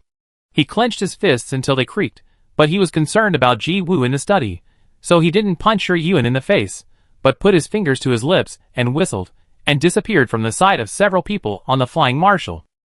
Shi Yuan blinked and looked at Ji Qingqi and Ji Xiu. The former had no reaction, while the latter shrugged. Ji Qingqi also left. He was a training maniac. He stayed at the training ground or in the alienation zone all day long. He was not interested in anything else. Ji Xiu had nothing to do. He was always the most idle person in the entire Xingwan city. He either went fishing in Tianma Lake, rode Song to chase hares in the hunting ground, or went to the stadium to play polo. He might not go to the training ground once a month. Ji Wu didn't care about him. 2 of his cheat brothers left. Shi Yuan looked at the endless sky and said to Ji Xiu, "Did I offend Ji Qinglian to death? If it weren't for her, the head of the Tiandu Ji family would only be between Ji Qingqi and Ji Qinglian." Ji Qinglian admired Ji Wu very much at first sight. He even named his unicorn Pegasus Marshal. However, after she appeared, he was severely injured by his beloved mother. He was probably heartbroken. Ji Xiu poked the kitten on her shoulder, who had not yet returned to the spiritual power fountain, and replied, "How do you know that you are not a grindstone?" Qing Lian was born as the eldest son of the Tiandu Ji family. Before I or Qing Qi appeared, everyone spoiled him. He has been smooth sailing since he was a child, and he has encountered very few setbacks. He is too arrogant. If you don't break his wings and let him learn a lesson, he will not grow up. Shi Yuan laughed softly. It's just one more competitor. How can it be considered breaking wings? Only when a person is trampled into the mud, his nasal cavity is filled with sewage, and he struggles desperately for help but to no avail, will he remember the taste of humiliation, and will want to stand up like crazy, take back his crushed dignity and pride, and fight for everything he wants. However, Shi Yuan was willing to listen to him more, and did not refute his words, and turned a blind eye to his poking of the kitten. The kitten was lazy, and did not want to go back to the spiritual power spring, so he let him pinch his short legs, and occasionally gave him a claw to show his ferocity. "Are you using me as a whetstone?" Shi Yuan smiled, and responded meaningfully to Ji Xiu's words. It would be outrageous to say that the recognition of her daughter, who was suddenly found in Ji Wu's mind, could immediately surpass the son, who had been raised by his side for many years. Especially for a big family like the Tiandu Ji family, family affection can exist, but it is never the most important. How to maintain the operation of the Tao Tai family, and continue, the glory of the Tianduji family is what the head of the family should and must consider. Ji Wu was willing to train Ji Qinglan, and he was also testing her. No matter who became a talent, inherited the position of the head of the family, and commanded the Tao Ai Legion, the Tianduji family would be the vested interests. Ji Siyu's thoughts were in sync with hers. Of course I'm also training you, mother has always been fair. Shi Yuan held his chin and said, my second brother doesn't seem to be interested in being the heir. Ji Siyu picked up the kitten's nape, quietly put it in his hand, and gently purred at its soft little ears. Shi Yuan looked over immediately. He continued her words as if nothing had happened. How should I know? Why don't you go ask him directly, and tell me when you get the answer? Shi Yuan suddenly walked forward quickly, and turned to block Ji Siyu. The latter was forced to stop and looked at her, with a slightly raised sword eyebrow. You are blocking my way, sister. Don't you want to be the heir, brother? Shi Yuan had no intention of giving way, standing firmly in front of him, looking up slightly, and staring at him. Ji Siyu's expression remained unchanged, but he put the kitten in his hand back on her shoulder, put his index and middle fingers together, and stroked her slender and fragile neck with the back of his fingers. He lowered his head slightly and whispered in her ear, don't be curious about me, it will kill you. As soon as he finished speaking, his heart suddenly hurt. Shi Yuan's fingertips pressed against his old wound through the thin clothes, and he tilted his head and replied, does it hurt? Their breaths intertwined, and the two looked at each other silently. After a few seconds of silence, Ji Siyu raised his hands helplessly, and took a step back, saying, sister, you are so cruel. You stabbed me once, and not only did you not say anything, but you want to stab me again? Shi Yuan replied, it's because my brother always likes to look at my neck. I'm scared. The sun shines through the treetops, casting mottled shadows in the empty corridor. Two fallen leaves drift down and fly away in the cool breeze. Miss, can you dance? Adelaide handed the dress book in her hand to Shi Yuan and asked. Shi Yuan was about to say yes, but she shook her head and said, I haven't learned it yet. Okay, then you need to add learning the opening dance of the banquet to your recent schedule. Adelaide wrote it down in the memo. Shi Yuan flipped through the exquisite dress book. Every design was beautiful, and it was made into a 3D projection to show her the best effect. So pretty, I want them all. Shi Yuan was excited and confused about choosing for a long time, and finally asked Adelaide while holding the booklet, can I have them all? Rich women don't want to make choices. Adelaide smiled and said, of course, no problem. Shi Yuan leaned back on the soft sofa with the book in his arms, bubbling with happiness. Adelaide shook his head helplessly. I prepare all the jewelry for you, and a professional stylist will match it for you. How about that? Shi Yuan nodded vigorously. I don't understand these. Just be responsible for dressing. She handed the dress book back to Adelaide and asked curiously, who will I dance the opening dance with at the banquet? Ji Wu has already sent out invitations, and the news of the return of the eldest lady of the Tianduji family has spread to all the planets of the Yongyao Empire. The Tongxi royal family and the Totem family will send representatives to participate in this banquet. The standards are quite high and no mistakes are allowed. Ms. Lola, who is in charge of the internal affairs of Xingguan City, is already busy and dizzy. Your dance partner, of course, is chosen by you. Adelaide said appropriately. Shi Yuan said briskly, that's great, I go and invite my third brother. Adelaide responded gently, as if she didn't know what happened outside the study yesterday. This morning, the news that the eldest lady was scolded by the third young master while waiting for her to learn how to ride a horse at the horse farm has spread throughout Xingguan City. From servants to soldiers, everyone knows that the third young master doesn't like the eldest lady. Ji Wu didn't react much to this. Adelaide said that Ji Qinglian would ride the marshal around the horse farm for a few laps every morning, and then go to training after a little warm-up. The next morning, Shi Yuan still changed into riding clothes, and waited for Ji Qinglian at the horse farm with the pony in advance. Ji Siyu had heard about what happened yesterday morning, and leisurely rode Song to watch the fun.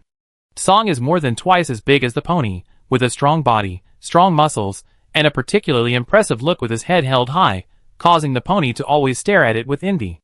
Meeting Shi Yuan in sight, Ji Siyu said slowly, Sister, what are you doing here so early in the morning? Waiting for the rabbit by the tree. Shi Yuan answered crisply. Oh! Where is the tree? Where is the rabbit? Ji Siyu raised his hand to his forehead and looked left and right. Suddenly, he caught a glimpse of a figure flying in the air and said, the rabbit is coming. Ji Qinglian had a stern face. After seeing Shi Yuan, even his eyes turned cold. He said sarcastically, you can't even tame an adult unicorn, and you still want to command the Taotai army? Go back and hug your pillow and daydream. Sure Yuan pursed her lips, looking very sad. Ji Qinglian saw her like this and became even more angry. Why are you pretending? Aren't you very impressive in front of your mother? Ji Siyu held the reins and took out a plate of star dates from the space ring and ate it with relish. Several horse trainers, who were hiding in the dark and peeking at the situation here, cast envious eyes at him. The only one who dared to eat the melons of the eldest lady, and the third young master on the spot, was the eldest young master. Sure Yuan pulled the reins pitifully. Third brother, you clearly promised to teach me how to ride a horse. Ji Qinglian, I don't want to teach you anymore, get out. Sure Yuan didn't get out, and stuck in place like a nail. Ji Qinglian had never seen someone as shameless as her, and was too lazy to talk nonsense with her. He rode the marshal, and started to rush in circles crazily. At the end, he went to the training ground and smashed 3 wooden stakes, which shocked the instructor in charge of training him. The training stakes in Xinghuan City are all ebony, which is harder than alloy. It is not easy to smash them without calling on star power. Ji Qinglian's hands were swollen, but he seemed to feel no pain. The pharmacist who was responsible for examining his body prescribed him the most effective repair potion with a headache. In the next half-month, Sure Yuan would take the pony to the horse farm every day to wait for Ji Qinglian, and be scolded by him. Ji Qinglian's anger also accumulated from breaking 3 wooden stakes to breaking 5 wooden stakes. The instructor was already numb, and silently reported the matter to Ji Wu. Ji Wu asked the instructor to let it go, but the instructor didn't quite understand the meaning of these 4 words, so he went back with his head scratched. The pharmacist was also numb. The news that the third young master hated the eldest young lady spread more and more. The perceptive people had changed their views on Sure Yuan when they first heard the news. For the promise of the third young master to teach her to ride a horse, she went to the door every day to be scolded. At first glance, she was stubborn and didn't know how to change, but if you look at it from a long-term perspective, this is also firmness and fortitude. She kept her promise, and the one who broke it was the third young master. Soldiers will not like a leader who changes his orders every day, and they also reject arrogant leaders. The eldest lady kept her promise, had a gentle personality, and possessed a pure-blooded Tao Tai mimicry, able to communicate with the Tao Tai totem. People are biased, and will naturally choose the side that is more beneficial to them. On the eve of the banquet, Ji Wu listened to Lin Shu's report and shook his head helplessly. Qinglian can be said to be powerless in front of her. Lin Shu watched Ji Qinglian grow up, and if she had to say who she favored more between the two, it would undoubtedly be Ji Qinglian. But even so, she had to admit that Ji Qingyuan's scheming and means beat Ji Qinglian, and she was more suitable to be the heir of Tianduji's family than him. Miss Qingyuan is indeed smart, and she has grasped the weakness of Master Qinglian's character, but is she too? Lin Shu hesitated and did not finish his words. From the fact that Ji Qingyuan went to Madame Ji's house to slap her in the face, it can be seen that she is not a person who will swallow her grievances. Now, her relationship with Ji Qinglian can be said to be like fire and water. If she really becomes the heir of the family, Ji Qinglian's life will be difficult. They are obviously twin brothers and sisters. How come they have developed opposite personalities? And they have made their relationship so stiff? Ji Wu glanced at her. People always have to pay the price for their stupidity. Qinglian still hasn't realized that he has fallen into her trap. Do you think I can hand over the family to him? The head of the Tianduji family can be insidious and vicious, and can be ruthless, but he must not be so stupid that he can't see that he is being calculated. Lin Shu's expression was stern, and he bowed his head respectfully and said, "You are right. But Qingqi Ji Wu sighed, he is really peaceful. Do you think he was taken away from a little Yinglong by mistake when he was born?" Lin Shu smiled. Haven't you seen Master Qingqi's mimicry? Ji Wu waved her hand. Forget it. Let Qingyuan and Qinglian deal with their own affairs. I want to see how stupid Qinglian can be. Although Ji Wu didn't want to admit it, Ji Qinglian was indeed her own child. She obviously didn't neglect his education. How could he develop such a naive character? Could it be that he inherited his father's genes?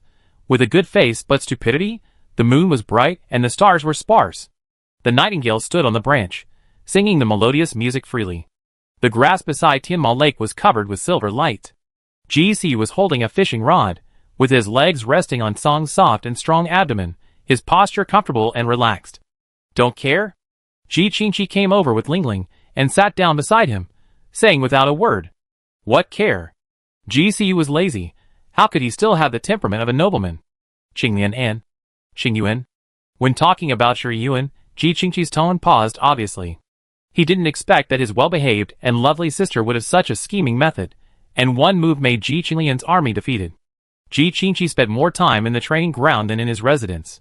Recently, he heard a lot of soldiers talking about them. They kept calling her Miss Qingyuan, saying how good she was, and that it was fortunate that the marshal found her back. She has become the future commander of the Legion in their minds. Did Shi Yuan show such excellent ability? No, she just made Ji Qinglian her control group, and easily stepped on him to break into the vision of the Taotai Legion, allowing them to see a better choice. Ji Siyu glanced at him in surprise. Aren't you afraid of trouble? This matter has nothing to do with you. Do you want to get close to her and be her stepping stone? Ji Qingqi was silent for a moment. He just felt that even if Ji Qingyuan wanted to compete for the position of heir, she shouldn't use such means. Ji Siyu chuckled and said meaningfully, "You underestimate her too much. The current situation seems to be that Ji Qingyuan has the upper hand, but when everyone comes to their senses, they will think that she is scheming and can even step on her twin brother in order to climb up. People are always like this, being picky about the object of their focus, trying to find a perfect spiritual sustenance, and giving the weak party the pity that should not be given. At that time, everyone's eyes will be focused on Ji Qingqi, who is silently training with the soldiers and following the footsteps of Marshal Ji Wu to fight bravely on the battlefield. A mother would not like her child to be a person who will do anything to achieve his goal. My sister has a pair of eyes that can see through people's hearts.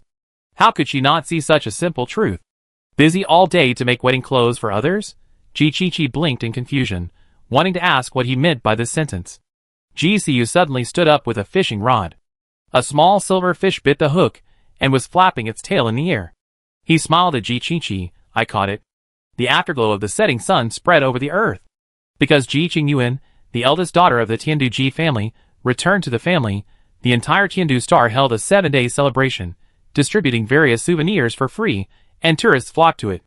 As the banquet approached, representatives of major families of the Yongnao Empire also arrived at Tiandu Star one after another. Tiandu Star has a no-fly order. Except for the unicorn, other exotic beasts are not qualified to fly in the blue sky. Even the Star Shuttle can only fly on the ground route. No matter who comes, they must abide by this ban, including the Tongxi royal family. The other 6 main stars are also like this, which symbolizes the absolute authority of the totem family, and cannot be challenged by anyone. Therefore, every guest attending the banquet took the Star Shuttle to enter Xingwan City. In the open-air venue, there are lights and decorations everywhere, and there are all kinds of wine, cakes and pastries. Handsome servants shuttled around and provided the most thoughtful service. There is still an hour before the banquet officially starts, and many guests have already wandered around and chatted with each other. The most talked about is naturally the pure-blooded glutton Ji Qingyuan, who will appear tonight. Everyone is curious about how capable this wild little glutton is, and whether it can become the successor recognized by Marshal Ji Wu. Knock, knock, knock. Shi Yuan wore a gorgeous powder blue dress and a top-quality gemstone necklace worth over 100 million yuan. Her long silver-gray hair was carefully styled by a stylist. Part of it was braided, and the rest was tied behind her, revealing her fair and slender neck and the cat's eye sapphires on her ears that attracted countless women. She said to Ji Qinglian patiently through the closed red lacquer door, "Third brother, can you be my dance partner?" She had been standing here for more than half an hour, and there was no movement inside the door. If it were someone else, they would have left early. When Shi Yuan was about to knock on the door again, the door was opened with a swish, and she was caught off guard by a bloody mouth. Xiao He showed his sharp fangs and rushed towards her fiercely.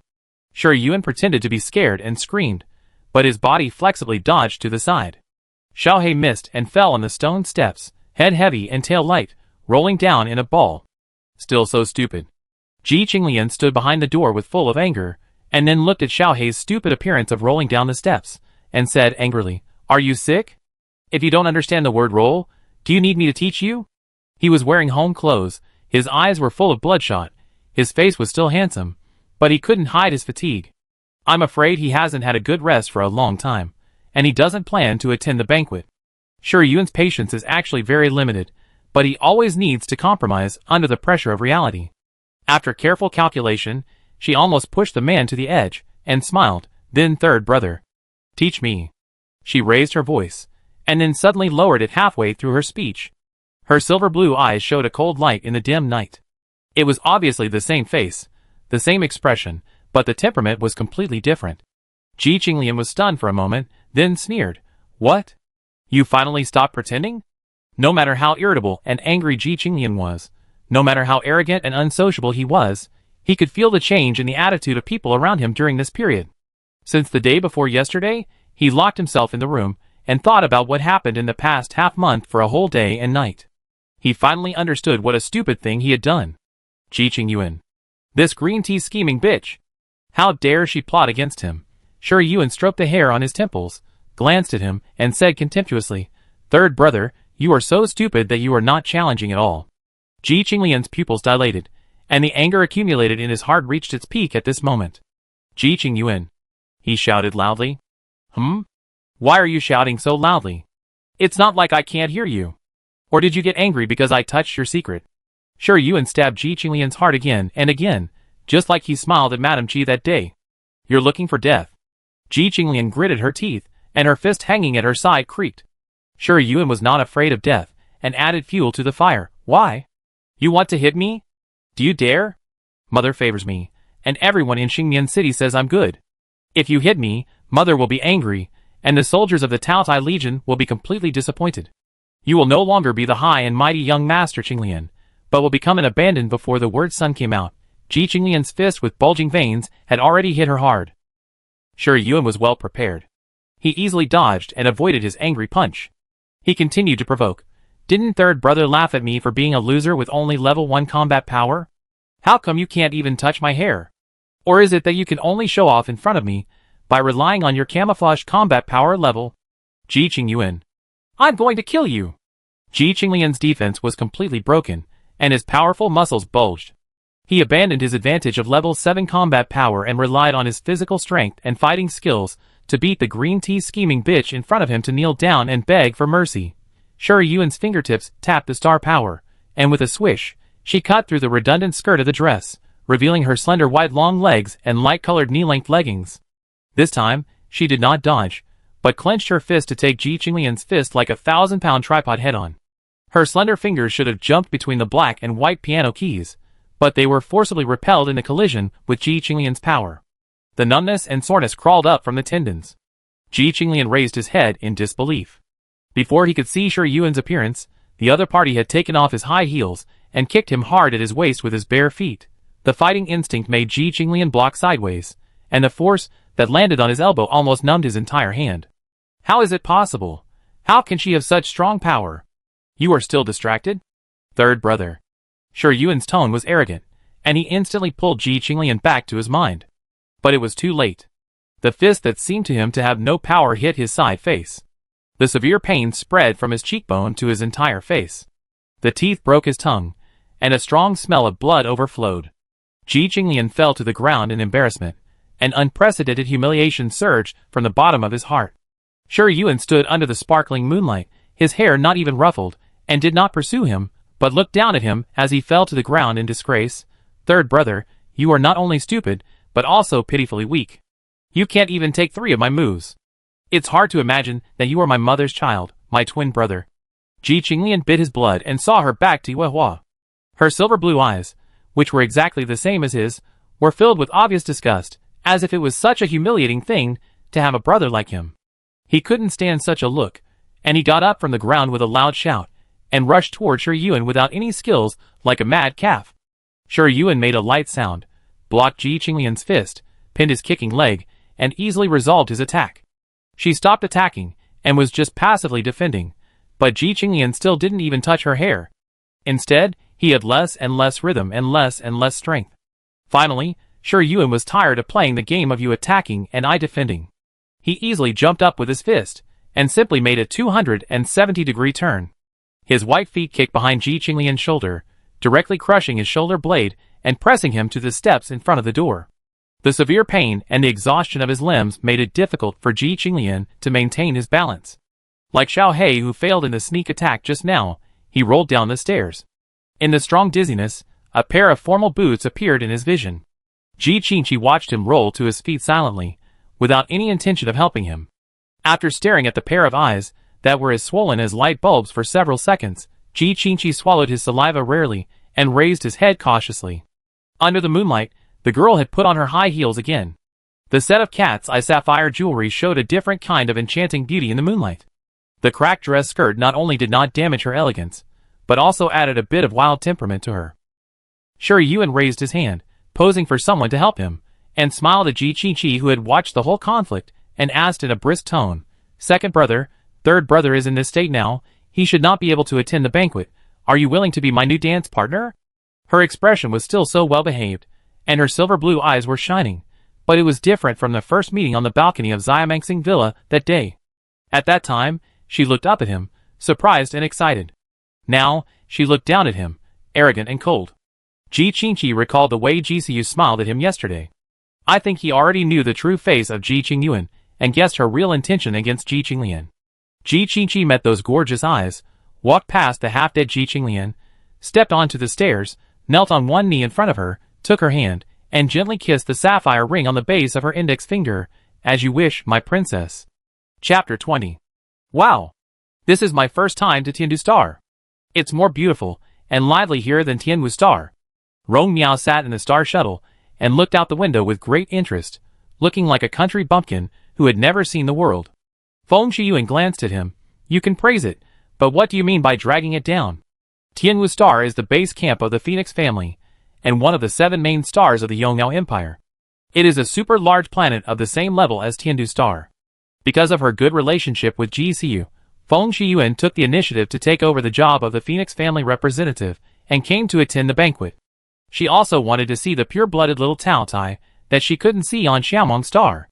Rong Miao was also born in Tianwu Star, but unlike Feng Shiyuan, who has pure Phoenix blood, his family has dwindled, and he is the only one who has awakened the mimicry. He was able to come to Tiandu Star this time, because of Feng Shiyuan's influence, and got an invitation to the banquet. He met Ji Siyu and Feng Shiyuan at Xingyao Military Academy. Let's not talk about the process for now. The 3 of them are almost like friends, who hurt each other. "Hey! I just sighed a little. Give you some face." Rong Miao answered calmly. Feng Shiyuan ignored his nonsense. "You better wait until you see him before you flatter him. Otherwise, I'm afraid I can't help kicking you out of the Star Shuttle." Rong Miao quickly begged for mercy. "I was wrong, miss. Our Tianwu Star beats 10 Tiandu Stars." Feng Shiyuan added, "Don't tell others about this, otherwise I'm afraid you come alive but die." Rong Miao immediately raised his hand to his mouth, and made a zippering motion. Just at this moment, the Star Shuttle stopped in front of the banquet hall. Rong Miao rolled off the Star Shuttle, held Feng Shiyuan's hand, and was led by her to walk on the red carpet. Feng Shiyuan, as a pure-blooded phoenix of the Phoenix family, and one of the candidates for the family heir, has been in the spotlight since she appeared in public. Many people know her, and everyone wants to make friends with her. At this time, a strange face appeared beside her. He was not the heir of any big family, or the son of the main family. It immediately caused a lot of discussion. People were curious about how he got the favor of Miss Feng San, and was taken by her to attend the banquet of Tiandu Ji family. After them, another Star Shuttle stopped. Yu Shiza got off the Star Shuttle first, and Ingyu followed slowly. People who knew them knew that their relationship was as good as that of half-brothers. In public, if one of them was there, the other would definitely be there. After the Stargate ruins disappeared, Yu Shiza and Ingyu also left Xiamangsing and returned to their respective homes. Because the Qilin family only had Yu Shiza as a pure-blooded heir, the task of attending the banquet this time undoubtedly fell on him. Although there are quite a few pure-blood heirs of the Yinglong family, each one is worse than the other, and they don't want to come all the way to Tiandu Star. At the invitation of Yu Shiza, Ingyu took over the task of representing the family in the eyes of his brothers and sisters. Yu Shiza adjusted the cufflinks on his coat, and said to Ingyu curiously, "Why haven't I heard that Marshal Ji Wu has a daughter who is living outside?" "I haven't heard of it either," Ingyu replied. "This kind of thing will definitely be recorded in the secret files of the Totem family. Both of them have identities that can access such files, but they don't remember which file mentioned this matter." "Then where did she come from?" Yu Shiza said casually. "If it was a child brought back from a side branch, there was no need to hide it so much, just admit it openly. There were precedents of children born from side branches in the other 7 totem families, including the Tongxi royal family, inheriting the Legion. Moreover, it was an unwritten rule to bring the pure blood born from the side branch to the main family for training. It was not only to select the most suitable family heir, but also to protect the pure blood from being hunted by covetous people." Ingyu thought of a reason. Perhaps Marshal Ji Wu was afraid that if he looked for her in a high-profile manner, he would not only fail to find her, but also put her in a more dangerous situation? That's true. Totem families usually raise pure-blooded descendants to a certain age before officially introducing them to the outside world. Marshal Jiwoo gave birth to only one son or twins. If she wanted to hide it, others might not know. Not only that, the Kirin clan leader expelled Yushize's father from the family in secret, and announced to the outside world that he was dead. Since then, he has always lived a life of hiding his appearance and hiding his name. If the Kirin clan leader had not gone to look for him later, other totem families might not have known such a secret past that would be laughed at by the aristocratic circle. The pure blood of the totem family is like this, like ginseng fruit and tang monk meat, which can attract countless people's covetousness. In the territory of Tianduji clan, the two did not dare to talk too much about the gossip related to the protagonist of the banquet, and stopped there. Yushize wondered who the Tongshi royal family would send over, and turned his head to see Chi Huan, who was dressed up carefully, and was talking to GCU with a jade wine, a specialty of Tiandu Star. His expression did not change much, but his eyes suddenly turned cold. Ingyu reminded, if you dare to fight with Chi Huan here today, GCU will kill you. Yushize snorted, am I a stupid person? Why would I slap Marshal Jiwoo in the face in such an occasion? Ingyu did not comment on the question of stupidity, but wondered, when did Chi Huan get so close to GCU? They can still talk and laugh. GCU looks easy to get along with, but in fact he is arrogant and picky. Ordinary people are not in his eyes, so how could he like a fool like Chi Huan? Yushize also frowned. He listened carefully to the conversation between the two people with his ears erect.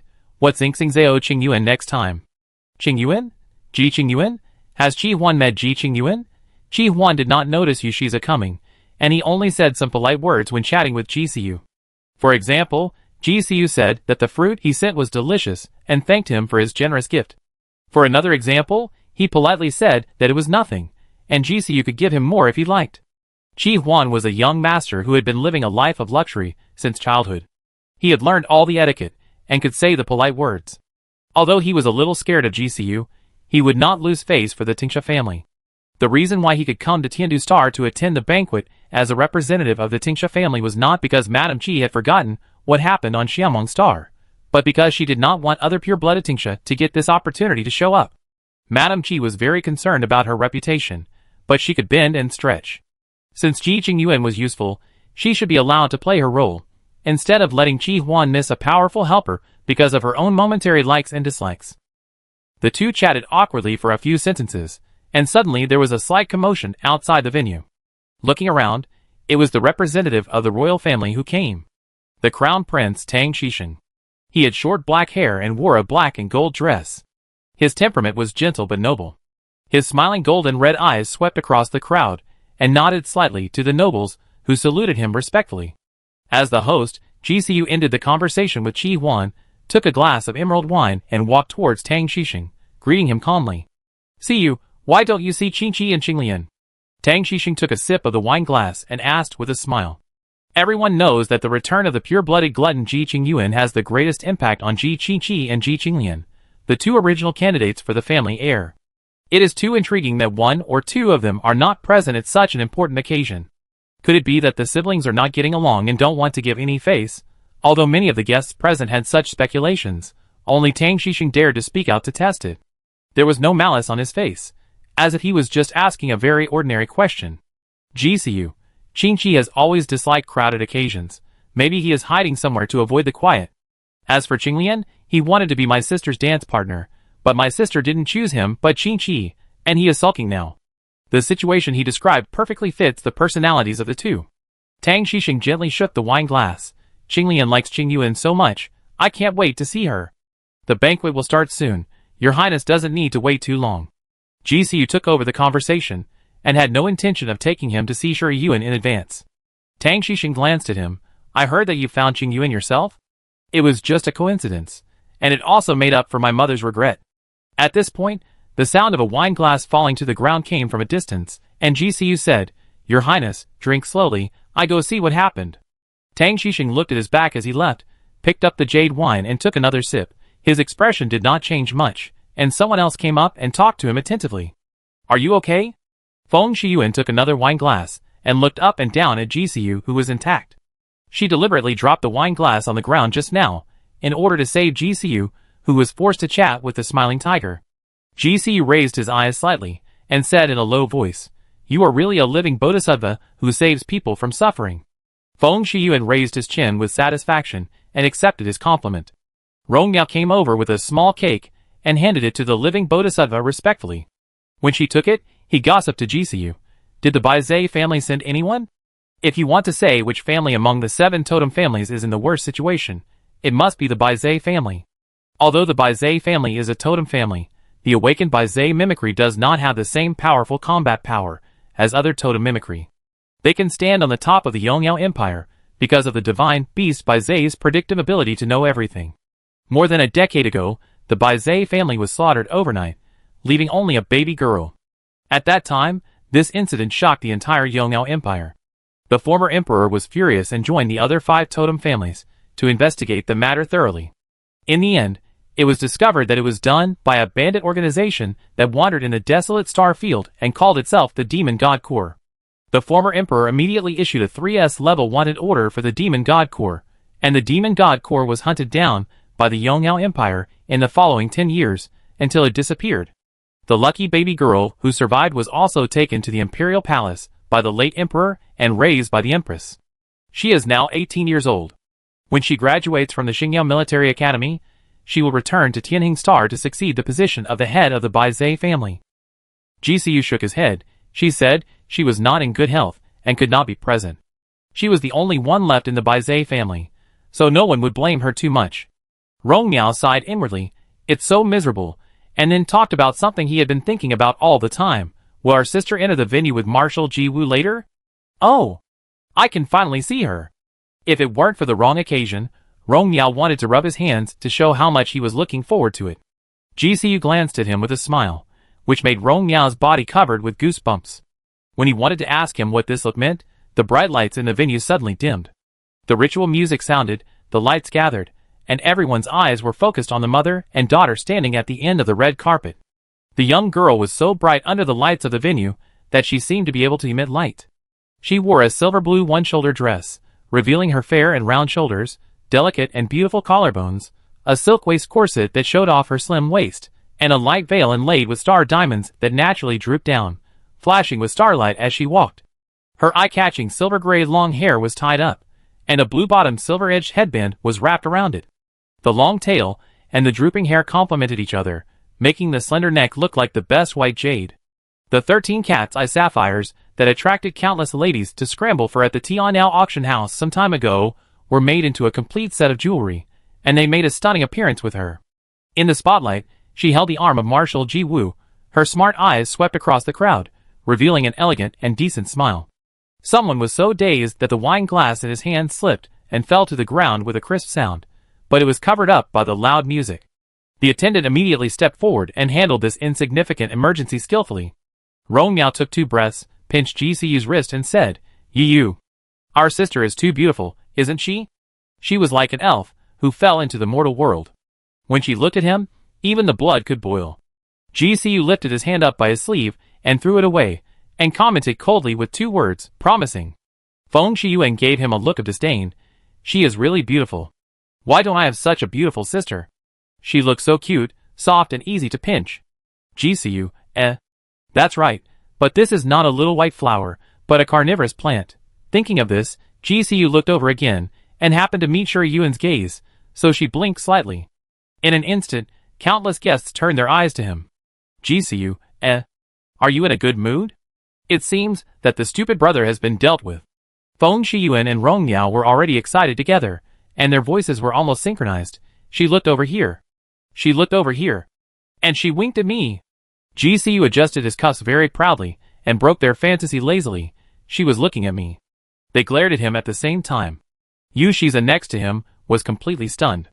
He never dreamed that the eldest lady that Tiandu Ji family had just found would be Ji Yuan, the refugee from Xiamengxing. Even though they had a short time together in the Stargate ruins, Yu Shiza's impression of Ji Yuan still remained on the vampire friend of the stupid Ji Huan. Ji Yuan is Ji Qingyuan, Marshal Ji Wu's daughter, who was stranded outside. He thought of the document he had read before coming to Tiandu Star. Marshal Ji Wu revealed that the time when he found the pure-blooded Tao Tai was clearly before he and Ji Yuan fell into the Stargate ruins together. That guy was playing a trick on him. Ying Yu's eyebrows also revealed some surprise. But he and Shi Yuan had limited interactions, and apart from surprise, he had no other emotions. Looking at Qi Huan next to him, his eyes were so bright that they almost glowed. Those who didn't know would think that he fell in love with the eldest lady of the Tianduji family at first sight. He finally grew his eyes back. Ji Qingqi entered the banquet hall from the back of the crowd. He looked at the girl walking on the red carpet from a distance. She had a gentle temperament. When she smiled, her willow leaf eyebrows curved, and her beautiful almond eyes made her look more obedient, like an innocent little princess. No one could have imagined that under her obedient and lovely appearance, there was another completely different face. Her slender hands could easily block Ji Qinglian's fist that smashed Wu Mu without the help of star power. Her weak body mastered various difficult fighting techniques, and she crushed Ji Qinglian's shoulder blade with a light foot. She said with a few words what Ji Qinglian was most unwilling to face in his heart, and simply broke his defense, making him give up his original advantage and be played by her like a puppet. Ji Qingqi didn't know how to describe his feelings when he saw Ji Qinglian's defeat in front of her, but he knew that he would never forget the girl standing in the moonlight and raising her hand proudly to him. Thinking of this, Ji Qingqi retracted his sight and looked for Ji Siyu's position in the crowd. He found that he was looking down and fiddling with his cufflinks, and seemed to be completely uninterested in the girl, who was the focus of everyone's attention. It was not until his mother took Ji Qingyuan to the center of the banquet that he slowly raised his head. Ji Qingqi walked through the crowd and stood beside Ji Siyu. Ji Siyu caught a glimpse of his figure and asked casually, "Is it exciting?" Ji Qingqi was stunned for a moment, and after realizing that he was talking about Ji Qinglian, he immediately whispered, "Did you know she would do that?" Ji Qinglian was clearly here to provoke tonight, and with her words that hurt her heart, it would be strange if Ji Qinglian didn't explode. "Is it hard to guess?" Ji Siyu asked back. Ji Qingqi was silent for a moment, and moved his lips to speak, but this was obviously not a suitable occasion, so he had to keep his mouth shut. Seeing that he didn't speak, Ji Siyu drew a communication star pattern with his fingertips hanging by his side, and hit the back of Ji Qingqi's hand, and asked in his heart, "Where is Ji Qinglian?" This was not the first time that Ji Qingqi had communicated with him using the communication star pattern, and he answered in his heart with ease, "I sent her to the infirmary." "How to explain?" Ji Siyu asked. "My sister is not a person who will show mercy. Even if Ji Qinglian is not missing arms and legs, at least his face is bruised and swollen, and he can't get out of bed for 10 days or half a month. The infirmary must find out the reason and report to my mother." Ji Qingqi didn't answer. Ji Siyu suddenly had a bad premonition, and kicked his ankle while the light was not good. Ji Qingqi felt pain and answered honestly, "Qingyuan said that you beat him." Ji Siyu smiled and said, "You didn't stop it?" "He did beat him, and he didn't do it lightly, but this can't be a reason for him to take the blame for his cheap sister." Ji Qingqi didn't say anything. Ji Siyu tilted his head and looked at him, and successfully saw a line of words in his eyes. "It's not my fault anyway." He laughed in anger. If the occasion was not wrong, he felt that Ji Qingqi also needed to go to the infirmary to lie down. Marshal Ji Wu met the gazes of everyone present, and said a few polite words. Finally, he tilted his head and smiled at Shi Yuan beside him, took her hand, and announced her identity loudly. Amid warm applause, the host announced the official start of the banquet, and the band played the classic song Green Shade in the Forest. In the melodious tune, Ji Qingqi, wearing a white and gold dress, with his usual cold face, walked in front of Shi Yuan under the gaze of everyone present, and bowed to invite her. Ji Qingqi didn't understand. Ji Qingyuan and Ji Siyu had such a good relationship that they could easily blame him. Why didn't they invite him to be their dance partner? Was it because he had discovered her true face, and was going to be punished by her like Ji Qinglian? Shi Yuan didn't know the doubts in his heart. He smiled and tilted his head, gently placed his fingertips on his palm, and danced gracefully. "Second brother, why are you a little absent-minded? Is it difficult to be my dance partner?" Shi Yuan asked doubtfully. Ji Qingqi's heart trembled, and he instantly collected all the messy thoughts. "No, I just thought of something." "So that's the case. Then second brother, you can relax your shoulders a little." Shi Yuan laughed softly. Ji Qingqi, He slowly exhaled and finished the opening dance with concentration. When thunderous applause sounded, Ji Qingqi took Shi Yuan's hand, bent down to kiss the back of her hand, and made up his mind not to dance again in this life. After the opening dance, the guests invited their dance partners to step onto the dance floor. Qi Huan was about to walk toward Shi Yuan and invite her to dance the second dance of the day, but a figure stood in front of Shi Yuan before him. Tang Xixing bowed gracefully. "Miss Qingyuan, can I ask you to dance with me?" The young man was wearing a black and gold crown prince dress. His short black hair was carefully groomed, and every strand of hair was placed where it should be. The ribbon woven with gold and silver threads hung from his shoulders, adding a bit of military temperament. Sure, Yuan had seen Tang Xixing's information in the document that Adlik gave her, that she must remember. He is the only son of the queen, the beloved son that the current emperor has raised since childhood. After ascending the throne, he was named the crown prince, and the next emperor without a doubt. She happily put her hand on Tang Xixing's palm. Of course, your highness. Qi Huan pursed his lips slightly, stepped back with his heels, and stepped firmly on the ground. Not far away, Yushi Zettington drank a glass of emerald wine, and said to Yingyu viciously, "She dared to play tricks on me. I'm going to dance with her later." Yingyu looked over with a squint, not quite understanding the logic of these two sentences. Yushi Zhe snorted coldly, "You go too." Tired her to death. Make her look foolish. Yingyu, a person with the mimicry talent, who has awakened the pure-blooded Tao Tai should not be so tired after dancing a few dances, let alone make a fool of himself in such an occasion. He refused to do useless work. No. Why are you being lazy here? Ji Xiu came over with 2 glasses of wine, and handed one to Ji Qingqi. Ji Qingqi was sitting in the shadow of the rockery beside the artificial lake, staring at the shimmering waves on the lake.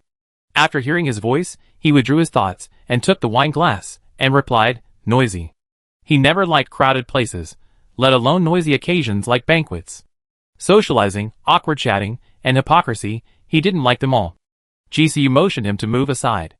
Ji Qingqi gave him half a rock. "Aren't you going to invite Qing Yuan to dance?" Ji Xiu, "I'm afraid she stepped on my feet." Ji Qingqi subconsciously bent his lips. "She shouldn't be that mean. Then when I saw you dancing with her, you almost broke out in a cold sweat." Ji Xiu said bluntly. Ji Qingqi, He didn't break out in a cold sweat, but he was relieved after the dance. He thought for a few seconds and described it imprecisely. "Maybe your mentality hasn't adjusted yet." Anyone who was unprepared to see the well-behaved and cute sister in his impression stage a full-scale fight, unilaterally beating up the troublesome brother, who he usually wanted to avoid, would have to wonder if he saw a ghost. Ji Xiu didn't reply, but put the empty wine glass aside, took off his dress jacket and put it beside him, and laid down on the rock in a thin shirt, looking at the bright crescent moon in the sky. At this glance, it seemed as if he was the one who couldn't stand the noisy and hypocritical banquet and ran out to be lazy. By the quiet lakeside, Lingling lowered her head and nibbled on the fresh green grass leaves, but she didn't eat them. She chewed them twice and spit them out. When she saw the beautiful little wild flowers, she would go over to smell them, then avoid them, and nibble on the tender leaves on the grass on the other side. A carp quietly poked its head to the surface of the lake, bit a leaf blown into the lake by the wind, and before the moonlight illuminated its position, it retracted its head and spit out 2 bubbles. After a moment of silence, Ji Qingqi lowered his eyes and said, "Have you guessed her purpose of deliberately angering Qing Lan?" Ji Xiu didn't answer directly. "Sister, you are very smart. No matter how strict and perfect the education is, it is not as good as gaining those experiences and lessons in person. Ji Qinglian can't even play on paper. How can she beat Ji Qingyuan, who is really good at it?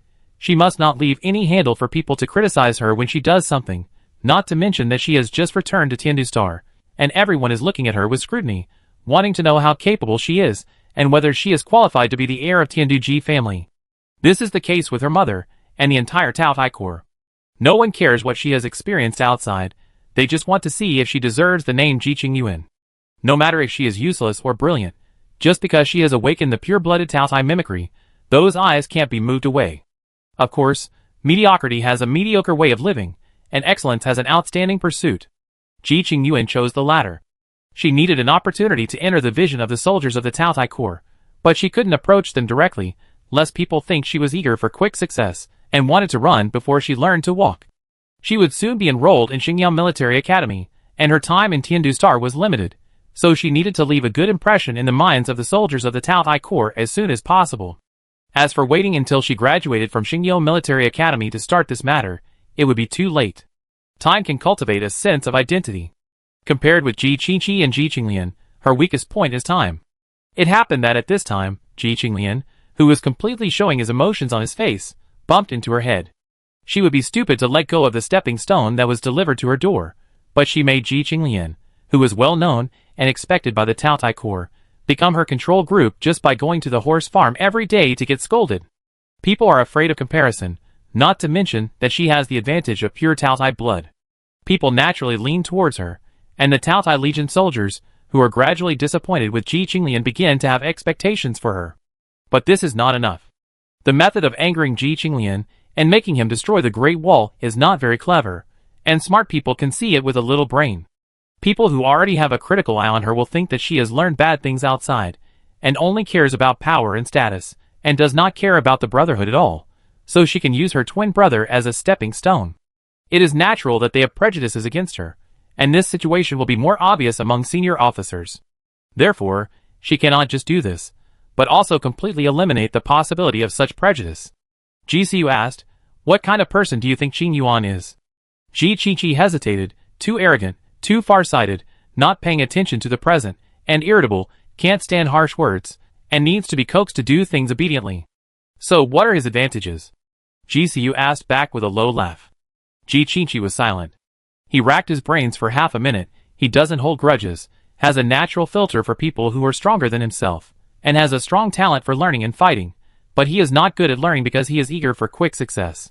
GCU asked again, "Then how do you think Qin Yuan should solve the current dilemma? How to make her mother fully recognize her, and how to make the group of cunning officers of the Tao Tai Corps believe in her?" This question is completely unrelated to the previous one. Ji Qingqi was stunned for a moment, lowered his head and thought for a while, his pupils slightly dilated, and murmured, "So that's it."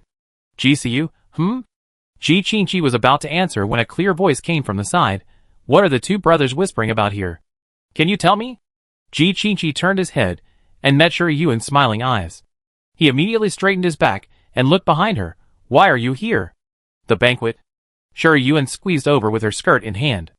Ji Qingqi was afraid that she would fall in her high heels, so he quickly raised his hand to help her. "Thank you." Shi Yuan grabbed Ji Qingqi's tiger mouth, and squeezed in between him and GCU. The gauze on the skirt slipped down, and covered one leg each. Looking at GCU again, he kept his eyes slightly closed, and put his hands behind his head. He was neither surprised by her appearance, nor expressed anything. After sitting down, Shi Yuan said, "The banquet was so boring. I almost broke my legs from dancing." Ji Qingqi saw her complaining with her cheeks puffed up, and she looked innocent again. He paused and said, "It's really boring." Shi Yuan brought the topic back. "Are you guys whispering about me here?" Ji Qingqi, He was still struggling with how to answer, but GCU had already hummed. Ji Qingqi looked over in shock. "Just admit it?" GCU said. "I heard that you put the blame on me?" With Ji Qinglian's personality, he would definitely not publicize the fact that he was beaten up by Ji Qingyuan.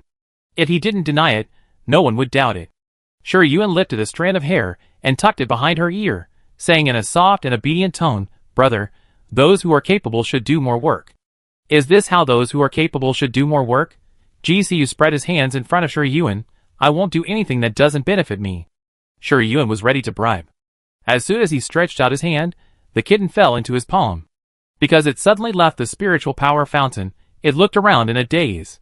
GCU happily took the kitten away, holding its armpits with his fingers, and admired its little legs in the air with satisfaction. Ji Qingqi felt a little redundant for some reason. He really couldn't adapt to crowded places. "I have something else to do, you guys chat first." Ji Qingqi stood up, walked out of the shadow of the rockery, rode on the bell drinking water by the lake, and disappeared into the night. The sound of the wings fluttering faded away. Shi Yuan took GCU's coat and spread it on the rock, then naturally lay back and looked up at the bright moonlight in the sky. GCU glanced at her. "You really are not shy at all." Shi Yuan was surprised and said, "Why should I be shy with my own brother?" GCU, "That's the truth, but isn't it enough to be this truth?" Shi Yuan interrupted him. GCU decided to end this boring topic, rubbing the kitten's paw pad and said, "Why did you come here?" Shi Yuan stood up sideways, cushioned his dress jacket, and held his chin with one hand and said, "Brother, do me another favor." GCU didn't listen and said, "Refuse." Shi Yuan raised his hand to grab the kitten. He immediately dodged to the side and said, "Say it." The right way to grasp the plush control get. Shi Yuan smiled and said that he wanted him to help. GCU was not very happy, but seeing that the kitten howled at him several times in a row, he did not refuse. The next afternoon, when Ji Qinglian woke up in a daze, he saw the familiar bedroom setting. He was stunned for a moment, unable to react to what had happened. But soon, the pain from his cheeks, back, shoulders, and all over his body reminded him of what happened last night. The sharp and piercing ridicule, the irresistible offensive, the humiliation of rolling down the stone steps after the defeat, like the surging waves in the sea, hit Ji Qinglian all at once, making him dizzy and his eyes straight. "What are you thinking about?" Ji Siyu's voice suddenly sounded, pulling Ji Qinglian back from the dark abyss. He sat on the rattan chair beside the bed, crossing his legs leisurely, and there was a plate of star fruit on the small table beside him, eating it with relish, and the little kitten lay on his knees and yawned lazily. Ji Qinglian's eyes were swollen and painful, and he stared at the ceiling blankly at this time, not wanting to say a word. The smooth-sailing young master suffered the biggest blow since he was born, and the blow came from his twin sister with the same father and mother. How could he accept it? Ji Siyu scratched the soft fur on the back of the kitten's neck with his fingertips again, and asked impatiently, "Do you know why you are lying here?" Ji Qinglian's hand on the quilt slowly tightened, and his voice was dry and hoarse. "Are you here to see me laugh?" Ji Siyu raised his eyebrows in surprise. "So you also know that you are a joke?" Ji Qinglian's fists immediately tightened to the extreme, but the muscles on his arms throbbing with pain told him that he couldn't even get out of bed at this moment, let alone fight with Ji Siyu. He closed his eyes, and tried to escape the reality he didn't want to face in this way. Ji Siyu saw his character and sneered. "Is this all your temperament and ability? You even have the nerve to laugh at Ji Qingyuan. Tell me yourself, how can you be worthy of the position of the successor to the Tao Tai Corps commander? Qingyuan is your twin sister. She has been away from home for many years. After she came back, you not only didn't care about her, but also released a snake to scare her. If it were me, I would also give you a good beating." Ji Qinglian's eyelashes trembled at what he said. "I thought you agreed to teach her horse riding in order to get along with her, but your mother's words drove you crazy. The position of marshal should be occupied by the capable. You think that by belittling her, you can erase her advantages? Erasing the fact that she awakened the pure-blooded Tao Tai mimicry? And you laugh at her as a level 1 waste? You have awakened the mimicry for 12 years, and only have a level 7 combat power. I think you are also a waste. She easily suppressed your spirit and broke your pride. How do you think you can compare with her? At this point, you don't want to reflect on where you failed, but still act like a big master and evade reality. Do you think your mother will feel sorry for you being beaten by her, or will she be completely disappointed in you?" Ji Qinglian suddenly opened his eyes. "I didn't." Ji Siyu asked back, "Nothing? Didn't you release the snake to scare her, or didn't you laugh at her for being a waste by relying on your 18 years of affluent life?" Ji Qinglian was speechless by his question. He always did things as he pleased, and rarely thought about the consequences of doing things, because he was the only son of the head of the Ji family, and his mother would protect him no matter how big a mess he made. And he was not really ignorant of the importance of things, and would really do stupid things that would embarrass his mother. In the final analysis, he just didn't think he had to respect Ji Qingyuan, and didn't take the sister who suddenly appeared to him seriously. Ji Qinglin lay on the bed, staring at the ceiling with lifeless eyes. Ji Siyu stopped talking, hooked the kitten's soft chin with his finger, and carried it out of the room. Hearing the crisp sound of the door closing, Ji Qinglin's swollen eyelids trembled, turned his head, and buried his head in the quilt, unable to control his low sobs. Shi Yuan sat on a rattan chair under the shade of the tree in the courtyard, looking down at the book that recorded the past and secrets of the Baizhe family. Hearing the footsteps, she raised her head, and smiled obediently at Ji Siyu. Even though he knew that this smile was more of a pretense, Ji Siyu still found it pleasing to the eye, and looked at it twice more. "Is my brother's psychological counseling work over?" Shi Yuan closed the book, caught the kitten that jumped from his shoulder to him, kissed its raised ears, and it whimpered happily. "You really can order me around." Ji Siyu did not answer. "Who made my brother so reliable?" Shi Yuan flattered without changing his expression. Ji Siyu sat down on the rattan chair beside her. "Isn't it making the best use of everything?" After just a few contacts, he figured out Ji Qinglian's character weaknesses, and seized the opportunity to drive him to guide Ji Qinglian, so that his thinking would not go into a dead end and avoid a tit-for-tat relationship with him. "Brother, what you said is so ruthless. Isn't it natural for my sister to ask my brother for help when she encounters a problem that she can't solve?" Shi Yuan didn't play the game of clear distinction with him. Ji Siyu picked up a star date, and threw it into his mouth. After eating it, he said, "I'm afraid my mother also underestimated you." Ji Qingyuan never thought of suppressing Ji Qinglian, nor did she think of him being rejected by the Tao Tai Legion. She had a longer-term vision. Ji Qinglian's character weakness is too obvious. Even if he does not inherit the family, it is a very fatal flaw. As a mother, Ji Wu naturally cannot sit idly by and try to polish him many times, but it has never been effective. The appearance of Ji Qingyuan is a very good opportunity for tempering, so she deliberately expressed her attention to her youngest daughter in front of Ji Qinglian, making him feel a sense of crisis, and wanted to see if the stupid son can improve this time. The result disappointed Ji Wu greatly, and Ji Qinglian was completely led by Ji Qinglian. Ji Qingyuan is very smart. After getting a little hint from him, he guessed what Ji Wu was thinking, and took advantage of the situation to step on Ji Qinglian as a stepping stone, walked into the vision of the Tao Tai Legion, and captured some people's hearts. That's not all. She deliberately provoked Ji Qinglian before the banquet to completely arouse his anger. She defeated him easily as a weak person whom Ji Qinglian looked down upon, and clearly realized in a way that he would never forget that he was the one who lost miserably, no matter in terms of status, blood, means, or the fighting power that he was proud of. After this incident, Ji Qinglian will definitely remember this lesson and never dare to act rashly again. Although he may not be able to completely change his bad temper that has been formed for a long time, he will definitely restrain himself. This is what Ji Wu has always wanted to do, but cannot do. Then hire him to come forward and wake up Ji Qinglian. How can the young master who feels guilty fight with her to the death? After that, Ji Qingyuan only needs to create an opportunity for the brother and sister to reconcile, and the young master who grows tall but not smart will be completely controlled by her. The brother and sister reconcile as before, and the so-called ruthless and cruel prejudice of disregarding brothers for power will naturally not form.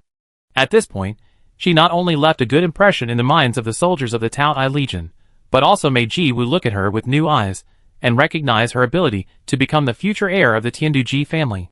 The gentle wind rolled the branches and leaves on the treetops, telling each other about the beauty of the sun. Shi Yuan smiled and said, "How can it be as exaggerated as my brother said?" Ji Siyu did not speak, but his deep eyes wanted to see through her past and explore her future. Shi Yuan leaned to his ear, raised her finger and whispered softly, exhaling like orchid, "Don't be curious about me, you will die, brother." She used the same words to respond to his threat that day. Ji Siyu turned his head and met the cold silver-blue eyes at a close distance. Like a pool or an abyss, it is so deep that you can't see the bottom. It is also like a dead place with piles of bones, without any sign of life. Chapter 21. The banquet went smoothly. From now on, the name Ji Qingyuan will be remembered by all the major families in the Yongnao Empire. Those who were waiting to see the decline of the Tao Tai family had to put away their ugly faces and put on a respectful attitude again. Yu Shiza finally did not invite Shi Yuan to dance. After Tang Xixing left the stage, he dragged Yu away with a curse, and became more determined that people who would get together with Qi Huan were not good people. Feng Shiyuan and Rong Miao planned to stay in Tiandu Star for a few more days, as if they were traveling. It happened that Xingyou Military Academy would start school in 10 days, and the two could report directly without tossing themselves back and forth. Qi Huan was not in a hurry to leave. Without the control of Mrs. Qi, he was like a bird out of a cage. Everything he saw was new. He ignored Ms. Meili who came with him, and decided to stay in Tiandu Star for 2 days. Shi Yuan wanted to be his friend, so she naturally couldn't leave him alone, otherwise the young master would be sad. After she and Ji Siyu parted ways, she invited Qi Huan to visit the major scenic spots on Tiandu Star. Because the celebration would last for 3 more days, the entire Tiandu Star was very lively, most of the scenic spots were crowded, and the ground waterways were very crowded, so the experience of playing was questionable. Even so, Qi Huan was very happy. Since his brother passed away, his mother put all her attention on him, and he never experienced the feeling of playing freely again. He was always forced to learn all kinds of things he didn't like, and complete the training tasks in the training ground every day in strict accordance with his brother's original training standards. He always envied his brother before, who was valued by his father and mother, so powerful and excellent, but when he lived his brother's life, he occasionally wondered if his brother was really as happy as he thought. Unfortunately, he would never get the answer to his question again. 2 days passed in the blink of an eye, and when he had to leave, Qi Huan said goodbye to Shi Yuan with a depressed look, but he immediately became happy when he thought that he would meet her again at Xingyou Military Academy soon. Watching Xing Shuttle leave, Shi Yuan gathered her hair that was blown by the wind and returned to the floating island. Since Ji Wu returned from the rose seat, she has arranged daily training tasks for her, asking the instructor to train her physical fitness and teach her how to use mimicry. Shi Yuan reported to the training ground on time every day, completed the training volume on time, and each time she made slight progress compared to the previous time. After more than half a month, the instructor in charge of her training was very satisfied. Ji Qiqi learned about this and stayed in the training ground for a little longer. Ji Qinglan did not leave her residence once after being beaten. Ji Wu pretended not to notice that he was absent from the banquet, and pretended not to know that he was in the infirmary with a bruised face and nose. She never went to visit him, but she often cared about Shi Yuan's training and study. Major General Lin Shu could not figure out what she was thinking, and did not dare to interrupt the affairs between the young masters and young ladies, so he remained silent. The day of Xingyu Military Academy was getting closer and closer, and Ji Wu finally remembered the other 3 cubs at home. When she tested Shi Yuan's study situation on a daily basis, she also summoned them to the study room. Ji Qingqi and Shi Yuan were at the training ground, so they came together. When they arrived at the door, they happened to meet Ji Qinglian, who landed on the marshal. His injuries were almost healed, and he had a handsome face and a straight figure. He was still the handsome young man before. The 2 people who had confronted each other that night met again after a week. Ji Qingqi looked at Ji Qinglian, and then at Shi Yuan beside him, fearing that they would fight. But before Ji Qinglian could react, Shi Yuan said with a smile, "Third brother, why didn't you come to the training ground this week?" Ji Qingqi, Doesn't she know the reason best? Ji Qinglian gritted her teeth and wanted to turn around and leave like before, but looking at Shi Yuan's smiling eyes, the scene of her defeat at her hands appeared in her mind uncontrollably. Leaving at this time would undoubtedly be admitting that she was defeated. Ji Qinglian tightened the muscles of his cheeks and tried to restrain the urge to leave, thinking about how to answer this question so that she would not catch him. In the silence that lasted for several seconds, Ji Qingqi was hesitating whether to interrupt this strange confrontation, and Ji Qinglian suddenly said, "I was bitten by a dog and I am recovering from the injury." Ji Qingqi, shock. The troublemaker, who always said idiot and stupid, has learned to be sarcastic. It seems that this beating was not in vain. Shi Yuan was not aware of the connotation at all, and smiled and said, "Then can the third brother teach me how to tame an adult unicorn?" The word can't was already on the tip of his tongue, but Ji Qinglian swallowed it back with force. Many thoughts flooded into his mind at once. Ji Qingyuan is going to repeat the same trick? Or does he have other intentions? Ji Qinglian stared at Shi Yuan's shining eyes, and said yes in Ji Qingqi's slightly shocked eyes, and raised his hand to point at him. He will come too, at Tianma Lake at sunset. Shi Yuan immediately turned his head, and looked at Ji Qingqi with expectation. Is the second brother coming? Ji Qingqi, I don't really want to go. But Ji Qinglian seems to have really improved, and he knows to drag him over as a witness to avoid being beaten again. It should be to avoid being calculated again. Let's go! Ji Siyu came over and put his hand on Ji Qingqi's shoulder. I'm planning to go night fishing. Let's go together. This tone, I don't know how long the corner has been listening to it. Ji Qingqi sighed and agreed. Okay. Shi Yuan said happily. Second brother is so nice. Ji Qingqi didn't understand what was good about himself. Ji Siyu deliberately said, Brother, am I not good? Shi Yuan also complimented him. Brother is of course good too. Ji Wu listened to the laughter coming from outside the study, sighed helplessly, and was rarely happy. After the 4 cubs stood in front of him, Ji Wu carefully looked at Ji Qinglan, who was much quieter than before, and tapped the table with his fingertips and said, I heard that you were bitten by a dog? Cough cough cough. Ji Qingqi was choked by saliva on the spot. Ji Wu's eyes immediately swept over. Qingqi, do you know where he was bitten? There are no dogs in Xingmian City, right? Ji Qingqi pressed his lips with the back of his hand, held back a cough, and shook his head. Ji Siyu said lazily, maybe he was bitten when he was wandering outside on the day of the banquet. Ji Qinglian, He gritted his teeth and cursed fiercely in his heart. Wolves and dogs in cahoots. Ji Wu glanced at Ji Siyu, ended the topic, and talked about business. I called you here today mainly to talk about the opening of Xingyu Military Academy. Siyu and Qingqi are already old hands. I have nothing to say, but Qinglian and Qingyuan, you are freshmen this year, and there are many things you need to pay attention to. Especially Qinglian, control your temper, don't explode like a balloon. Your brothers and sisters will tolerate you at home, but no one will indulge you outside. We, the Tianduji family, only have 4 of you in this generation. You must remember to support each other, and face the outside world in unison. If there are any conflicts, solve them privately. If they are exposed and cannot be dealt with, I will never tolerate it. The 4 cubs who listened to the lecture obediently responded in unison. Ji Qinglian did not take Ji Wu's special instructions to him seriously as before. He has learned the lesson of his temper, and the person who taught him the lesson is still standing by his side. If he does not make any progress, he can be buried on the spot. Ji Wu was quite pleased with his reaction, and when he looked at Shi Yuan, he smiled a little more. Qingyuan, you just came back, and your knowledge of Xingyu Military Academy is limited. Many things cannot be understood by reading the information. You can ask Siyu and Qingqi for more advice. Shi Yuan obediently responded with a yes. Ji Woo encouraged the 4 cubs with different personalities, stood up and stood in front of Ji Qinglian and Ji Qingyuan, touched their foreheads, and drew a Taohai totem for each of them. After the Taohai totem was formed, the air around them was suppressed a little bit. Even if it was intentionally restrained, the pressure released was still breathless.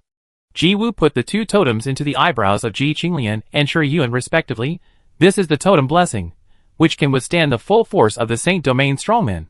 Shi Yuan gently touched the forehead, and could feel an invisible force protecting his spiritual power spring. She had heard of the totem blessing, which was a means for the totem family to protect the younger generation. It could not only withstand the offensive of the Saint Domain strongman, but also form a totem star gate at the moment of collapse, so that the Saint Domain strongman who left the totem blessing could arrive at the first time, commonly known as hitting the younger one and provoking the older one. Shi Yuan once killed someone who was blessed by a totem, and nearly lost his life because of it. At that time, he never dreamed that there would be a day when he would be blessed by someone's totem. Ji Woo may just use her as a tool to maintain the glory of the Taohai family, but the benefits she gave were real. Shi Yuan looked up and said to Ji Woo, "Thank you, mother." Ji Woo was stunned for a moment, raised her hand, and touched the top of her head. Seeing this, Ji Qinglian said, "Thank you, mother." Ji Woo also patted his shoulder. "I hope that next time I see you, I will look at you with new eyes." Ji Qinglian felt a little sad and nodded with his neck stiff. Ji Woo waved his hand, indicating that the 2 of them should go first, leaving Ji Siyu and Ji Qinqi to talk. Shi Yuan and Ji Qinglian stood at the door of the study. The former deliberately said, "Third brother, why do you look like you're about to cry? Are you reluctant to leave your mother?" Ji Qinglian immediately suppressed the bitterness in her heart. "What do you care?" Shi Yuan pinched his hands helplessly and whispered, "I just envy you for staying with your mother since you were a child." Ji Qinglian thought she was going to play some tricks again, and didn't want to hear such a sentence, so he was stunned. He pursed his lips, and looked at the girl next to him, who looked well behaved from the tip of his eyebrows to the end of his eyes. Her eyes were bright, but now they were stained with a little loneliness. She looked very pitiful with her head slightly lowered, and her expression was almost exactly the same as the day when she was scared by Xiao He, and was asked by him, "Who is your brother?" Perhaps Ji Qingyuan's disguise is not a simple disguise. She just wants to cover up the darkness she learned from crawling and rolling in the market, and only show the beautiful side, so that the family members who have never met her will have a good impression of her and like her. But he personally shattered her expectations, and stood against her. Ji Qinglian recalled what Ji Siyu said that day, and her throat tightened slightly. Before he could think of how to respond, Shi Yuan had cleared the loneliness from her brows, and said in a self-consoling way, "But I'm back, and my mother treats me very well, I'm very satisfied." She took the lead and took a few steps forward, then turned back as if she had thought of something. "Third brother, at sunset today, you promised to teach me how to tame an adult unicorn at Tianma Lake. Don't forget it." Ji Qinglian met those bright eyes, turned her head away uncomfortably, and said fiercely, "I didn't forget it." He left in a fierce manner, and Shi Yuan looked at his back as he left, with a smile in his eyes. What a good little glutton. She would be stupid to give up the advantage of being a blood relative, and stand against him, making enemies for herself. Ji Siyu was right, she was good at making the best use of things. The sun was setting, Shi Yuan changed into riding clothes, and when he rode his pony to the side of Tianma Lake, Ji Qinqi and Ji Qinglong had already arrived. Tianma Lake was very cool in summer, and the feeling of the breeze passing through the gaps between the treetops and branches and brushing against people's faces was refreshing. Ji Qinqi was feeding star fruit to Lingdang, and Lingdang was very satisfied. The marshal also wanted to eat, and he skillfully put his head in front of Ji Qinqi and opened his mouth to beg for food. Ji Qinqi also fed it one. Lingdang immediately swallowed the star fruit in his mouth, and neighed at the marshal with a warning. The marshal concentrated on stirring the star fruit in his mouth, and turned a deaf ear to its neigh. Ji Qinqi saw that Lingdang was going to make trouble, so he quickly fed it another star fruit and patted its nose with disapproval. Lingling snorted from her nose, and refused to live in peace with the marshal. Ji Qinglian hurried over to lead the marshal away, so that he would not be beaten up by Lingling, who suddenly rushed out when he was strolling outside, and would have to come to him crying to help comb his hair. As for Xiao He, he got into a bush somewhere, and lurched forward without the temperament of a python. After finding a tree that he liked, he finally swam up and coiled like a spring, and stuck his big head on the branch, closed his eyes, and began to sleep. The foal folded its wings, and landed on the ground. Shi Yuan waved to the 2 people not far away, and said loudly, "Second brother, third brother, you are here so early." The sun had not completely set yet, and it was half revealing its face, and secretly peeking at the situation in front of Tianma Lake. Ji Qingqi greeted her, Qingyuan. Ji Qinglian raised her chin and hummed, which was considered a response. Shi Yuan walked over with a foal, and it immediately happily came to Lingling, and got a star fruit fed by Ji Qingqi. Lingling snorted, not as domineering as before. The foal happily chewed the star fruit, and the marshal's eyes drifted over here. While Ji Qinglian didn't hold the reins, he moved his hooves to come over. But as soon as the front legs were raised, the reins were tightened. Ji Qinglian gave him a look that said behave yourself, and the marshal had to lower his head. Shi Yuan saw it, took out a star fruit from the space ring, and handed it to the marshal, who bit it excitedly and moved his head over to rub her palm. Ji Qinglian, rebellion? This is rebellion. Does this stupid horse know that its owner was beaten by this guy a week ago and couldn't even get out of bed? Ji Qingqi could see that as long as Shi Yuan didn't want to fight, things wouldn't get out of hand. Although he heard Ji Qinglian grinding his teeth, he didn't interrupt their conversation. Shi Yuan reached out and touched the marshal's soft mane and asked Ji Qinglian, "What kind of unicorn Pegasus do you think I should tame?" Speaking of this, Ji Qinglian stopped grinding his teeth and said with an attitude of you are all ears, "Of course, tame one you like." Shi Yuan said distressfully, "But I seem to like every one of them." Ji Qinglian, "Then just tame one." Shi Yuan blinked, "Let's tame a docile one." Ji Qinglian crossed his arms. None of the unicorn Pegasus born in Tianma Lake is docile. If you just want a Pegasus for transportation, just go to the horse farm and pick an artificially bred one. The pony that was eating star fruit next to Lingling was an artificially bred Pegasus for transportation, and was not suitable for going to the battlefield. Shi Yuan thought for a few seconds, his eyes sparkling as he said, "Third brother, can you help me choose one? You have a good eye." Ji Qinglian thought of the cold look she gave him when she stood on the stone steps and looked down at him. When he compared it with the innocent and admiring look in front of him, he suddenly felt like ants were crawling all over his body, and he felt uncomfortable everywhere. He turned his head and said dryly, "Wait here, I go find it." Ji Qingqi, tell her the key to taming a unicorn. Ji Qingqi was suddenly called, and he reluctantly said yes. He stroked Lingdong's brown fur, motioning him to take the pony out to play, and he walked toward Shi Yuan. Ji Qinglian rode on the marshal, and flew into the sky to find a suitable unicorn. Song happened to be carrying Jisoo over. He stepped on the grass with a bucket and a fishing rod. Seeing the marshal flying away, he teased, "Did my sister drive the puffer away again?" Shi Yuan replied with a smile, "Third brother went to find a unicorn for me." Jisoo did not comment, carrying a bucket and sitting on the rocks by the lake, casting out the fishing rod with ease. Song walked to his side, knelt down, and looked at the lake patiently. Shi Yuan saw that he was concentrating on fishing, so he stopped disturbing him. He walked with Ji Qingqi to a slightly farther place, and asked him for the skills to tame wild unicorns. Although Ji Qingqi was a man of few words, he was quite good at being a teacher. He told Shi Yuan his experience of taming Lingling in a concise manner, and said very rigorously that each unicorn had a different personality, and his experience could not be applied rigidly, but should be flexible according to the actual situation. As they chatted, Shi Yuan changed the subject. "Does he come here to fish often?" He was referring to Jisoo, of course. Ji Qingqi replied, "I come 3 or 4 times a week, and almost every day in summer." "So often?" Shi Yuan was a little surprised. Fishing is something that requires a lot of patience. Jisoo comes so frequently. Does he really like fishing? Ji Qingqi spread his hands, and didn't want to start the topic. He has always been like this. He rarely talks about people's privacy behind their backs. Especially Jisoo's situation is quite special. Ji Qingqi was sent to Tiandu Star when he was 14 years old, and his understanding of Jisoo is also very limited. It is only known that Jisoo is not the blood of the Tiandu Ji family.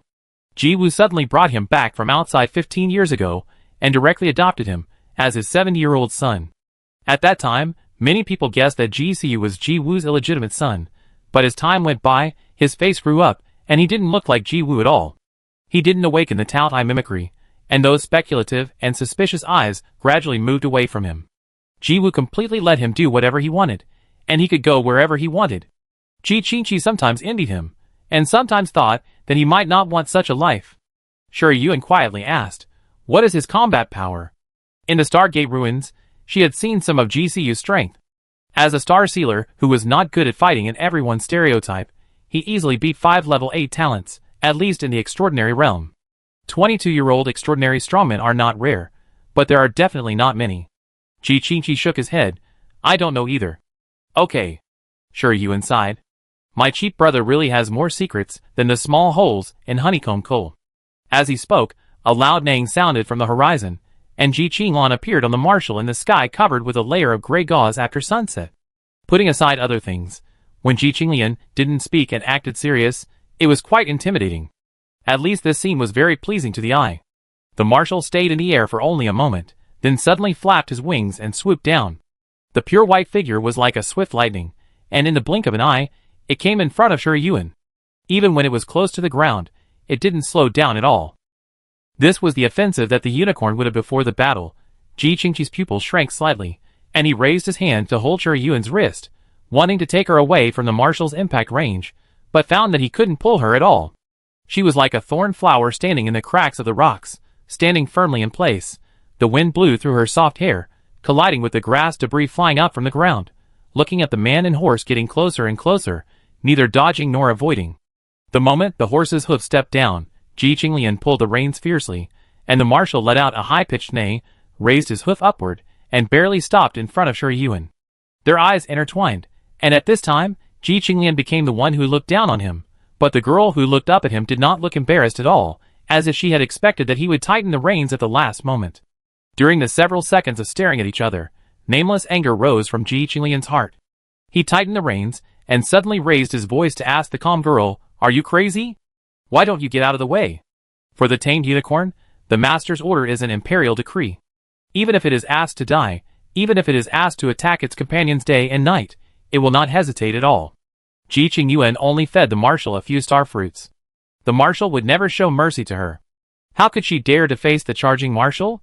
Shi Yuan blinked at his roar, and said innocently, "Because I believe that my third brother will not hurt me." She even turned around in place, and stretched out her hands and said, "Look, I am intact." Ji Qinglian was so angry that she almost died. Why did she think he would let go of the person who beat her up? Is he a very mean person? Ji Qinglian pulled the reins, and was about to leave. Shi Yuan blinked at Ji Qi, who had a complicated expression, and quickly ran to block the marshal. "Third brother, I was wrong. Don't be angry. I will never do this again. Don't leave. You said you would take me to tame the unicorn." Ji Qinglian asked the marshal to go left, and Shi Yuan blocked him from the left. Ji Qinglian asked the marshal to go right, and Shi Yuan blocked him from the right, playing a trick. Ji Qi looked at the sky, and wanted to tell Ji Qinglian that he could actually let the marshal fly directly up, and his sister would definitely not be able to stop him. But he still shut up and walked towards Ji Xiu, who was holding a fishing rod and closing his eyes, pretending to be isolated from the world. As soon as he sat down by the rock, Ji Xiu opened one eye and glanced at him. "Aren't you going to watch? We fight later." "Can we fight?" Ji Qingqi asked back. The younger sister had already calmly controlled the stupid younger brother. Otherwise, with his temper that had to be vented, how could he hold the reins at such a critical moment? He would only let the marshal trample half the life of the person who humiliated him. Ji Xiu smiled softly. "I think the rumor that the third young master hates the eldest young lady will be broken in the next 2 days. The younger sister is really good at controlling people's hearts and timing." Ji Qingqi looked at the lake silently without responding to his words, but his shoulders that had been straightened slowly relaxed. Ji Xiu noticed his change and bit his lower lip in a small arc. The feeling of being the center of attention, it's tiring, right? But the younger sister seems to like it very much. Ji Xiu took another look at the two people who were arguing over there, and shouted, "Shut up, both of you. You scared my fish away." It was quiet for a moment by Tianma Lake, and then it started to arguing again. Ji Qinglian said bluntly, "If you scare them away, I put down a net for you. Catch as many as you want." Ji Xiu said disdainfully, "Vulgar." Shi Yuan came over in a hurry. "Brother, how many fish did you catch? I want to eat grilled fish." Ji Qingqi shook the bucket and reported Ji Xiu's record 0. Ji Xiu was annoyed. "Shut up. Who told you to keep talking here?" Lingling took the pony, each holding a silver fish, and jumped ashore. She shook her wet hair neatly, and put the silver fish into the bucket next to Ji Qingqi very considerately. The pony followed suit. Ji Qinglian came over at some point, with one hand on his waist, pointing at the bucket and mockingly saying, "There are 2 now." Beside Tianma Lake at night, fireflies were floating, and the faint light flew across the lake, illuminating Shi Yuan's profile. Ji Xiu turned his head, and lip-synced to her. For the next 3 days, several people went to Tianma Lake every day. Ji Xiu went fishing. Ji Qingqi liked to sit on the rocks and daydream, or take Lingling and the pony to pick star fruits, and when he came back, he helped Jisoo catch 2 fish. Ji Qinglian led Shi Yuan to look for the unicorn Pegasus, but they returned empty-handed every time. It's not easy to find a unicorn Pegasus that you like. Jisoo wandered around Tianma Lake for half a year before he fell in love with Song, who was a loner, and didn't like to move with the Pegasus group. Ji Qingqi also carefully screened more than 20 Pegasus groups before he met Lingling by chance. Ji Qinglian was quick. He took a fancy to the marshal on the first day, but it took him half a month to tame it. 3 days was too short. Shi Yuan failed to find a unicorn Pegasus he liked, so he had to go to Xingyao Military Academy to register for admission. The rumor in Xingnian City that the third young master hated the eldest lady was indeed as Jisoo expected. After the news that the third young master took the eldest lady to Tianma Lake every day to look for wild unicorn Pegasus spread, it was gradually no longer mentioned. In the early morning, the sun spread all over the earth, bringing new vitality to the world. A huge star ship was parked next to the ancient tree on the floating island. The Star Shuttle is a short-distance means of transportation that can only be used on listed planets, and it cannot fly over the alienation zone due to the magnetic field. The Star Ship is a different kind of long-distance means of transportation. It is equipped with expensive anti-magnets that can eliminate abnormal magnetic field interference, and is the first choice for tourists and caravans to travel safely. However, due to its high cost, if it encounters an attack from a flying beast while crossing the alienated zone, it will cost a lot of money to repair it, so the caravan rarely uses it as a means of travel.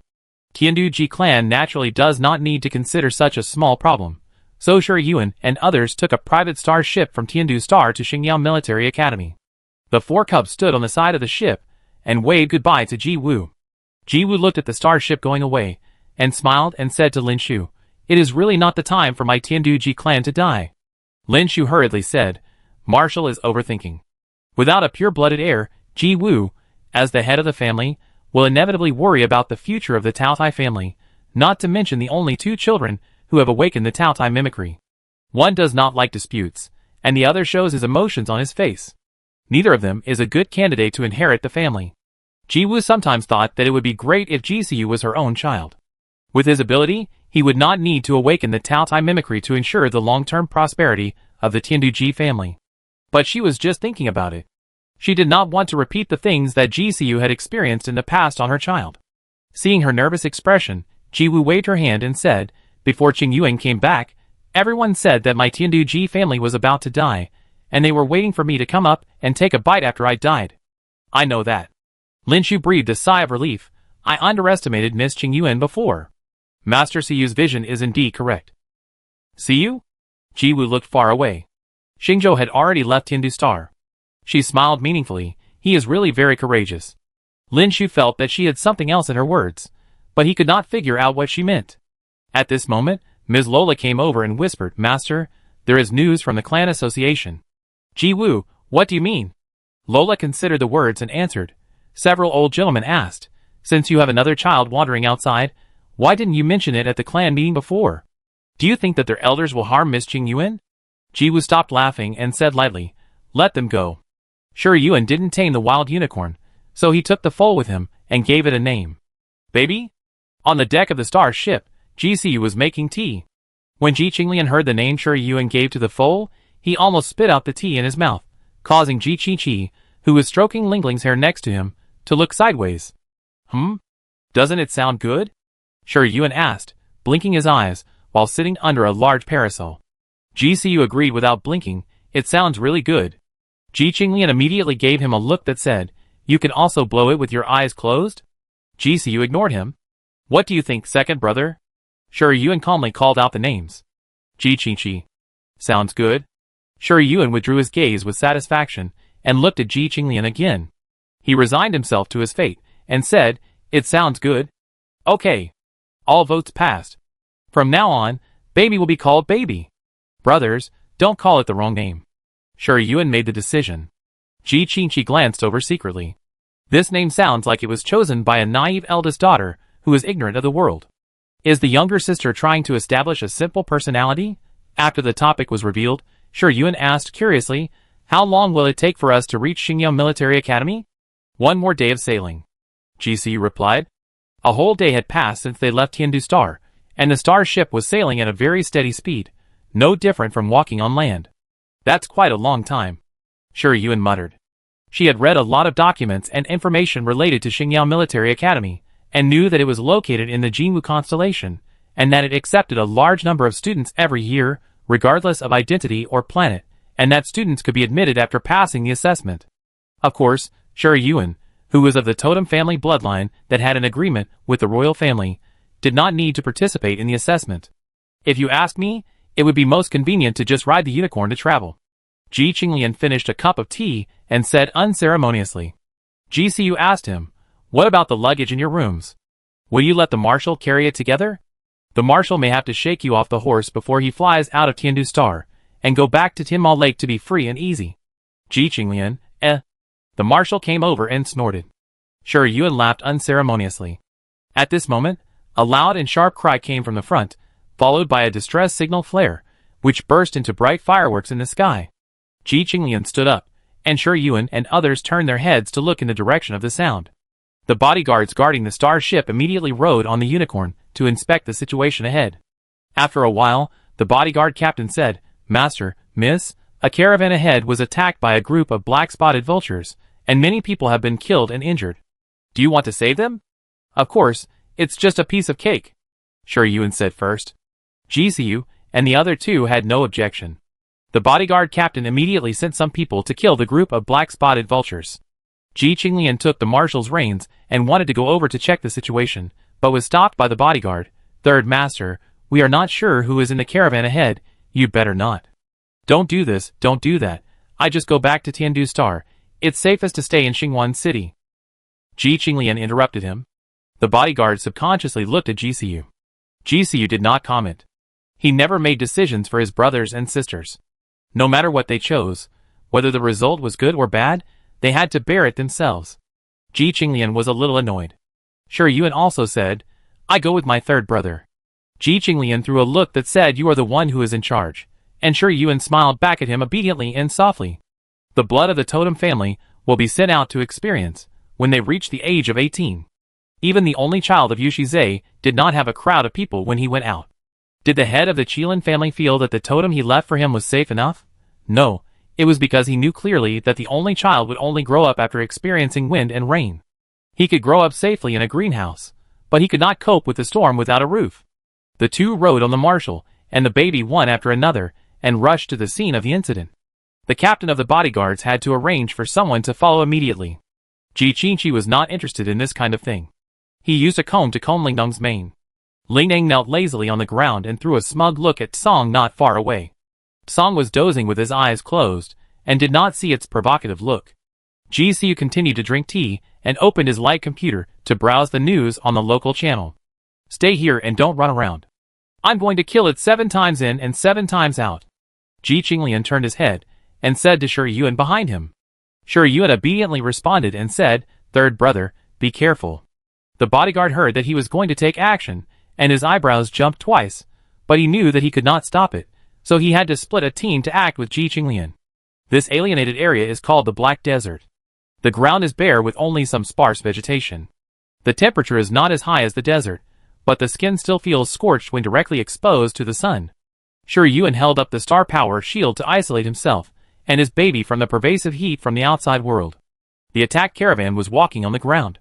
They tamed black-humped camels as a substitute for walking and hired mercenaries as a security guarantee. But the group of black-spotted eagles that attacked them were cunning and vicious. Several of them surrounded one person. Their sharp claws easily scratched the skin of a mercenary, and their inward-hooked beaks pecked into his bones, biting that piece of flesh and blood, and ruthlessly tore it off. The scene was cruel and bloody. Ji Qinglian drove the marshal, holding his right hand in the air, and the mimicry power gathered to form a silver-gray double-headed long sword. The sword was sharp and exposed, and a cold edge passed under the scorching sun. He was skilled in fighting. Otherwise, he would not have been able to tame the black-scaled python known for its insidiousness and viciousness. The reason why he was defeated by Shi Yuan was not because he was too weak to challenge as she said, but because his opponent was too strong. At this time, Ji Qinglian called on the power of mimicry and followed the charging marshal into the group of black-spotted eagles. The double-headed sword that could cut iron like mud easily cut through the hard feathers of the black-spotted eagles, broke open their bellies, and cut off their necks. The dripping blood splashed down from the air and fell on the hot gravel on the ground, making a sizzling sound. Ji Qinglian showed the domineering nature of Tao Ke's transformation into a weapon to the fullest. Shi Yuan suddenly looked forward to what weapon his kitten could transform into. But the kitten has only awakened the talent, Tao Tai devouring, at present, and the two labels of greed and cruelty have not moved at all. Shi Yuan turned his gaze to the battlefield on the ground, and saw a familiar face among the people fighting. The tall and strong young man had a caliper hairstyle, and his expression was tense at this moment. He held a scimitar in his hand, and slashed fiercely at the black-spotted eagle that tried to bite him. His movements were quick and urgent, and the black-spotted eagle that attacked by surprise had no time to retreat. Its neck was cut off, and it fell to the ground, twitching slightly. The young man was carrying a person on his back. Because the arc of his movement was too large, the white silk cloth covering the person's head to block the scorching sun slid down, revealing a well-behaved and confused face. The girl hugged the young man's neck nervously, and there was no focus in her amber pupils.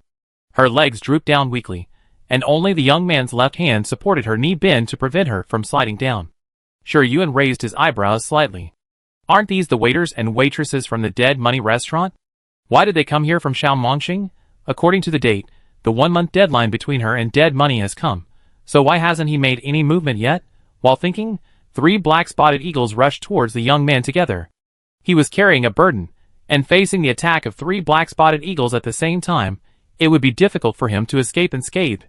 Shi Yuan was just about to see where his limit was, but the girl lying on the young man's back suddenly raised her head, and her unfocused eyes were accurately facing her position.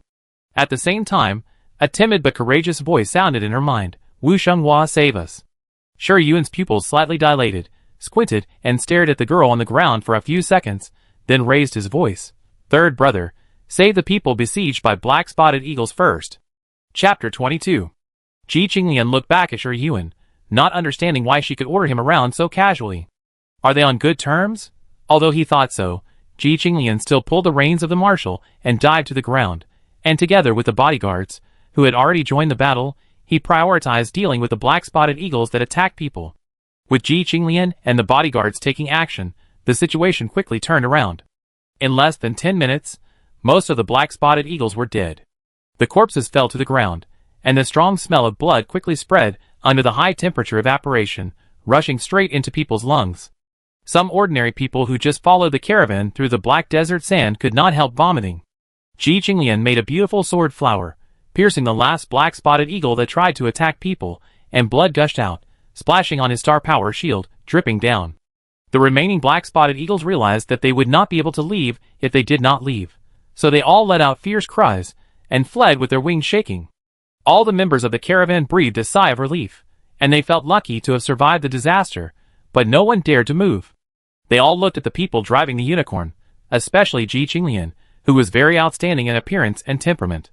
The most obvious feature of the main bloodline of the Tianduji family is silver hair and blue eyes. Only a few side branches will acquire such features after awakening mimicry. Moreover, in the Yongyao Empire, as long as they are not living in remote corners, and have no contact with the outside world, there is no one who does not know the unicorn.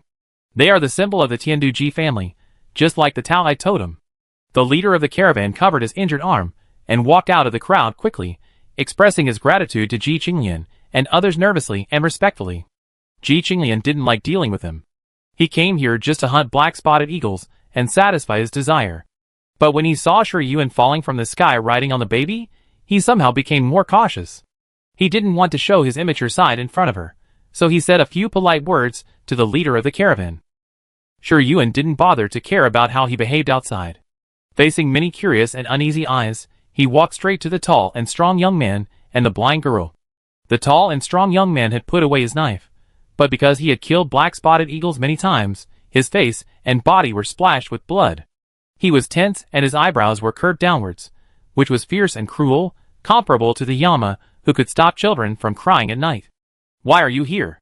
Shi Yuan tilted her head slightly, and her innocent expression was a little curious, like a naive young lady who didn't know the world, and she simply and directly stated that she knew the two people in front of her. The young man looked at the blind girl lying on his shoulder. The latter slightly tightened her arms around his neck, bit her lower lip, and said, "We have nowhere to go." Shi Yuan read the hidden meaning in this simple sentence. "Going for money is in trouble?" she asked, Then do you want to go with me? The girl nodded quickly. Sure Yuan pointed at the two people and said to the bodyguard captain, Chujia, please take them on the star ship. Avoid the black spots from returning, and leave a few people to escort the caravan out of the black desert. Chujia said yes, and immediately made arrangements according to her words. The caravan was overjoyed and expressed their gratitude. Ji Qinglian frowned and said, Do you know these two people? Sure Yuan responded crisply, It's my friend on Xiamexing. Ji Qinglian stopped asking. Back on the star ship, Ji Siyu had disappeared. He probably went back to his room to rest. He didn't like places with high temperatures. Song and Lingdang didn't like this kind of weather either, so they went back to their nests. Ji Qingqi was sitting under a parasol drinking an ice drink. He turned his head when he heard the noise, and looked up and down at the bloody young man. He didn't ask who he and the blind girl were, but asked, Do you need a doctor? Thank you, second brother. Chu Jia has already arranged it. Sure Yuan replied. Ji Qinglian was not interested in this. He asked for an ice drink from the restaurant instead of her, and went back to his room to take a shower. Sure Yuan asked Chu Jia to take the young man and the blind girl to treat their wounds and change clothes. He returned to his room to take out the star snail and contact the dead money. The sound of waves was layered, hitting the beach again and again. After a few seconds, the sound of the tide was connected, and the voice of the money grubber came over, Hey! What do you want, boss? Sure Yuan raised his eyebrows slightly, and changed his voice to a sharp and slightly aged female voice, Smelly boy. Is there any news about the purple mist marrow I'm looking for? If you can't get it, I'm worried about your life. The money grubber hurriedly said, Oh my dear sister. Your things are in my heart, and I have found a way. It's in the Star Forest. That place has been blocked by the Tongue Snake Legion recently. Well, we are a small family, how dare we provoke the totem family? The matter of determining the specific location can only be put on hold for the time being. If you are in a hurry, I'm afraid you will have to go and get the things yourself. At this point in the conversation, Sure Yuan could tell that something was wrong with the money grubber. The star snail was not in his hand, and he was not the one who connected to the sound of tide. The tone of their speech was exactly the same, so it seemed that the person on the other end of the star snail had met him, had done business with him, and was good at imitating. She chatted with the man for a few more words, then hung up the sound of tide. At this critical moment, finding the money grubber, and still willing to spend time and energy to argue with the customers in his star snail, Sure Yuan raised her lips slightly. He was just waiting for the rabbit. When the blind girl had almost finished cleaning up, Sure Yuan went over to knock on the door. The door opened, and the young man standing inside changed his clothes. They were Chu Jia's, and they looked a little small on him. He deliberately loosened 2 buttons on the collar, and it still looked a little tight, making his muscles look more powerful, hiding a strong explosiveness. The murderous aura on his body had been completely restrained. Apart from looking a little difficult to deal with, he was not as sharp as before. The young man was really tall, about 2 meters tall, and Sure Yuan, who was only a little over 1.7 meters tall, stood in front of him, making her look particularly petite. He silently stepped aside, revealing the blind girl, who was sitting obediently on the sofa in the room. She also changed her previous gray clothes, and put on the casual clothes she got from Sure Yuan. The overlong pants covered her ankles, revealing her slightly stretched instep. The girl's eyebrows and eyes were very clear, and even if her eyes were out of focus, it did not damage her beauty. It was a kind of beauty that was very attractive and quiet. Her hands were placed on her legs very neatly, and her long black hair was divided into 2 ponytails and hung down from her shoulders, just like a girl next door. Sure Yuan sat down in front of her. Since he had almost guessed the situation of the money grubber, he was not in a hurry to ask what happened. Instead, he asked the girl about another thing that she was more interested in. You can't see, but you can recognize me? She had only met the girl in front of her once. At that time, she was wearing a hood, deliberately hiding her face and changing her aura. Even if she was not blind, she shouldn't have recognized her so easily. I think she used special means.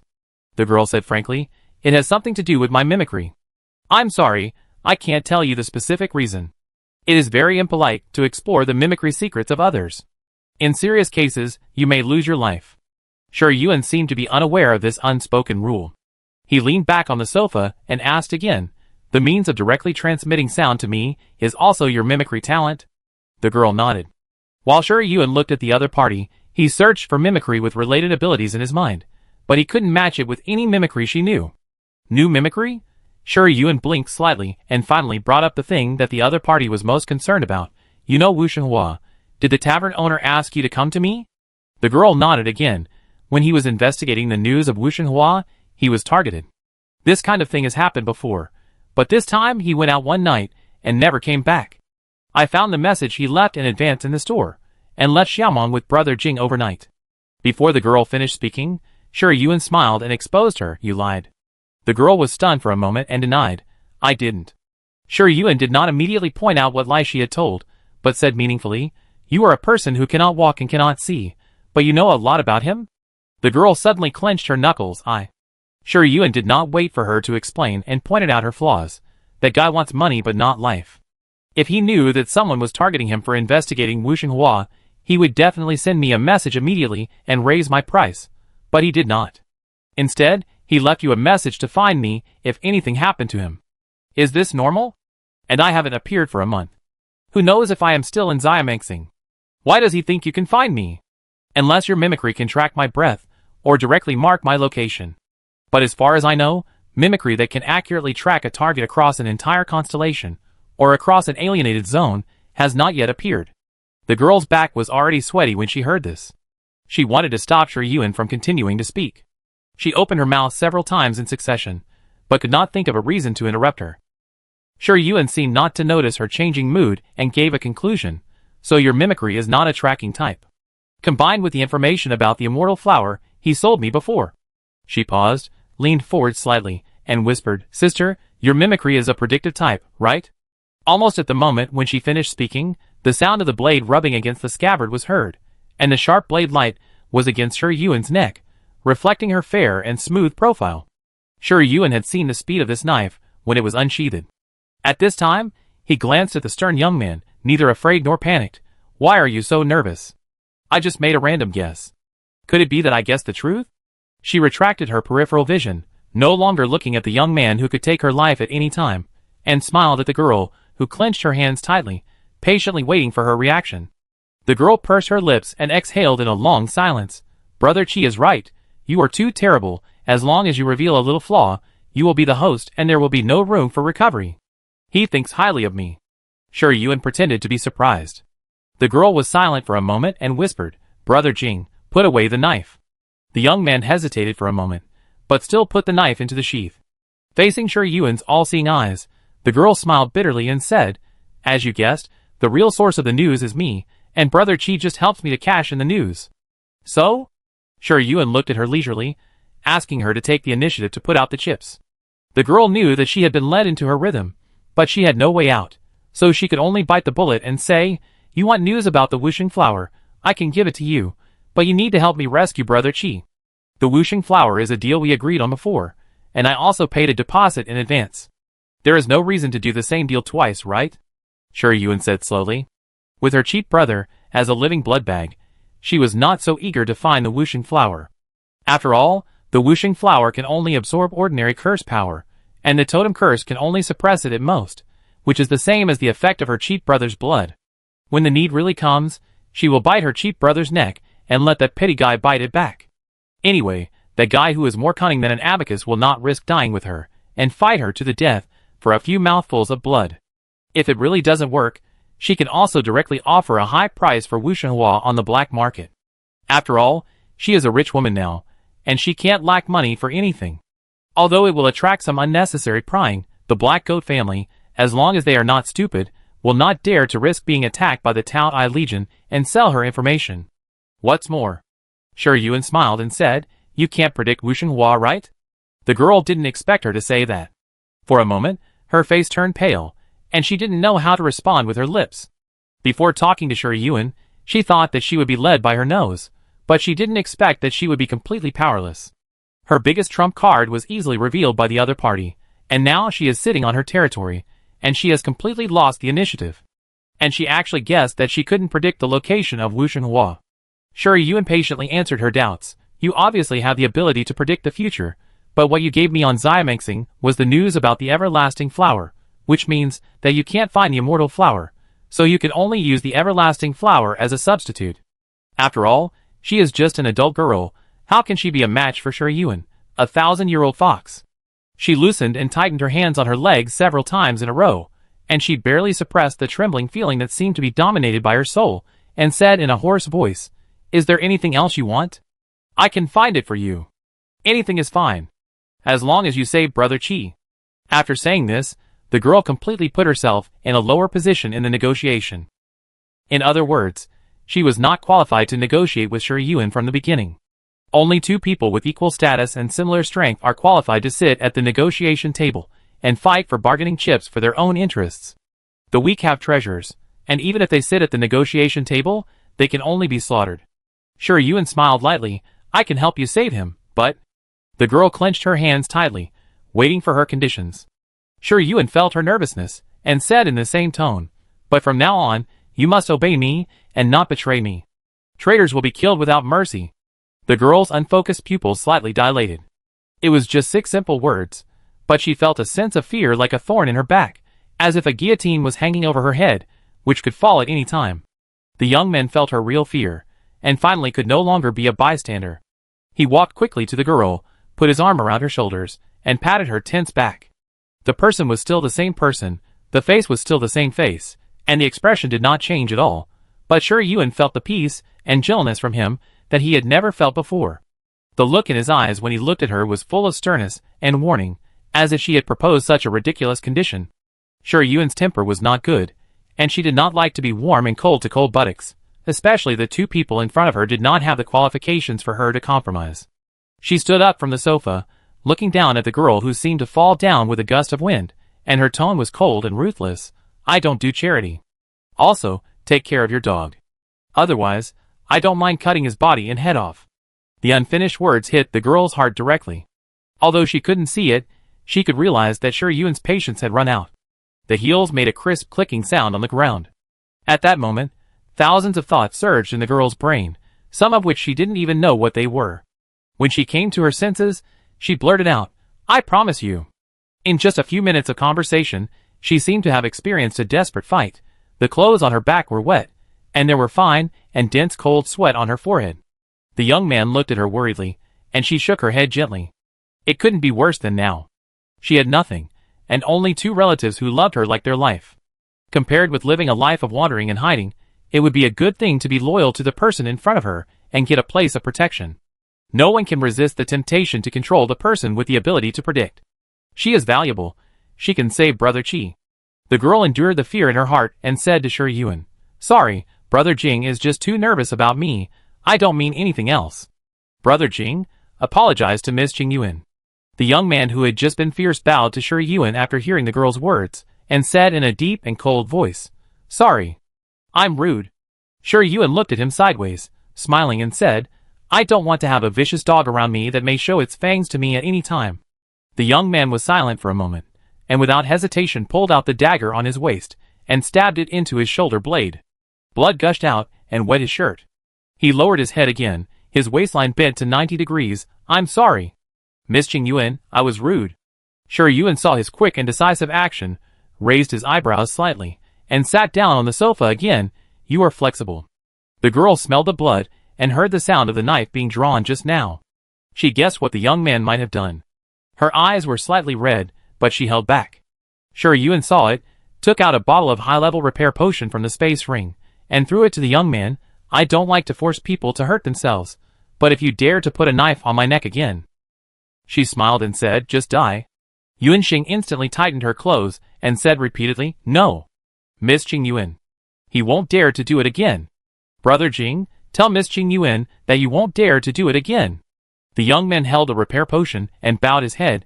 "There won't be a next time." "Well, I let you go for now." Shi Yuan brought up the topic of life or death, restored his previous smiling face, and said to the relieved girl, "Then let's talk about it first. What's your name?" In the entire Yongnao Empire, there is only one mimic with the ability to predict, the divine beast Bai Zhe. After what happened just now, how could the girl dare to play tricks with Shi Yuan? She said with trembling eyelashes, "Yuan Xing, my name is Yuan Xing. Tianhing Yun family, Bai Zhe family." 18 years ago, the Bai Zhe family was slaughtered and only one person was left. Unexpectedly, in addition to the little Bai Zhe living in the palace, there is another Bai Zhe still alive in the world, and it bumped into her hand. Isn't this a coincidence? Shi Yuan met the unfocused pupils, raised her index finger and whispered, "This secret? Except for me, you can't tell anyone else, okay?" The girl suddenly opened her eyes wide, and she smiled. "Tell me, what happened to Qi Qian?" Qi Qian is the name of a money grubber. I heard that you picked up 2 poor little ones? The next morning, GC was sitting in the restaurant and saw Shi Yuan yawning and asked casually, "Did the third brother tell you?" Shi Yuan pulled out the chair next to Ji Qingqi and sat down. Ji Qinglian was immediately unhappy. Ji Qingqi also saw it, and there were so many bodyguards at the time. "Why did you only ask if I said it? The cheap second brother can't be so nagging." Shi Yuan replied silently in his heart, but his face was always obedient. "Third brother cares about me more." Ji Qingqi, The sister's skill of stroking the stupid brother is getting more and more proficient. Ji Qinglian really stopped getting angry, snorted, lowered his head and concentrated on eating breakfast. Shi Yuan took the breakfast handed by the servant, whispered thank you, and continued GCU's words just now. "They are friends I met in Xiamengsing. They have nowhere to go, and I am rich now, so I helped them find a place to stay." She is indeed rich, but not the ordinary kind. But why does this sound weird? As if she took advantage of the situation and got some benefits that should not belong to her. GCU smiled and stopped talking about it. He said to Shi Yuan and Ji Qinglian, "We will arrive at Xianyao Star in 1 hour. Servants and bodyguards are not allowed to enter the military academy. You two should go and register for admission." Ji Qinglian knew about this early in the morning. He drank the last sip of breakfast milk and said, "I know. I know. Why are you more nagging than Adlet, who brought up the luggage for several rooms?" GCU brought up the old matter again. Ji Qinglian gritted his teeth. "The things can be placed in the mansion of Xianyao Star. I can take some necessities first." Shi Yuan did not participate in the discussion. Ji Qingqi pretended to be deaf. The vicious dog beside Yunxing is called Jingyan. He is taciturn and ignores everyone except Yunxing. It is not right. Now there is another person he has to pay attention to, Shi Yuan. Dead money Qi Qian disappeared a week ago.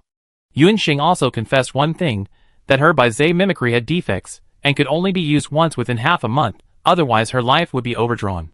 It was indeed as Shi Yuan guessed.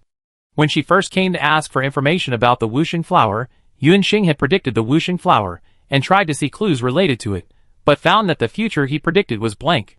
Yunxing had never encountered such a situation before, and he felt that things were going to be bad at that time. Dealing with people who wander in the dark is like walking on a high-altitude tightrope without any support. Qi Qian had seen how ruthless Shi Yuan's methods were. But she wanted information very urgently, and the Wuxing flower could not be found, so he came up with the idea of using the information of the Eternal Life flower as a remedy. Although the Eternal Life flower is not as rare as the Wuxing flower, it is not easy to get information in just half a month. Qi Qian really returned empty-handed. Finally, it was Yunxing who used, by Zai Tianji, at the agreed deadline and predicted the location where the Eternal Life flower would appear at a certain time in the future, but he did not expect that the location pointed by the guide stone was the Stargate ruins that had never been opened before, which made Shi Yuan realize that something was wrong and accidentally exposed his secret. As for the immortal flower that Qi Qian promised to find for her, he didn't want Yunxing to overdraw her life again. He also knew that he couldn't find it with his own ability, and he couldn't tell this killer god, so he thought of fooling her first and finding a chance to take Yunxing and Jingyan away. But before he could run away, he found that he was being targeted because he had inquired about the immortal flower before. The other party came to his door and asked him, who wanted the immortal flower at a very high price. Qi Qian realized that he was in trouble, so he sold Shi Yuan's information half true and half false, and handed over Xing Luo. When the three were about to flee overnight, they were blocked by a woman in Chongsam. It was Qi Qian who desperately held her back, so Jingyan could take Yunxing away. They always walk on the edge of danger. In order to confirm each other's safety, each of them holds a star life bead to store the mimicry breath of the other two. If the mimicry breath disappears, it means the mimicry owner is dead.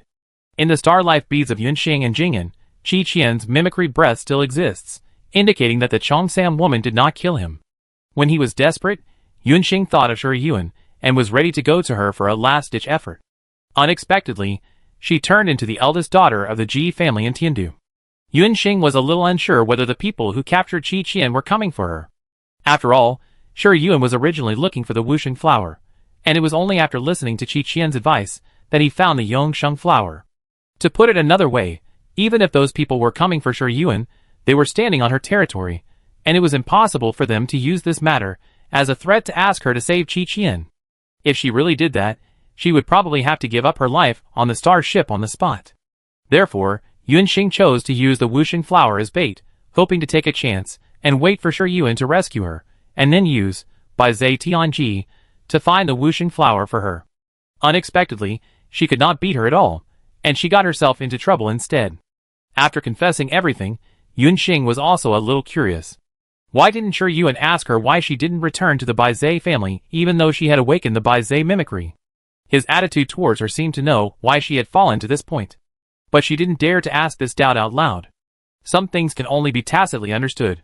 Once that thin paper is broken, things are likely to develop in an uncontrollable direction. Shi Yuan took away Yunxing's Star Life Pearl and asked Chu Jie to arrange a place for them to live after arriving at Xianyao Star. Yunxing originally thought that Shi Yuan would let her know Qi Qian's current situation in advance, so that she could prepare for the next action, but she didn't. One after another, starships carrying new or old students from various constellations of the Yongyao Empire flew over the Biqiong Sea.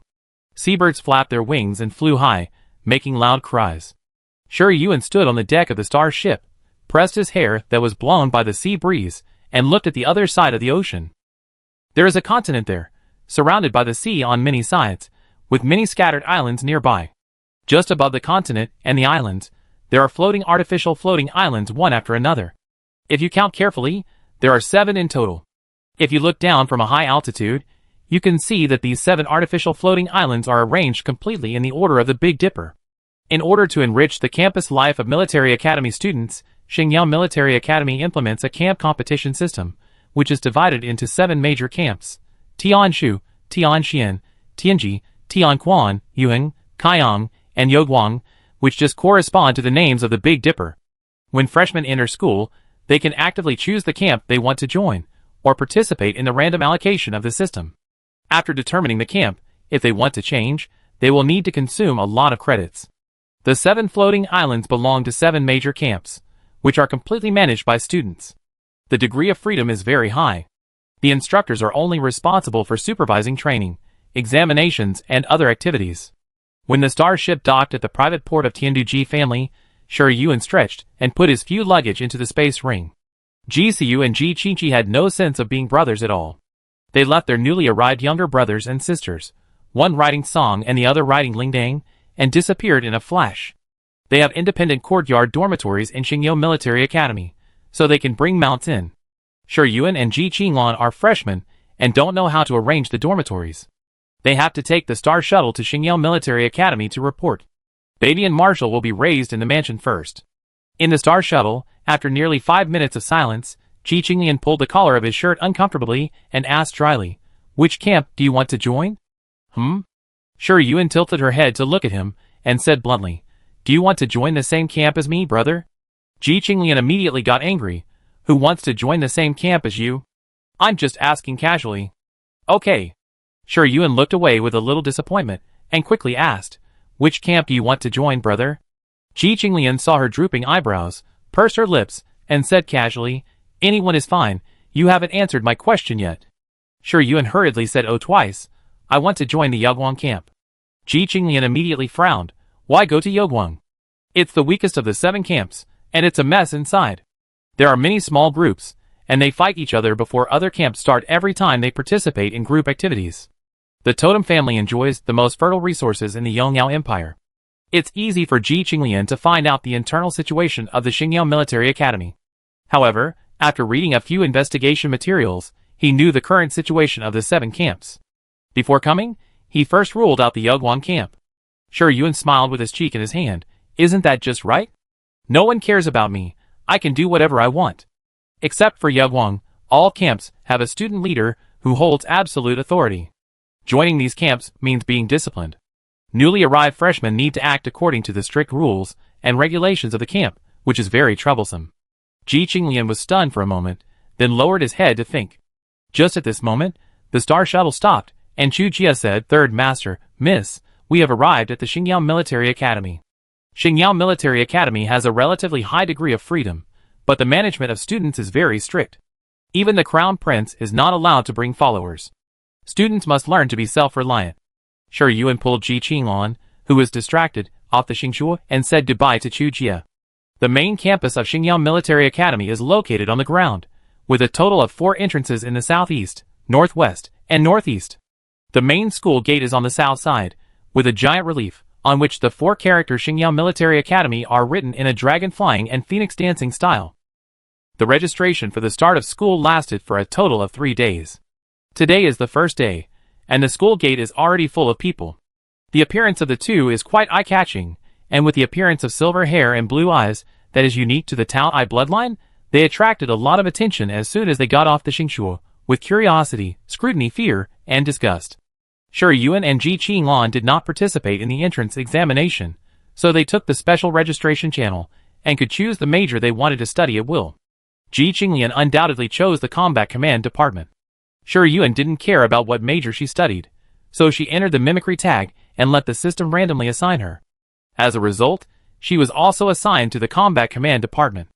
At this time, Qi Huan walked in from outside, saw her major assignment result, and immediately walked over quickly, saying happily, "Qing Yuan, do you want to study in the Combat Command Department?" Since knowing that Shi Yuan is Ji Qing Yuan, Qi Huan no longer calls her Ji Yuan. Ji Qinglian and Qi Huan didn't have much in common, but she had heard about the bad things of the Tingsha family. At this time, seeing him calling Shi Yuan's name, walking in front of her with a smile on his face, as if they were very familiar with each other, she couldn't help but frown slightly. Shi Yuan greeted Qi Huan and replied, "It's the result of the system's allocation based on the mimicry tag. Didn't you just leave yesterday? How did you get here so quickly?"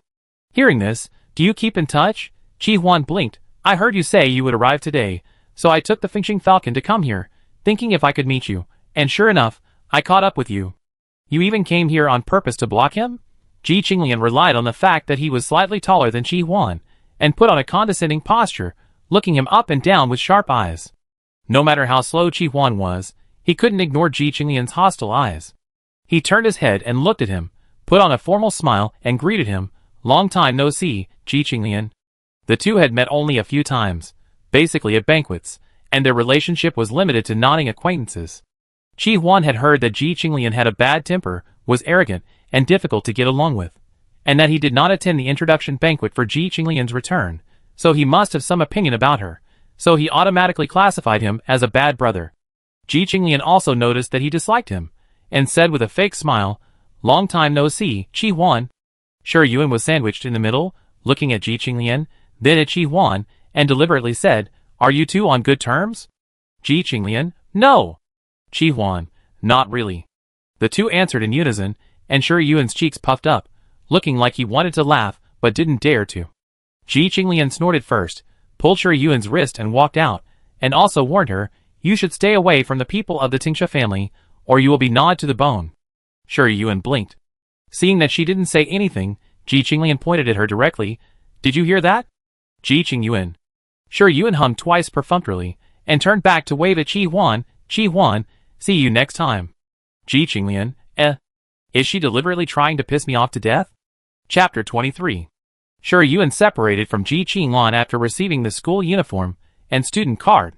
The school uniform of Xingyang Military Academy is a silver and red military uniform. The jacket is long and reaches above the knees. There is a white belt around the waist, and the school emblem of Xingyang Military Academy is embroidered on the chest. It is both beautiful and majestic. Her dormitory is on the 6th floor. It is a single room. You can take the star ladder up and down. If you want to change to a larger and more spacious dormitory, you must spend points. Shi Yuan is a newcomer. Where can you get points? Naturally, you can't afford to live in a dormitory with an independent courtyard. Points are the currency of Xingyang Military Academy. Everything in the school can only be purchased with points, including credits. In the first year of enrollment, the school will issue a daily allowance of 100 points to the student cards of freshmen at 5 a.m. every day. Military school students can get more points by participating in training, competitions, exams, etc. Military school students can also transfer points to each other. During non-holiday periods, military academy students are not allowed to leave the school. In special circumstances, they must ask for leave from their instructors. Shi Yuan touched the kitten that was peeking out from behind her shoulder. It was looking up its head and curiously looking at its new home. It looked quite cute.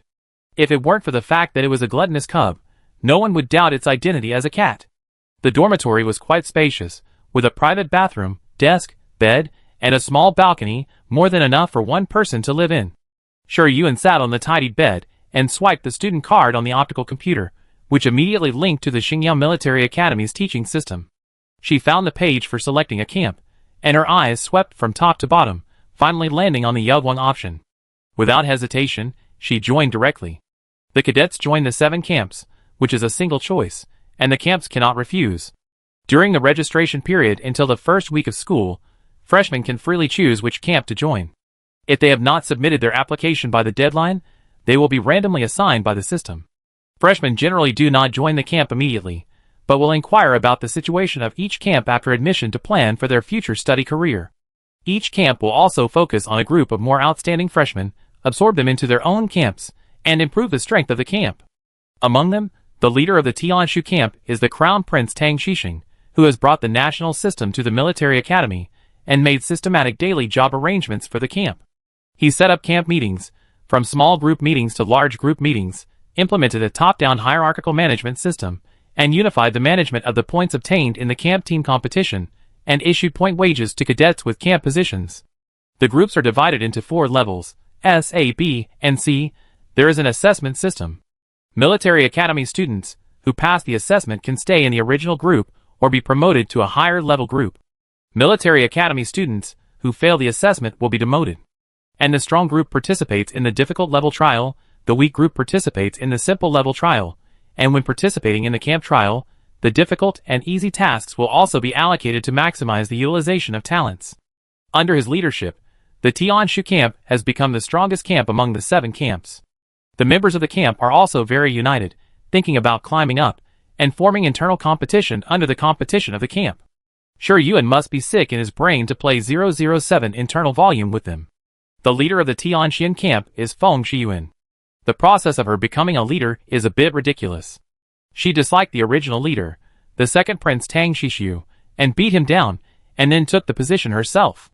Under her leadership, the Tianxian camp changed its previous evolutionary trend of gradually moving closer to the Tianshu camp, and focused on being free and unfettered, doing whatever it wants, and going wherever there is a lot of fun, and picking peaches in various competitions. It is a hated existence in the 7 camps. GCU is in the Tianxian camp, but he has always been lazy, and has mediocre grades since he entered school. If he were not a star sealer and the adopted son of Marshal Ji Wu, I am afraid that few people would pay attention to him. The leader of the Tianji camp is Ying Heng, the pure blood of the Yinglong family, the biological brother of Ying Yu, and the little Yinglong currently studying at the Xingyu Military Academy, all in the Tianji camp. Ying Heng will become the leader of the Tianji camp, which is also a joke. Before he became the leader of the Tianji camp, most of the little Yinglongs of the Yinglong family were actually concentrated in the Yaoguang camp without a leader, because it was free enough here, and they could let them be lazy and rotten, and they just needed to punch in and graduate when the time came. But because Ying Heng forgot to choose a camp, he was randomly assigned to the Tianji camp. The leader of the Tianji camp at that time was the little tongue snake of the tongue snake family, who was ambitious and wanted to drive him to lead the Tianji camp to become the leader of the 7 camps.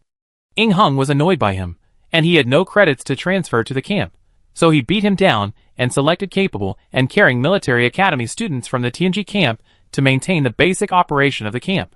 As long as it was not a big deal, don't disturb his happy life. Later, the little Yinglong who enrolled in Xingye Military Academy all hugged his thighs. Tianxian camp and Tianji camp are both free, but no one can shake Feng Shiyuan and Ying Heng's right to speak, so Sure Yuan did not choose these 2 camps. The leader of the Tianquan camp is Feng Nancheng. Unlike his cousin Feng Shiyuan, who is free and easy and does whatever she wants, he is very radical. He divides the military academy students in the camp into different levels based on the strength of their mimicry. No matter whether they are nobles or commoners, as long as they are not capable enough, they will be discarded as garbage by him, which is quite controversial in the school. Sure Yuan has no hobby of being picked by him like pork. The Yuan camp is a gathering place for commoners in Xingyo Military Academy. All the previous leaders are commoners. The current leader is Ji Yuanyu, who has a strong character, stable emotions, strong coordination ability, and is good at exploring the advantages of the camp members. He is deeply trusted by the camp members. The degree of unity in the Yuan camp is second only to the Tianshu camp. Also because the commoners in the Yuan camp are very exclusive, the nobles generally do not look for discomfort.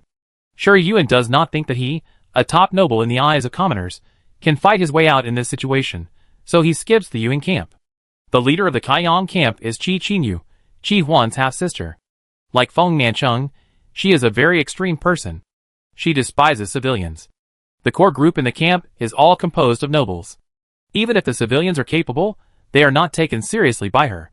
It is also interesting to say that her biological mother is a civilian who cannot awaken the mimicry. Because she is very beautiful, she was favored by the head of the Tingsha family. After pampering her for a period of time, she was abandoned after the novelty disappeared. The subsequent days were very miserable.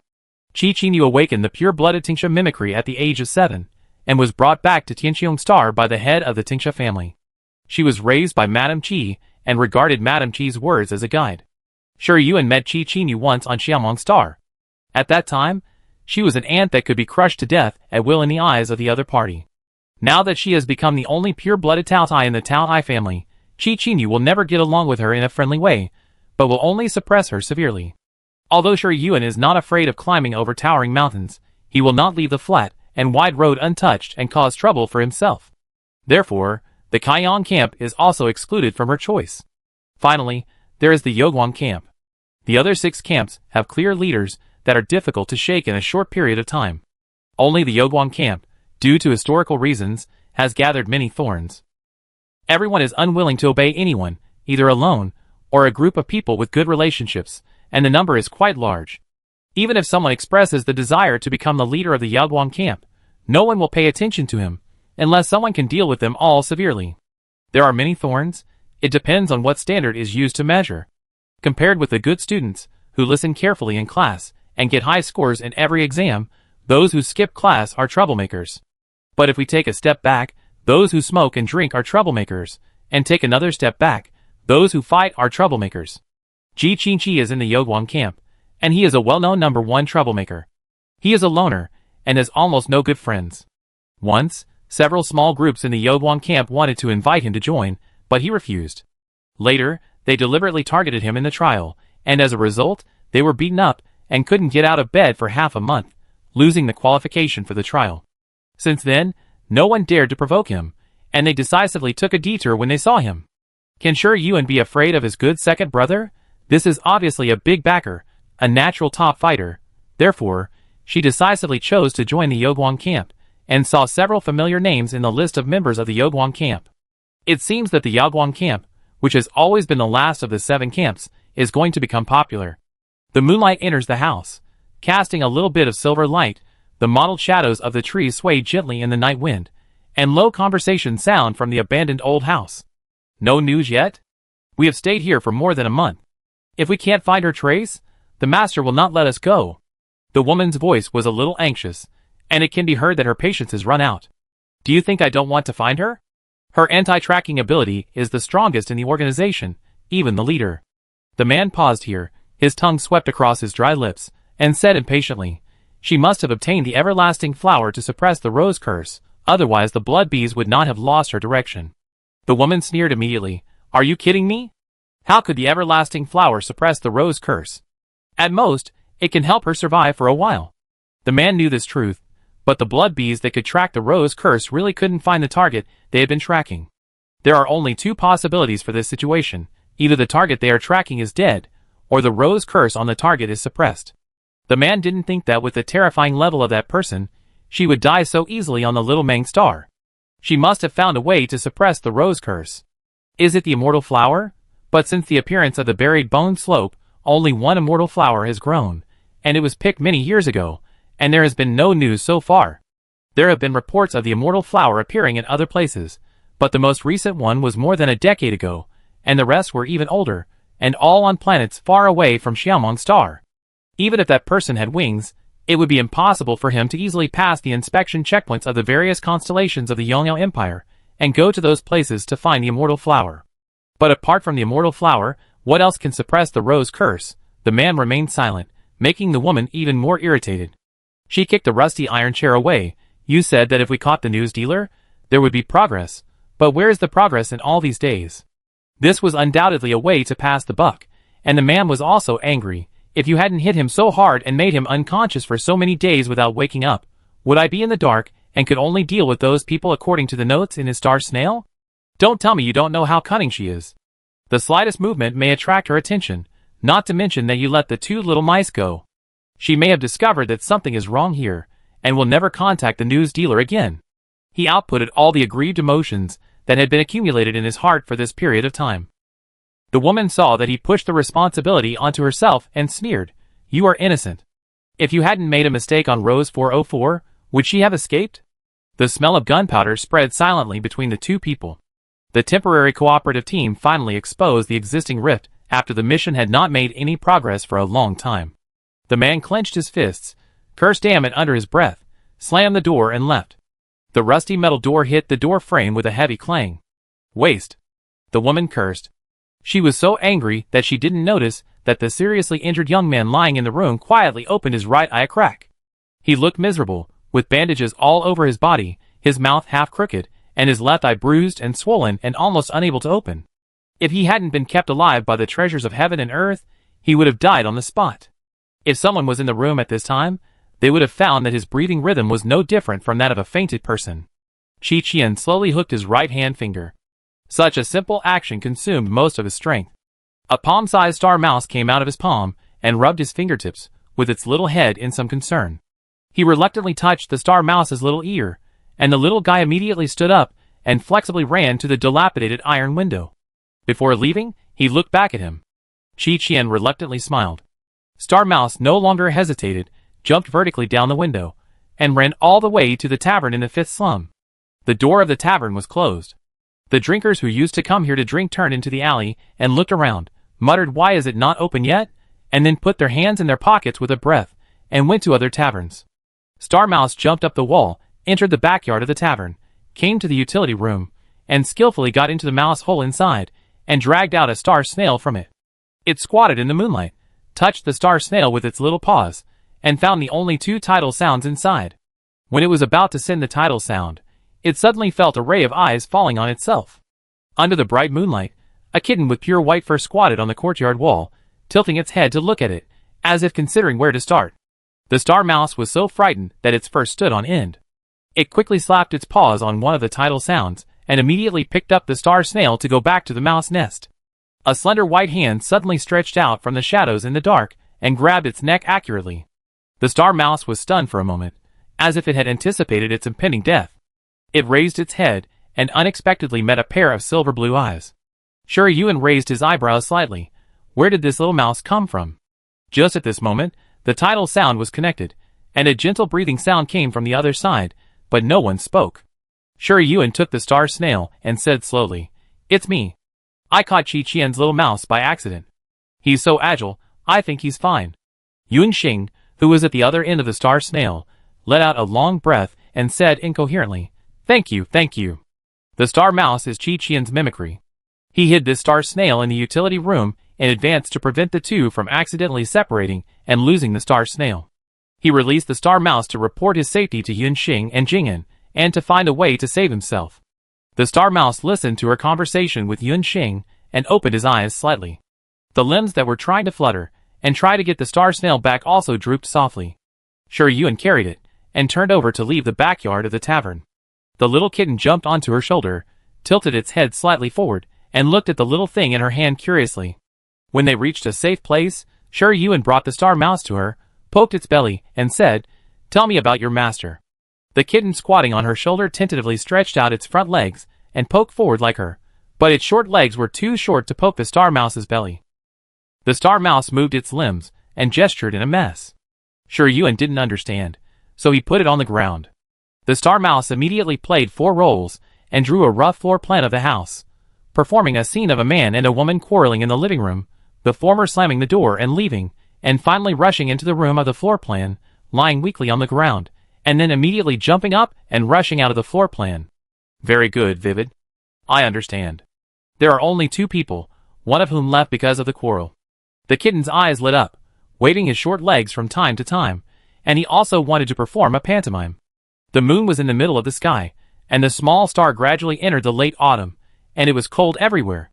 The woman leaned on the sofa with her hands on her chest and closed her eyes to rest, and the 2 star snails lay quietly on the table. Suddenly, a slight sound of metal collision came from the room. The woman immediately opened her eyes vigilantly, and walked quickly towards the room with the door open. The green rose vines meandered down from her shoulders, covering her entire arm, and the bloodthirsty breath spread out silently. The person on the bed was breathing weakly, still in a state of serious injury and sleep. There was another breath in the room, probably near the window, very small, and it was easy to ignore it if you didn't pay close attention. The woman narrowed her eyes slightly. Chiji. Chiji. The moment the cry sounded, the rose vine suddenly jumped up from the ground under the window, and the hard stone slabs broke into pieces like tofu. The branches with hooks and thorns instantly penetrated the body of the mouse, and blood gushed out, splashing on the wall, making a dripping sound. The rose vine strung the big mouse with slightly twitching limbs, reflecting the crescent moon outside the window, and cast a cruel silhouette on the ground. The vine twisted slightly, and the mouse's fat body shrank at a speed visible to the naked eye, leaving only the skeleton supporting the thin gray skin. The woman didn't expect that the thing she had been vigilant for a long time turned out to be a mouse. She snorted unhappily, retracted the rose vine, and ignored the mouse corpse on the ground. She glanced at the ramen-haired young man, who was still half dead on the bed, and turned to go back to the living room. It was at this moment of relaxation that a cold white hand with 5 fingers formed into claws grabbed her from behind and went straight to her neck. The murderous aura she felt in an instant made the woman's hair stand up. The instinct trained from the brink of life and death made her fall back reflexively, and bent down and raised her legs at lightning speed, kicking the person who tried to sneak attack her. The opponent's reaction was faster than her. He immediately retreated after the attack missed, avoiding the rose vine that sprang up from the ground. The woman stood on the bedside with her legs down. It was just such a short confrontation, but she was so nervous that she was sweating profusely. Her chest was also rising and falling uncontrollably, and she exhaled a mouthful of turbid breath. She slowly tightened her fists and looked at the person standing in the shadow outside the door under the moonlight. The other person was wearing a black hooded jacket, and the upper half of his face was completely hidden in the darkness, revealing only a smooth and white chin. The familiar lower half of the face made the woman's pupils shrink suddenly. She subconsciously touched the star snail on her waist, but found that she had taken it off and put it on the table in the living room because she felt it was troublesome. "Are you looking for this?" Shiryu raised his right hand wearing a leather glove, and there were 2 star snails in his palm, one of which belonged to the woman and the other to Qiqian. The low, hoarse voice that could not be distinguished between a man and a woman made the woman hold her breath. It was her. It was really her. She actually dared to come to her door on her own initiative. The woman did not reply, but her brain was quickly thinking about what to do next. Directly, she could not kill her alone, let alone bring her back alive. What to do? That damned idiot number 16, he was nowhere to be seen at such a critical moment. Number 14. Shiryu spoke slowly. The woman tensed up reflexively, and the words almost came out of her mouth, but was swallowed back into her stomach at the last moment. Such a disappointing reaction of her body made her grit her teeth and try to take the initiative. "You." But before she could say anything, she was interrupted mercilessly by Shiryu. "Have I ever told you? When performing a mission, don't let your star snail out of your sight." The merciless questioning made number 14 feel as if she had returned to a rainy night in the past. The rainstorm hit the woods, making a noisy clacking sound. She successfully completed the mission for the first time and returned to the gathering place with her companions. Although her body was soaked by the rain, she could not suppress the trembling in her heart. She couldn't tell whether she was excited or scared. Her brain was obviously in an extremely active state, but she couldn't think of anything. Some of her companions hung their heads, while others were excited to show off their achievements. When she finally calmed down and felt that she would definitely stand out from the training camp this time, a person wearing a rose totem mask walked out from the shadow behind the tree. She was slender and looked like she could be blown down by a gust of wind. The rose totem mask covered the upper half of her face, revealing only her white and smooth jaw. Everyone was like a duck with its neck pinched, and they immediately stopped talking. They held their breath and waited for her inspection, bearing the bean-sized raindrops falling from the sky. Those sharp eyes swept over everyone present, and finally mercilessly smashed the muddy star snail in his hand on her head, coldly asking her why she left the star snail at the mission site. She was hit so hard that her head was broken and bleeding, but she didn't dare to say a word. Since then, she has never let the star snail out of her sight. When did she forget the pain and humiliation of the blood flowing from her forehead and melting into her eye sockets? Number 14 opened her mouth in embarrassment. "Teach me." Before she could say the remaining word, a sharp pain suddenly came from her wrist bone. Number 14 reflexively withdrew her hand, and a finger-sized syringe pierced her wrist bone, with a liquid with a long blue light at the bottom.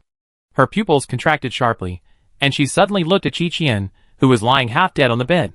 He didn't know when his hand moved to the side of the bed. At this time, he tried to open his swollen eyes.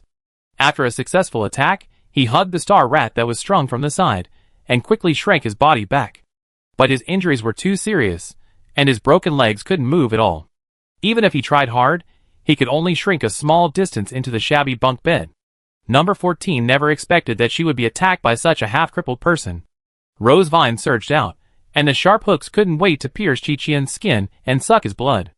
At this critical moment, the rose vines with brighter colors sprang out from the ground, tied number 14's ankles with an absolutely strong attitude, and suddenly pulled her back. After being injected with the lava potion, number 14 felt a severe burning sensation all over her body, as if magma was poured into her blood vessels. She was in so much pain that she broke out in cold sweats, and could not avoid the attack of the rose vines. This horrible pain also drilled into her right neck.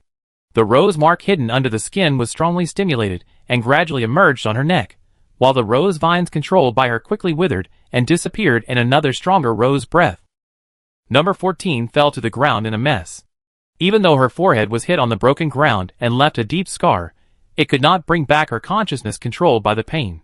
People who are planted with the rose mark have a fatal weakness, fear of being burned by fire.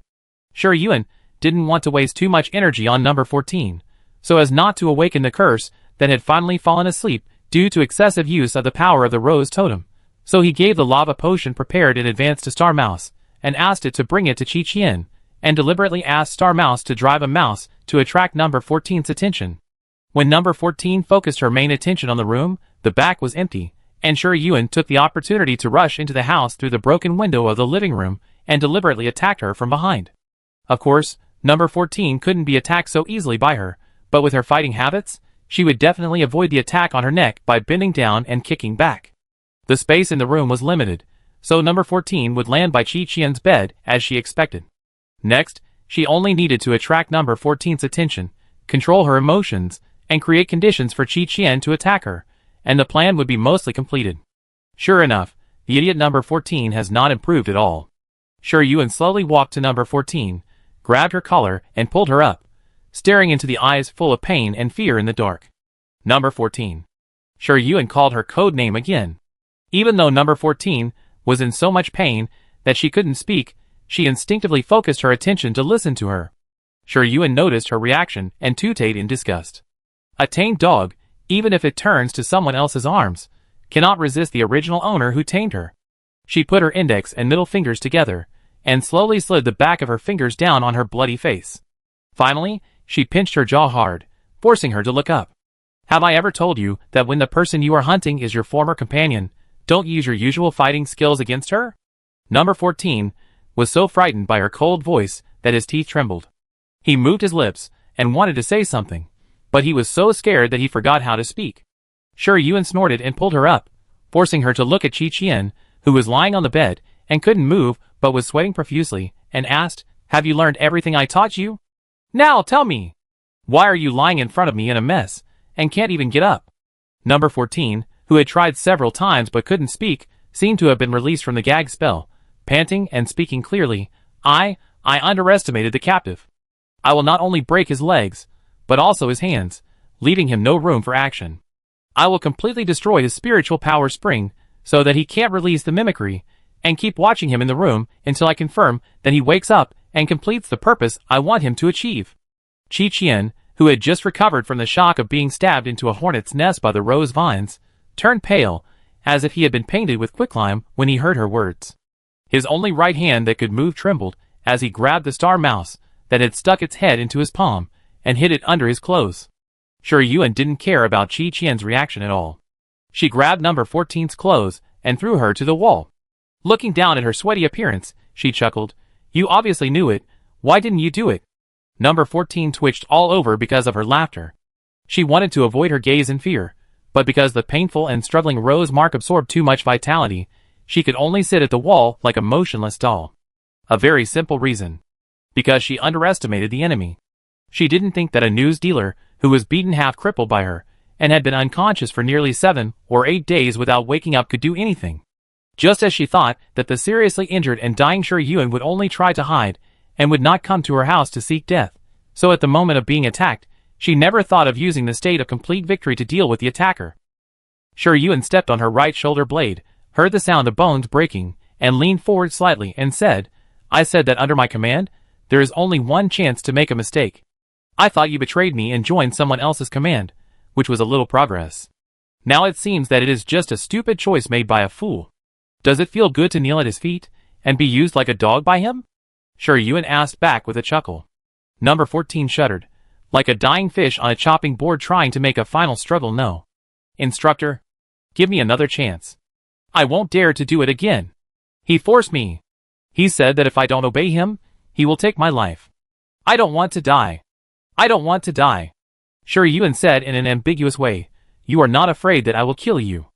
After she finished speaking, she stopped talking nonsense and stepped on number 14's neck. The blood-stained eyes suddenly widened, and then became dim at a speed visible to the naked eye. The cheeks that were slightly red due to fear and excitement also quickly turned gray, like a rose flower withered by the fire. Number 14's hands collapsed on the ground, and her broken neck tilted to one side, drooping down precariously. At the end of her life, she heard a distant and cold voice. "Code names are just code names, and names are people's belonging. Don't forget your belonging." Qi Qian, who wanted to cover his ears from just now, had given up struggling and stared straight at the ceiling full of spider webs, wondering how long he could live. He really should not have provoked this killing god from the beginning. Now, he has heard such a great secret. With the other party's ruthless style of doing things, there is no way he can live one more day in the world. No! 1 second, Qi Qian lay down peacefully, enjoying the last time of his life. Shi Yuan didn't know that he had so many thoughts in his mind. Looking at the rose mark still twisting on number 14's neck, he narrowed his eyes slightly. It seemed stronger than before. The little kitten poked its head out of her hood, let out a small howl, kicked up its short legs and jumped down, biting the rose mark that was about to disappear with the death of number 14. After the rose mark, which was still struggling, was bitten by it, it was like a little beast being held by the back of the neck by a mother beast, frozen in place like a sculpture, and did not resist until it was swallowed by the little kitten. After the kitten swallowed the rose mark, it tilted its head back and burped, its 2 little ears moved, and then it began to shake its head dizzily from side to side, just like the last time it swallowed the mandragora mark. Shi Yuan quickly picked it up, gently stroked its bulging belly, and took it back to the spiritual power spring. Looking at the shivering man and mouse on the bed, she pulled out the dagger hidden in her sleeve. Boom! The explosion sounded, and the old house was razed to the ground. The fire rose fiercely, burning all the remaining breath in the house, and also burning the dead body of number 14. The man realized something was wrong, and when he rushed back from the tavern in the 5th slum, the fire had spread to the abandoned houses on both sides, and the patrol team sirens came from far away.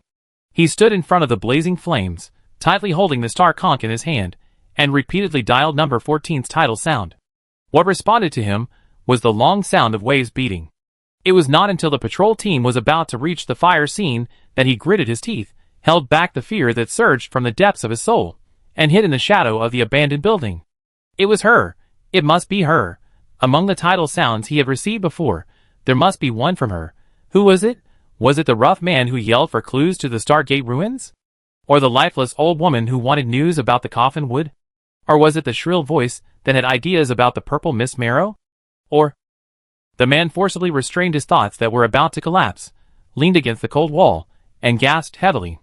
The thick smoke floated with the wind and drilled into his nose. He smelled the faint smell of blood hidden in it. Number 14 dead. On the other side of the fire scene, Shi Yuan carried Qi Qian, who had broken his legs and could not walk, in a princess hug. Many bandages on his body were cut by a knife, and expensive high-level repair medicine was rudely poured on his wounds, nourishing his slightly inflamed and ulcerated wounds from the outside to the inside. To be honest, Qi Qian never dreamed that there would be a day in his life when he would be carried like a princess by someone, and the other party was a slender and thin girl. Bah! A cruel and merciless killer. Ah! No! It was a living bodhisattva who spared his life. He carefully looked at Shi Yuan's expression, and caught a glimpse of the flames behind him in his peripheral vision, and whispered a compliment, "Boss, you are so handsome." Shi Yuan glanced at him, without any intention of speaking.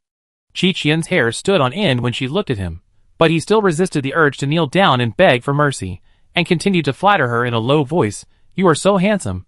What should I do if I fall in love with you?" Shi Yuan stopped and glared at him, and gave a solution: "Go to hell." Qi Qian's scalp tightened, and he immediately laughed. "Just kidding.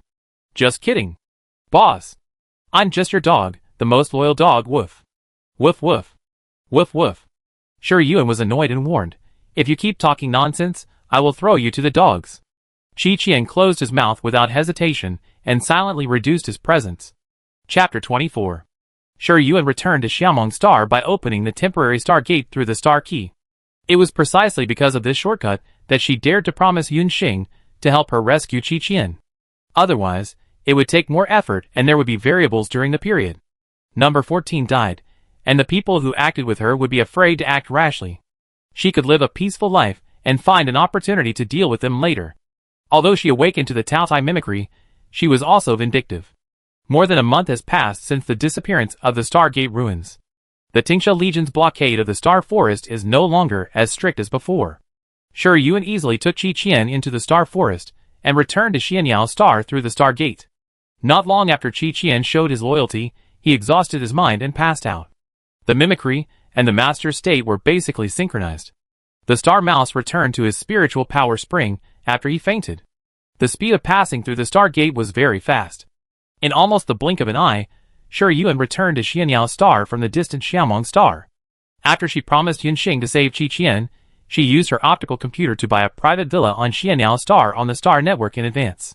After completing the registration and tidying up the dormitory today, she came here to open the Star Gate and go to Xiaomong Star. Because the payment amount was twice the market price, the owner of the villa hired a professional housekeeping team overnight to clean up the entire villa before leaving, so that people could move in. In this way, after Shi Yuan brought Qi Qian back from Xiaomong Star, he could directly place him in the villa to recuperate, without worrying that she would attract the attention of others when she walked outside with a seriously injured person. The Star Gate closed and disappeared, turning back into a ring in Shi Yuan's hand. She threw Qi Qian onto the bed and checked his physical condition. After confirming that he was not dead, she sent the sound of the tide to Yunxing and asked Jing'an to bring her over. As for whether the secret of the Star Gate would be discovered, Shi Yuan believed that as long as these three people were not hopelessly stupid, they would keep their mouths shut even if they guessed it. Qi Qian was the smartest among the smartest people. Knowing her secret and her identity, as a pure-blooded glutton, he would definitely hold onto her thighs, and not let go, and try his best to show his value in front of her, binding the two parties into a community of interests, instead of foolishly opposing her. After all, compared with the secret of her relationship with the Blood Rose, Yunxing's identity as Xiao Baizhe would probably cause more endless trouble. And if you want to establish an unbreakable cooperative relationship, sharing each other's secrets is the simplest and most effective way. Shi Yuan changed her clothes, leaned on the sofa, and closed her eyes for a while. Then she heard the doorbell ringing outside. Jing'an pushed Yunxing, who was sitting in a wheelchair, into the living room. Shi Yuan was always generous to her subordinates. Since she had decided to use Yunxing and the other two, she would not be stingy in spending money on them. Before reporting to Xingyao Military Academy, she gave Yunxing $1 million card, asking them to clean themselves up and disguise themselves so that no one could catch their tail. Yunxing wore loose casual pants today, a white sweatshirt on his upper body, a mask and a warm yellow fisherman's hat, which made him less dull and well-behaved than usual and more energetic. Jing'an wore a black shirt and overalls, a very dull outfit that completely matched his personality. The two of them shouted Miss Qing Yuan one after the other. Yunxing smelled a faint smell of blood in the air, and her unfocused eyes looked at the only room on the first floor with an open door. Shi Yuan noticed her movements and said, "The person inside is not in danger of death, but he is seriously injured and may need to rest for a while. You two can stay here to take care of him in the near future, and think about what to do next. I'm leaving first." She had already paid the wages for the employment, and it was their turn to realize their value later. Yunxing hurriedly thanked her, and when she heard the door close, she hurriedly led Jing and pushed her into the room to check on Qi Qian's condition. She couldn't see, but her sense of smell and hearing were more acute than ordinary people. She smelled a faint smell of blood when she entered the door, and the smell became more obvious when she entered the room. Jing'an saw Qi Qian's miserable state, and even though he was always cold, he was shocked and his pupil shrank slightly. He walked quickly to the bedside and shouted, "Qi Qian, how are you?" Qi Qian had exhausted his energy in the previous battle, and was almost in a state of unconsciousness at this time. How could he hear his voice? Yuan Xing anxiously said, "Brother Jing? How is Brother Qi?" Jing'an was afraid that she would worry, so he avoided the main point and said, "It's okay, just a little injured, you go to rest first, I will help him treat his wounds." Because number 14 didn't care about Qi Qian's life or death at all, and because number 16 said that he still needed him, he used the treasure of heaven and earth to keep him alive, and didn't help him treat his wounds at all. The wounds on his body were already inflamed and had a tendency to fester. If they were not treated properly, they would leave serious sequelae. Yuan Xing pursed her lips and didn't want to leave, but she couldn't see and couldn't help. Staying here would distract Jing'an, so she had to nod, turn on the automatic navigation function of the wheelchair, and go to the living room first. Killing number 14 mainly relied on the lava potion. Sure, Yuan didn't spend much effort, and didn't affect her old injuries. But using the power of the rose totem was still a bit difficult for her current physical condition. When her tense nerves relaxed, she felt a little drowsy. Xingyao Military Academy had not officially started yet, and students could come and go freely. Sure, Yuan came out openly, and didn't want to go back so late, so she simply went to the Tianduji family's mansion near Xingyao Military Academy to eat something delicious and fill her rumbling stomach. Speaking of which, her appetite seemed to be getting bigger and bigger, and her child was only at the first level now. Sure, Yuan couldn't imagine how much she would have to eat to fill her stomach when she was promoted to extraordinary or achieve the holy realm. Xingxua drove into the courtyard. Sure, Yuan opened the light brain and wanted Chu Jie to prepare some midnight snacks. Suddenly, she caught a glimpse of a black figure flying down from the sky in her peripheral vision. It was Song, carrying GCU, who landed in front of the villa before her. What was he doing back at night? GCU did not enter the villa immediately, but sat by the fountain in front of the door, and put his hand on the small water column that rose and fell. In the darkness, it seemed that the dark liquid on his hand was washed away by the water flow, swirling and disappearing in the pool. GCU noticed her sight and looked back, accurately meeting her eyes through the one-way visual glass of the star shuttle. So sharp. Sure, Yuan took the initiative to lower the car window, and waved to him with a smile. GCU paused and stood up from the fountain. Song came over, lowered his head and snorted. He touched its mane, indicating that it could go for a stroll, while he stood there and watched the star shuttle approaching from far away. The star shuttle stopped, and Sure Yuan walked briskly to GCU, slightly tilting his head and asking curiously, "Brother, why are you back at this time?" It was already early morning the next day, and in 2 or 3 hours, it would be dawn. He was still wearing the clothes he wore when he parted with her in the morning. 2 buttons of his cold gray shirt were unbuttoned, and his collar was lifted by the wind, curling up a little unruly. His eyebrows and eyes were less relaxed and casual than usual in private, and he looked cold and heavy, as if he had encountered something that made him unhappy. Sure, Yuan had seen how quickly GCU turned his face. The 8th level talent couldn't even release the mimicry in front of him, and was strangled by the neck, so he stopped more than a meter away from him. When she was looking at GCU, GCU was also looking at her. She was wearing a sky blue dress, a pair of nude high heels, a white corset tied into a beautiful bow at the right waist, outlining her slim waist, and a bright silver 3-link bracelet on her left wrist, looking like a carefree little girl. If she didn't have that untraceable murderous aura, she would be even more like one. The violent feeling hovering in GCU's heart was somehow relieved. He thought casually that his sister was doing something bad again. Seeing that Sure Yuan was still looking at him with those bright eyes, he asked instead of answering, "Don't you come back at this time?" Sure Yuan said calmly, "I'm hungry. There are only 100 points in the student card. How can it be enough for me to eat? I had to sneak back home to cook while the school was still open." GCU slowly said "Oh," and answered his question just now, "I see, me too." Sure Yuan's eyes twitched slightly. This guy didn't even come up with a decent excuse. Don't think she didn't smell the faint smell of blood emanating from him. Did he go to kill someone in the middle of the night? Who was blind enough to provoke him? Sure Yuan pretended not to know and invited with curved lips, "I asked the kitchen to prepare a midnight snack. Do you want to eat, brother?" GCU looked at the gradually falling crescent moon, turned his head and smiled at her. "Of course it's good to eat with your sister." An hour later, the two who had changed their clothes and washed up sat in the glass flower house behind the villa. In the flower bed, this size flower buds lowered their heads implicitly, enjoying the quietness of the night and accumulating strength to bloom in the morning sun the next day. GCU slowly brewed tea. He was not hungry, but the night was always hard to bear. It would be nice to have someone to talk to. Sure Yuan ate a small cake and a small biscuit, looking quite comfortable. The mental fatigue was relieved after gradually filling her stomach. The way she ate was pleasing to the eye. GCU looked at her for a while, picked up a small biscuit, and put it into his mouth, eating it slowly. The food that usually tasted ordinary tasted a little more fragrant under the atmosphere at this time.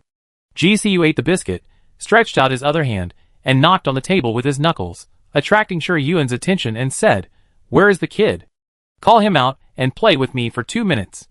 Yuan was speechless. "It's late at night, he's asleep, don't call him. He can sleep well."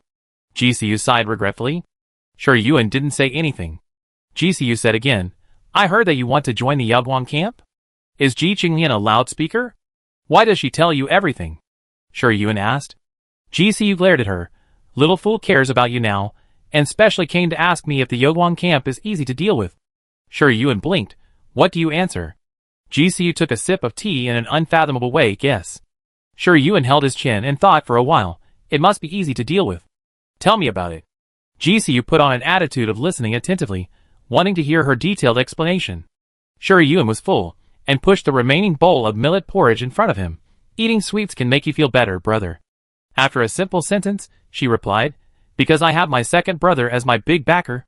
GCU gave her a meaningful look, and although he didn't like sweets very much, he still ate the millet porridge in front of him. Yuan stood up and stretched, yawned, and waved to GCU. "I'm sleepy, I'm going to sleep, good night." The sky was already white, and it didn't seem like the time to say good night. GCU put down the spoon, wiped his mouth with tissue, and said to the figure, who had already walked away, "Good night."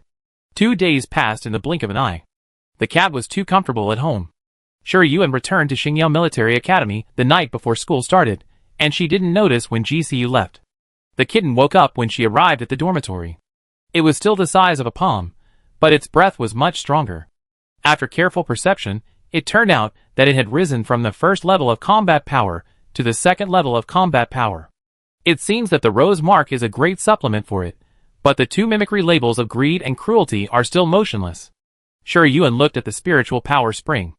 After the mandala flower mark, another rose mark floated on the surging sea. But compared to the trembling mandala flower mark, the rose mark seemed much calmer, letting the sea water push it around.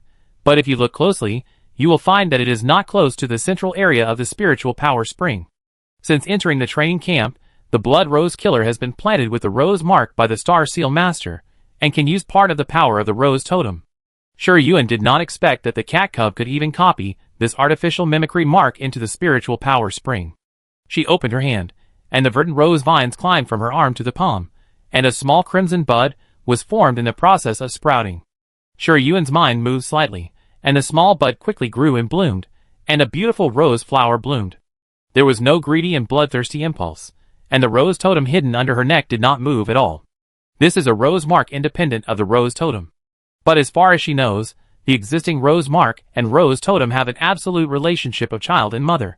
The rose mark can get some power from the rose totem, and the rose totem has absolute king suppression in front of the rose mark. So strange. Is it because the rose mark in her spiritual power spring is a replica made by the kitten, and it is controlled by the power of the Taotai totem, so it will not be affected by the rose totem? Yuan suddenly wanted to know whether the gifted person, who had awakened the pure-blooded Taotai mimicry, had the heaven-defying talent of Taotai swallowing, that can eat the mimicry mark of others and transform a corresponding mimicry mark in his own spiritual power spring. But in the materials related to Taotai mimicry that she had read, there was no record of such a talent. Did the pure-blooded Taotai deliberately not leave a record for fear of the secret being leaked and attracting the fear and covetousness of others, or did no one awaken Taotai swallowing before, and this was her unique label talent? It's a pity that she and Ji were not mother-daughter relationships that can be absolutely trusted, otherwise she could ask her. As a member of the totem family bloodline, who was exempted from the entrance examination, Yuan was assigned to the combat class 1. She was accompanied by old acquaintances such as Ji Qinglian, Ji Huan, Yu Shizhe, and Ying Yu. The younger generations of the totem family, except for the Baizhe family, basically chose to study in the combat command department, so that they could inherit the totem legion in the future, and not have to learn some basic things from scratch. The next morning, Yuan changed into school uniforms, ate the warm meals brought back from the mansion last night, and went to the class where the combat class 1 was located. Military training will start in 2 days. During these 2 days, each class needs to elect class leaders, and other class cadres to maintain the operation of the class. After that, class affairs will be fully handled by the class leaders. There will be a school discipline and rules test tomorrow night.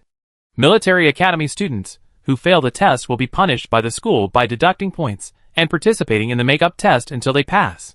In addition, there are a lot of trivial things, in short, all for the Military Academy students to have a preliminary understanding of the teaching rules of Xingyang Military Academy. Sure, Yuan came early, and there were not many people in the freshman teaching building. When she was about to go upstairs, she caught a glimpse of Qi Huan's figure in her peripheral vision. When she turned her head, she saw him being dragged out of the teaching building. With a thought, the shadow of the mandragora flower flew out from her fingertips, bit its two vine legs, and scurried past the wall. After a while, she saw Qi Qinyu and Qi Huan standing behind the flower bed of the teaching building from the perspective of the mandragora flower. Qi Qinyu released the star power shield to block the sound of the conversation.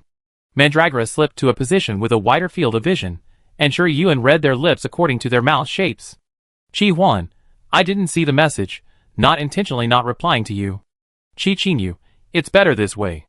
Mother asked you to join the Yaoguang camp and become the leader of the Yaoguang camp. I will give you some help when necessary, and you'd better show some ability. I have no obligation to clean up your mess. Qi Huan lowered his head and said nothing. Qi Qinyu despised his appearance the most and sneered. If you don't want your mother to come to Xianyao Star in person, you'd better follow her arrangements. Qi Huan suddenly raised his head. Since mother trusts you so much, why don't you become the heir of the tongue snake family? Anyway, you are also a pure-blooded tongue snake. Why do you have to force me? You know clearly that I am not interested in these things. Qi Qinyu's face turned pale when he said that. She clenched her hands hanging by her side into fists, and then loosened them. After several times in a row, she gritted her teeth and said, Stupid! You don't know how to appreciate your blessings. She flicked her sleeves and left. Qi Huan, who stayed in the place, not only did not feel sad because of being scolded, but instead showed a happy smile, but his eyebrows drooped again while laughing, and his whole body was covered with a gloomy atmosphere. Shi Yuan sighed softly in his heart. Poor little tongue snake, even venting his emotions can only be done by hurting the enemy 1,000 times and hurting himself 800 times. She retracted the mandala flower phantom and walked into the classroom. Because she came early, there was only one person in the classroom. It was a girl, sitting in the corner. After hearing the footsteps, she looked up and glanced at her, then quickly lowered her head to look at the screen, with no intention of greeting her at all. Shi Yuan looked at her calmly. She had long black hair tied up with a red hairband, and tied into a high ponytail. The end of the hairband hanging behind her ears was dangling two clear red crystals, and the phoenix pattern outlined with gold thread was rotating in the crystal. She was from the phoenix family. Shi Yuan was not a social leader, nor did he have the hobby of actively saying hello. He found a seat by the window in the back row, opened the light computer to find Ji Qingqi's dialogue box, and started typing. It's Yuan Yuan, not Yuan Yuan. Second brother, is it up? I have a bell. It's up, what's the matter? He seemed reluctant to reply to her. It's Yuan Yuan, not Yuan Yuan. I want the school rules test questions and answers that you took when you entered school last year 5 minutes later. I have a bell. File.pdf. It's Yuan Yuan, not Yuan Yuan. Thank you, second brother. I have a bell. Shi Yuan opened the dialogue box with GCU again, repeated what she had just said, and asked him for the school rules test papers for admission.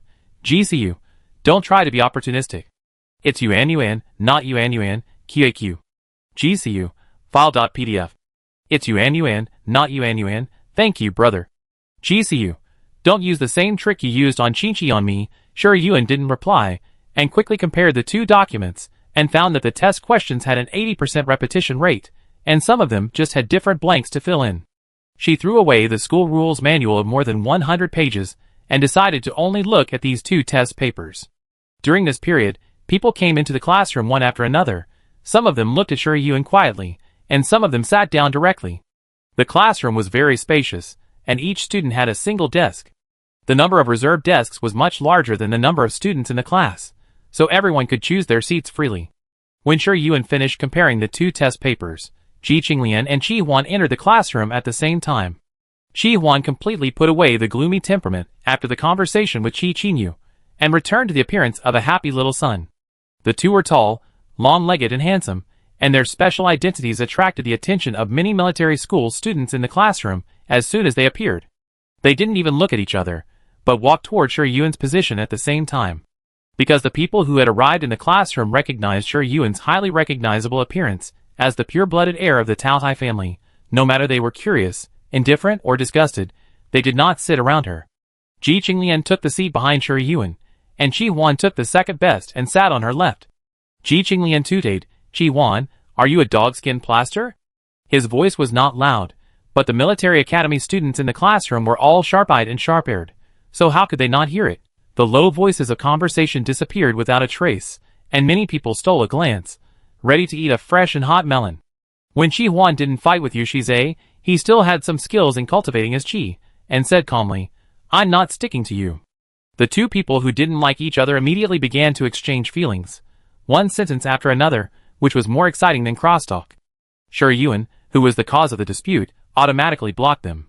Just at this time, a group of people came in, and the girl surrounded by them had long black hair, which was now tied into a bun, with only 2 strands of hair hanging down at the temples, and her eyes were a very beautiful golden red.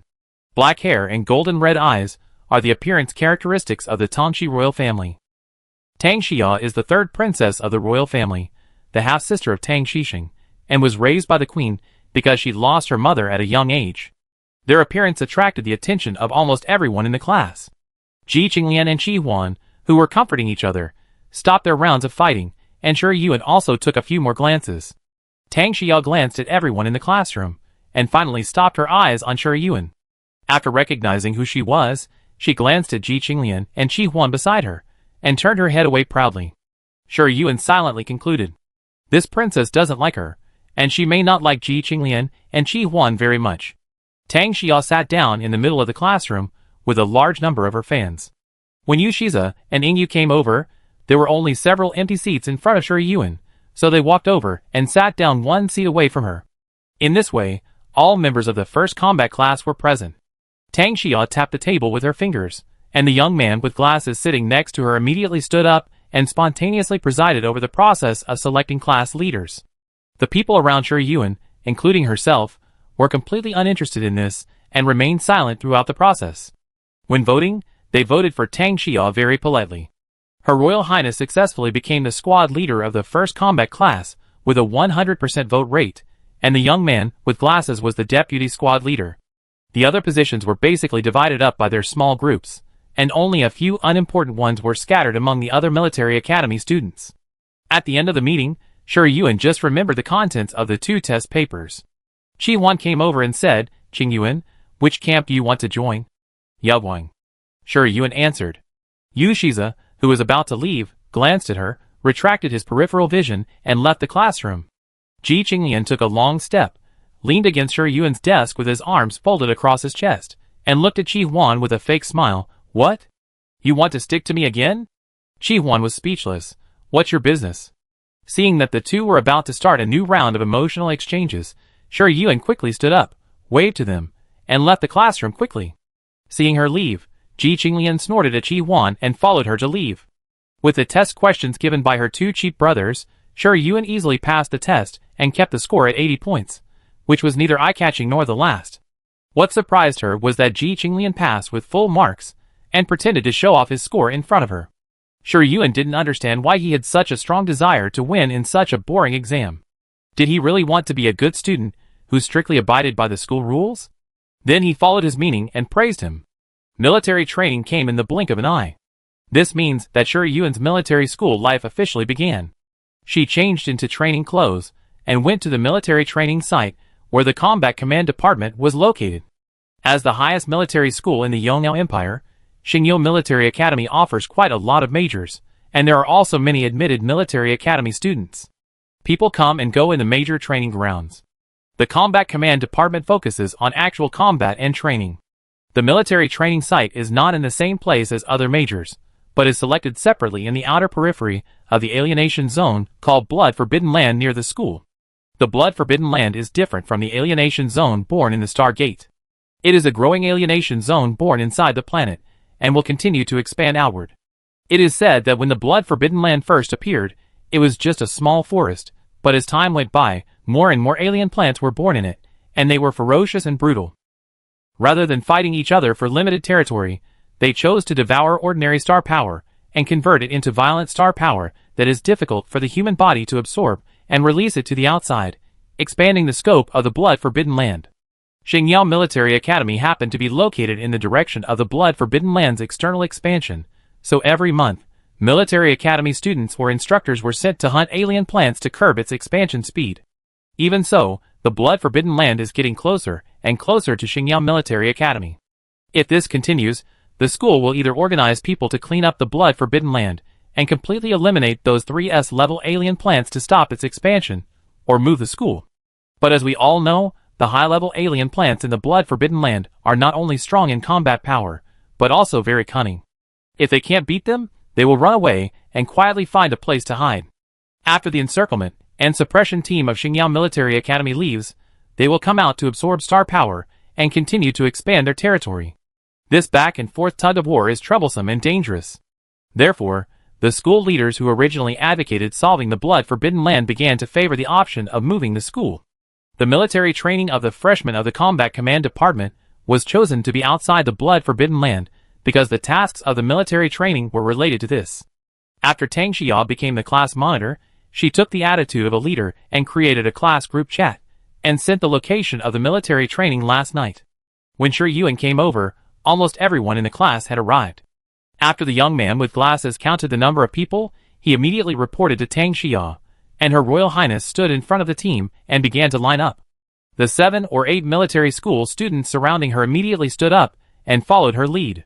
Tang Xia was very satisfied with the reaction.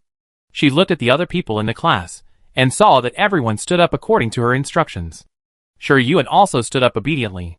Ji Qinglian and Qi Huan, who arrived earlier than him, saw him and relied on their height to stand in the last row, sandwiching Yu Shiza and Yingyu in the middle. Yu Shiza was speechless.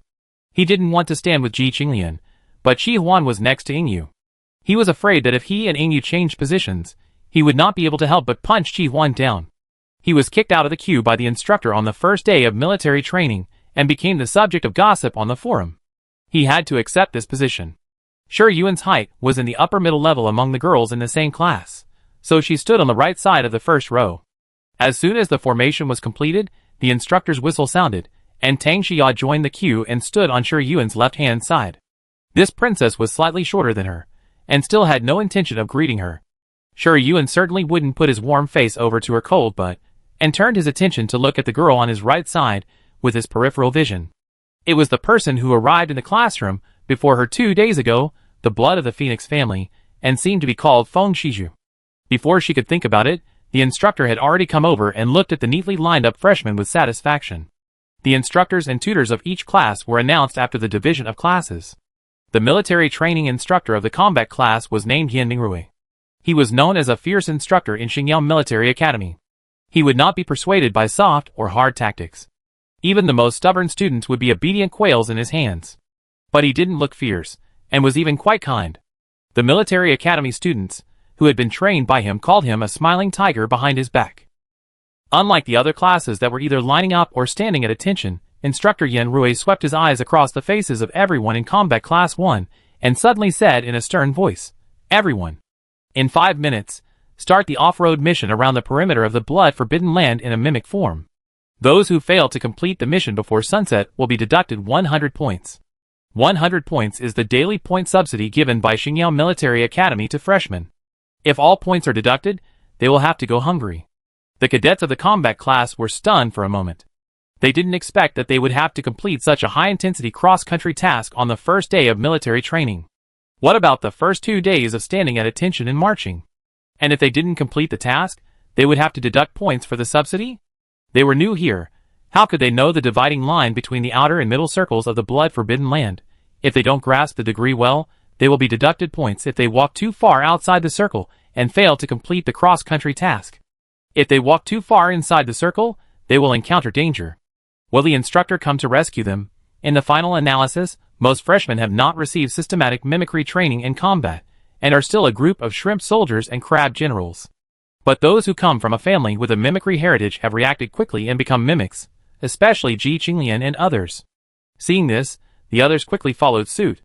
After a commotion, mimics of all sizes and shapes replaced the original neat and uniform cues.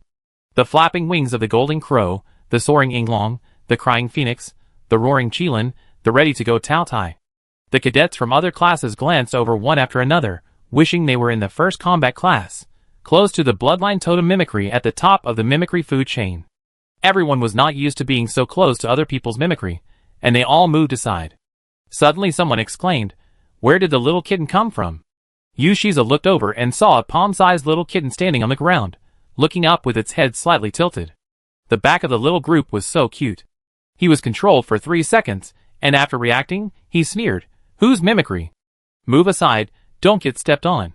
Even though the Qilin, whose scales glowed aqua blue, had shrunk in size, it was still more than 2 meters tall and firmly occupied a large area. For the little kitten, it was like a mountain that was difficult to climb. Ji Qinglian was not interested in whether other people's mimicry was big or small. He was looking for the Tao Tai phantom that he had seen in Ji Wu's study, but he didn't see any other Tao Tai nearby. He frowned. "Where is my sister? Where is my sister who is so big?" Before he could figure out what was going on, Yu Shiza, who was standing next to him, said, "Ji Qinglian, where is Ji Qingyuan? Isn't she a pure-blooded Tao Tai? I want to see what her mimicry looks like. Why is there only one Tao Tai here?" After Yu Shiza laughed at the little kitten, he looked up and looked left and right to make sure that he had not missed it. There was definitely no second Tao Tai in the mimicry group. After hearing his words, Ji Qinglian, who was also confused, had a flash of lightning in his mind. He finally remembered what he had overlooked, lowered his head, and searched on the ground, and finally fixed his eyes on the little kitten, who walked to the instructor's feet with short legs, and squatted down with an expressionless face. After confirming that it was the little kitten in his memory, and not an illusion caused by the impact of the Taoi's pressure, Ji Qinglian took a breath of cold air. On the day when his mother returned to Tiandu Star from the Rose Constellation, in order to test Ji Qingyuan's mimicry strength, a kitten appeared on her shoulder when she was in a mimicry confrontation with her in the study. At that time, his attention was focused on how to resist the pressure of the pure-blooded Tao Tai, and he didn't look at the kitten carefully. Later, when he saw the huge Tao Tai phantom emerging behind Ji Qingyuan, he was envious and jealous, and completely forgot about the kitten. Ji Siyu said that the Tao Tai awakened by Ji Qingyuan was still in the cub state. Cub. Ji Qinglian stared at the kitten, his pupils shaking. Among all the Tao Tai recorded in the Ji clan of Tiandu, even in the cub state, there is no one like Ji Qingyuan. Did she have a genetic mutation? But Ji Qingyuan and he are twins. Twins. Why didn't he have a genetic mutation? Sure, Yuan never thought that she would become a kitten in front of people one day. Her face, which was thicker than a city wall, was extremely tight, fearing that someone would come and touch her without a sense of boundaries. She promised that she would immediately explode and give the other person a big bag. In view of the fact that there were too many behemoths around, she didn't want to be trampled like Yu Shiza laughed at her, so she moved to the safest place, the instructor's feet. Instructor Yan Rui glanced at her with his head down, and although he didn't say anything, the thumb of his right hand behind his back rubbed his left wrist silently. The Tao Tai of the Ji clan of Tiandu can actually look so cute. Yu Shiza was still talking to Ji Qinglian. Isn't it because he is too weak and ashamed to see people, so he ran away? Ji Qinglian immediately bumped into him, knocking Yu Shiza staggering, and then he continued to attack with force. "You are weak. You are ashamed to see people. Get away. Don't get in my way." Chapter 25. Sure Yuan squatted at the feet of Instructor Yan Rui, trying to remain calm and receiving gazes from all directions. After Yu Shiza laughed out loud just now, most of the military academy students looked over and saw the palm-sized kitten on the ground, showing incredible eyes. Especially Tang Xia, shaking the golden crow wings, slightly raising the tone. "Ji Qingyuan? Isn't your mimicry a Tao Tai? From the tip of the ears to the tip of the tail, how can this kitten look like a Tao Tai?" Marshal Ji Wu announced her identity to the public in a very high-profile manner. Everyone in the Yongyao Empire, big and small, knew that the Tiandu Ji family had found a pure-blooded Tao Tai, and the royal family was also very concerned about this matter. Tang Xia, as a descendant of the royal family who entered Xingyao Military Academy with her, naturally cared about her situation very much and even prepared to compete with her in the future. She never thought that Ji Qingyuan's mimicry would be so weak and harmless. How could this mimicry that was completely indistinguishable from a kitten be the notorious Tao Tai? Sure Yuan didn't say anything, because she still remembered that when she turned into a kitten last time, she tried to speak but made a little baby sound of meowing. Later, she also tried it secretly in private, and she couldn't speak as long as she was in the form of a kitten. Finally, she guessed that it might be because the kitten was too small that she fell into such an embarrassing situation.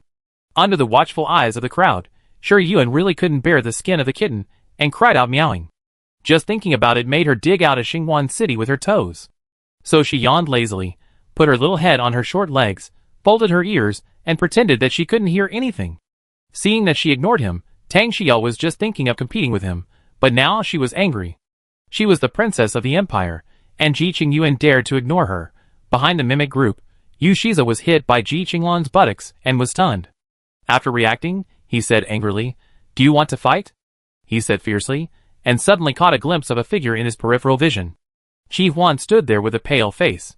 He was the only one among all the military academy students in the combat class who did not turn into a mimic. Yu Shiza suddenly lost interest in fighting with Ji Qinglan, and did not mind that he almost hit himself on the buttocks. He deliberately said, "Qi Huan, why don't you turn into a snake? Can't you turn it?" After saying this, Qi Huan's face became even paler, completely unlike before, when he jumped up and fought with him immediately after being ridiculed by him. Seeing his appearance, Yu Shiza guessed that he was right. He was surprised and laughed at him even more wantonly. "Qi Huan, you are not a pure-blooded snake, but you can't turn into a mimic. Are you sure you are not a subspecies? Even if it is a subspecies, it is impossible for it to be unable to turn into a mimic."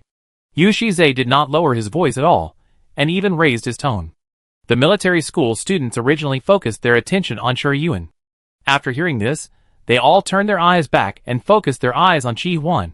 Except for the totem family bloodline, who was exempted from the entrance examination, the rest of the military school students in the combat class 1 passed the entrance examination and ranked at the top. They were absolutely excellent students. Whether they were nobles or civilians, they inevitably had the idea of competing with the totem family bloodline in their hearts. At this time, everyone saw Qi Huan standing there with a pale face. Even in the face of Yu Shiza's arrogant ridicule, he never turned into a snake. The eyes on him gradually changed subtly, and they were waiting to see his excitement, with all kinds of thoughts in their hearts. No one came to his rescue. Shi Yuan opened her eyes when she heard the noise, and looked at him through the mini-mimics. From the first time she saw Qi Huan using the power of mimicry, she felt that his state was not right. He could use the power of mimicry, but he could not release it to the outside world. In the restaurant of Xiamangxing, he had a conflict with Yu Shiza. If GCU had not taken action at that time, he would have been defeated. As we all know, as long as the blood mimicry and mental mimicry are naturally awakened, the gifted can have both human and mimicry forms, and there are only two situations in which they cannot become mimics. One is that the mimicry is defective, and the other is that the mimicry is still in the larval stage when it has just awakened, and the state is unstable. Qi Huan had awakened the mimicry a long time ago, and he was a pure-blooded tongue snake confirmed by the tongue snake family. If there was something fishy, it would not be sent to Xingyao Military Academy and wait for people to find out. In this way, neither situation is appropriate. Seeing Qi Huan making such a fool of himself, Yu Shiza wanted to laugh 3 times. When he was about to laugh at him, Instructor Yan Rui suddenly said, "Qi Huan, what's going on?" No matter how arrogant and domineering Yu Shiza was, he knew that he should shut up at this time. He sighed in his heart, and the unicorn tail hanging behind him swayed back and forth. Anyone could see that he was in a particularly good mood now. Ji Qinglian was not interested in the entanglement between them. He was staring at Shi Yuan, who had turned into a kitten, without blinking, watching her fold her ears, and then stand up again. Her front paws on the ground were small and soft, and every hair was full of cuteness, when the cat's head was slightly raised.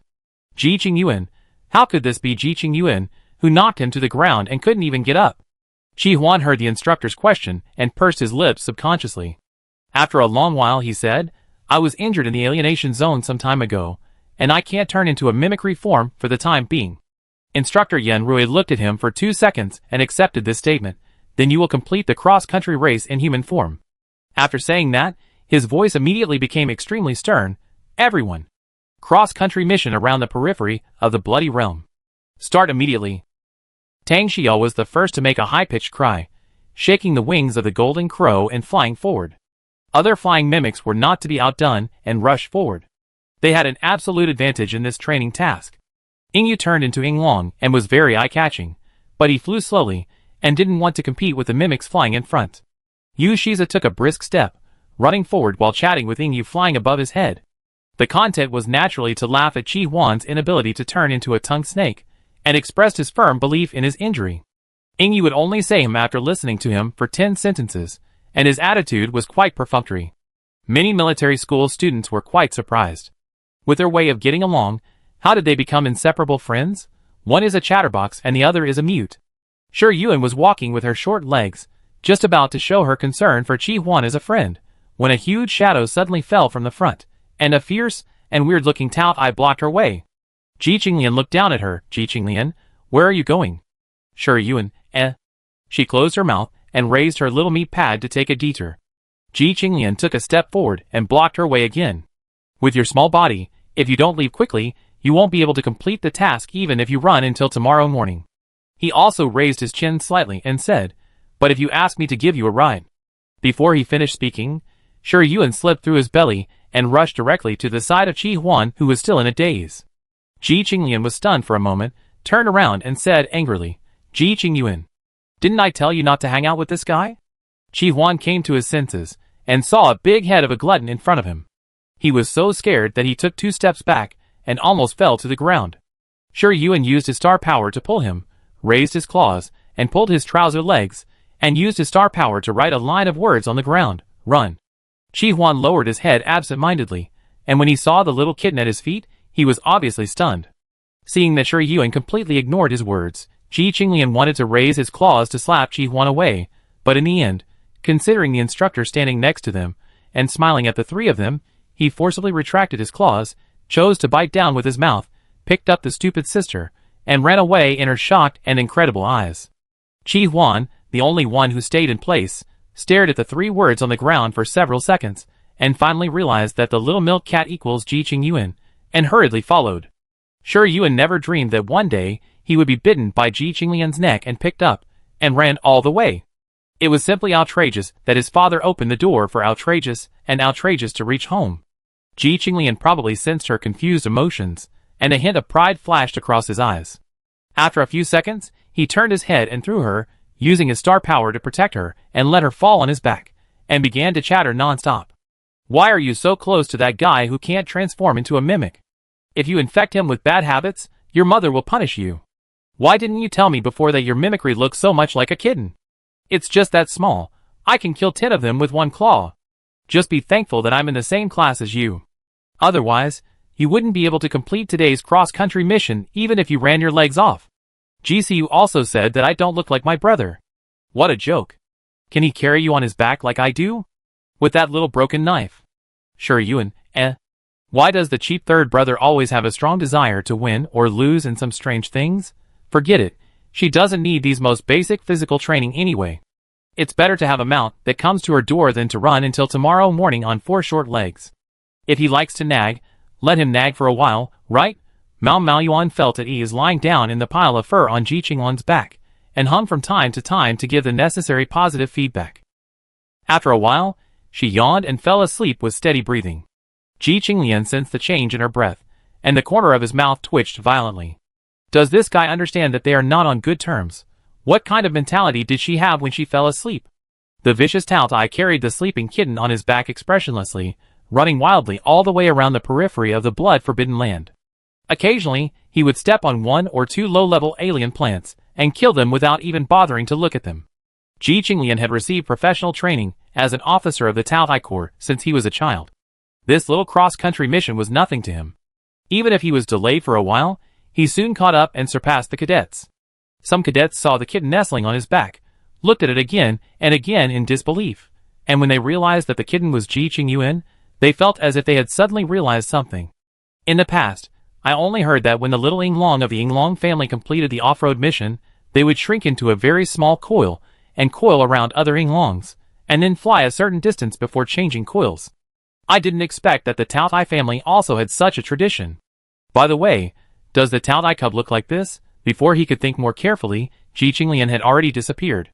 Shi Yuan slept for about an hour and took a nap. When he woke up, his vision was full of tall trees and bushes, as well as very eye-catching red soil on the ground. The reason why the blood-forbidden land is called the blood-forbidden land is not only that the alien plants living here are more brutal and violent, but also because the land polluted by the alienated area will turn dark red, and ordinary plants will either not survive or gradually mutate after absorbing the violent star power in the soil. The more alien plants there are in the blood-forbidden land, the more violent star power will be converted, causing the entire alienated area to continue to expand outward. If humans stay in there for a long time, their mood will be affected, and they will become irritable and angry. However, the pollution outside is limited. As long as they don't stay there for a long time, they will be fine after going back to sleep. Shi Yuan yawned, changed back to human form, and asked slowly, "Third brother, where are we?" Ji Qinglian sensed that she was riding on his back as a matter of course, and the corners of his mouth twitched fiercely. He stopped his steps and said unhappily, "Get down when you wake up." Shi Yuan not only didn't listen, but also leaned over and hugged his neck, mumbling in his ear, "I don't want it. Third brother, carry me for a while. I'm not heavy." For an adult Taotai, Shi Yuan is not only not heavy, but even light, and there is no pressure to carry him on his back. Ji Qinglian was stunned by her hug for a while, and immediately tightened his face after coming back to his senses. "You are 18 years old, not 8 years old. Why are you acting like a spoiled child? Get down." Shi Yuan refused to listen and immediately changed the subject. "Third brother, do you think the concentration of star power here is a little bit wrong?" "What's wrong?" Ji Qinglian was indeed diverted by her. Shi Yuan replied, "It is more than twice as concentrated as when we first entered the bloody forbidden land." Ji Qinglian carefully sensed it, and found that the concentration of star power in the air was not bad, and the concentration in the soil was indeed much more concentrated than before. If it weren't for careful mental power exploration, it would not be discovered. He muttered, "You observe carefully?" "Of course." Shi Yuan accepted this compliment with a sense of peace of mind, with a little pride in his tone. Ji Qinglian snorted, thinking that she was so proud of this little compliment. He was about to laugh at her for being useless, but he remembered that Ji Siyu said that she had been wandering outside at a young age, and no one had ever cared for her, so he closed his mouth again. Before he could get out of his emotions, Shi Yuan looked around and suddenly said, "Third brother, you didn't get lost and accidentally entered the middle circle of the bloody forbidden land?" Ji Qinglian's body stiffened, and he subconsciously said, "How is it possible? The military school students ran on their own, and there was no fixed route. He was fast and surpassed many people. He didn't want to take a long detour, so he did go deeper into the bloody forbidden land than other military school students, but he shouldn't have accidentally entered the middle circle." "Really?" Shi Yuan said meaningfully. "The concentration of star power in this soil could never be the same as that outside the blood forbidden land." Ji Qinglian also sensed it, and stammered, "The scenery here is almost the same. I may have accidentally gone astray." Shi Yuan is good at teaching students in accordance with their aptitude. For a person like the cheapest third brother, who is easily irritated, praise and recognition are far more useful than exerting pressure. She said lightly, "If we go the wrong way, we go the wrong way. Can't we just go back?" Ji Qinglian breathed a sigh of relief for some reason, and said heroically, "That's right. Isn't it the middle circle? I can take you in, and naturally I can take you out." But as soon as he finished speaking, he looked at the trees around him, and felt that all directions were the same. He could basically not tell which direction was going deeper, and which direction was going to the outer periphery. Shi Yuan deliberately said, "Third brother, it's hard to tell the direction here. Why don't we go back the same way?" Ji Qinglian's face was burning, and he said angrily, "Where is it hard to tell the direction? You stay here honestly, don't give blind orders. I take you out right away." Then Taotai, with his head held high and his chest puffed out, relied on his sister Cat just sleeping on his back, and didn't recognize the way back, so he began to walk back following the breath he left behind. Shi Yuan couldn't help laughing, and hummed twice obediently, then turned back into a little kitten and fell on his back, lying on her back with her legs raised. Those who knew clearly that she was completing the cross-country mission of military training, and those who didn't know thought she was a tourist who came to visit, quite leisurely and comfortable. The wind passed through the treetops, making a rustling noise, covering the sound of dead leaves being crushed by heavy objects. Ji Qinglian stopped his steps cautiously, and shook the kitten on his back. "Be careful, something is approaching. No matter what creature it is born with the skill of bullying the weak and fearing the strong." Ji Qinglian deliberately restrained his breath. Shi Yuan only exposed the breath of a second-level talent, so he was naturally targeted by the predators in the blood-forbidden land. Shi Yuan changed from lying to lying down, pretending to be scared and hooking the hair on his back with his little claws. Ji Qinglian accurately received the emotion she wanted to convey, changed back to human form, picked up the little cat sister and put it in his pocket, and clenched his 5 fingers to complete the mimicry of the weapon, Taotai blade of Wujian. The double-headed sword that once killed the black-spotted eagle like cutting melons and vegetables was held in Ji Qinglian's hand. He gently patted the kitten in his pocket through the pocket of his training clothes, and his fingertips seemed to accidentally brush her little ears. He forced himself to hold back the corners of his mouth and said proudly, "You stay in my pocket obediently, don't make a fuss." With his strength, although he can't beat all the invincible hands in the circle of the blood-forbidden land, it is not easy for ordinary alien creatures to keep him. Mayamalin moved his ears, and his two short legs scratched the edge of the pocket without making a sound. She decided that after the military training today, she would immediately go to her cheap brother to learn how to draw the communication star pattern. It's too hard to be a dumb cat. She also has to endure the cheap third brother's touch on her ears without a sense of boundaries. As her thoughts flew, the wind stopped. Ji Qinglian slowly tightened her 5 fingers. A huge flower but suddenly popped out from the bushes. Its petals were as red as blood. The moment it popped open, it revealed circles of white sharp teeth growing on the inside of the petals, biting towards Ji Qinglian's head. Ji Qinglian's reaction was quite fast. The blade of Wujian turned 180 degrees, and the sharp blade pressed against the plump and juicy petals of the giant flower in a horizontal straight cut. Tao Tai Huawu once again showed its ferocity, easily cutting off a large section of the giant flower. The cut petals fell to the ground, splashing crimson tissue fluid, and the liquid fell on the bushes next to it. The latter immediately made a crackling corrosion sound, and withered and rotted in a short while. Ji Qinglian decisively held up the star power shield to block the alien plant tissue fluid that was about to splash on him. Unexpectedly, the star power shield was also corroded by this deep red tissue fluid to form a small gap. Although the star power that surged from the side immediately filled the gap, if there were continuous tissue fluid splashing in the future, he would be in trouble. Ji Qinglian frowned and retreated, not daring to get too close to the alien plant. The alien plant with half of its petals cut off squirmed the remaining half of its petals, and then it grew a complete petal again. At the same time, dense rustling sounds came from the surrounding bushes, as if countless things were gathering in it. Ji Qinglian realized that he might have been regarded as prey by a powerful alien plant, and said sternly, "Hold on tight. Don't let me pick you up if you fall." Sure Yuan sat in his pocket, tightened his forelimbs to cushion him, and waited for the cheap third brother to show his power. Ji Qinglian was arrogant, but he did not forget to control the star power to form a shield outside his pocket. Then, like a gust of swift wind, he lightly touched the leaves on the ground with his toes, jumped up like a civet cat, and rushed towards the bushes in front. One after another, alien plants with huge flower discs emerged from the bushes. Some opened their bloody mouths, waiting for him to fail to defend in time, and then ripped off his flesh and blood. Some used the sharp teeth in the flower disc as a weapon for sneak attacks, as if a machine gun fired bullets and shot them at Ji Qinglian. Ji Qinglian did not panic at all. The blade of Wujian in his hand rotated at high speed to leave an afterimage, easily blocking all the sharp teeth of the alien plant and rebounding them with superb skills. The alien plant that opened its mouth to bite was hit by the rebounding sharp teeth, and the flower buds and rhizomes were immediately pierced with holes the size of fingernails. Various tissue fluids flowed out and fell on the ground with a crackling sound, like highly corrosive concentrated sulfuric acid. Ji Qinglian had a strong sense of combat. While the alien plants were still not reacting, he quickly approached and accurately cut off their highly combat-capable flower discs. The blade of Wujian rotated at high speed, and the sharp blade cut the flower discs like tofu, smashing them and flying them away, so that it could not launch a sneak attack after the break. The alien plants that had completely lost their flower discs swayed their roots and stems, and they had lost the ability to distinguish directions, standing in a daze and at a loss. Sure Yuan looked at the cheap third brother showing off his power, and thought that it was fortunate that he had been angered to the point of losing his temper on Tiandu Star before. Otherwise it would definitely take more effort to deal with him. She was happy to hide in her pocket and watch the fun, so she retracted her head, revealing only a pair of beautiful cat eyes, and observed the situation around her calmly. The more dangerous the alienated creatures are in the alienated area, the more cunning they are.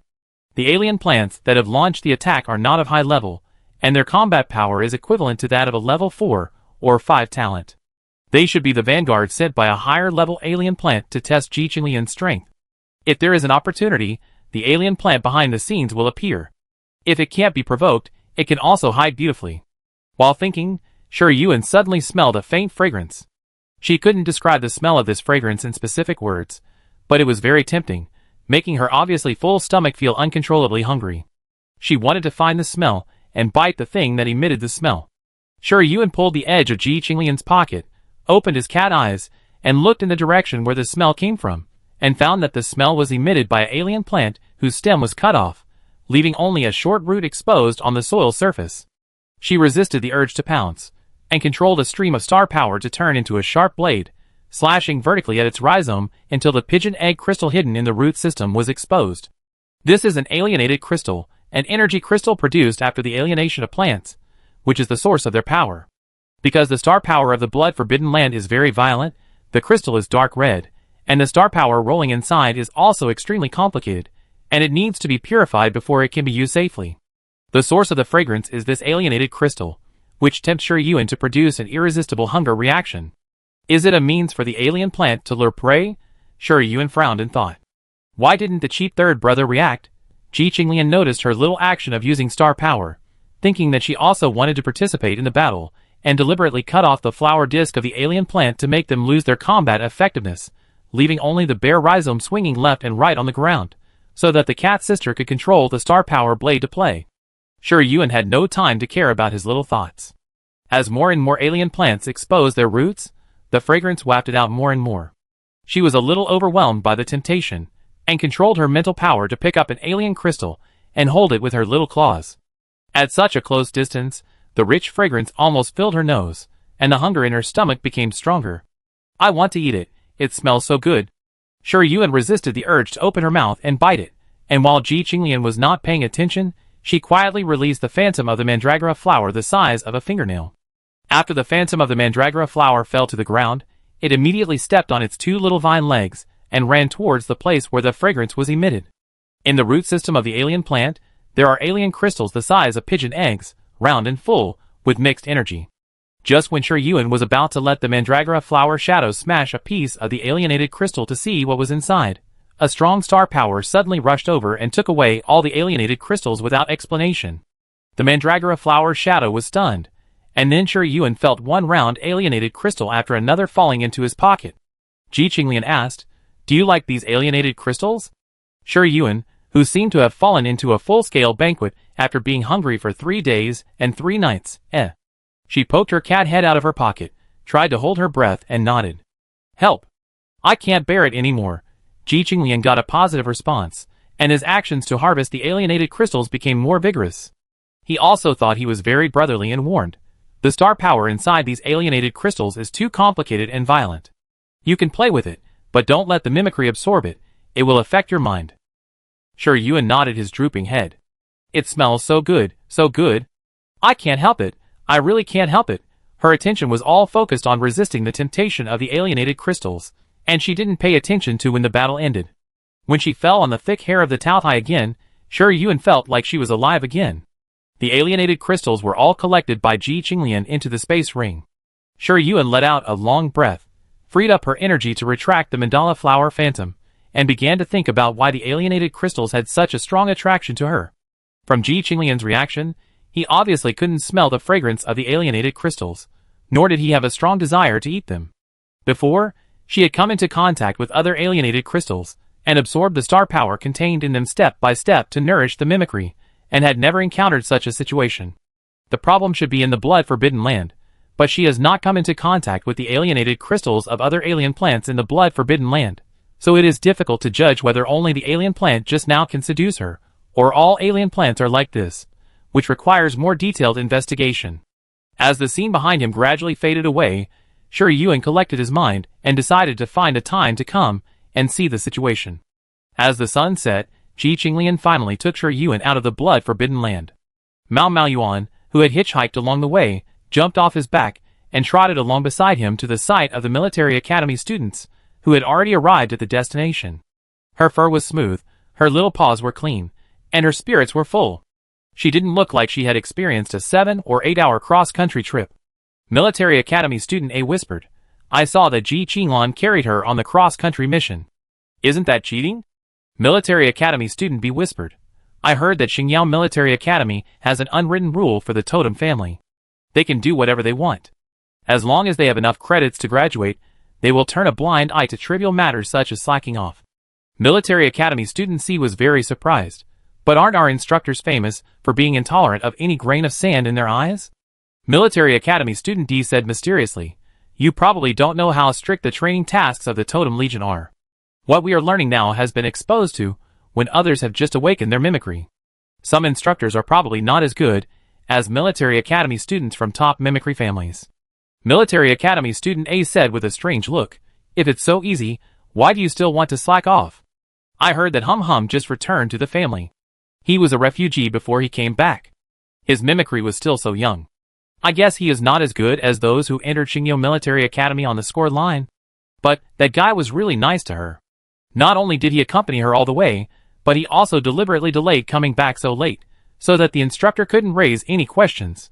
He deliberately didn't mention the specific name, but everyone knew who he was talking about. When people were talking about her, Shuri Yuan crossed the finish line with her short legs and turned back into human form. After a closer look, she didn't even have her hair messed up. Looking at the cadets who were taking a free break, they were almost all there, but Chi Huan was nowhere to be seen. After a cross-country mission, many cadets became familiar with each other, and some people gathered together to talk about him in a low voice. Instructor Yan Rui sat calmly on a portable chair, with his hands folded on his chest and his eyes closed, not caring what the cadets were doing. The sun was about to fall into the valley, and Chi Huan's figure finally appeared in everyone's sight. He looked particularly embarrassed, with a blush on his cheeks after high-intensity exercise, his body stained with red soil from the bloody Forbidden Land, his forehead was full of sweat, and the training clothes on his back were also wet. Someone booed softly. Yu Shize opened his mouth to prepare for the usual ridicule, but was pulled by Ying Yu, indicating that he should restrain himself and not be so arrogant in front of the instructor. Yu Shize had to swallow the words that were on the tip of his mouth reluctantly, and his eyes showed undisguised ridicule. Is the little son that the vicious woman has high hopes for such a useless thing? It's really her blessing. Chi Huan completed the cross-country task at the last moment of the setting sun. After crossing the finish line, he leaned on his knees with both hands, panting, and beads of sweat slid from his forehead, gathered at the tip of his nose and finally fell to the ground. Shuri Yuan felt that his state was a bit strange. Even if he couldn't turn into a snake, he shouldn't be so tired just running around the perimeter of the blood-forbidden land. Before she could think about it, Instructor Yan Rui blew the whistle, and the cadets immediately lined up neatly. Looking at the whole queue, Chi Huan was the most embarrassed one. Instructor Yan Rui's eyes swept over him without stopping, nor did he comment on the performance of the cadets in this cross-country mission. He only said that all the members had completed the mission and disbanded on the spot. He left with his portable chair, leaving a group of cadets, who were confused. But soon, everyone gathered with the people they were familiar with, chatting about what to eat in the cafeteria later, and whether to go to the major camps in the evening to take a look, changing the situation of ignoring you and you ignoring me this morning. Shuri Yuan was so hungry that her stomach growled. She was about to ask Chi Huan to go eat with her and ask him what was wrong, but Tang Xia suddenly stood in front of her, and her fans also surrounded her. Seeing this, Ji Qinglian immediately came over, protected Shuri Yuan behind him, and looked at Tang Xia with a bad look. Tang Xia crossed her arms and raised her eyebrows. Ji Qinglian, why are you looking at me like that? Ji Qinglian didn't tolerate her, and asked back, what do you want to do by blocking my sister? Tang Xia shrugged, I just want to make friends with her. You're making such a fuss because you think I'd do something to her? Is this the courage of the pure-blooded glutton of Tiandu Ji family? Shuri Yuan grabbed the corner of Ji Qinglian's clothes at the right time and whispered, Third brother, I'm so hungry. The voice was obedient and soft, but in Tang Xia's ears it sounded timid, and couldn't stand the big scene. Ji Qinglian immediately raised her head and chest. My sister is not free now. You wait until next time. After saying that, he pulled Shuri Yuan's wrist, and his sharp eyes swept over the military school student who was blocking the way. The other party's scalp tightened and hurriedly avoided it. Shuri Yuan, who broke through the siege, immediately waved to Chi Huan, who was listless behind him, and said loudly, Chi Huan, my brother and I are going to the cafeteria to eat. Do you want to come with us? Chi Huan heard her voice, and cheered up a little, and quickly chased after her. Ji Qinglian gritted his teeth in anger. Tang Xia saw Shuri Yuan's expression change so quickly, pursed her lips tightly, and cursed in a low voice, Dead green tea. She didn't understand why her brother asked her to pay more attention to this dead green tea, and said it would be better to have a good relationship with her. The fans were silent, and didn't dare to answer. Shuri Yuan had no feelings for the Tongxi royal family, nor did he have any awe. The totem family has a superior status in the Yongyao Empire. Only the emperor of the empire can get the loyalty of the 6 family heads. Even the crown prince has no capital to be arrogant before he becomes the emperor.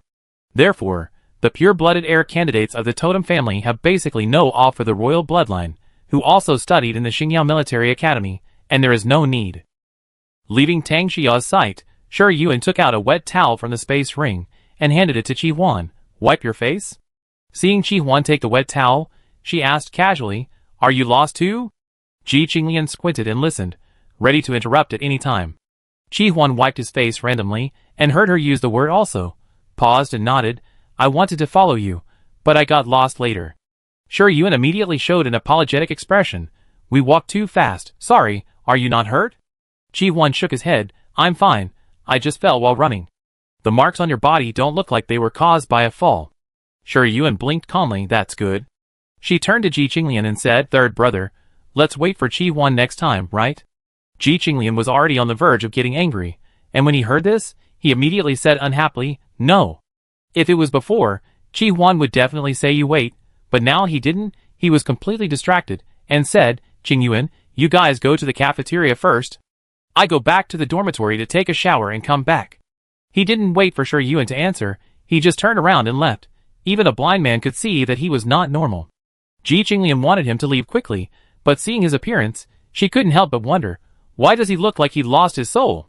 Shi Yuan said meaningfully, maybe it's too much of a blow for him to be unable to transform into a mimic? Ji Qinglian sneered, what's the matter? Won't it be fine in a few days? Shi Yuan smiled meaningfully, that's not necessarily true. Some people can't transform into a mimic, not because of external reasons, but because of internal reasons. Ji Qinglian didn't like to talk about him. She took out a large box of alien crystals that she had collected in the blood-forbidden land from her space ring, and stuffed it into Shi Yuan's hand. If you like it, remember not to use mimicry to absorb it. The faint fragrance appeared again. Before Shi Yuan's stomach made a gurgling sound, he quickly caught the storage box, and put it into the space ring. He said to Ji Qinglian happily, Thank you, third brother, you are the best.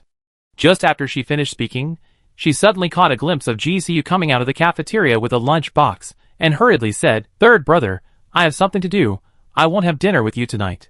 While running in the direction of GCU, she turned back and made a heart to her cheap third brother. Ji Qinglian looked in the direction she ran, and saw her blocking GCU with one foot, slightly tilting her head, and smiling like a flower. GCU saw her and raised his eyebrows slightly. Not only did he not say hello, but he also walked around her. She immediately showed her naughty spirit and blocked him again. Ji Qinglian, woman. Chapter 26.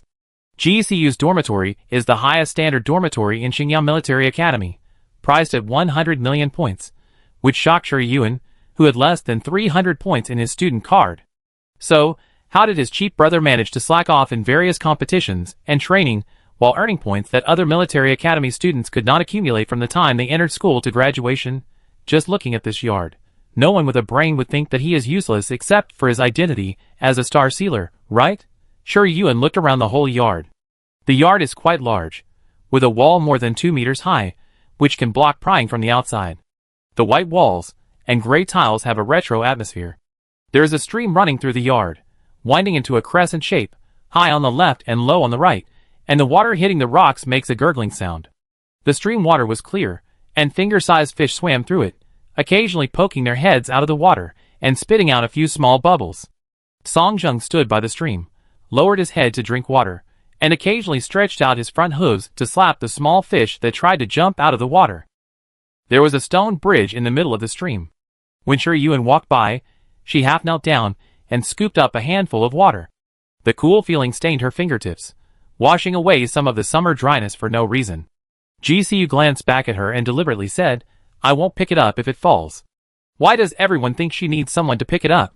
Shi Yuan snorted at him. Who do you want to drown in this small pool? She loosened her fingers, let the stream flow away, and got up to follow GCU.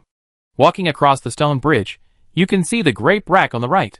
The emerald green vines climb up along the rack, and bunches of unripe green grapes hang from the rack. They can be picked in about half a month. There is a round stone table under the grape trellis, surrounded by 3 oval stone benches. On the table is a set of exquisite tea sets. I guess the owner often sits in front of the stone table to make tea. There is a juju tree on the left, 4 or 5 meters high, with lush branches and leaves. You can vaguely see a few thumb-sized sweet dates emerging from under the leaves. Right under the jujube tree is a rattan chair made of unknown material, which looks leisurely and comfortable. Passing through the uneven cobblestone path, there is a 2-story building. Clusters of climbing plants lie on the walls on both sides of the building. Looking around, it is full of greenery. GCU sat down in front of the stone table with a lunch box. Yuen sat opposite him without any hesitation, holding her chin and looking at the lunch box curiously. "What are you having for dinner, brother?" GCU replied coldly. "No matter what you eat, you won't get a share." Yuen puffed her cheeks. "Brother is so ruthless. I didn't forget your share when I had supper 2 days ago." GCU paused in taking the bowls and plates, as if he had a change of heart, and brought a plate of sweet date cake to her, saying in return, "Your share." Yuen was satisfied, took out a wet towel to wipe her hands, picked up a piece of sweet date cake, and put it in her mouth. The soft, glutinous and sweet taste spread from the tip of her tongue, and she praised, "Delicious." Not only is it delicious, but it also contains extremely rich star power. After eating this small plate, even a big eater would probably be full. Similarly, the price must be not cheap, and with her points, she certainly can't afford it. Seeing that she was enjoying her meal, GCU asked, "Why have you been hanging around me all the way?" Sister never comes to see him unless there is something important, and she never comes near him. Yuen didn't keep him in suspense and said frankly, "Brother is a star seal master, and I want to learn star patterns." It is not only those who awaken the mimicry of the carving knife who can become a star sealer, but their mimicry can communicate with the masterless star power, which gives them a natural advantage on this path.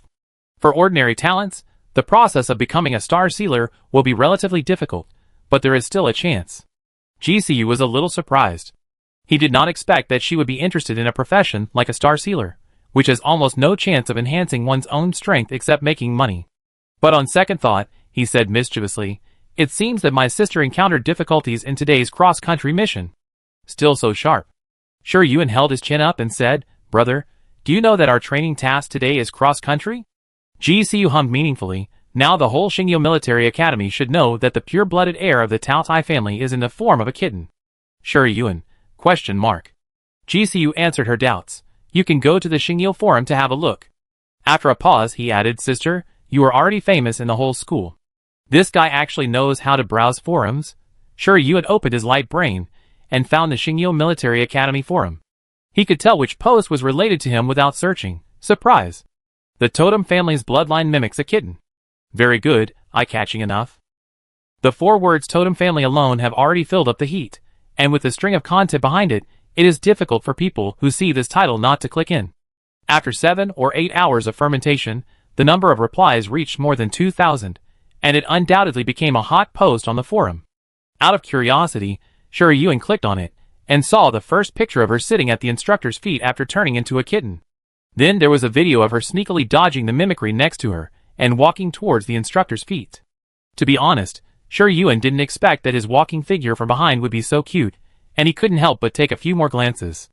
The replies below were even more off-topic. 6th floor, 3 minutes. I want to know all the information about this little kitten in 3 minutes. 13th floor, damn! Whose mimicry is this from the totem family? It's so cute. Come over here and let your sister rub it. 21st floor, oh, what color sack do you like, little cutie? Sister will prepare it right away. 29th floor, I saw the Taotai and Qilin in the video. Is this the first combat class this year? Is the cat pure blood or subspecies? It feels like a subspecies. Pure blood shouldn't be so catty. 36th floor, it's pure blood. Pure blood Taotai from Tianduji family. God knows how shocked I was when I heard the news. As we all know, Taotai looks like this, Ji Qinglian's mimicry photo. Film, if I look at it for a few more times, I will have nightmares for 3 days. 43F, the previous one is exaggerated. Taotai is so majestic and handsome, isn't it? 51F, so this little cat is the eldest daughter of Tianduji family, who just returned. Wow! The mimicry is as cute and beautiful as the real person. 2362F, ah! I just saw her at the entrance of the cafeteria. She was walking back and making a heart to Ji Qinglian. It was so cute. So cute. 2371F. Is the schoolgirl still in the cafeteria? Seeking to meet. Seeking to meet. 2389F. Seeking to meet plus ID. After Yuen glanced at it for a few times, she turned to the last page of posts. The posts that were all seeking to meet almost blinded her eyes. She exited the forum and saw that GCU had already started eating, so she immediately grabbed a bowl of chestnut glutinous rice, which he looked at with disdain. Yuan snatched the food from the tiger's mouth, and inexplicably felt that the chestnut glutinous rice in the bowl was more fragrant, so she took a bite. As the food entered her stomach, the rich star power spread from her stomach, gradually relieving her hunger. Yuan praised generously. It's delicious. 200 points per bowl. What do you think? GCU glared at her. Yuan ate more fragrantly. The cafeteria only provides food containing star power. The price of an ordinary dish ranges from 3 points to 10 points. Rice can be refilled for free for 3 bowls. The normal consumption of military academy students for each meal is about 20 points. This bowl of chestnut glutinous rice directly used up her 2 days' point subsidy. It really is true that you get what you pay for. She finished the whole bowl of chestnut glutinous rice, and unceremoniously gave GCU half a bowl of soup. After eating and drinking, Yuan took the initiative to clean up the dishes for him, pushed the sweet date cake that had not been finished to the middle of the stone table, and continued the previous topic with an expectant look. Will brother teach me? GCU understood her words without any obstacles, and stretched out his hand and said, tuition. Yuan handed over the kitten honestly. GCU gave her a wise look, and fiddled with the soft tip of the kitten's ear, and asked, communication star pattern is a basic star pattern. With your talent, you can almost learn it after reading basic star pattern complete solution. There is no need for me to teach you specifically, right? Yuan watched him petting the cat, and had the illusion that she was also being petted. She collected her mind and said, brother is more powerful. In addition to the basic star pattern, I also want to learn the star seal. Star seal, or mimicry mark. There are tens of thousands of mimicry recorded in the Mimicry Encyclopedia, and the marks of each mimicry are different. Mimicry marks are the source of power for gifted people, and also the biggest secret of gifted people. No one will expose their mimicry marks for no reason, so no one has been able to count all the mimicry marks in the Mimicry Encyclopedia. GCU can recognize the enemy's mimicry type the moment he senses the enemy's mimicry breath, and can also copy their mimicry marks and use their talents for a short time, which shows that he has mastered a large number of mimicry marks and can engrave them skillfully. He is definitely the best among star seal masters. Yuan doesn't think he can find a better teacher than him. GCU shook the little kitten in his palm and bargained with him. If you want to learn star seal, this tuition fee is not enough. The little kitten was shaken left and right, and hurriedly hugged his fingers with his short legs, making a small cry. Yuan had expected that he would not be so easy to talk to, so she pretended to be distressed and said, what else does brother need for tuition? GCU raised his eyes, staring at her with his dark eyes, which made her feel frightened for no reason. Yuan looked at him calmly, still with a smile in her eyes, without any trepidation. Suddenly, GCU raised his hand and lifted a strand of hair that fell from her temples for her. When he withdrew his hand, he just hooked the hairband wrapped around her hair, and slowly retracted it on his fingertips. When he got to the position where Yuan could see it, his fingertips gently touched the cat's eye gem hanging at the end of the hairband, and said slowly, I think this gem is pretty good. Yuan paused in taking the sweet date cake, and tilted his head to look at the cat's eye gem stuck between GCU's fingertips. Because she had to go to the military training, she took off the star key ring on her left index finger, but she was worried about leaving it in the dormitory, so she buckled it on her hairband. Unexpectedly, it was such a subtle change that GCU caught her. Yuan raised her hand, and held GCU's palm. The unreserved contact between their skins made her clearly feel that the young man's body temperature was much higher than that of normal people. She smiled unchanged and responded to his hint, brother, if you use this, the tuition fee is too expensive. GCU knew that she had been to the Stargate ruins, and walked out of the maze, to see the virtual appearance of the God Tree. He, Feng Shiyuan, and Rong Miao had not obtained the star key. After thinking about it for a while, he knew that the star key was very likely to be in her pocket. Yuan didn't think it was useful to deny it after being suspected by GCU. It would be better to admit it generously to test his purpose of exposing this matter. GCU let her hold his palm, and his left index finger touched the top of the kitten's head, hooking a tuft of short hair and swirling it from time to time. The kitten was too lazy to move, and only whimpered at him as a warning. GCU was never afraid of its little voice, and pressed down with his right thumb, pushing from the tip of Yuan's left index finger to the base of the finger. Facing the pair of silver blue eyes, he smiled and said, Sister looks great wearing this gem. I won't take it away from others, but I just want to borrow it to enjoy it. The warm skin slid upwards against the finger, bringing a slight itch. Yuan hooked his fingertips inward, took off the cat's eye gem on the headband, and pressed it into Yu's palm. Brother wants to borrow it to enjoy it for 2 days. Of course, I won't refuse. Yu smiled and took his hand back. Sister is really generous. I will not be stingy to teach you how to draw star patterns. The night wind blew over their faces, blowing their hair. The grape leaves leaned against each other and whispered, and the silver moon that poked its head out from the horizon quietly cast a clear shadow into the courtyard. Since it was alone, Yuan generously lent the star key to Yu. They had known each other for more than a month, and they were friendly brother and sister, so there was still some trust between the two. As for what her cheat brother wanted to do with the star key, it was not within her scope of concern, and it was impossible for him to do anything good. Yu also did what he said, and taught her the exchange star pattern on the spot. As he said, the exchange star pattern was just a basic star pattern, and it was easy to learn. Yuan's hands were very steady, and he didn't need to practice again and again. He just followed the key points he said, and controlled the star power to draw a few more times, and he learned it. Yu threw her a book called Basic Star Patterns, and asked her to study it by herself. After the military training, she would go to his place to study for an hour every evening. Yuan flipped the book open, and found that there were many annotations in it.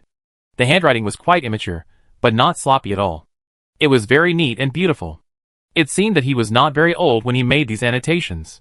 She asked curiously, "Is this the annotation written by my brother when he was learning star patterns?" Yu nodded and waved his hand. "The communication star pattern has been taught, and the learning tasks have been assigned. Hurry up and leave, don't stay here with me."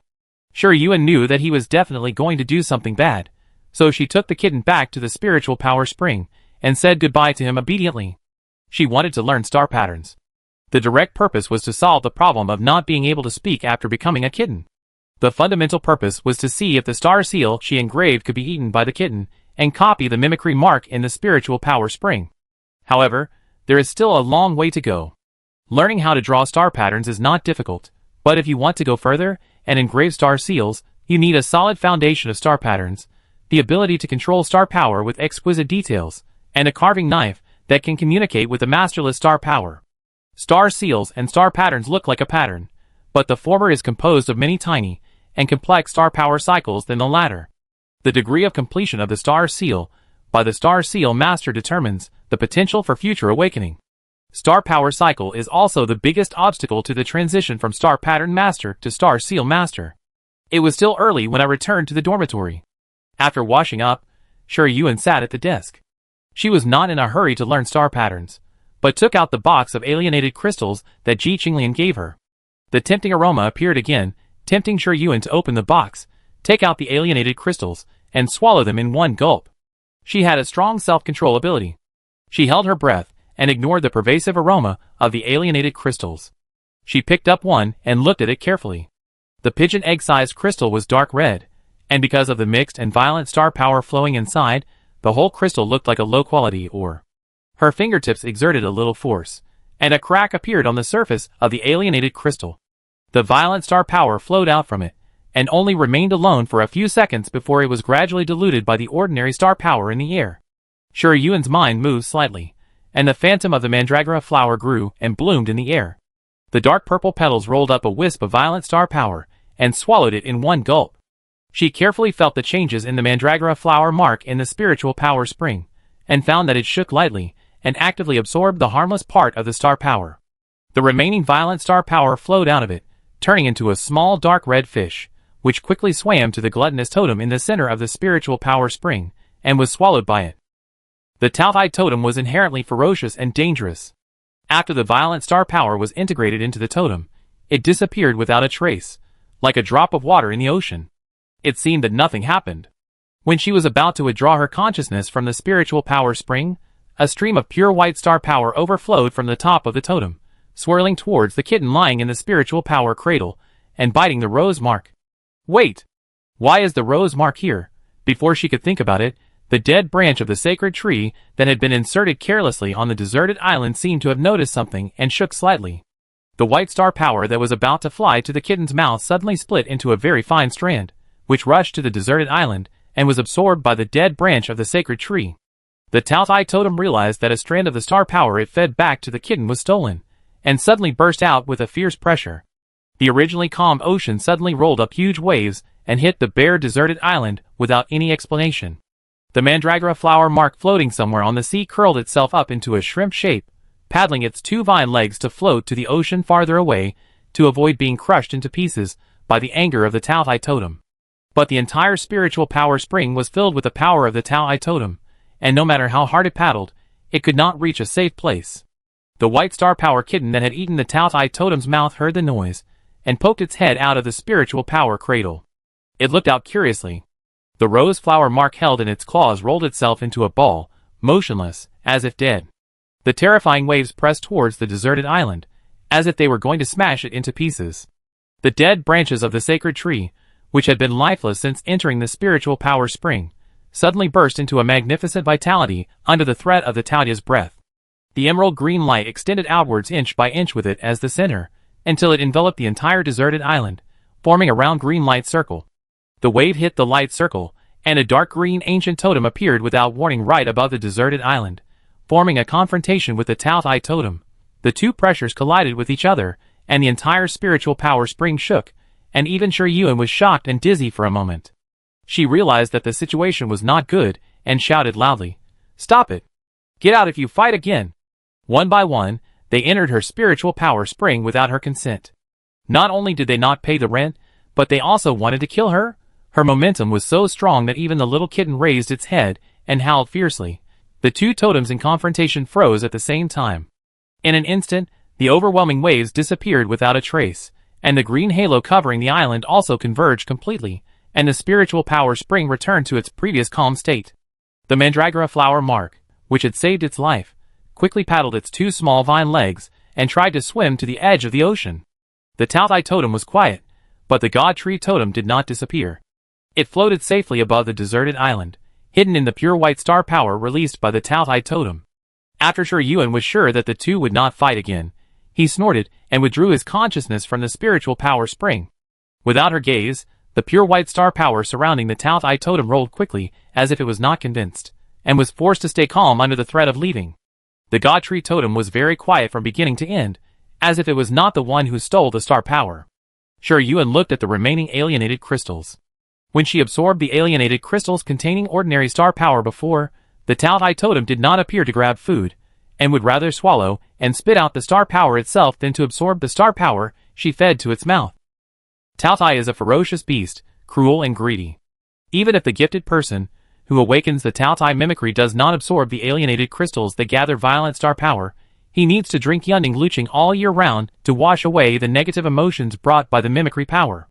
The Taotai totem can transform the mixed and violent star power into pure and harmless star power for the kitten to absorb, which means that the violent star power gathered in the blood forbidden land not only has no effect on it, but also greatly nourishes it. No wonder she could not resist the temptation of the alienated crystals. It turned out that the Taotai totem, which was blended with her spiritual power, was eager to devour them. The fragrance was pervasive, and Shi Yuan hesitated whether to absorb these alienated crystals. Yongnao Empire explicitly prohibits talents from absorbing alienated crystals with mixed star power to improve their combat power. The reason is simple. Alienated crystals with mixed and violent star power will affect the minds of talents, making them irritable, cruel and bloodthirsty, and are not conducive to the growth of mimicry, and will cause them to mutate in an uncontrollable direction. However, absorbing such alienated crystals can quickly improve the combat power of mimicry. The combat power level that originally took a whole year or even several years to improve can be completed in 2 or 3 months, and can even help talents who have no hope of breaking through to reach a higher level. Many talents cannot withstand the temptation of high combat power, and will deliberately look for such alienated crystals to absorb, but the final result is that they are all affected by their mentality, lose their reason, and become murderers who like to kill. Therefore, this kind of energy crystal is called black crystal, and talents who like to absorb black crystals are called black talents. Once discovered, they will be hunted down. If the case is minor, she will be released after a period of imprisonment. If the case is serious, she will be sentenced to life imprisonment or death. Ji Qinglian told her not to absorb it. I don't know if he was influenced by the idea that black crystals cannot be absorbed, and subjectively concluded that mimicry cannot absorb black crystals, or his Taotai mimicry will also be affected by violent star power. After careful consideration, Shi Yuan decided not to absorb black crystals for the time being. She is no longer a desperate person, so there is no need to take risks. At this stage, it is better to play it safe. Not to mention that there is a rose totem sleeping in her neck. This guy is more bloodthirsty than the Tao totem. If she wakes up from the stimulation of black crystals, she will dig a hole and bury herself, which is not worth the loss. So, Sure Yuan put the fragrant box of black crystals back into the space ring, opened the basic star pattern solution given to her by GCU, and slowly flipped through it. She was not in a hurry to draw the star pattern.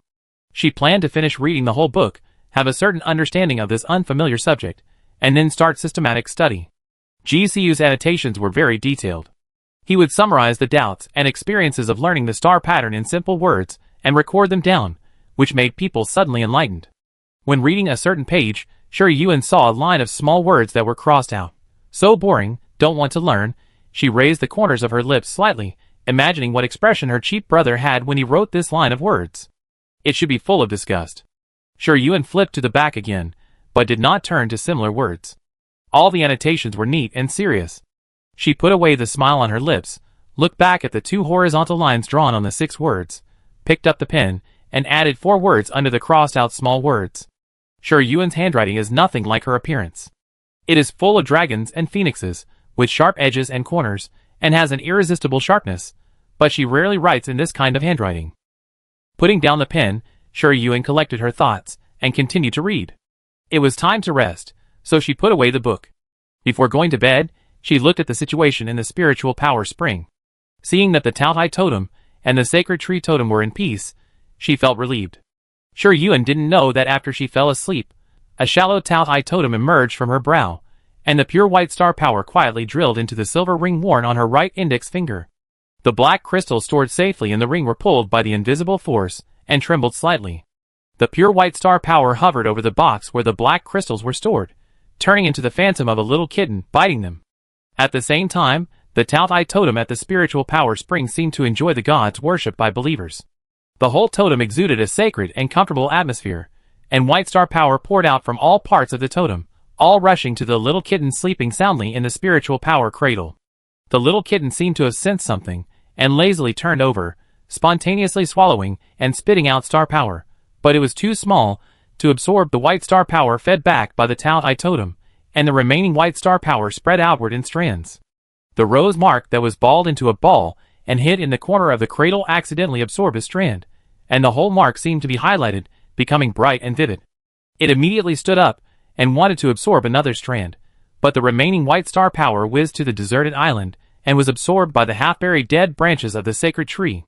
Seeing that it dared to steal, the Tao totem was so angry that its whole body trembled, and the sea surface had a tendency to turn up waves. Before it could start, a ray of green star power emerged from the sacred tree totem, fluttered and flew over, circled in front of the Tao totem, and turned to fly to the sleeping kitten, which was absorbed by it in one gulp. The spiritual power spring returned to calm, and the rose mark looked at the sleeping kitten with envy, and rolled itself back to be a competent cat ball. Sure Yuan was awakened by hunger. Since returning to the Ji family in Tiandu, she has never felt the feeling of being so hungry that her chest is sticking to her back. When she opened her eyes, the strong feeling of hunger made her feel confused for a moment. She thought she was just too hungry, and had a beautiful dream. Fortunately, the layout of the dormitory brought her back to consciousness. Sure Yuan didn't bother to think about why she was so hungry. She immediately got up from the bed, rinsed her mouth, and drank several tubes of nutrient solution, barely relieving the hunger in her stomach. She shared her cheap brother's dinner last night, and ate much better than the previous 2 days. There was no possibility that she was starving because of insufficient star power intake. After quickly thinking about the possible reasons for this situation, she immediately looked inward at the spiritual power spring. The Tao totem and the sacred tree totem were floating in the spiritual power spring obediently. The little kitten was still sleeping soundly, and the sea was calm, no different from before she fell asleep. Sure Yuan withdrew her consciousness suspiciously, and took out the storage box that stored the black crystals from the space ring. As soon as she got the storage box, she found that the weight was wrong, much lighter than yesterday. When she opened it, there was no pigeon egg-sized black crystal inside, all turned into powder without any star power. Sure Yuan pulled the corner of his mouth, looked inward at the spiritual power spring again, and sneered, "Who of you did it? Stand up yourself." It's really good that he didn't give them food, but ate them secretly while she was asleep. The Tao totem and the God tree totem stood still, as if they didn't understand what she was saying. You don't admit it? I dig you up and throw you out now. As soon as the words fell, the terrifying giant hand of mental power pressed down from above the mental power spring.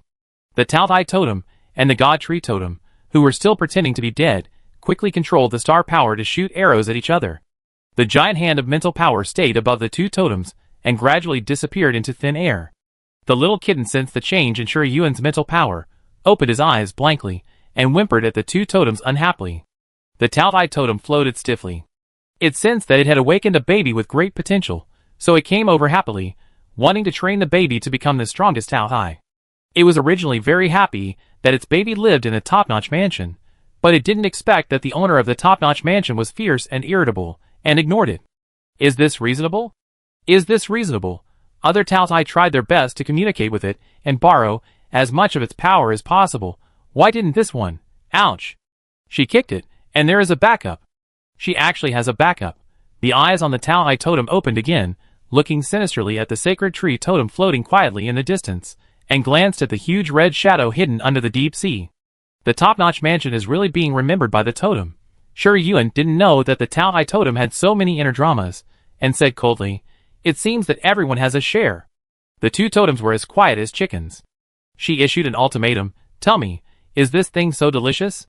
If you can't explain it clearly, get out." Before Shi Yuan traveled through time, she lived in the apocalypse for nearly 7 years, and was a psychic. Her mental power was so great that she could invade the brains of other psychics, and control their thinking and behavior. But in contrast, her body was very weak. She had a serious illness every 3 days, and a minor illness every 2 days. Without anyone to take care of her, she would die. After her death, her powerful mental power traveled through time with her, but she lost the ability to control other people's thinking and instead opened up an endless ocean of mental power in front of her. Before humans awakened to mimicry, they could not use mental power, so for a long time after traveling through time, she lived a life dominated by others. The Taotai totem could not speak, so it had to roll up a ray of star power and circle around the little kitten, indicating that the black crystal was of great benefit to it. The God Tree totem adhered to its usual silence, but a few green buds emerged from the dead branches of the God Tree planted on the deserted island. At the same time, a finger-high shadow of a sacred tree appeared in Shi Yuan's palm, and the green light attached to her skin, surging with powerful vitality. Immortal sacred tree luxury. Shi Yuan raised her eyebrows. Is this a mimicry talent that promotes the rapid growth of plants? Looking at the two totems in the spiritual power spring, she snorted, "Don't put up totems on my territory. If you do this again, get out of here." No totem squeaked. The kitten followed with 2 meows, which looked very imposing, if it could look more fierce.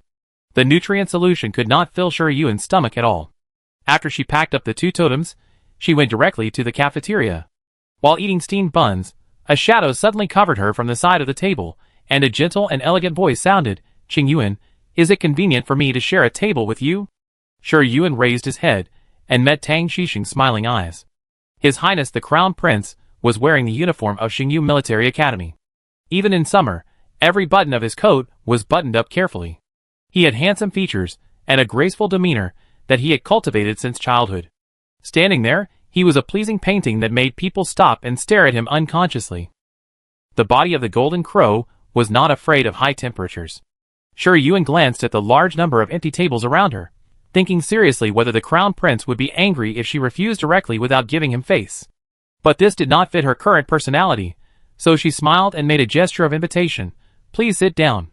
Tang Xixing sat down opposite her, and saw the pile of steamed buns on her plate, and asked, "I heard that after awakening the Taotai mimicry, the demand for star power will increase greatly. Why do you only eat these?"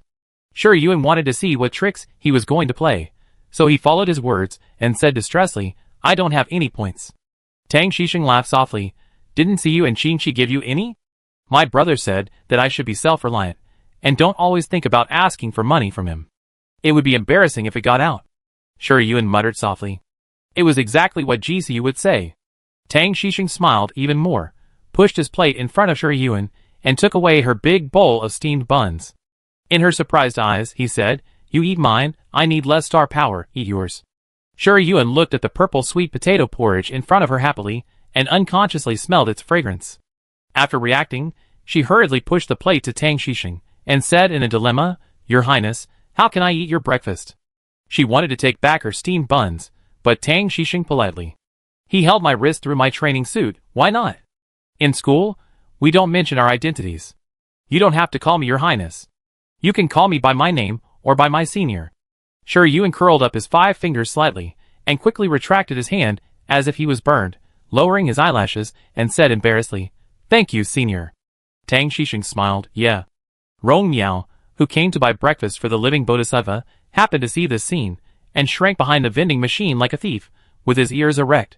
After listening to the conversation between the two, he immediately turned on the light brain, poked into the group chat of, Your brother Yu is the living bodhisattva, and I am a slave, and typed a lot, humble slave, At your brother you stole the house. Stole the house. The old crow came to steal the house. Living bodhisattva, ? Humble slave, picture. Picture our sister? Eating steamed buns in the cafeteria. Living bodhisattva, shock. Living bodhisattva at your brother UGCU, what's wrong with you? You actually let our sister eat steamed buns in the cafeteria? Are you being decent? Living bodhisattva, and caused our sister to be targeted by the old crow. Damn it! He is 4 years older than our sister. 4 years older. He even touched our sister's hand. You bastard. Your brother you. Chapter 27. After breakfast, Tang Shishing politely said goodbye to Shi Yuan. During the meal, he only asked her if she was adapting to the military school life, and told her what she needed to pay attention to. He was very considerate and gentle, firmly establishing the image of a gentle senior. Although Shi Yuan did not have a good impression of the people of the Tongxi royal family, he had to admit that Tang Shishing had good upbringing. Even if anyone with a discerning eye could see that he approached her for another purpose, he was not at all eager for quick success. When he talked to her, his words and deeds were very measured. If he was really an ordinary person, who had been struggling in the market and returned to the top family of the empire, even if he was reminded to be cautious when getting along with him, and not to get too close to him, it would be difficult not to have a good impression of him, thus diluting the preconceived prejudice against him. From then on, as long as Tang Shishing showed his presence in front of her more, and helped solve some difficulties, her favorability towards him would definitely rise sharply. It's no wonder that the military academy students of the Tianshu camp would risk their lives for him. This crown prince is not only good at taking advantage of human nature, but also has enough patience. After having a free expensive breakfast, Shi Yuan walked out of the cafeteria refreshed and saw Ji Qinglian coming from a distance. Just as she was wondering what was wrong with him so early in the morning, he grabbed her wrist and looked behind her vigilantly. Third brother, what are you looking at? Shi Yuan asked. Ji Qinglian gritted her teeth and lowered her voice.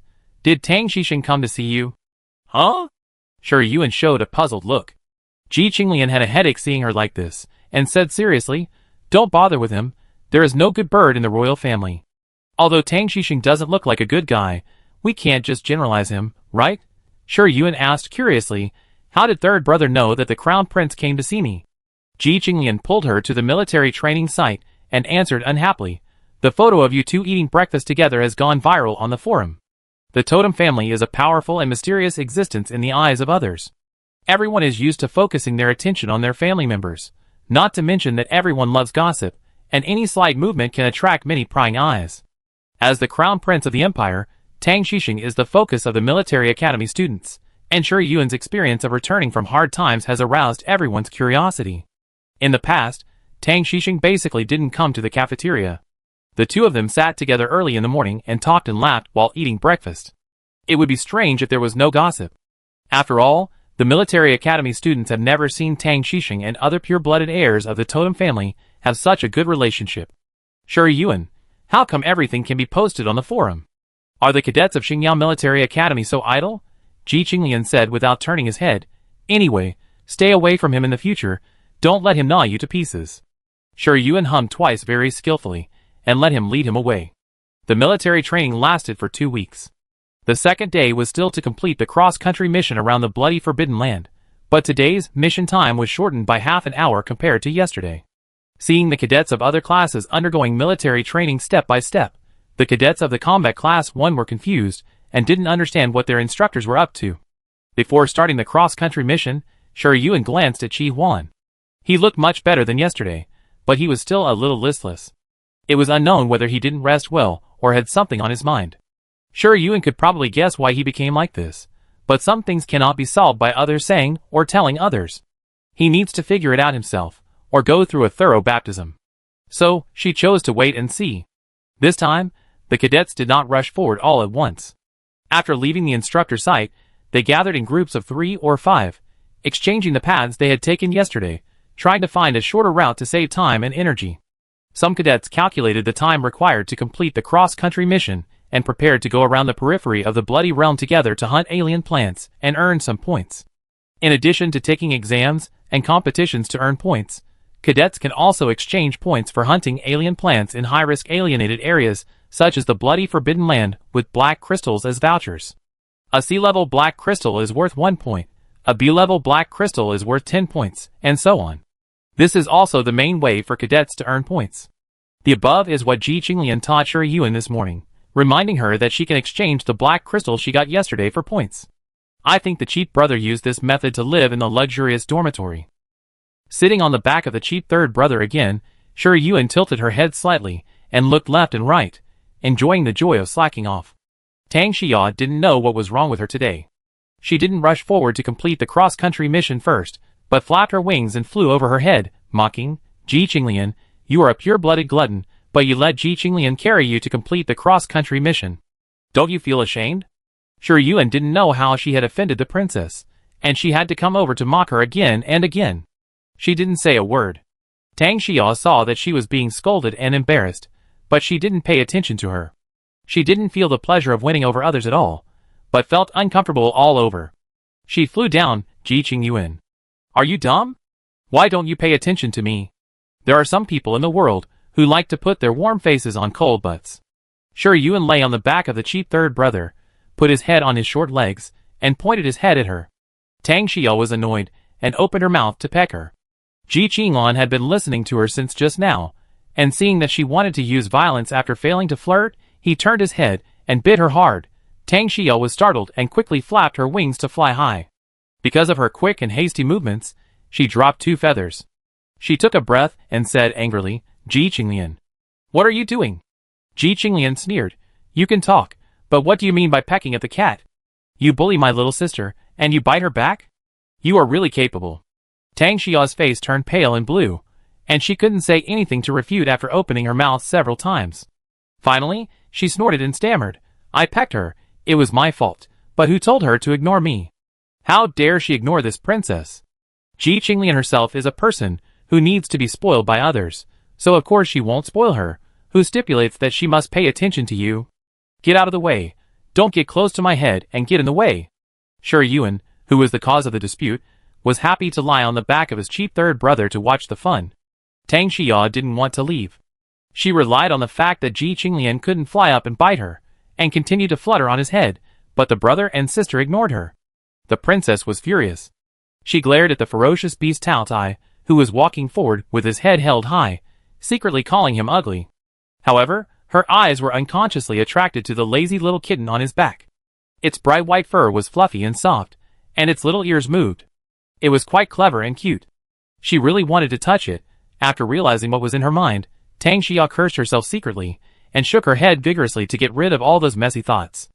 Ji Qinglian saw her shaking her head wildly in the air, and thought she might be sick, so she carried her cat sister and walked to the side. Tang Xia didn't know that he was criticizing her in his heart, and suddenly an idea came to her when she shook her head. Her eyes lit up, and she came closer again with her wings flapping, and said arrogantly, Ji Qingyuan, you don't speak. Can't you be unable to speak after changing back to mimicry? Shuyuan, Tang Xia seemed to have discovered a new world, chirping like a sparrow, ha ha ha. You must be unable to speak after changing back to mimicry. If you don't speak, I will take it as your admission. Do you want me to teach you how to draw communication star patterns? That way you don't have to be a little mute. You still ignore me? There's no point ignoring me. I already know you're a little mute. Chirp. Chirp. Shuyuan felt like a flock of sparrows flew over her head, making her dizzy, and even Ji Qinglian tilted her head to look at her, wondering if she really couldn't speak after changing into mimicry. She couldn't stand it any longer, and while Tang Xia wasn't paying attention, she kicked her short legs and jumped off Ji Qingyuan's back, landing accurately on the princess's back. In front of her wide-open eyes, she slapped a communication star pattern into her feathers and coldly said, Shut up. Tang Xia seemed to be a goose whose neck was suddenly strangled, and she choked for a long time without being able to say a word. Ji Qingyuan jumped up. Ji Qingyuan jumped onto her back. She was so small. How did she do that? No.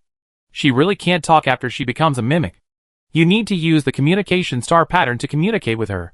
Tang Xia immediately put aside the fact that there was a little kitten on her back, and said happily, "You are really a dumb cat."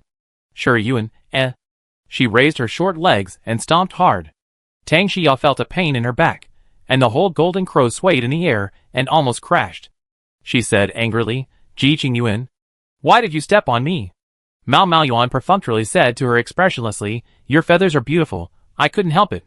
Tang Xia instantly calmed down, not feeling perfunctory at all, and raised her head proudly. "That's not right. This is the feather of the golden crow. It contains the breath of the sun." As she spoke, she shook her wings and flew directly to a high place with Shi Yuan. Ji Qinglian was thrown to the ground and was stunned. After realizing that her cat sister was missing, she quickly roared and chased after her. "My little sister? She was kidnapped by that stupid bird." Shi Yuan stood on Tang Xia's back, and the whistling wind blew her short hair and swept away the summer heat.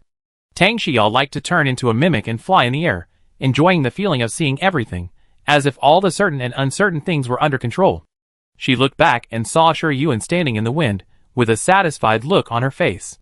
Suddenly, she felt a little strange in her heart. She couldn't tell what the emotion was, but she felt that she didn't seem as annoying as yesterday. Her Royal Highness asked, "You and Ji Qinglian have a good relationship?" Shi Yuan didn't answer and asked, "You and the Crown Prince have a bad relationship?" Tang Xia immediately said, "How can it be bad? My brother is strong and gentle, and he can do everything to the best. He will help me solve any difficulties I have." "Help you solve it?" Shi Yuan repeated. Talking about Tang Xixing, Tang Xia immediately became excited, of course. "He can do anything. When I was a child, I was bullied by my second brother. He stood up and scolded my second brother, and asked my mother to keep me by his side. Since then, no one dared to bully me. He was afraid that I couldn't subdue Yao." Before he finished speaking, Tang Xia break suddenly swallowed the rest of the words, and closed his mouth. "What can't be subdued?" Shi Yuan pretended not to hear the last word and asked deliberately. Tang Xia quickly swallowed the words that were about to blurt out, and said vaguely, "I can't subdue the people under my command, so I specially sent helpers to help me arrange everything properly. I just need to give orders." Shi Yuan said meaningfully, "Then he is really good to you. His Royal Highness the Crown Prince is really good at tricks. He turned the competitors for the throne into puppets, and was grateful to himself. This third princess probably never thought of competing with him." Tang Xia hummed proudly, and pretended to be modest. "It's just better than Ji Qinglian treats you." Shi Yuan followed her meaning and said, "How can the third brother compare with the Crown Prince?" Tang Xia was flattered, and the frequency of her wings vibrated faster, and she said as a reward, "Since you are so good at talking, I will take you to fly around the blood-forbidden land and then go back." Shi Yuan thanked her, knelt down with his short legs, and looked down at the endless forest on the ground from a high altitude. The vegetation in the blood-forbidden land is very lush. Because the alien plants are too powerful, reproduce very quickly, and like blood, the few alien beasts have been hunted almost to death, leaving only the alien plants as competitors for territory. The dense vegetation covered the red soil on the ground tightly, and the movement of the alien plants in the woods was very slight. Even if you look down from the air, it is difficult to judge whether the sound in the forest comes from the wind or the alien plants that are hunting. Soon, Shi Yuan saw a waterfall as high as 100 meters. The water fell from a high place and hit the rocks, splashing white waves. Some low-level small alien plants gathered at the downstream of the waterfall, hanging their roots into the clear stream, swaying from time to time, looking comfortable and leisurely. But they were very alert. When they sensed the approach of a strange breath, they swooped into the dense forest next to them and disappeared without a trace. Shi Yuan looked carefully and found that it was a person who scared away the group of small alien plants. Before she could see what the person looked like and whether he was dead or alive, a tentacle-like gray vine surged in the stream and dragged him down. Blood emerged from the water and was quickly washed away by the flowing water. It was eaten by the vine. The blood-forbidden land is under the jurisdiction of Xingyao Military Academy. During the military training, the entire blood-forbidden land was requisitioned and outsiders were prohibited from entering. Is that person a student of Xingyao Military Academy? Or a gifted person who sneaked in? Before Shi Yuan could think further, Tang Xia's chattering voice sounded again, "Ji Qingyuan? Ji Qingyuan. I called you several times. Why did you ignore me again? Sure, Yuan retracted his thoughts. The scenery below is so beautiful that I accidentally got mesmerized. You are mesmerized by this kind of scenery? Her tone was slightly raised, with a look of you really haven't seen the world. Sure, Yuan was too lazy to argue with her and asked, what do you want me to do? Tang Xiao was pulled back to focus. I asked you which camp you want to join? Why do you ask this? Sure, Yuan looked back at the gradually receding waterfall and collected her thoughts. No matter who he is, it has nothing to do with her anyway. Tang Xiao talked to herself. I want to join the Yaoguang camp and become the leader of the Yaoguang camp. If you have nowhere to go, you can come with me. Since you can talk, I will let you be the second in command. Sure, Yuan's eyes moved slightly, but I can't do anything. Others will not accept it, right? Tang Xiao couldn't answer for a while, and hesitated for a while before saying, you are a pure-blooded Tao Tai. The eldest daughter of the Tianduji family. How could others not accept it? Sure, Yuan suddenly realized, so you can become the leader of a camp if you have a high status and position? Tang Xiao was stumped by her question again. She was hesitating whether to nod, and then heard her say, if so, why should I be inferior to the princess? Tang Xiao was stunned for a moment. Sure, Yuan said briskly, holding his short legs, I am the only pure-blooded Tao Tai among the candidates for the successor of the Tianduji family, the future commander of the Tao Tai Corps, second only to the emperor and above all others.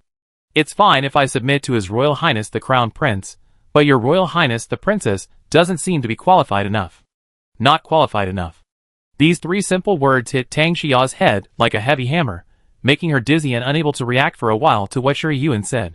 She is a princess of the royal family. Since she was raised by the queen, no one dared to say to her that she was not qualified or unworthy. The memory of being pushed into a corner and curling up to be laughed at by others came rolling in like a surging wave in the sea after hearing these three words. Tang Xiao opened her eyes wide and said sternly, why do you say I am not qualified? I am the princess of the empire. Am. What? Besides being a princess, what else are you? Sure Yuan interrupted her and asked with a smile. Tang Xiao was stumped again. Besides being a princess, who else is she? Sure Yuan said calmly, you are just a daughter living in the shadow of His Royal Highness the Crown Prince. When you encounter difficulties, you need him to help you solve them. If you want to become the leader of the Yaoguang camp, you can only rely on the people he sends to you. Sure Yuan could clearly feel how stiff Tang Xiao's body was, but he still whispered in her ear like a demon, without Tang Xisheng, what are you? You are nothing. Even though there was no such sentence, Tang Xiao seemed to have heard it. She was like a frightened bird, suddenly flapping her wings and flying into the depths of the bloody forbidden land. Sure Yuan sat firmly on her back, feeling her violent ups and downs, and a smile gradually appeared in his silver blue eyes. People who live in falsehood are most afraid of the reality coming. I don't know if this princess has been crippled by Tang Xisheng. It's better if she hasn't, but it doesn't matter if she is crippled. She has repaired useless scraps before. Although she can't compare with fine products, she knows that she has value. Tang Xiao was like a headless fly, running around above the bloody forbidden land. Sure Yuan was ready to give her a strong medicine. When she was flying low, he took out a seed of a foreign plant from the space ring, threw it towards the forest below, and used the mimicry talent, Immortal God Tree Luxury, he got this morning on it. The seed injected with vitality instantly absorbed all the surrounding star power, and the vine surged out, entangled Tang Xiao, who was completely immersed in her own world, and pulled her down violently. The sudden change finally brought Tang Xiao back to her senses, but before she could move, Sure Yuan, who was squatting on her back, had already changed back to human form and pulled her into his arms. She had a long sword in her hand, with blades on both sides, and a slightly cold light slid from the hilt to the tip of the sword. Before Tang Xiao could see what the sword looked like, Sure Yuan had already swung his sword forward and cut off the bowl-sized vines that were about to bind them, and used the force to step on another vine that was trying to sneak attack, and turned over nimbly. Her toes touched the leaves flying in the air, and then crossed the sword, and together, with the breeze blowing through the forest, she killed the vines that had not yet reorganized their offensive.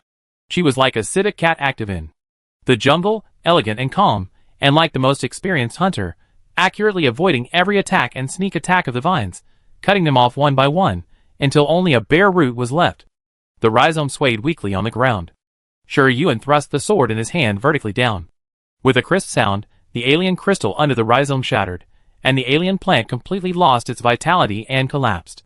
Sure Yuan made a beautiful sword flower, sheathed the sword, and put it back into the space ring. This was the weapon Ji Woo gave her for self-defense after learning that she had not yet camouflaged and transformed into a weapon. Tang Xia, who was protected in Shi Yuan's arms with one hand, was already dumbfounded. Her golden red eyes stared at the dead alien plant on the ground. After recovering a little, she raised her head stiffly and looked up at the girl she thought was so weak that she needed someone to protect her. Because of the military training, her silver-gray shoulder-length hair was tied into a high ponytail by her. The blue base silver-edged headband fell from behind her shoulders. A breeze blew, and the headband wrapped around her hair and gently brushed Tang Xia's head. It was still the same well-behaved and harmless face, but between her eyebrows there was a calmness and composure that she had never seen before. The posture of her sword sheathing was so beautiful, like a general who had experienced hundreds of battles. Ji Qingyuan. This is Ji Qingyuan, the future heir of the Taotai family. As if she noticed her gaze, the girl lowered her head, and her silver-blue eyes seemed to be filled with a handful of starlight, beautiful and dazzling. Shi Yuan let go of her hand, and Tang Xia immediately turned back to human form, pursed her lips slightly, and looked at her with a complicated expression. She blinked. "What's wrong, princess? Looking at me like this?" Tang Xia said hesitantly. "You? Didn't you just awaken the mimicry not long ago? How come you are so powerful?" Every sword she stabbed was accurate and decisive.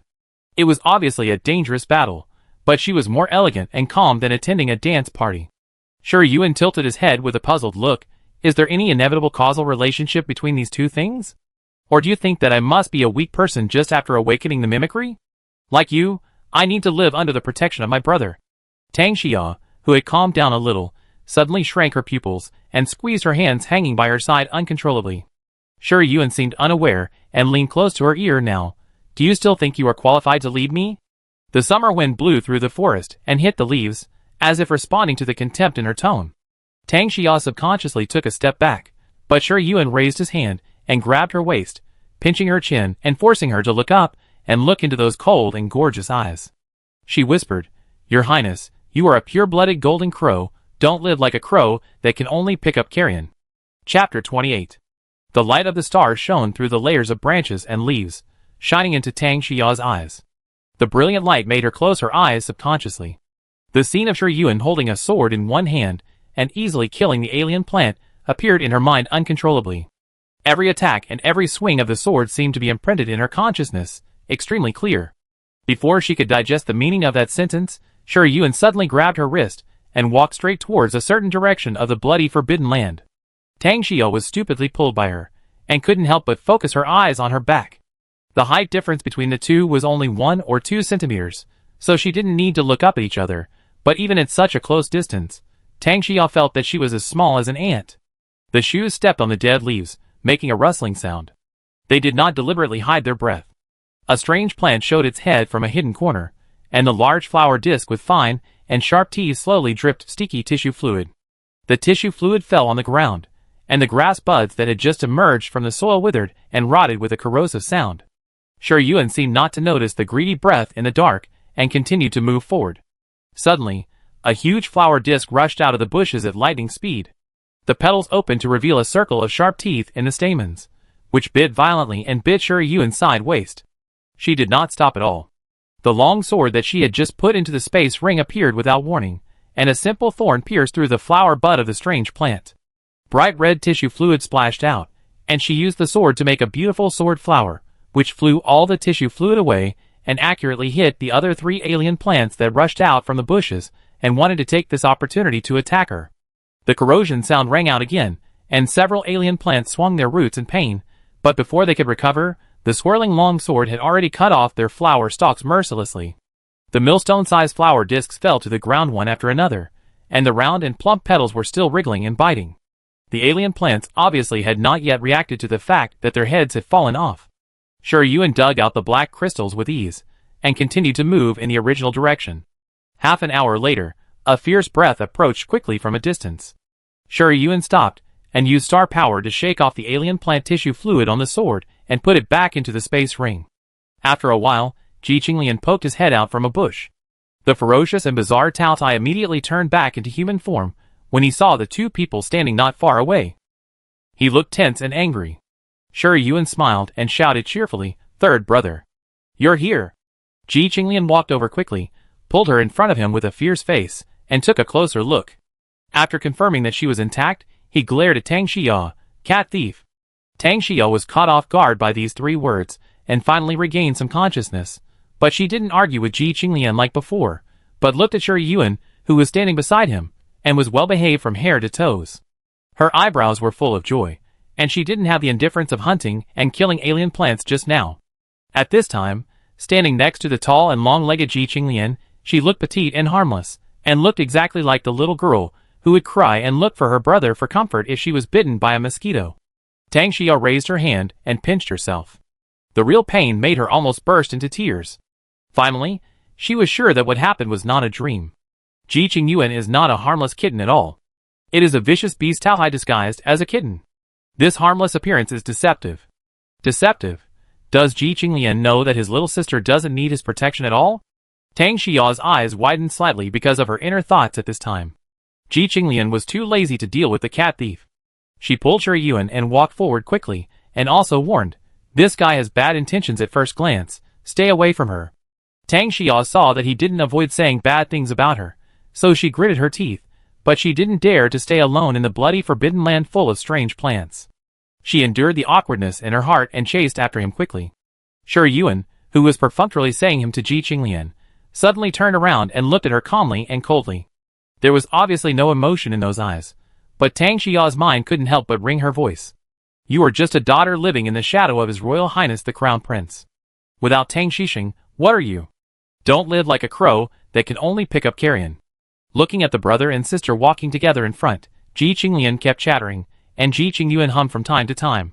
It was obviously a situation where the brother was worried about his sister and didn't have much thought, but Tang Xia suddenly realized that in their relationship, the dominant one was never Ji Qinglian, but Ji Qingyuan.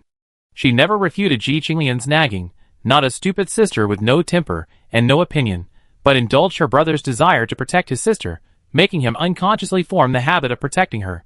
Shi Yuan and Ji Qinglian still completed the cross-country task on time today, but there was a distracted golden crow in the brother and sister team. The military academy students, who had completed the cross-country mission ahead of schedule, were still wondering why the competitive third princess was still missing today, and then, they saw her flying forward like a lost soul at the finish line.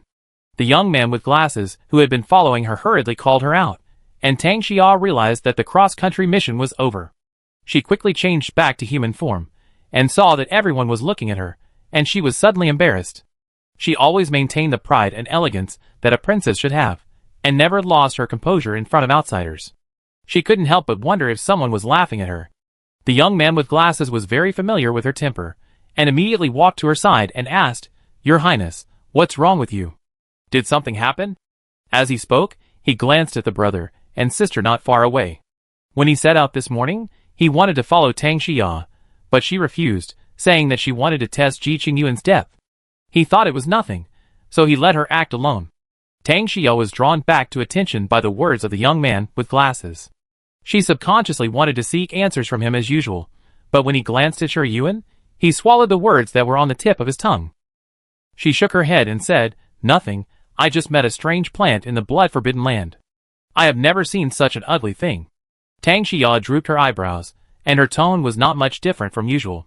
The young man with glasses looked at her carefully before saying, "Did your highness go deep into the blood-forbidden land with them?"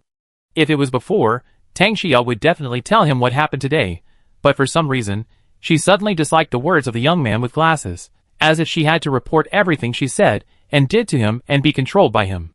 Once this thought appeared, it was like a needle piercing her heart, hurting from time to time, reminding her that she was just a daughter living under the protection of her brother. "I accidentally flew far away," Tang Xia answered casually. The young man with glasses wanted to ask something else, but the instructor suddenly blew the whistle, so he had to give up. Today, Instructor Yan Rui still did not make any comments on the cross-country mission, but asked the cadets to stand at attention until the end of the military training. Shi Yuan almost guessed why he asked the cadets to complete the cross-country mission one after another. If there were no accidents, there would be cross-country missions every day, but the time would always be a little shorter than the previous day. After the disbandment, she went to GCU's luxurious dormitory with ease.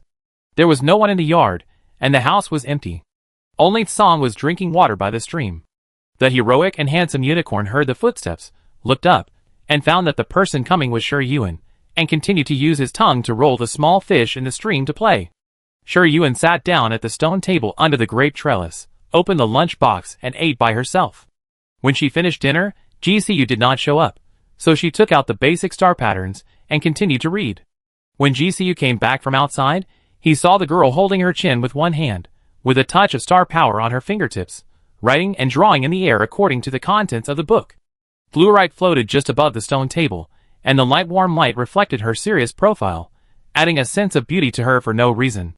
He suddenly became very curious. How could someone, after having a pair of eyes that had seen thousands of sails, still show such a pure and flawless temperament to the outside world? If he had not seen the true face of the girl in front of him, seeing this scene, he would have sincerely thought that she was a naive little princess who was ignorant of the world. This camouflage ability. Brother is finally back, but I've been waiting for so long. Yuen continued to draw the star pattern without turning her head. GCU strode over and sat down in front of her. Why don't you go in? I'm afraid I see something I shouldn't see, and then ask my brother to chase me thousands of miles away. Yuen collected the last stroke of her fingertips, pointed at the star pattern and pushed it towards the back of GCU's hand, but he stopped it with his star power. You don't want me to chase you thousands of miles away, but you still mark me with a star pattern? GCU flicked the star pattern back in front of Yuen, picked up the sweet date cake on the table, and put it into his mouth, and said, by the way, where did my sister get rich that she can afford a plate of sweet date cakes for 200 points?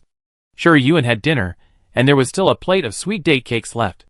This meal almost used up all the points in her student card. She caught the star mark that was hid back and said calmly, I was just about to ask my brother to lend me some points. GCU paused while biting the sweet date cake. You really can't eat things that are delivered to your door casually. After borrowing 50,000 points from GCU, Yuen once again felt the joy of becoming a rich woman.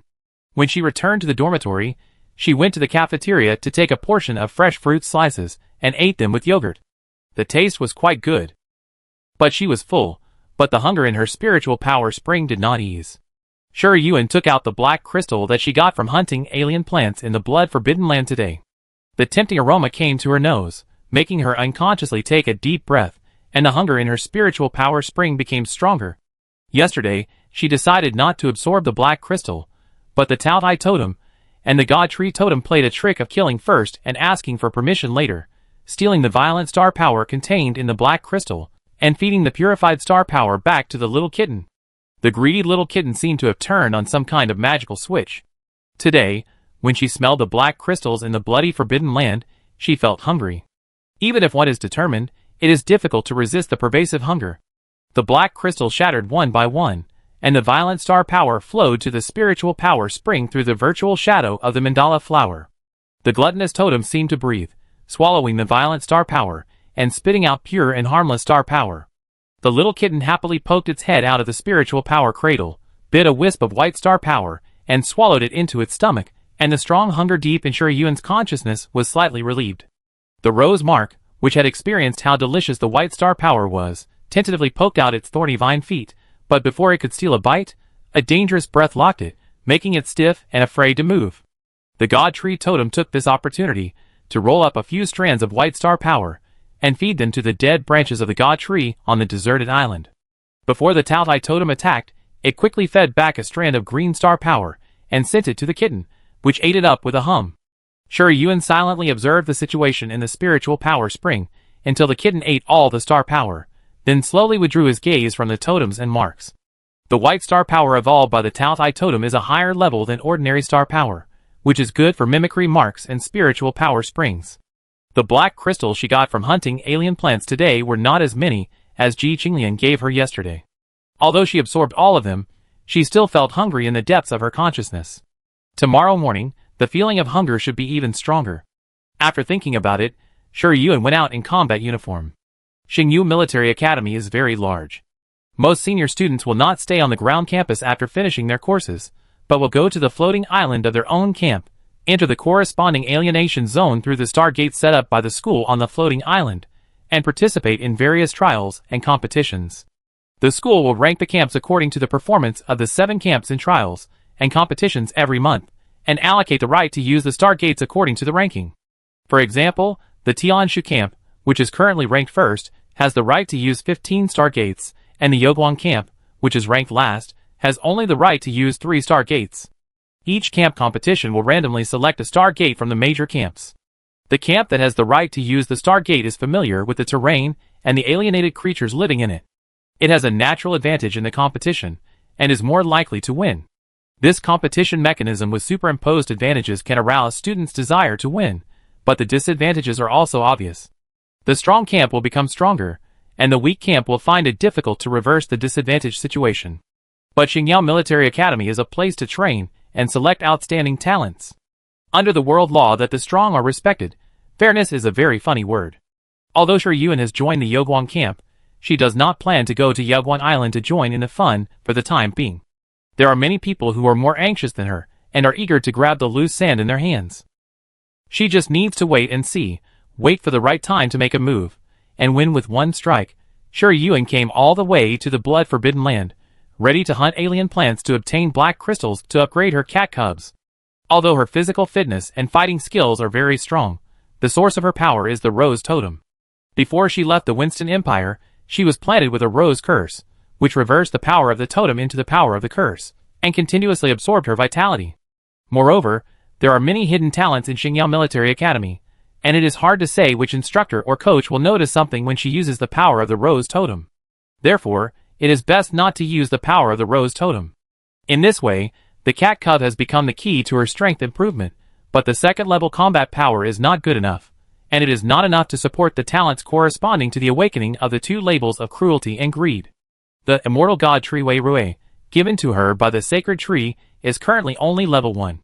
If it were not for the bloody forbidden land today, there would be a lot of violent star power nearby, and she might not be able to directly stimulate such a large alien plant. Not to mention the Mandragora Mark and Rose Mark that are waiting to be fed. Speaking of which, if the cat cub swallows the mimicry marks one after another in the future, the mimicry talents she masters will continue to increase. Using the mimicry talent requires mental power. The more powerful the talent is, the more mental power it consumes. Shi Yuan is not worried about this. Her mental power is huge enough to support her to use the mimicry talent casually. However, Shi Yuan also knew that biting off more than he could chew was a good idea. Instead of wasting energy on each mimicry, it was better to focus on improving the level of the kitten. The fierce beast Tao Tai was recognized as the top mimicry. The blood-forbidden land was pitch black at night. Because there were basically no alien beasts alive, the dark forest was so quiet that it was frightening. Only the rustling sound of the wind blowing through the treetops could be heard occasionally. Most of the plants living on the periphery were low-level alien plants. The star power contained in the black crystals was limited, and it was not worth Shi Yuan's time. She released the Mandrake Flower Phantom and the Rose Phantom, letting them hunt alien plants on the periphery to improve their levels, while she quickly flew towards the inner circle of the blood-forbidden land. The kitten poked its head out from behind her shoulder, its tail wagging, as if it wanted to join the next battle. Shi Yuan touched its little head, released his mental power to perceive, and soon found a strange plant that was hunting. It looked quite bizarre, a dry and charred tree stump with a bunch of messy dead leaves on its head. The shriveled tree roots were pulling a red blood lantern, revealing a row of fine and dense sharp teeth outside the dark tree hole, biting the lantern fruit on the top of the red blood lantern tree. The chewing sound was particularly strange in the quiet forest. Shi Yuan was like a dark night civet cat accustomed to walking in the dark. His silver blue eyes glowed slightly in the dark woods, and the scene was clearly visible wherever he looked.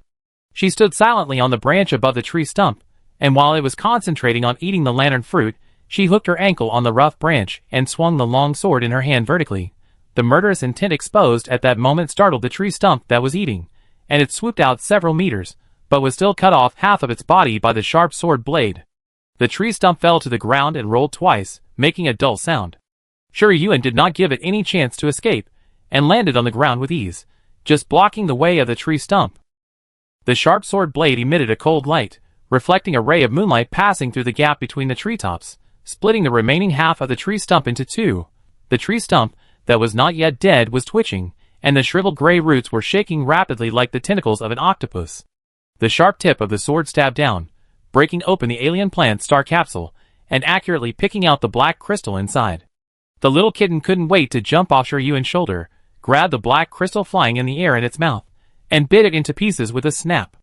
The violent star power flowed into the spiritual power spring, and the Tao Tai totem worked diligently to produce milk powder for its baby cub, and its breath also changed slightly in a more ferocious direction.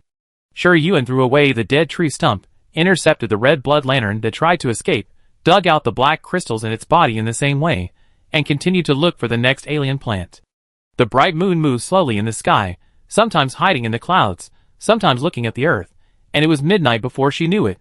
The A-level tree alien plant fell to the ground with a bang, and the little kitten ran over with ease, waved its little claws, dug out the black crystals in its body, and ate it again with a hum. Yuen glanced at the time, and it had been 3 hours since she entered the bloody forbidden land. There was a lot of harvest tonight, and the kitten was almost full. She put away the sword and prepared to return to the dormitory, but the spiritual power she released detected a strange star power fluctuation. It was a very violent star power gathering. She frowned slightly. This fluctuation did not seem to be emitted by the alien plants, but more like the star power of the gifted lost control. Only students of Xingyao Military Academy should appear in the blood forbidden land at this point. She thought about it, and recalled the Mandragora flower seal and the rose seal. They are only level 1. Even in the periphery of the blood forbidden land, they can only bully some newly born small alien plants. And the Mandragora flower is not good at fighting. After 3 hours, the prey harvested is limited. The rose thorn vine is an offensive and aggressive mimicry. Although it does not have the original greedy and bloodthirsty impulse, it is still at ease in places like the blood forbidden land. It can not only kill alien plants of the same level as itself, but also dare to provoke alien plants of higher levels. The aura is much stronger than when it just came out of the spiritual power spring. It will probably be upgraded to level 2 in a short time. Yuen released the phantom of the Mandragora flower, and the palm-sized little fellow immediately took 2 vine legs and swooped in the direction she indicated. In the blood-red forbidden land full of exotic plants, the phantom of the Mandragora flower was not noticeable at all. Yuen attached his mental power to it, and soon saw a figure on the riverbank in the distance. It was a slightly fat man, with red eyes at this time, like a bull that was stimulated, clenching his fists and madly attacking a thorn star plum on the riverside. Although his hands were pierced with blood holes, he seemed to feel no pain. He hit the thorny branches of the thorn star plum again and again. The white plum blossoms the size of fingers were attached to his skin, and the mouth parts hidden in the pistil pierced into the blood vessels, sucking the man's blood. The voice in the man's throat was like thunder rolling in the sky, dull and vague. He seemed to have lost consciousness, with violent and mixed star power surging all over his body. When he closed his fist, he fiercely pulled the plum blossom off the treetop, and blood gushed out from the back of his mouth, dripping onto the ground. Yuen narrowed his eyes slightly. Black talent? Judging from his dress, he is not a student of Xingyao Military Academy, but someone who sneaked in after the blood forbidden land was blocked. Suddenly, 2 figures ran out of the forest by the riverbank, saw the mad fat man, immediately went over to control him, and poured a tube of dark green liquid medicine into his mouth. The fat man who struggled desperately seemed to have the pause button pressed, lying on the ground like a dead pig. The 2 people who fed him the medicine breathed a sigh of relief, and one of them said, "This idiot, I told him not to absorb so many red crystals in one breath. If the people from Xingyao Military Academy find out, we're done." Red crystal is the nickname for black crystal in the black market. Another person said, "Okay, keep a close eye on the people. If the boss knows that we let someone escape again today, he will be in trouble." And, when listening to their conversation, Yuen thought of the body floating on the river during the day. "I just smoked a cigarette." The 2 carried the slightly fat man and walked quickly into the dense forest. They encountered many strange plants, but they were not attacked by them. The Mandragora flower mark quietly moved out of the shadows, plunged into the bushes, and followed the 2 people all the way. Not long after, it came to a cave. The light of fluorite spread outside the cave, and the sound of ping-pong came from inside. A closer look showed that several people were sorting the black crystals into different boxes, from sea level to level, box after box. The 2 who came back threw the slightly fat man into a corner and followed him to help. Someone saw them and sighed. "We are still 1/3 short of the quantity on the order. If we continue like this, we may not be able to deliver on time." The person standing next to him cursed. "Why don't those little bastards go to military training? They have to run to the blood forbidden land and block the nearby area. They are really bored." There were several similar complaints one after another, and Yuen almost guessed what they were doing. She let the Mandragora phantom stay here, let the rose phantom circle around, and found another cave. When she leaned against the rock wall, she heard faint voices. A rough male voice said, "Did you see those little bastards during the day? There is a golden crow. There is a phoenix. and Ing Long. Catch anyone and swallow their blood. It's better than tossing Hong Jing here. I heard that there is a pure-blooded Tao Tai enrolling this year. If you can swallow her blood, you don't have to worry about the backlash of star power. A slightly dull voice continued, You dare to attack them? Do you think you are not dying fast enough? Bah! Aren't those little bastards just born with good luck? If they really fall into my hands, they will definitely kneel faster than anyone else. Don't think about these nonsense. Old Seven has been out for several days, and hasn't come back. I'm afraid something happened. I'm just going to get some information. What can go wrong? Don't think too much. Anyway, why does the boss want to see that little Bai Zhe?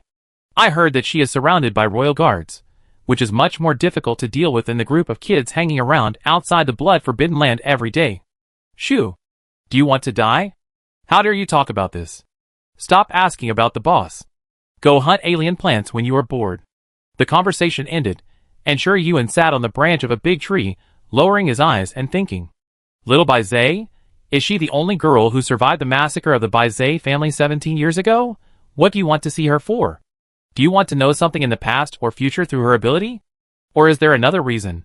But this little Bai Zhe is weak, and it only awakened its mimicry a few months ago, and its mimicry talent is still missing.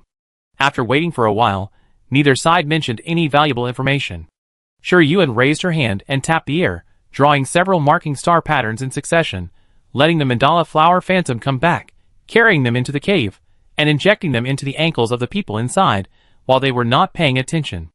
As for the two people in the other cave, their aura was very strong, at least level 8 talents, and it was almost the limit to eavesdrop on the situation inside through the rock wall. If they got closer, they would be easily discovered. Shi Yuan had to rest, and also thought of injecting marking star patterns into them. Seeing that the night was getting darker, she patted the sleeping kitten lying on her shoulder, sent it into the spiritual power spring, and then left the blood-forbidden land. Chapter 29.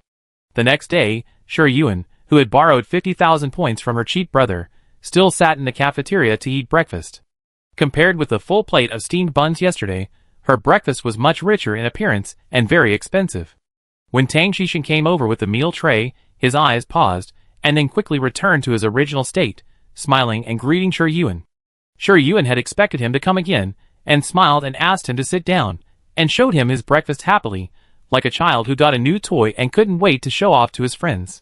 But before Tang Xixing could speak, another figure pulled open the chair next to Shi Yuan, and sat down without saying anything. Ji Qinglian put the meal tray on the table, making a slight sound, and he kicked Shi Yuan under the table without leaving a trace. The force was not strong, but the meaning of being disappointed in him was very obvious. Shi Yuan suppressed his laughter and whispered, "Third brother, why are you here? I came to have breakfast, and I just happened to see you here." After all, considering Tang Xixing's presence, Ji Qinglian made up an excuse. "Oh!" Shi Yuan responded obediently. Meeting Tang Xixing's gaze, Ji Qinglian suppressed his displeasure and smiled. "Isn't the crown prince busy these 2 days? Why did you come to the cafeteria to eat? Tang Xixing is a bee. Bah! He can't walk when he sees a pretty little flower, and he keeps buzzing over and over again." Tang Xixing seemed not to hear the knife hidden in his words, and replied calmly, "Busy, but I heard that Qing Yuan was eating breakfast alone in the cafeteria, so I came here to eat with her." Ji Qinglian, ? Ji Qinglian, shock. Shi Yuan, wow, neither Ji Qinglian nor Shi Yuan expected Tang Xixing to give such a straightforward answer.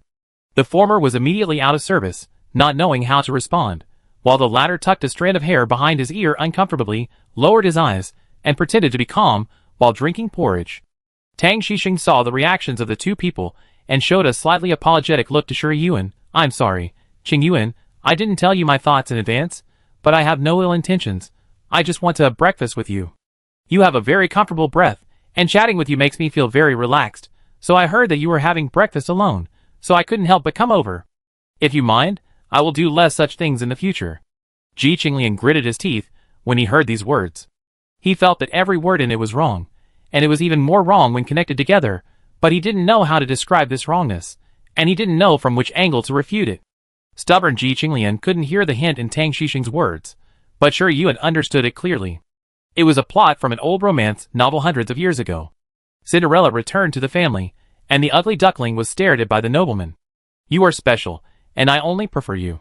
Shi Yuan forced himself to hold back the goosebumps that were about to appear on his arms. What comfortable breath. What is it that chatting with you is easy? It's just a lie that failed to achieve the purpose. As for the last sentence, it was to shut Ji Qinglian's mouth and throw the problem in front of her, asking her to make a choice between him and Ji Qinglian. If she was deceived by Tang Xixing's false words and gave an answer that she didn't mind, Ji Qinglian would definitely be angry. With his temper, it would not be easy for the brother and sister to get along well. Tang Xixing only needs to do some tricks to completely alienate their already weak brother-sister relationship, and then win her over, and instill in her the idea that Ji Qinglian doesn't regard her as a sister at all, and he can easily cause the Tiandu Ji family to fall into internal strife. If she answers that she minds, she will have to give up an outstanding man who favors her and continue to endure the irritable temper of her twin brother. This is undoubtedly a difficult choice for an ordinary girl who has been wandering outside since childhood and has suffered the warmth and coldness of the world. Under Tang Xixing's gaze, Shi Yuan looked at Ji Qinglian with a tense face hesitantly, and then winked at Tang Xixing from an angle where he couldn't see. Sorry, senior, third brother will accompany me to have breakfast in the future. You don't need to make this extra trip. Tang Xixing was slightly stunned, and smiled after reacting, okay. He took the plate and left, and heard the girl's soft and obedient voice behind him. Third brother, what are the little balls in your bowl? They smell so good. Ji Qinglian was like a victorious rooster, and sent the bowl to her, saying generously, Taro sweet potato balls, you eat it. Thank you, third brother. Tang Xixing's upward arc on the corner of his lips slowly flattened. She was smarter than he thought, knowing not to offend both sides. But there is no such thing as the best of both worlds in this world. Shi Yuan thought the game of Cinderella and the prince was boring, but since Tang Xixing was still useful, he might as well play with him. Ji Qinglian was so proud that his tail was raised to the sky. After breakfast, while waiting for Shi Yuan, he opened Ji Qingqi's dialogue box, entered what happened this morning, and finally gave his evaluation. Xiao He, that stupid snake, Ji Qingyuan, that little idiot, finally got smart for once. I have a bell. As long as you are happy, Ji Qinglian felt that he was perfunctory to her, and entered a strong output again. Ji Qingqi on the other side of the dialogue box pretended to be dead. He exited the dialogue box without interest, and then clicked into the forum. Sure enough, what happened just now had already fermented on it. The military academy students, whose campus life is nothing but training and competition, are extremely enthusiastic about every gossip. Although it was early in the morning, the post had received hundreds of replies in less than half an hour. Before Ji Qinglian had time to go in and take a look, Shi Yuan had already finished breakfast and called him to the training ground. Today's military training is still cross-country. The military academy students left the training site with ease, and entered the bloody forbidden land in groups of 3 or 5, ready to hunt alien plants. Ji Qinglian knew that Shi Yuan had borrowed 50,000 points from GCU, and scolded him for being stingy. He also took Shi Yuan to hunt alien plants, striving to pay off the debt as soon as possible, and live a campus life with free points. Tang Xia didn't sleep all night, and appeared early in the morning with 2 dark circles under her eyes, and received continuous concern from fans. If it was before, she would be very happy, but now she has no mood to listen to those compliments, leaving her fans behind and shamelessly following Ji Qinglian. The young man with glasses wanted to follow and see, but Ji Qinglian's fierce eyes stopped him. He is not Tang Xia. If Ji Qinglian is unhappy with him and teaches him a lesson, he can only swallow his anger. Now the look he gave him clearly told him to get out of here. Tang Xia didn't care about him. She flapped her wings and followed them, and disappeared from the fan's sight. For the sake of the kitten's food, Shi Yuan didn't slack off this time. Anyway, the cheap third brother knew her fighting ability.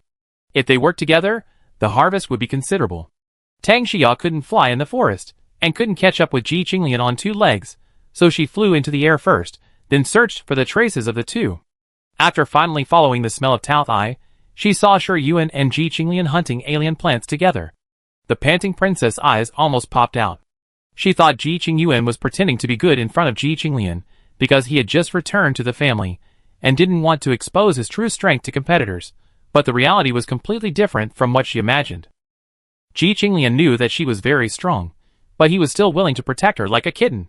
Tang Xia subconsciously thought, if she had the same powerful fighting power as Ji Qingyuan, would her brother still protect her like Ji Qinglan protected Ji Qingyuan? Would her brother be happy for her? Of course he would. Looking at the brother and sister who killed the alien plants like cutting vegetables in the distance, Tang Xia's eyes were full of determination. She clenched her right hand, and a golden red longbow quietly emerged. She held the sunbow in her hand, endured the fever on her face, and said, "Ji Qingyuan, I'm with you." Tang Xia pulled the sunbow in her hand, aimed at the alien plant behind Shi Yuan, held her breath, and pulled the bowstring to the full.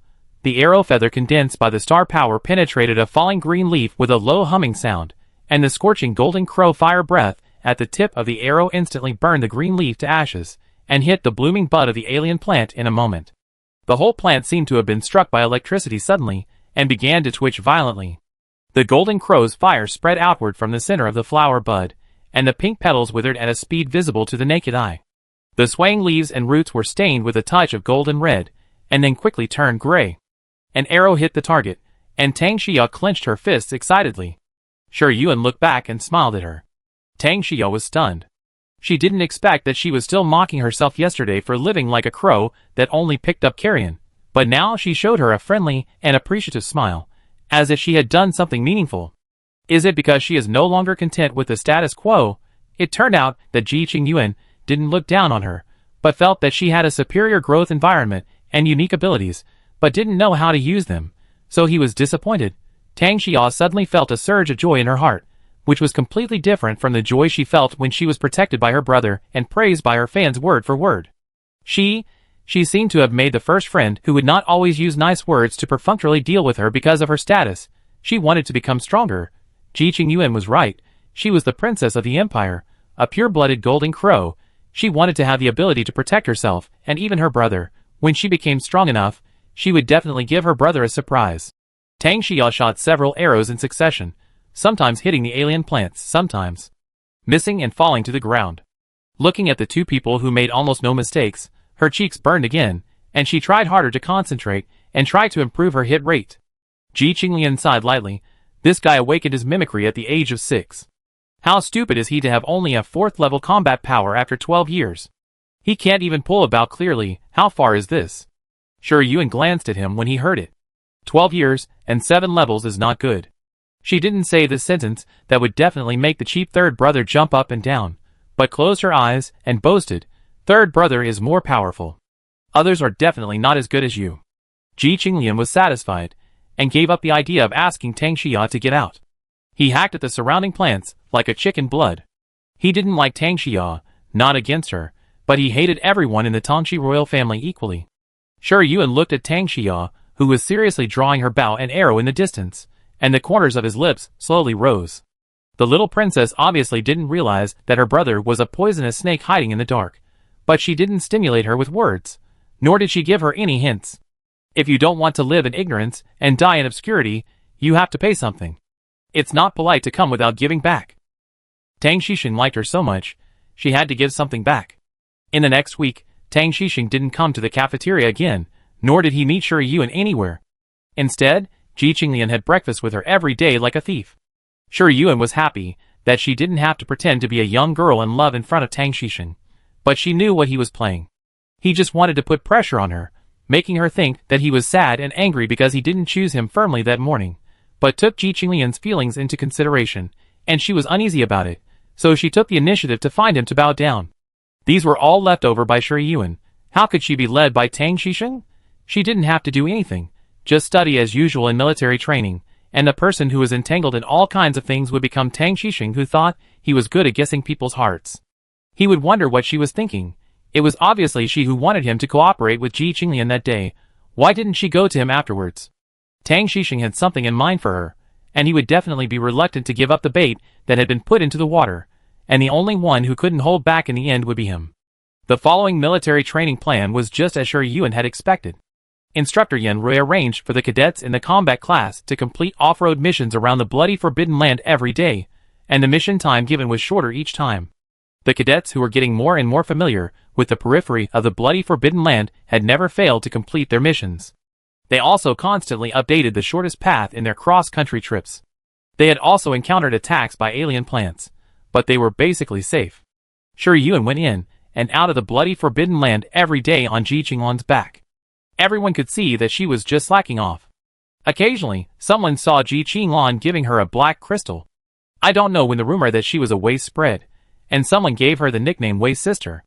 Of course, no one dared to mention these 4 words in front of her. Ji Qinglian, on the other hand, saw this nickname on the forum and confronted the cadet on the spot, scaring him to delete his account and run away. Since then, no one dared to mention Yuan's nickname on the forum, but the private discussions were getting more and more intense. As a pure-blooded Taotai, she had to lie on her brother's back to complete military training. If she became the next head of the Tianduji family, what future would the Taotai Corps have? The military academy students who originally had high expectations and yearnings for the Taotai Corps also accused Yuan of being unworthy of being a pure-blooded Taotai. The posts in the forum that originally gossiped about her and Tang Xixing were also pulled out, mocking her for missing the best stage of growth, but not making progress. Did she want to marry into the royal family in the future and use nepotism to maintain the glory of the Taotai family? If one person laughed at Yuan, he would be afraid of being liquidated by Ji Qinglian, but if a large group of people laughed at him together, Ji Qinglian would not be able to settle accounts even if he wanted to. Of course, with his violent temper, he didn't rush to the forum administrator to tear down the forum. It was thanks to Yuan's comfort that he told him not to care about those remarks, and fell into someone else's evil plan. Ji Qinglian's attention was immediately shifted to the question of who was spreading the rumors behind the scenes. The first suspects were of course other totem families. The totem families were the backbone of the Yongyao Empire, but they were also in a competitive relationship. The number of excellent talents in the empire was limited, and most of them were concentrated in the Xingyao Military Academy. If one could gain more excellent talents for one's own army by discrediting other armies, it would be a very profitable business. In order to make the cheap third brother behave himself, and not be like the Tyrannosaurus Rex, who would only jump in place, Yuan commissioned him to investigate the matter privately. Ji Qinglian held his breath, and went there in a heroic and high-spirited manner. Yuan was not in a hurry to clarify the rumors. She wanted to see whether the person behind the scenes just wanted to discredit her, or had other purposes. That night, outside the blood-forbidden land, Tang Xia secretly glanced at Yuan and whispered, Qingyuan, do you know the recent slanderous remarks about you? What remarks? Yuan deliberately asked back. Tang Xia followed her and Ji Qinglian every day to hunt alien plants. After a few times, she shamelessly asked her how to improve her archery accuracy. Yuan thought she was a good fighter, and wanted to consolidate her image as a friend who was tough on the outside but soft on the inside. So every night, when he went to the blood-forbidden land to hunt alien plants, he called her along and said that he would pay her with black crystals and points to teach her how to improve her strength. Her Highness the Princess was not short of points, so she immediately agreed that all the black crystals hunted in the blood-forbidden land could be given to her, and the remaining rewards would be calculated in points. Therefore, Tang Xia came to the blood-forbidden land to punch in on time in recent days. It's those who said you were slacking off in military training. Not making progress. Stuttering, Tang Xia became angry again. They didn't see you slacking off with their own eyes. But they said it so confidently, it's just too much. Yuan glanced at her, you are quite idle, you have time to pay attention to these boring things. Have you done all the basic training I said? Tang Xia was stuck for a moment, and quickly answered honestly, I did. I just glanced at the forum while eating. I definitely didn't slack off. Okay, you hunt 10 B-level alien plants alone tonight. If you can't finish it, stay here until dawn. Yuan assigned the task. Tang Xia's eyes widened immediately. 10? The strength of the attacking alien plants in the blood-forbidden land is equivalent to the talents of the 1st to 3rd levels, the B level is equivalent to the talents of the 4th to 6th levels, and so on. Although Tang Xia is a level 4 talent, she has very little practical experience. Before coming to Xingyao Military Academy, she had never fought with alien plants. Although she has accumulated some experience in the past few days, she can only bully C-level attack alien plants at most. If she challenges B-level, she is more likely to be defeated. Is there a problem? Yuan asked back. Tang Xia met her slightly bright eyes, and somehow, hesitation and timidity suddenly shrank back to the deepest part of her heart. She shook her head. No. I can. The Golden Crow's fire breath is very strong and has a natural sanction effect on alien plants. It is not that it cannot deal with B-level alien plants. Yuan nodded. Be quiet. Don't let people find out that we are rolling in the middle of the night. The main purpose is to avoid being discovered by the group of people hiding in the bloody forbidden land. She is still waiting for them to hunt enough alien crystals and go directly to harvest them. Tang Xia nodded excitedly. Yuan marked her with a star pattern to prevent her from running away and being hard to find. The kitten had extra meals every day, and all of them were essence. Its combat power increased from level 2 to level 3, and its appetite was getting bigger and bigger. Sure, Yuan suspected that at the current speed of hunting alien plants, it would soon be unable to support it. But this little guy showed no signs of growing up, and still had that cute and adorable look, and was best at rubbing against her neck and acting coquettish. Tang Xia rushed to complete today's hunting mission. Sure, Yuan sensed the star pattern that had been placed on the group of black talents before. They were hunting alien plants in another distant direction. Calculating the time, they should be about to complete the black crystals required for the order. She released the phantom of the mandala flower and the phantom of the rose, and asked them to quietly approach the cave where the black talents were hiding to scout the situation first. The rose mark has been upgraded to level 2, while the mandragora flower is only level 1. The latter is not good at fighting, and its potential is not as good as the rose mark, so it will probably take some time. The two flowers disappeared stealthily under the moonlight, and Sure Yuan also began to hunt the alien plants. 10 minutes later, the two little ones arrived at the destination and sent a message. Among the two caves, only the cave where the black crystals were stored had 2 people napping, and the others were not there. Sure Yuan saw through the vision of the mandragora flower that there were many more boxes in the cave than last time. Counting the number, it was almost the entire batch of goods. A few days ago, when the two little ones were scouting, they were guarded by strong black talents, and Sure Yuan was not easy to take action. Now is obviously a once-in-a-lifetime opportunity, so he just let them act directly. The mandragora and rose flowers immediately turned into petals, and like smoke, they entered the gap of the storage box and touched the black crystals that filled the entire box.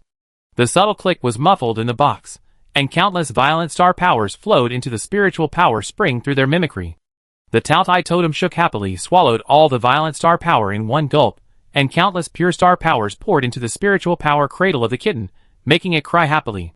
The God Tree totem took advantage of the Tao Tai totem absorbing the violent star power, snatched food from the cat's mouth, and stole a bunch of white star power for the dead branches of the God Tree. The dead branches of the God Tree that had sprouted were like being baptized by sweet rain, trembled slightly, and pulled out the second bud. Sure Yuan sensed the changes in the spiritual power spring, and couldn't help but smile. If only this kind of buffet could come once a day, she wouldn't have to work so hard to hunt alien plants. But this was obviously impossible. The group of black talents would soon find that the goods they had worked so hard to prepare were eaten up. While thinking, Sure Yuan knocked down an alien plant, and was about to collect its black crystals. Suddenly, she heard a cold shout from the direction where Tang Xia was, who was hiding there. Her eyebrows jumped, and she used her spiritual power to dig out the black crystals on the ground, while leaping in the direction of Tang Xia. Before she got close, she heard a greedy voice. "It's late at night. I thought someone was poaching here." It turned out to be a little golden crow. A burly man walked out of the shadow behind the tree. He was holding a huge axe with alien plant tissue fluid on it. The sticky liquid fell to the ground, and immediately corroded the bushes to wither. His hair was shaved clean off, leaving only some newly grown stubble. A long centipede-shaped scar extended from the center of his eyebrows to the end of his left eye. His single eye flushed with blood as he looked at Tang Xia. Chapter 30. Huh. Rong Miao squinted and yawned, muttering to Feng Shiyuan beside him. "It's late at night, I'm so sleepy." The two were wearing patrol uniforms, and were patrolling the periphery of the Blood-Forbidden Land with a total of 14 people from the other 6 camps. The Blood-Forbidden Land will be open to external mercenaries regularly every month to curb its expansion, but external mercenaries need to strictly register their identities when entering the Blood-Forbidden Land, and must also accept the supervision of the Xingyao Military Academy when leaving, and take the initiative to open space to store items, and are not allowed to take out black crystals. But there are still people who are eyeing the huge profits from selling black crystals, and will sneak into the Blood-Forbidden Land at night to poach, and most of these people are extremely vicious. Because there was a tragedy in which a military academy student was slaughtered by a black talent in the Blood-Forbidden Land, the Xingyao Military Academy formed a patrol team to patrol the periphery of the Blood-Forbidden Land every night. If they meet a military academy student, they don't have to care. If they find the trace of a black talent, they will immediately report to the school and hunt them down. The patrol team is composed of talents above level 7 from the 7 camps, with at least 2 people from each camp, and 2 patrol teams patrol alternately every day. After the formation of the patrol team, although it cannot prevent black talents from entering the Blood-Forbidden Land to poach, there has been no more tragic attacks on military school students. Feng Shiyuan listened to Rong Miao's mumbling and said directly, "What did you do last night?" Rong Miao's eyes immediately wandered, and hesitantly said, What did I do? It's just eating melons on the forum." There are so many melons recently, and they are all related to our sister. Poor sister, she was packed and sent to Xingyo Military Academy as soon as she returned to the family, and a group of people were still thinking about how to plot against her and judge her. Yu has been elusive these days. He didn't reply to my messages. I don't know what he's been doing. If he knew that his beautiful sister was being plotted against, he would definitely not stand by and watch. I just don't know who has bad intentions towards his sister. Is it the old crow who failed to win love? Or Feng Nancheng who wants to make the water muddy? Or is it Qi Qinyu, the crazy woman with a diseased brain? Just as he was sighing, the sound of trees falling to the ground suddenly came from a certain direction of the circle in the bloody forbidden land, followed by layers of small air waves. All the patrol team members immediately turned their heads vigilantly. Feng Shiyuan was the strongest fighter in the team. She raised her hand to suppress a wave of air that was about to disperse. She noticed that there was a subtle violent star power hidden in it, and she narrowed her eyes and said coldly, "It's a black talent." Sure, Yuan's description of Tang Xia was not exaggerated at all. She was indeed a daughter flower growing under the protection of a giant tree. She had never experienced wind and rain. Once she encountered danger, fear and helplessness would first occupy her mind. Tang Xia was frightened by the terrifying appearance and fierce breath of the burly man and took a step back. The slight crackling sound of a dead branch broken by her feet oppressed her nerves. The pervasive darkness around her was like a demon in the abyss opening its huge mouth to swallow her in one bite. She tightened her hand holding the sun bow unconsciously. Even if her palm was soaked in the golden crow fire, she could not suppress the chill from her heels. What a dangerous breath! She is no match at all. What to do? Run directly? You can't run away. Cold sweat trickled down Tang Xia's forehead. The bloodthirsty pressure emanating from the burly man made her legs go weak. She tried to hold the sunbow tightly to gain a little sense of security, but found that her fingers had no strength at all. She could only stand there like a wooden man. Why? Why can't she move? Bang! Bang! Bang! The heavy footsteps were clearly on the ground, but Tang Xia's heart was beating violently. As if she felt the heavy trampling, the blood flowed faster, and her breathing became heavier. Closer. He was getting closer. The sharp axe was swung high, and the cold moonlight hit the side of the burly man's face, illuminating his greedy and bloodthirsty expression. The blade broke through the dry air, and was only a few feet away from Tang Xia's head. She closed her eyes in fear, waiting for death to come, but the expected pain did not appear. Instead, there was a crisp buzzing sound. This crisp sound seemed to break the shackles imprisoned on Tang Xia, and she stepped back several steps, as if she was exhausted. She opened her eyes blankly. Under the bright moonlight, the girl held a double-edged sword and firmly blocked the axe from the air, and the heavy force shook her hair flying. The pure white star power dragged a long tail of light, swirling around her arm quickly, and the fierce and greedy breath rushed up, competing to devour the dark red star power that tried to exert pressure on her. The burly man did not expect that a Cheng Yao Jin would appear halfway, and it was a slender and thin girl. A trace of surprise flashed across his one eye. But when he sensed the breath released by the pure white star power, his pupils with red bloodshot trembled slightly, and the rough tip of his tongue licked his lips. The dark corners of his mouth pulled to the sides, revealing a ferocious smile. Tao Tai. Another pure-blooded Tao Tai. I really made a lot of money today. Sure, Yuan's expression did not change. He glanced at the sweaty Tang Xia with his peripheral vision, and said in a low voice, "Let's go." Tang Xia, who was staring at her, seemed to have just woken up from a dream, and ran out quickly, clutching the sunbow tightly. Her legs were sore and weak due to fear, which made her fall to the ground several times, but her instinct for survival supported her body before she fell.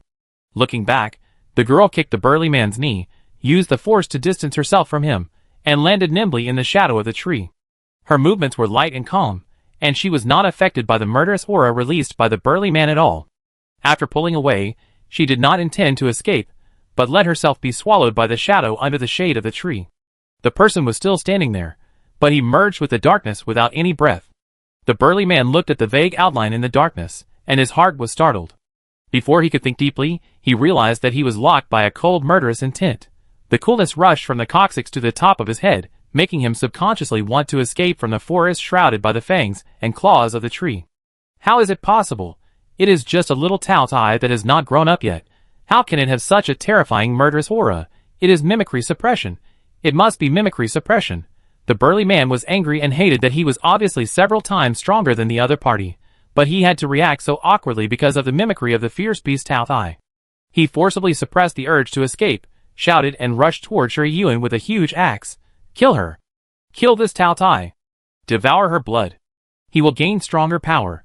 The majestic murderous intent rushed out, and Shi Yuan, who was standing in the shadow of the tree, seemed to be unaware of the impending danger. His silver blue eyes stared indifferently at the burly man who rushed towards him like a beast. The moment his eyes met with his, a hint of mockery floated up in his eyes. The burly man's pupils dilated, veins crawled up his bulging muscles, and the dark red star power lingered around the giant axe, releasing a huge giant axe phantom. The terrifying power pressure crushed the falling leaves into powder one by one, and the moment the giant axe chopped down, the slender figure disappeared into thin air. The thunder struck the air, and the giant axe hit the ground, cutting a deep pit, and the surging air waves swept towards the big tree in front. Crack! The thick trunk was split into two, and the full moon in the sky reflected the disappearing figure among the flying branches and leaves. The pure white star power enveloped her body like a bright firefly in the summer night, and circles of star power ripples spread around her. Shi Yuan tapped the falling branch with his toes, and his fair and slender right hand reached into the ripples, pulling out a silver-gray bone sickle in Tang Xiao's rapidly dilated pupils. Talent, Tao Tai greedy holy scythe. The bone sickle was more than 2 meters high, and the silver-gray texture was in harmony with the moonlight in the sky, flowing with a dangerous dark light. The fierce eyes of the Tao Tai embedded on the sickle handle seemed to sense that someone was watching him, and turned his golden eyeballs to meet Tang Xiao's dull eyes. She was deprived of her ability to move again, and she was not like the golden crow that ruled the light, but a useless chicken, falling to the ground in embarrassment.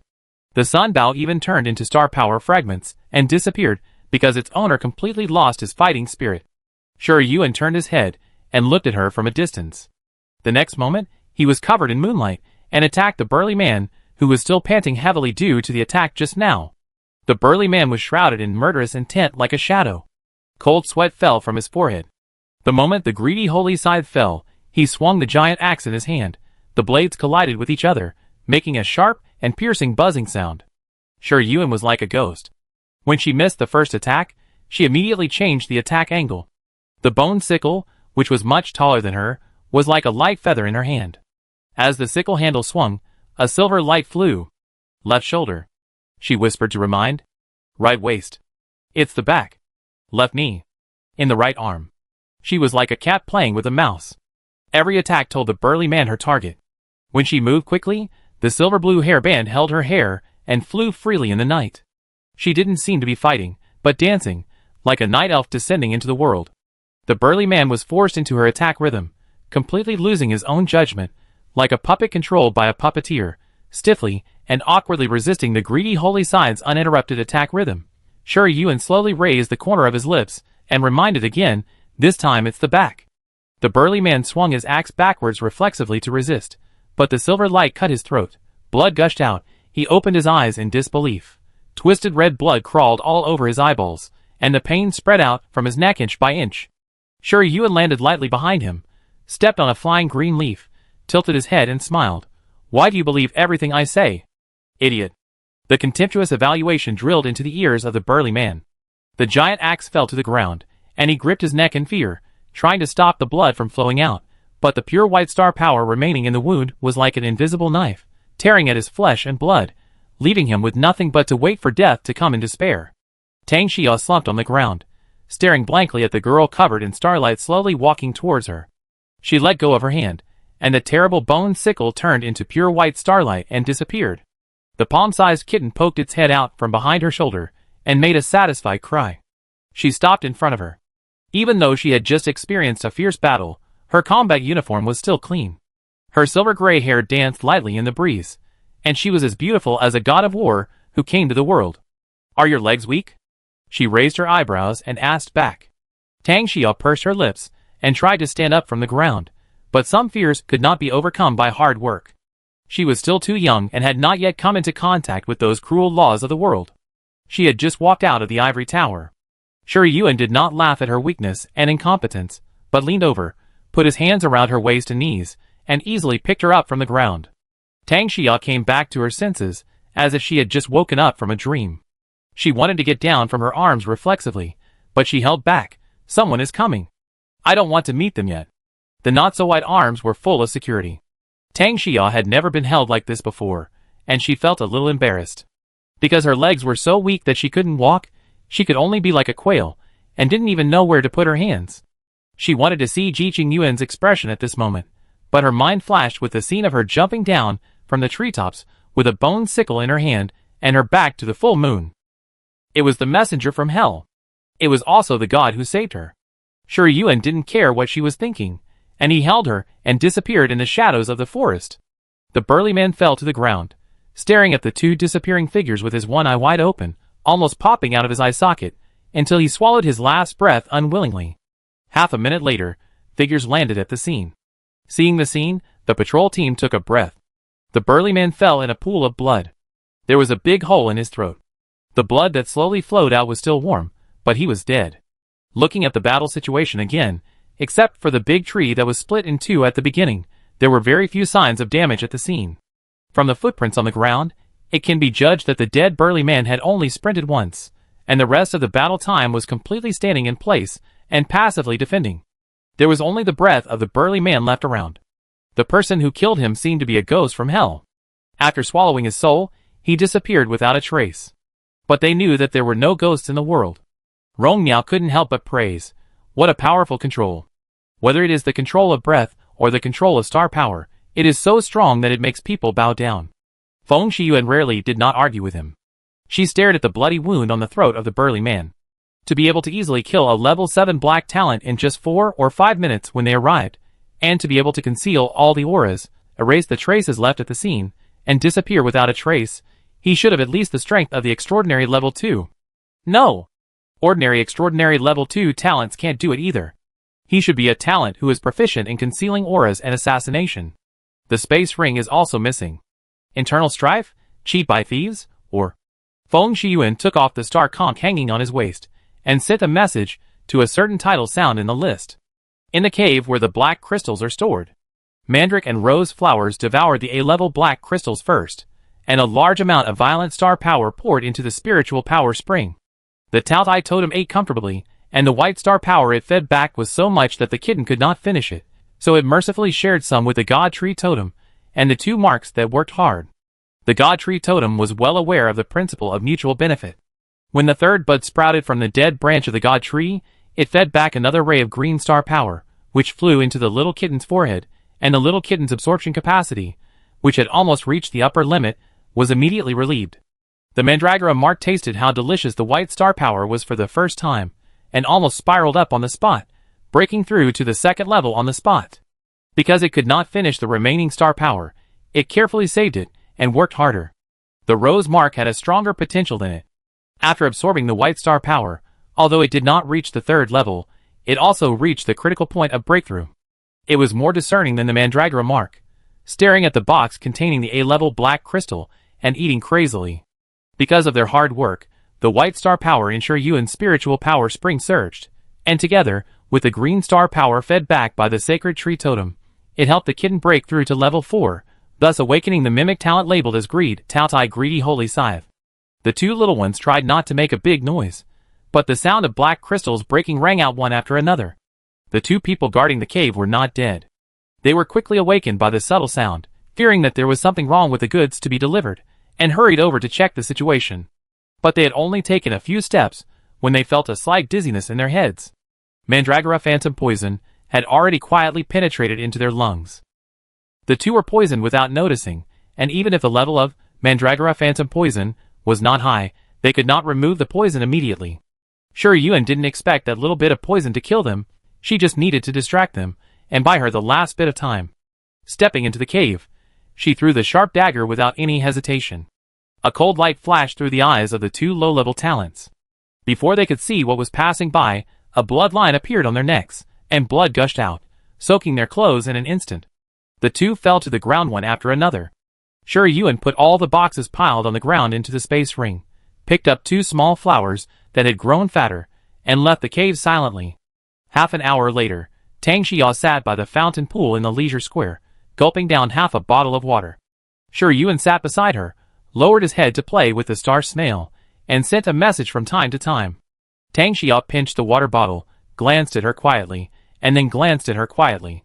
Tonight's experience once again refreshed her impression of Ji Qingyuan. Previously, She thought Ji Qingyuan was just stronger than her, and even if she encountered danger, she didn't need to wait for rescue helplessly. She didn't expect that she could easily kill such a powerful gifted person, and even the strategy of disrupting the enemy's judgment opened her eyes. Tang Xia hesitated for nearly 5 minutes before she mustered up the courage to speak. Qingyuan, you have awakened the mimicry for less than 3 months, right? Why are you so powerful? Shi Yuan put away the star snail, leaned on the stone chair, tapped the armrest with his fingertips, and said slowly, Your Highness, before you pry into other people's secrets, shouldn't you use your own secrets as an exchange? Tang Xia blushed instantly, and stammered, Sorry. I didn't want to pry into your secrets, I was just a little curious. Shi Yuan approached her, brushed her temples with his fingertips, and took a dead leaf from her hair while she was looking uneasy. When you are qualified to compete with me, come and tell me you are curious. She pressed the dead leaf into Tang Xia's hand, which was placed on her legs, and leaned over to whisper in her ear, Before this, what happened today is a secret known only to the two of us. The cold fragrance faded away, and Tang Xia looked at the figure disappearing in the night. It took a long time for her to react, and let out a deep breath. She pinched the dead leaf in her palm, and shone it against the street light beside the fountain. It was a complete dead leaf with clear veins and perfect shape, which was very suitable for making a specimen. Ji Qingyuan. There was a secret between her and Ji Qingyuan that had to be kept. Tang Xia tried hard to control the corners of her lips that wanted to curl up, took out the storage box from the space ring, and carefully put the dead leaf in. Her Royal Highness the Princess jumped up from the stone chair, and went to the training ground instead of returning to the dormitory. Can you find out who those people are? After washing up, Shi Yuan sat at the desk and used Xinghua to contact the dead money grubber, who had gradually recovered after more than a week of recuperation. Qi Qian flipped through the photos uploaded to the optical computer, and finally fixed his eyes on a burly man with quite striking features, and said carefully, I have seen this guy. Shi Yuan raised his eyebrows slightly. Tell me about it. Qi Qian touched his nose and said, About a year ago, he came to me to buy information and asked me to find out about Bai Zhe. At that time, I was almost scared to death, and I ran away with Xiaoxing at night. Shi Yuan said meaningfully, You are quite experienced in escaping. Qi Qian didn't dare to say anything, fearing that the old matter of the god of death would be brought up again. Then what? Have you investigated him? Shi Yuan didn't mean to settle old scores with him. Qi Qian was sweating in his heart, and hurriedly said, Boss, you are really wise and brave, you have guessed this. After complimenting, he immediately added, He is a black talent active in the White Lion constellation. He has a nickname called One-Eyed. He specializes in the red crystal business. He has many backers. He was arrested by the Empire Black Talent Management Office several times, and was released safely. At that time, I was afraid of getting into trouble. After making sure that he didn't bite me, I didn't investigate further. However, he has close contacts with the Lion Mercenary Guild, and he should be doing red crystal business with them. The Lion Mercenary Guild is one of the largest mercenary guilds in the White Lion constellation. The quality of the mercenaries within the guild is very high. It is the first choice for major caravans to hire when crossing the alienated zone. There is a whole Zhejiang seat between the White Lion and the Golden Crow. The one-eyed man came to the Xingyou Military Academy, most likely for Xiao Baizhe, who was enrolled this year. Could he be the boss mentioned by the two people in the cave that day? The probability is not high. Those two people are level 8 talents. For a vicious person, it is unlikely that he will surrender to someone who is weaker than himself, unless he is strong in other ways. But she didn't see where the simple-minded idiot was strong, so the boss was someone else. Shi Yuan tapped the table with his fingers and said to Qi Qian at the other end of the Xingluo, His accomplices are still in Xianyao Star, you should be careful recently. Qi Qian hurriedly responded. When it comes to his life, he will definitely be careful. The experience of being beaten to half paralysis once is enough. Thinking of this, the legs that were broken before began to ache again. The matter of the black talent can be put aside for now. Shi Yuan talked about another thing she wanted to find Qi Qian for today. I want you to create a second star C. Qi Qian was stunned for a moment. You mean? The information channel is only safest if it is in your own hands. Shi Yuan said meaningfully. She added, Besides, I have been unhappy with the Black Goat family for a long time. Qi Qian's scalp tightened immediately. Black Goat family. Their inheritance time is not inferior to the Totem family, and because of the huge information channels, they are in a good relationship with all countries.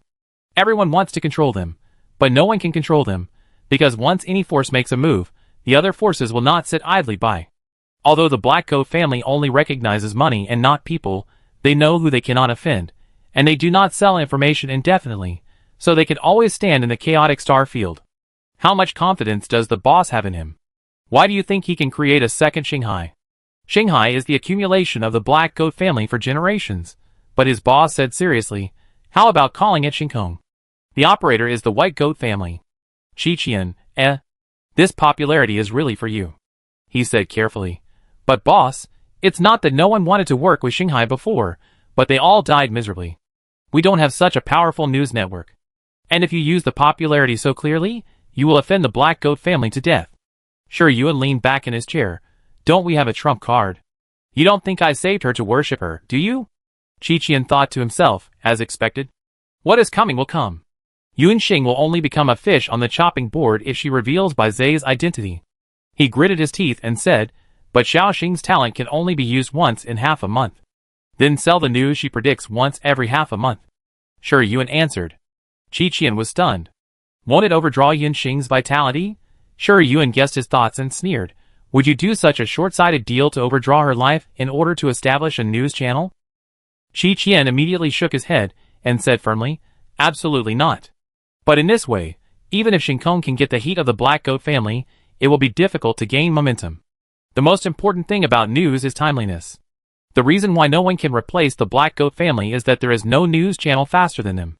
If Shinkong only sells one high-value piece of information in half a month, not to mention whether the Black Goat family will think that the White Goat family that suddenly appeared is ridiculous, even those who want to buy information will not abandon Shanghai, where they have established trust, and come to the unknown Shinkong.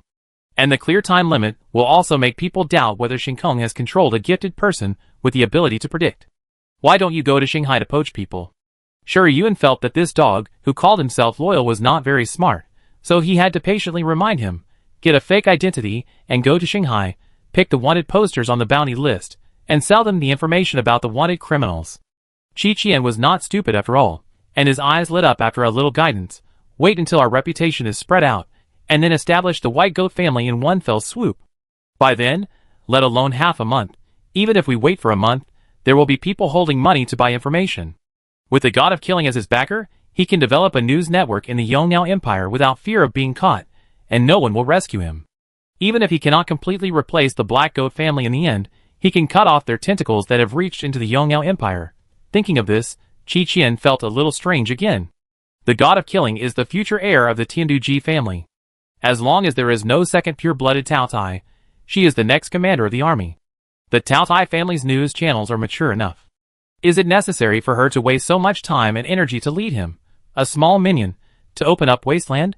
After finishing the conversation with Qiqian, Sure Yuan took out 3 space rings, one of which belonged to the burly man, and the other 2 belonged to the 2 black talents guarding the cave. No matter how small a mosquito is, it is still meat. Sure Yuan, who has been used to a hard life, will not abandon the virtue of thrift even if she becomes a rich woman one day. She first took a look at the space rings of the 2 black talents. It was the smallest storage space specification.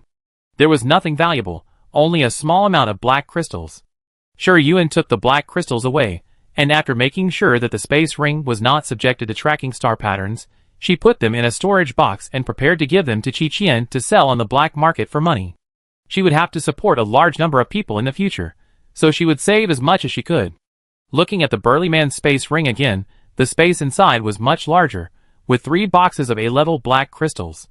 Ignoring those personal belongings, Sure Yuan focused her attention on the palm-sized wooden box. The material used to make the small box was black scale wood, which had multiple effects such as shockproof, anti-corrosion, and preventing the leakage of star power. It was usually used to store things of higher value. She opened the black scale box, and there was no priceless treasure as she had imagined, but a black token covered with pure black star power. When the thin star power in the air touched it, it disappeared without a trace, as if it had entered a black hole. Sure Yuan narrowed her eyes slightly, and did not reach out to touch the token. Instead, she lifted it up with her mental power, but found that her mental power was also slowly being devoured by it. On the front of the token, there were 3 words with twisted lines, 72. Looking at the back, there was a terrifying snake head.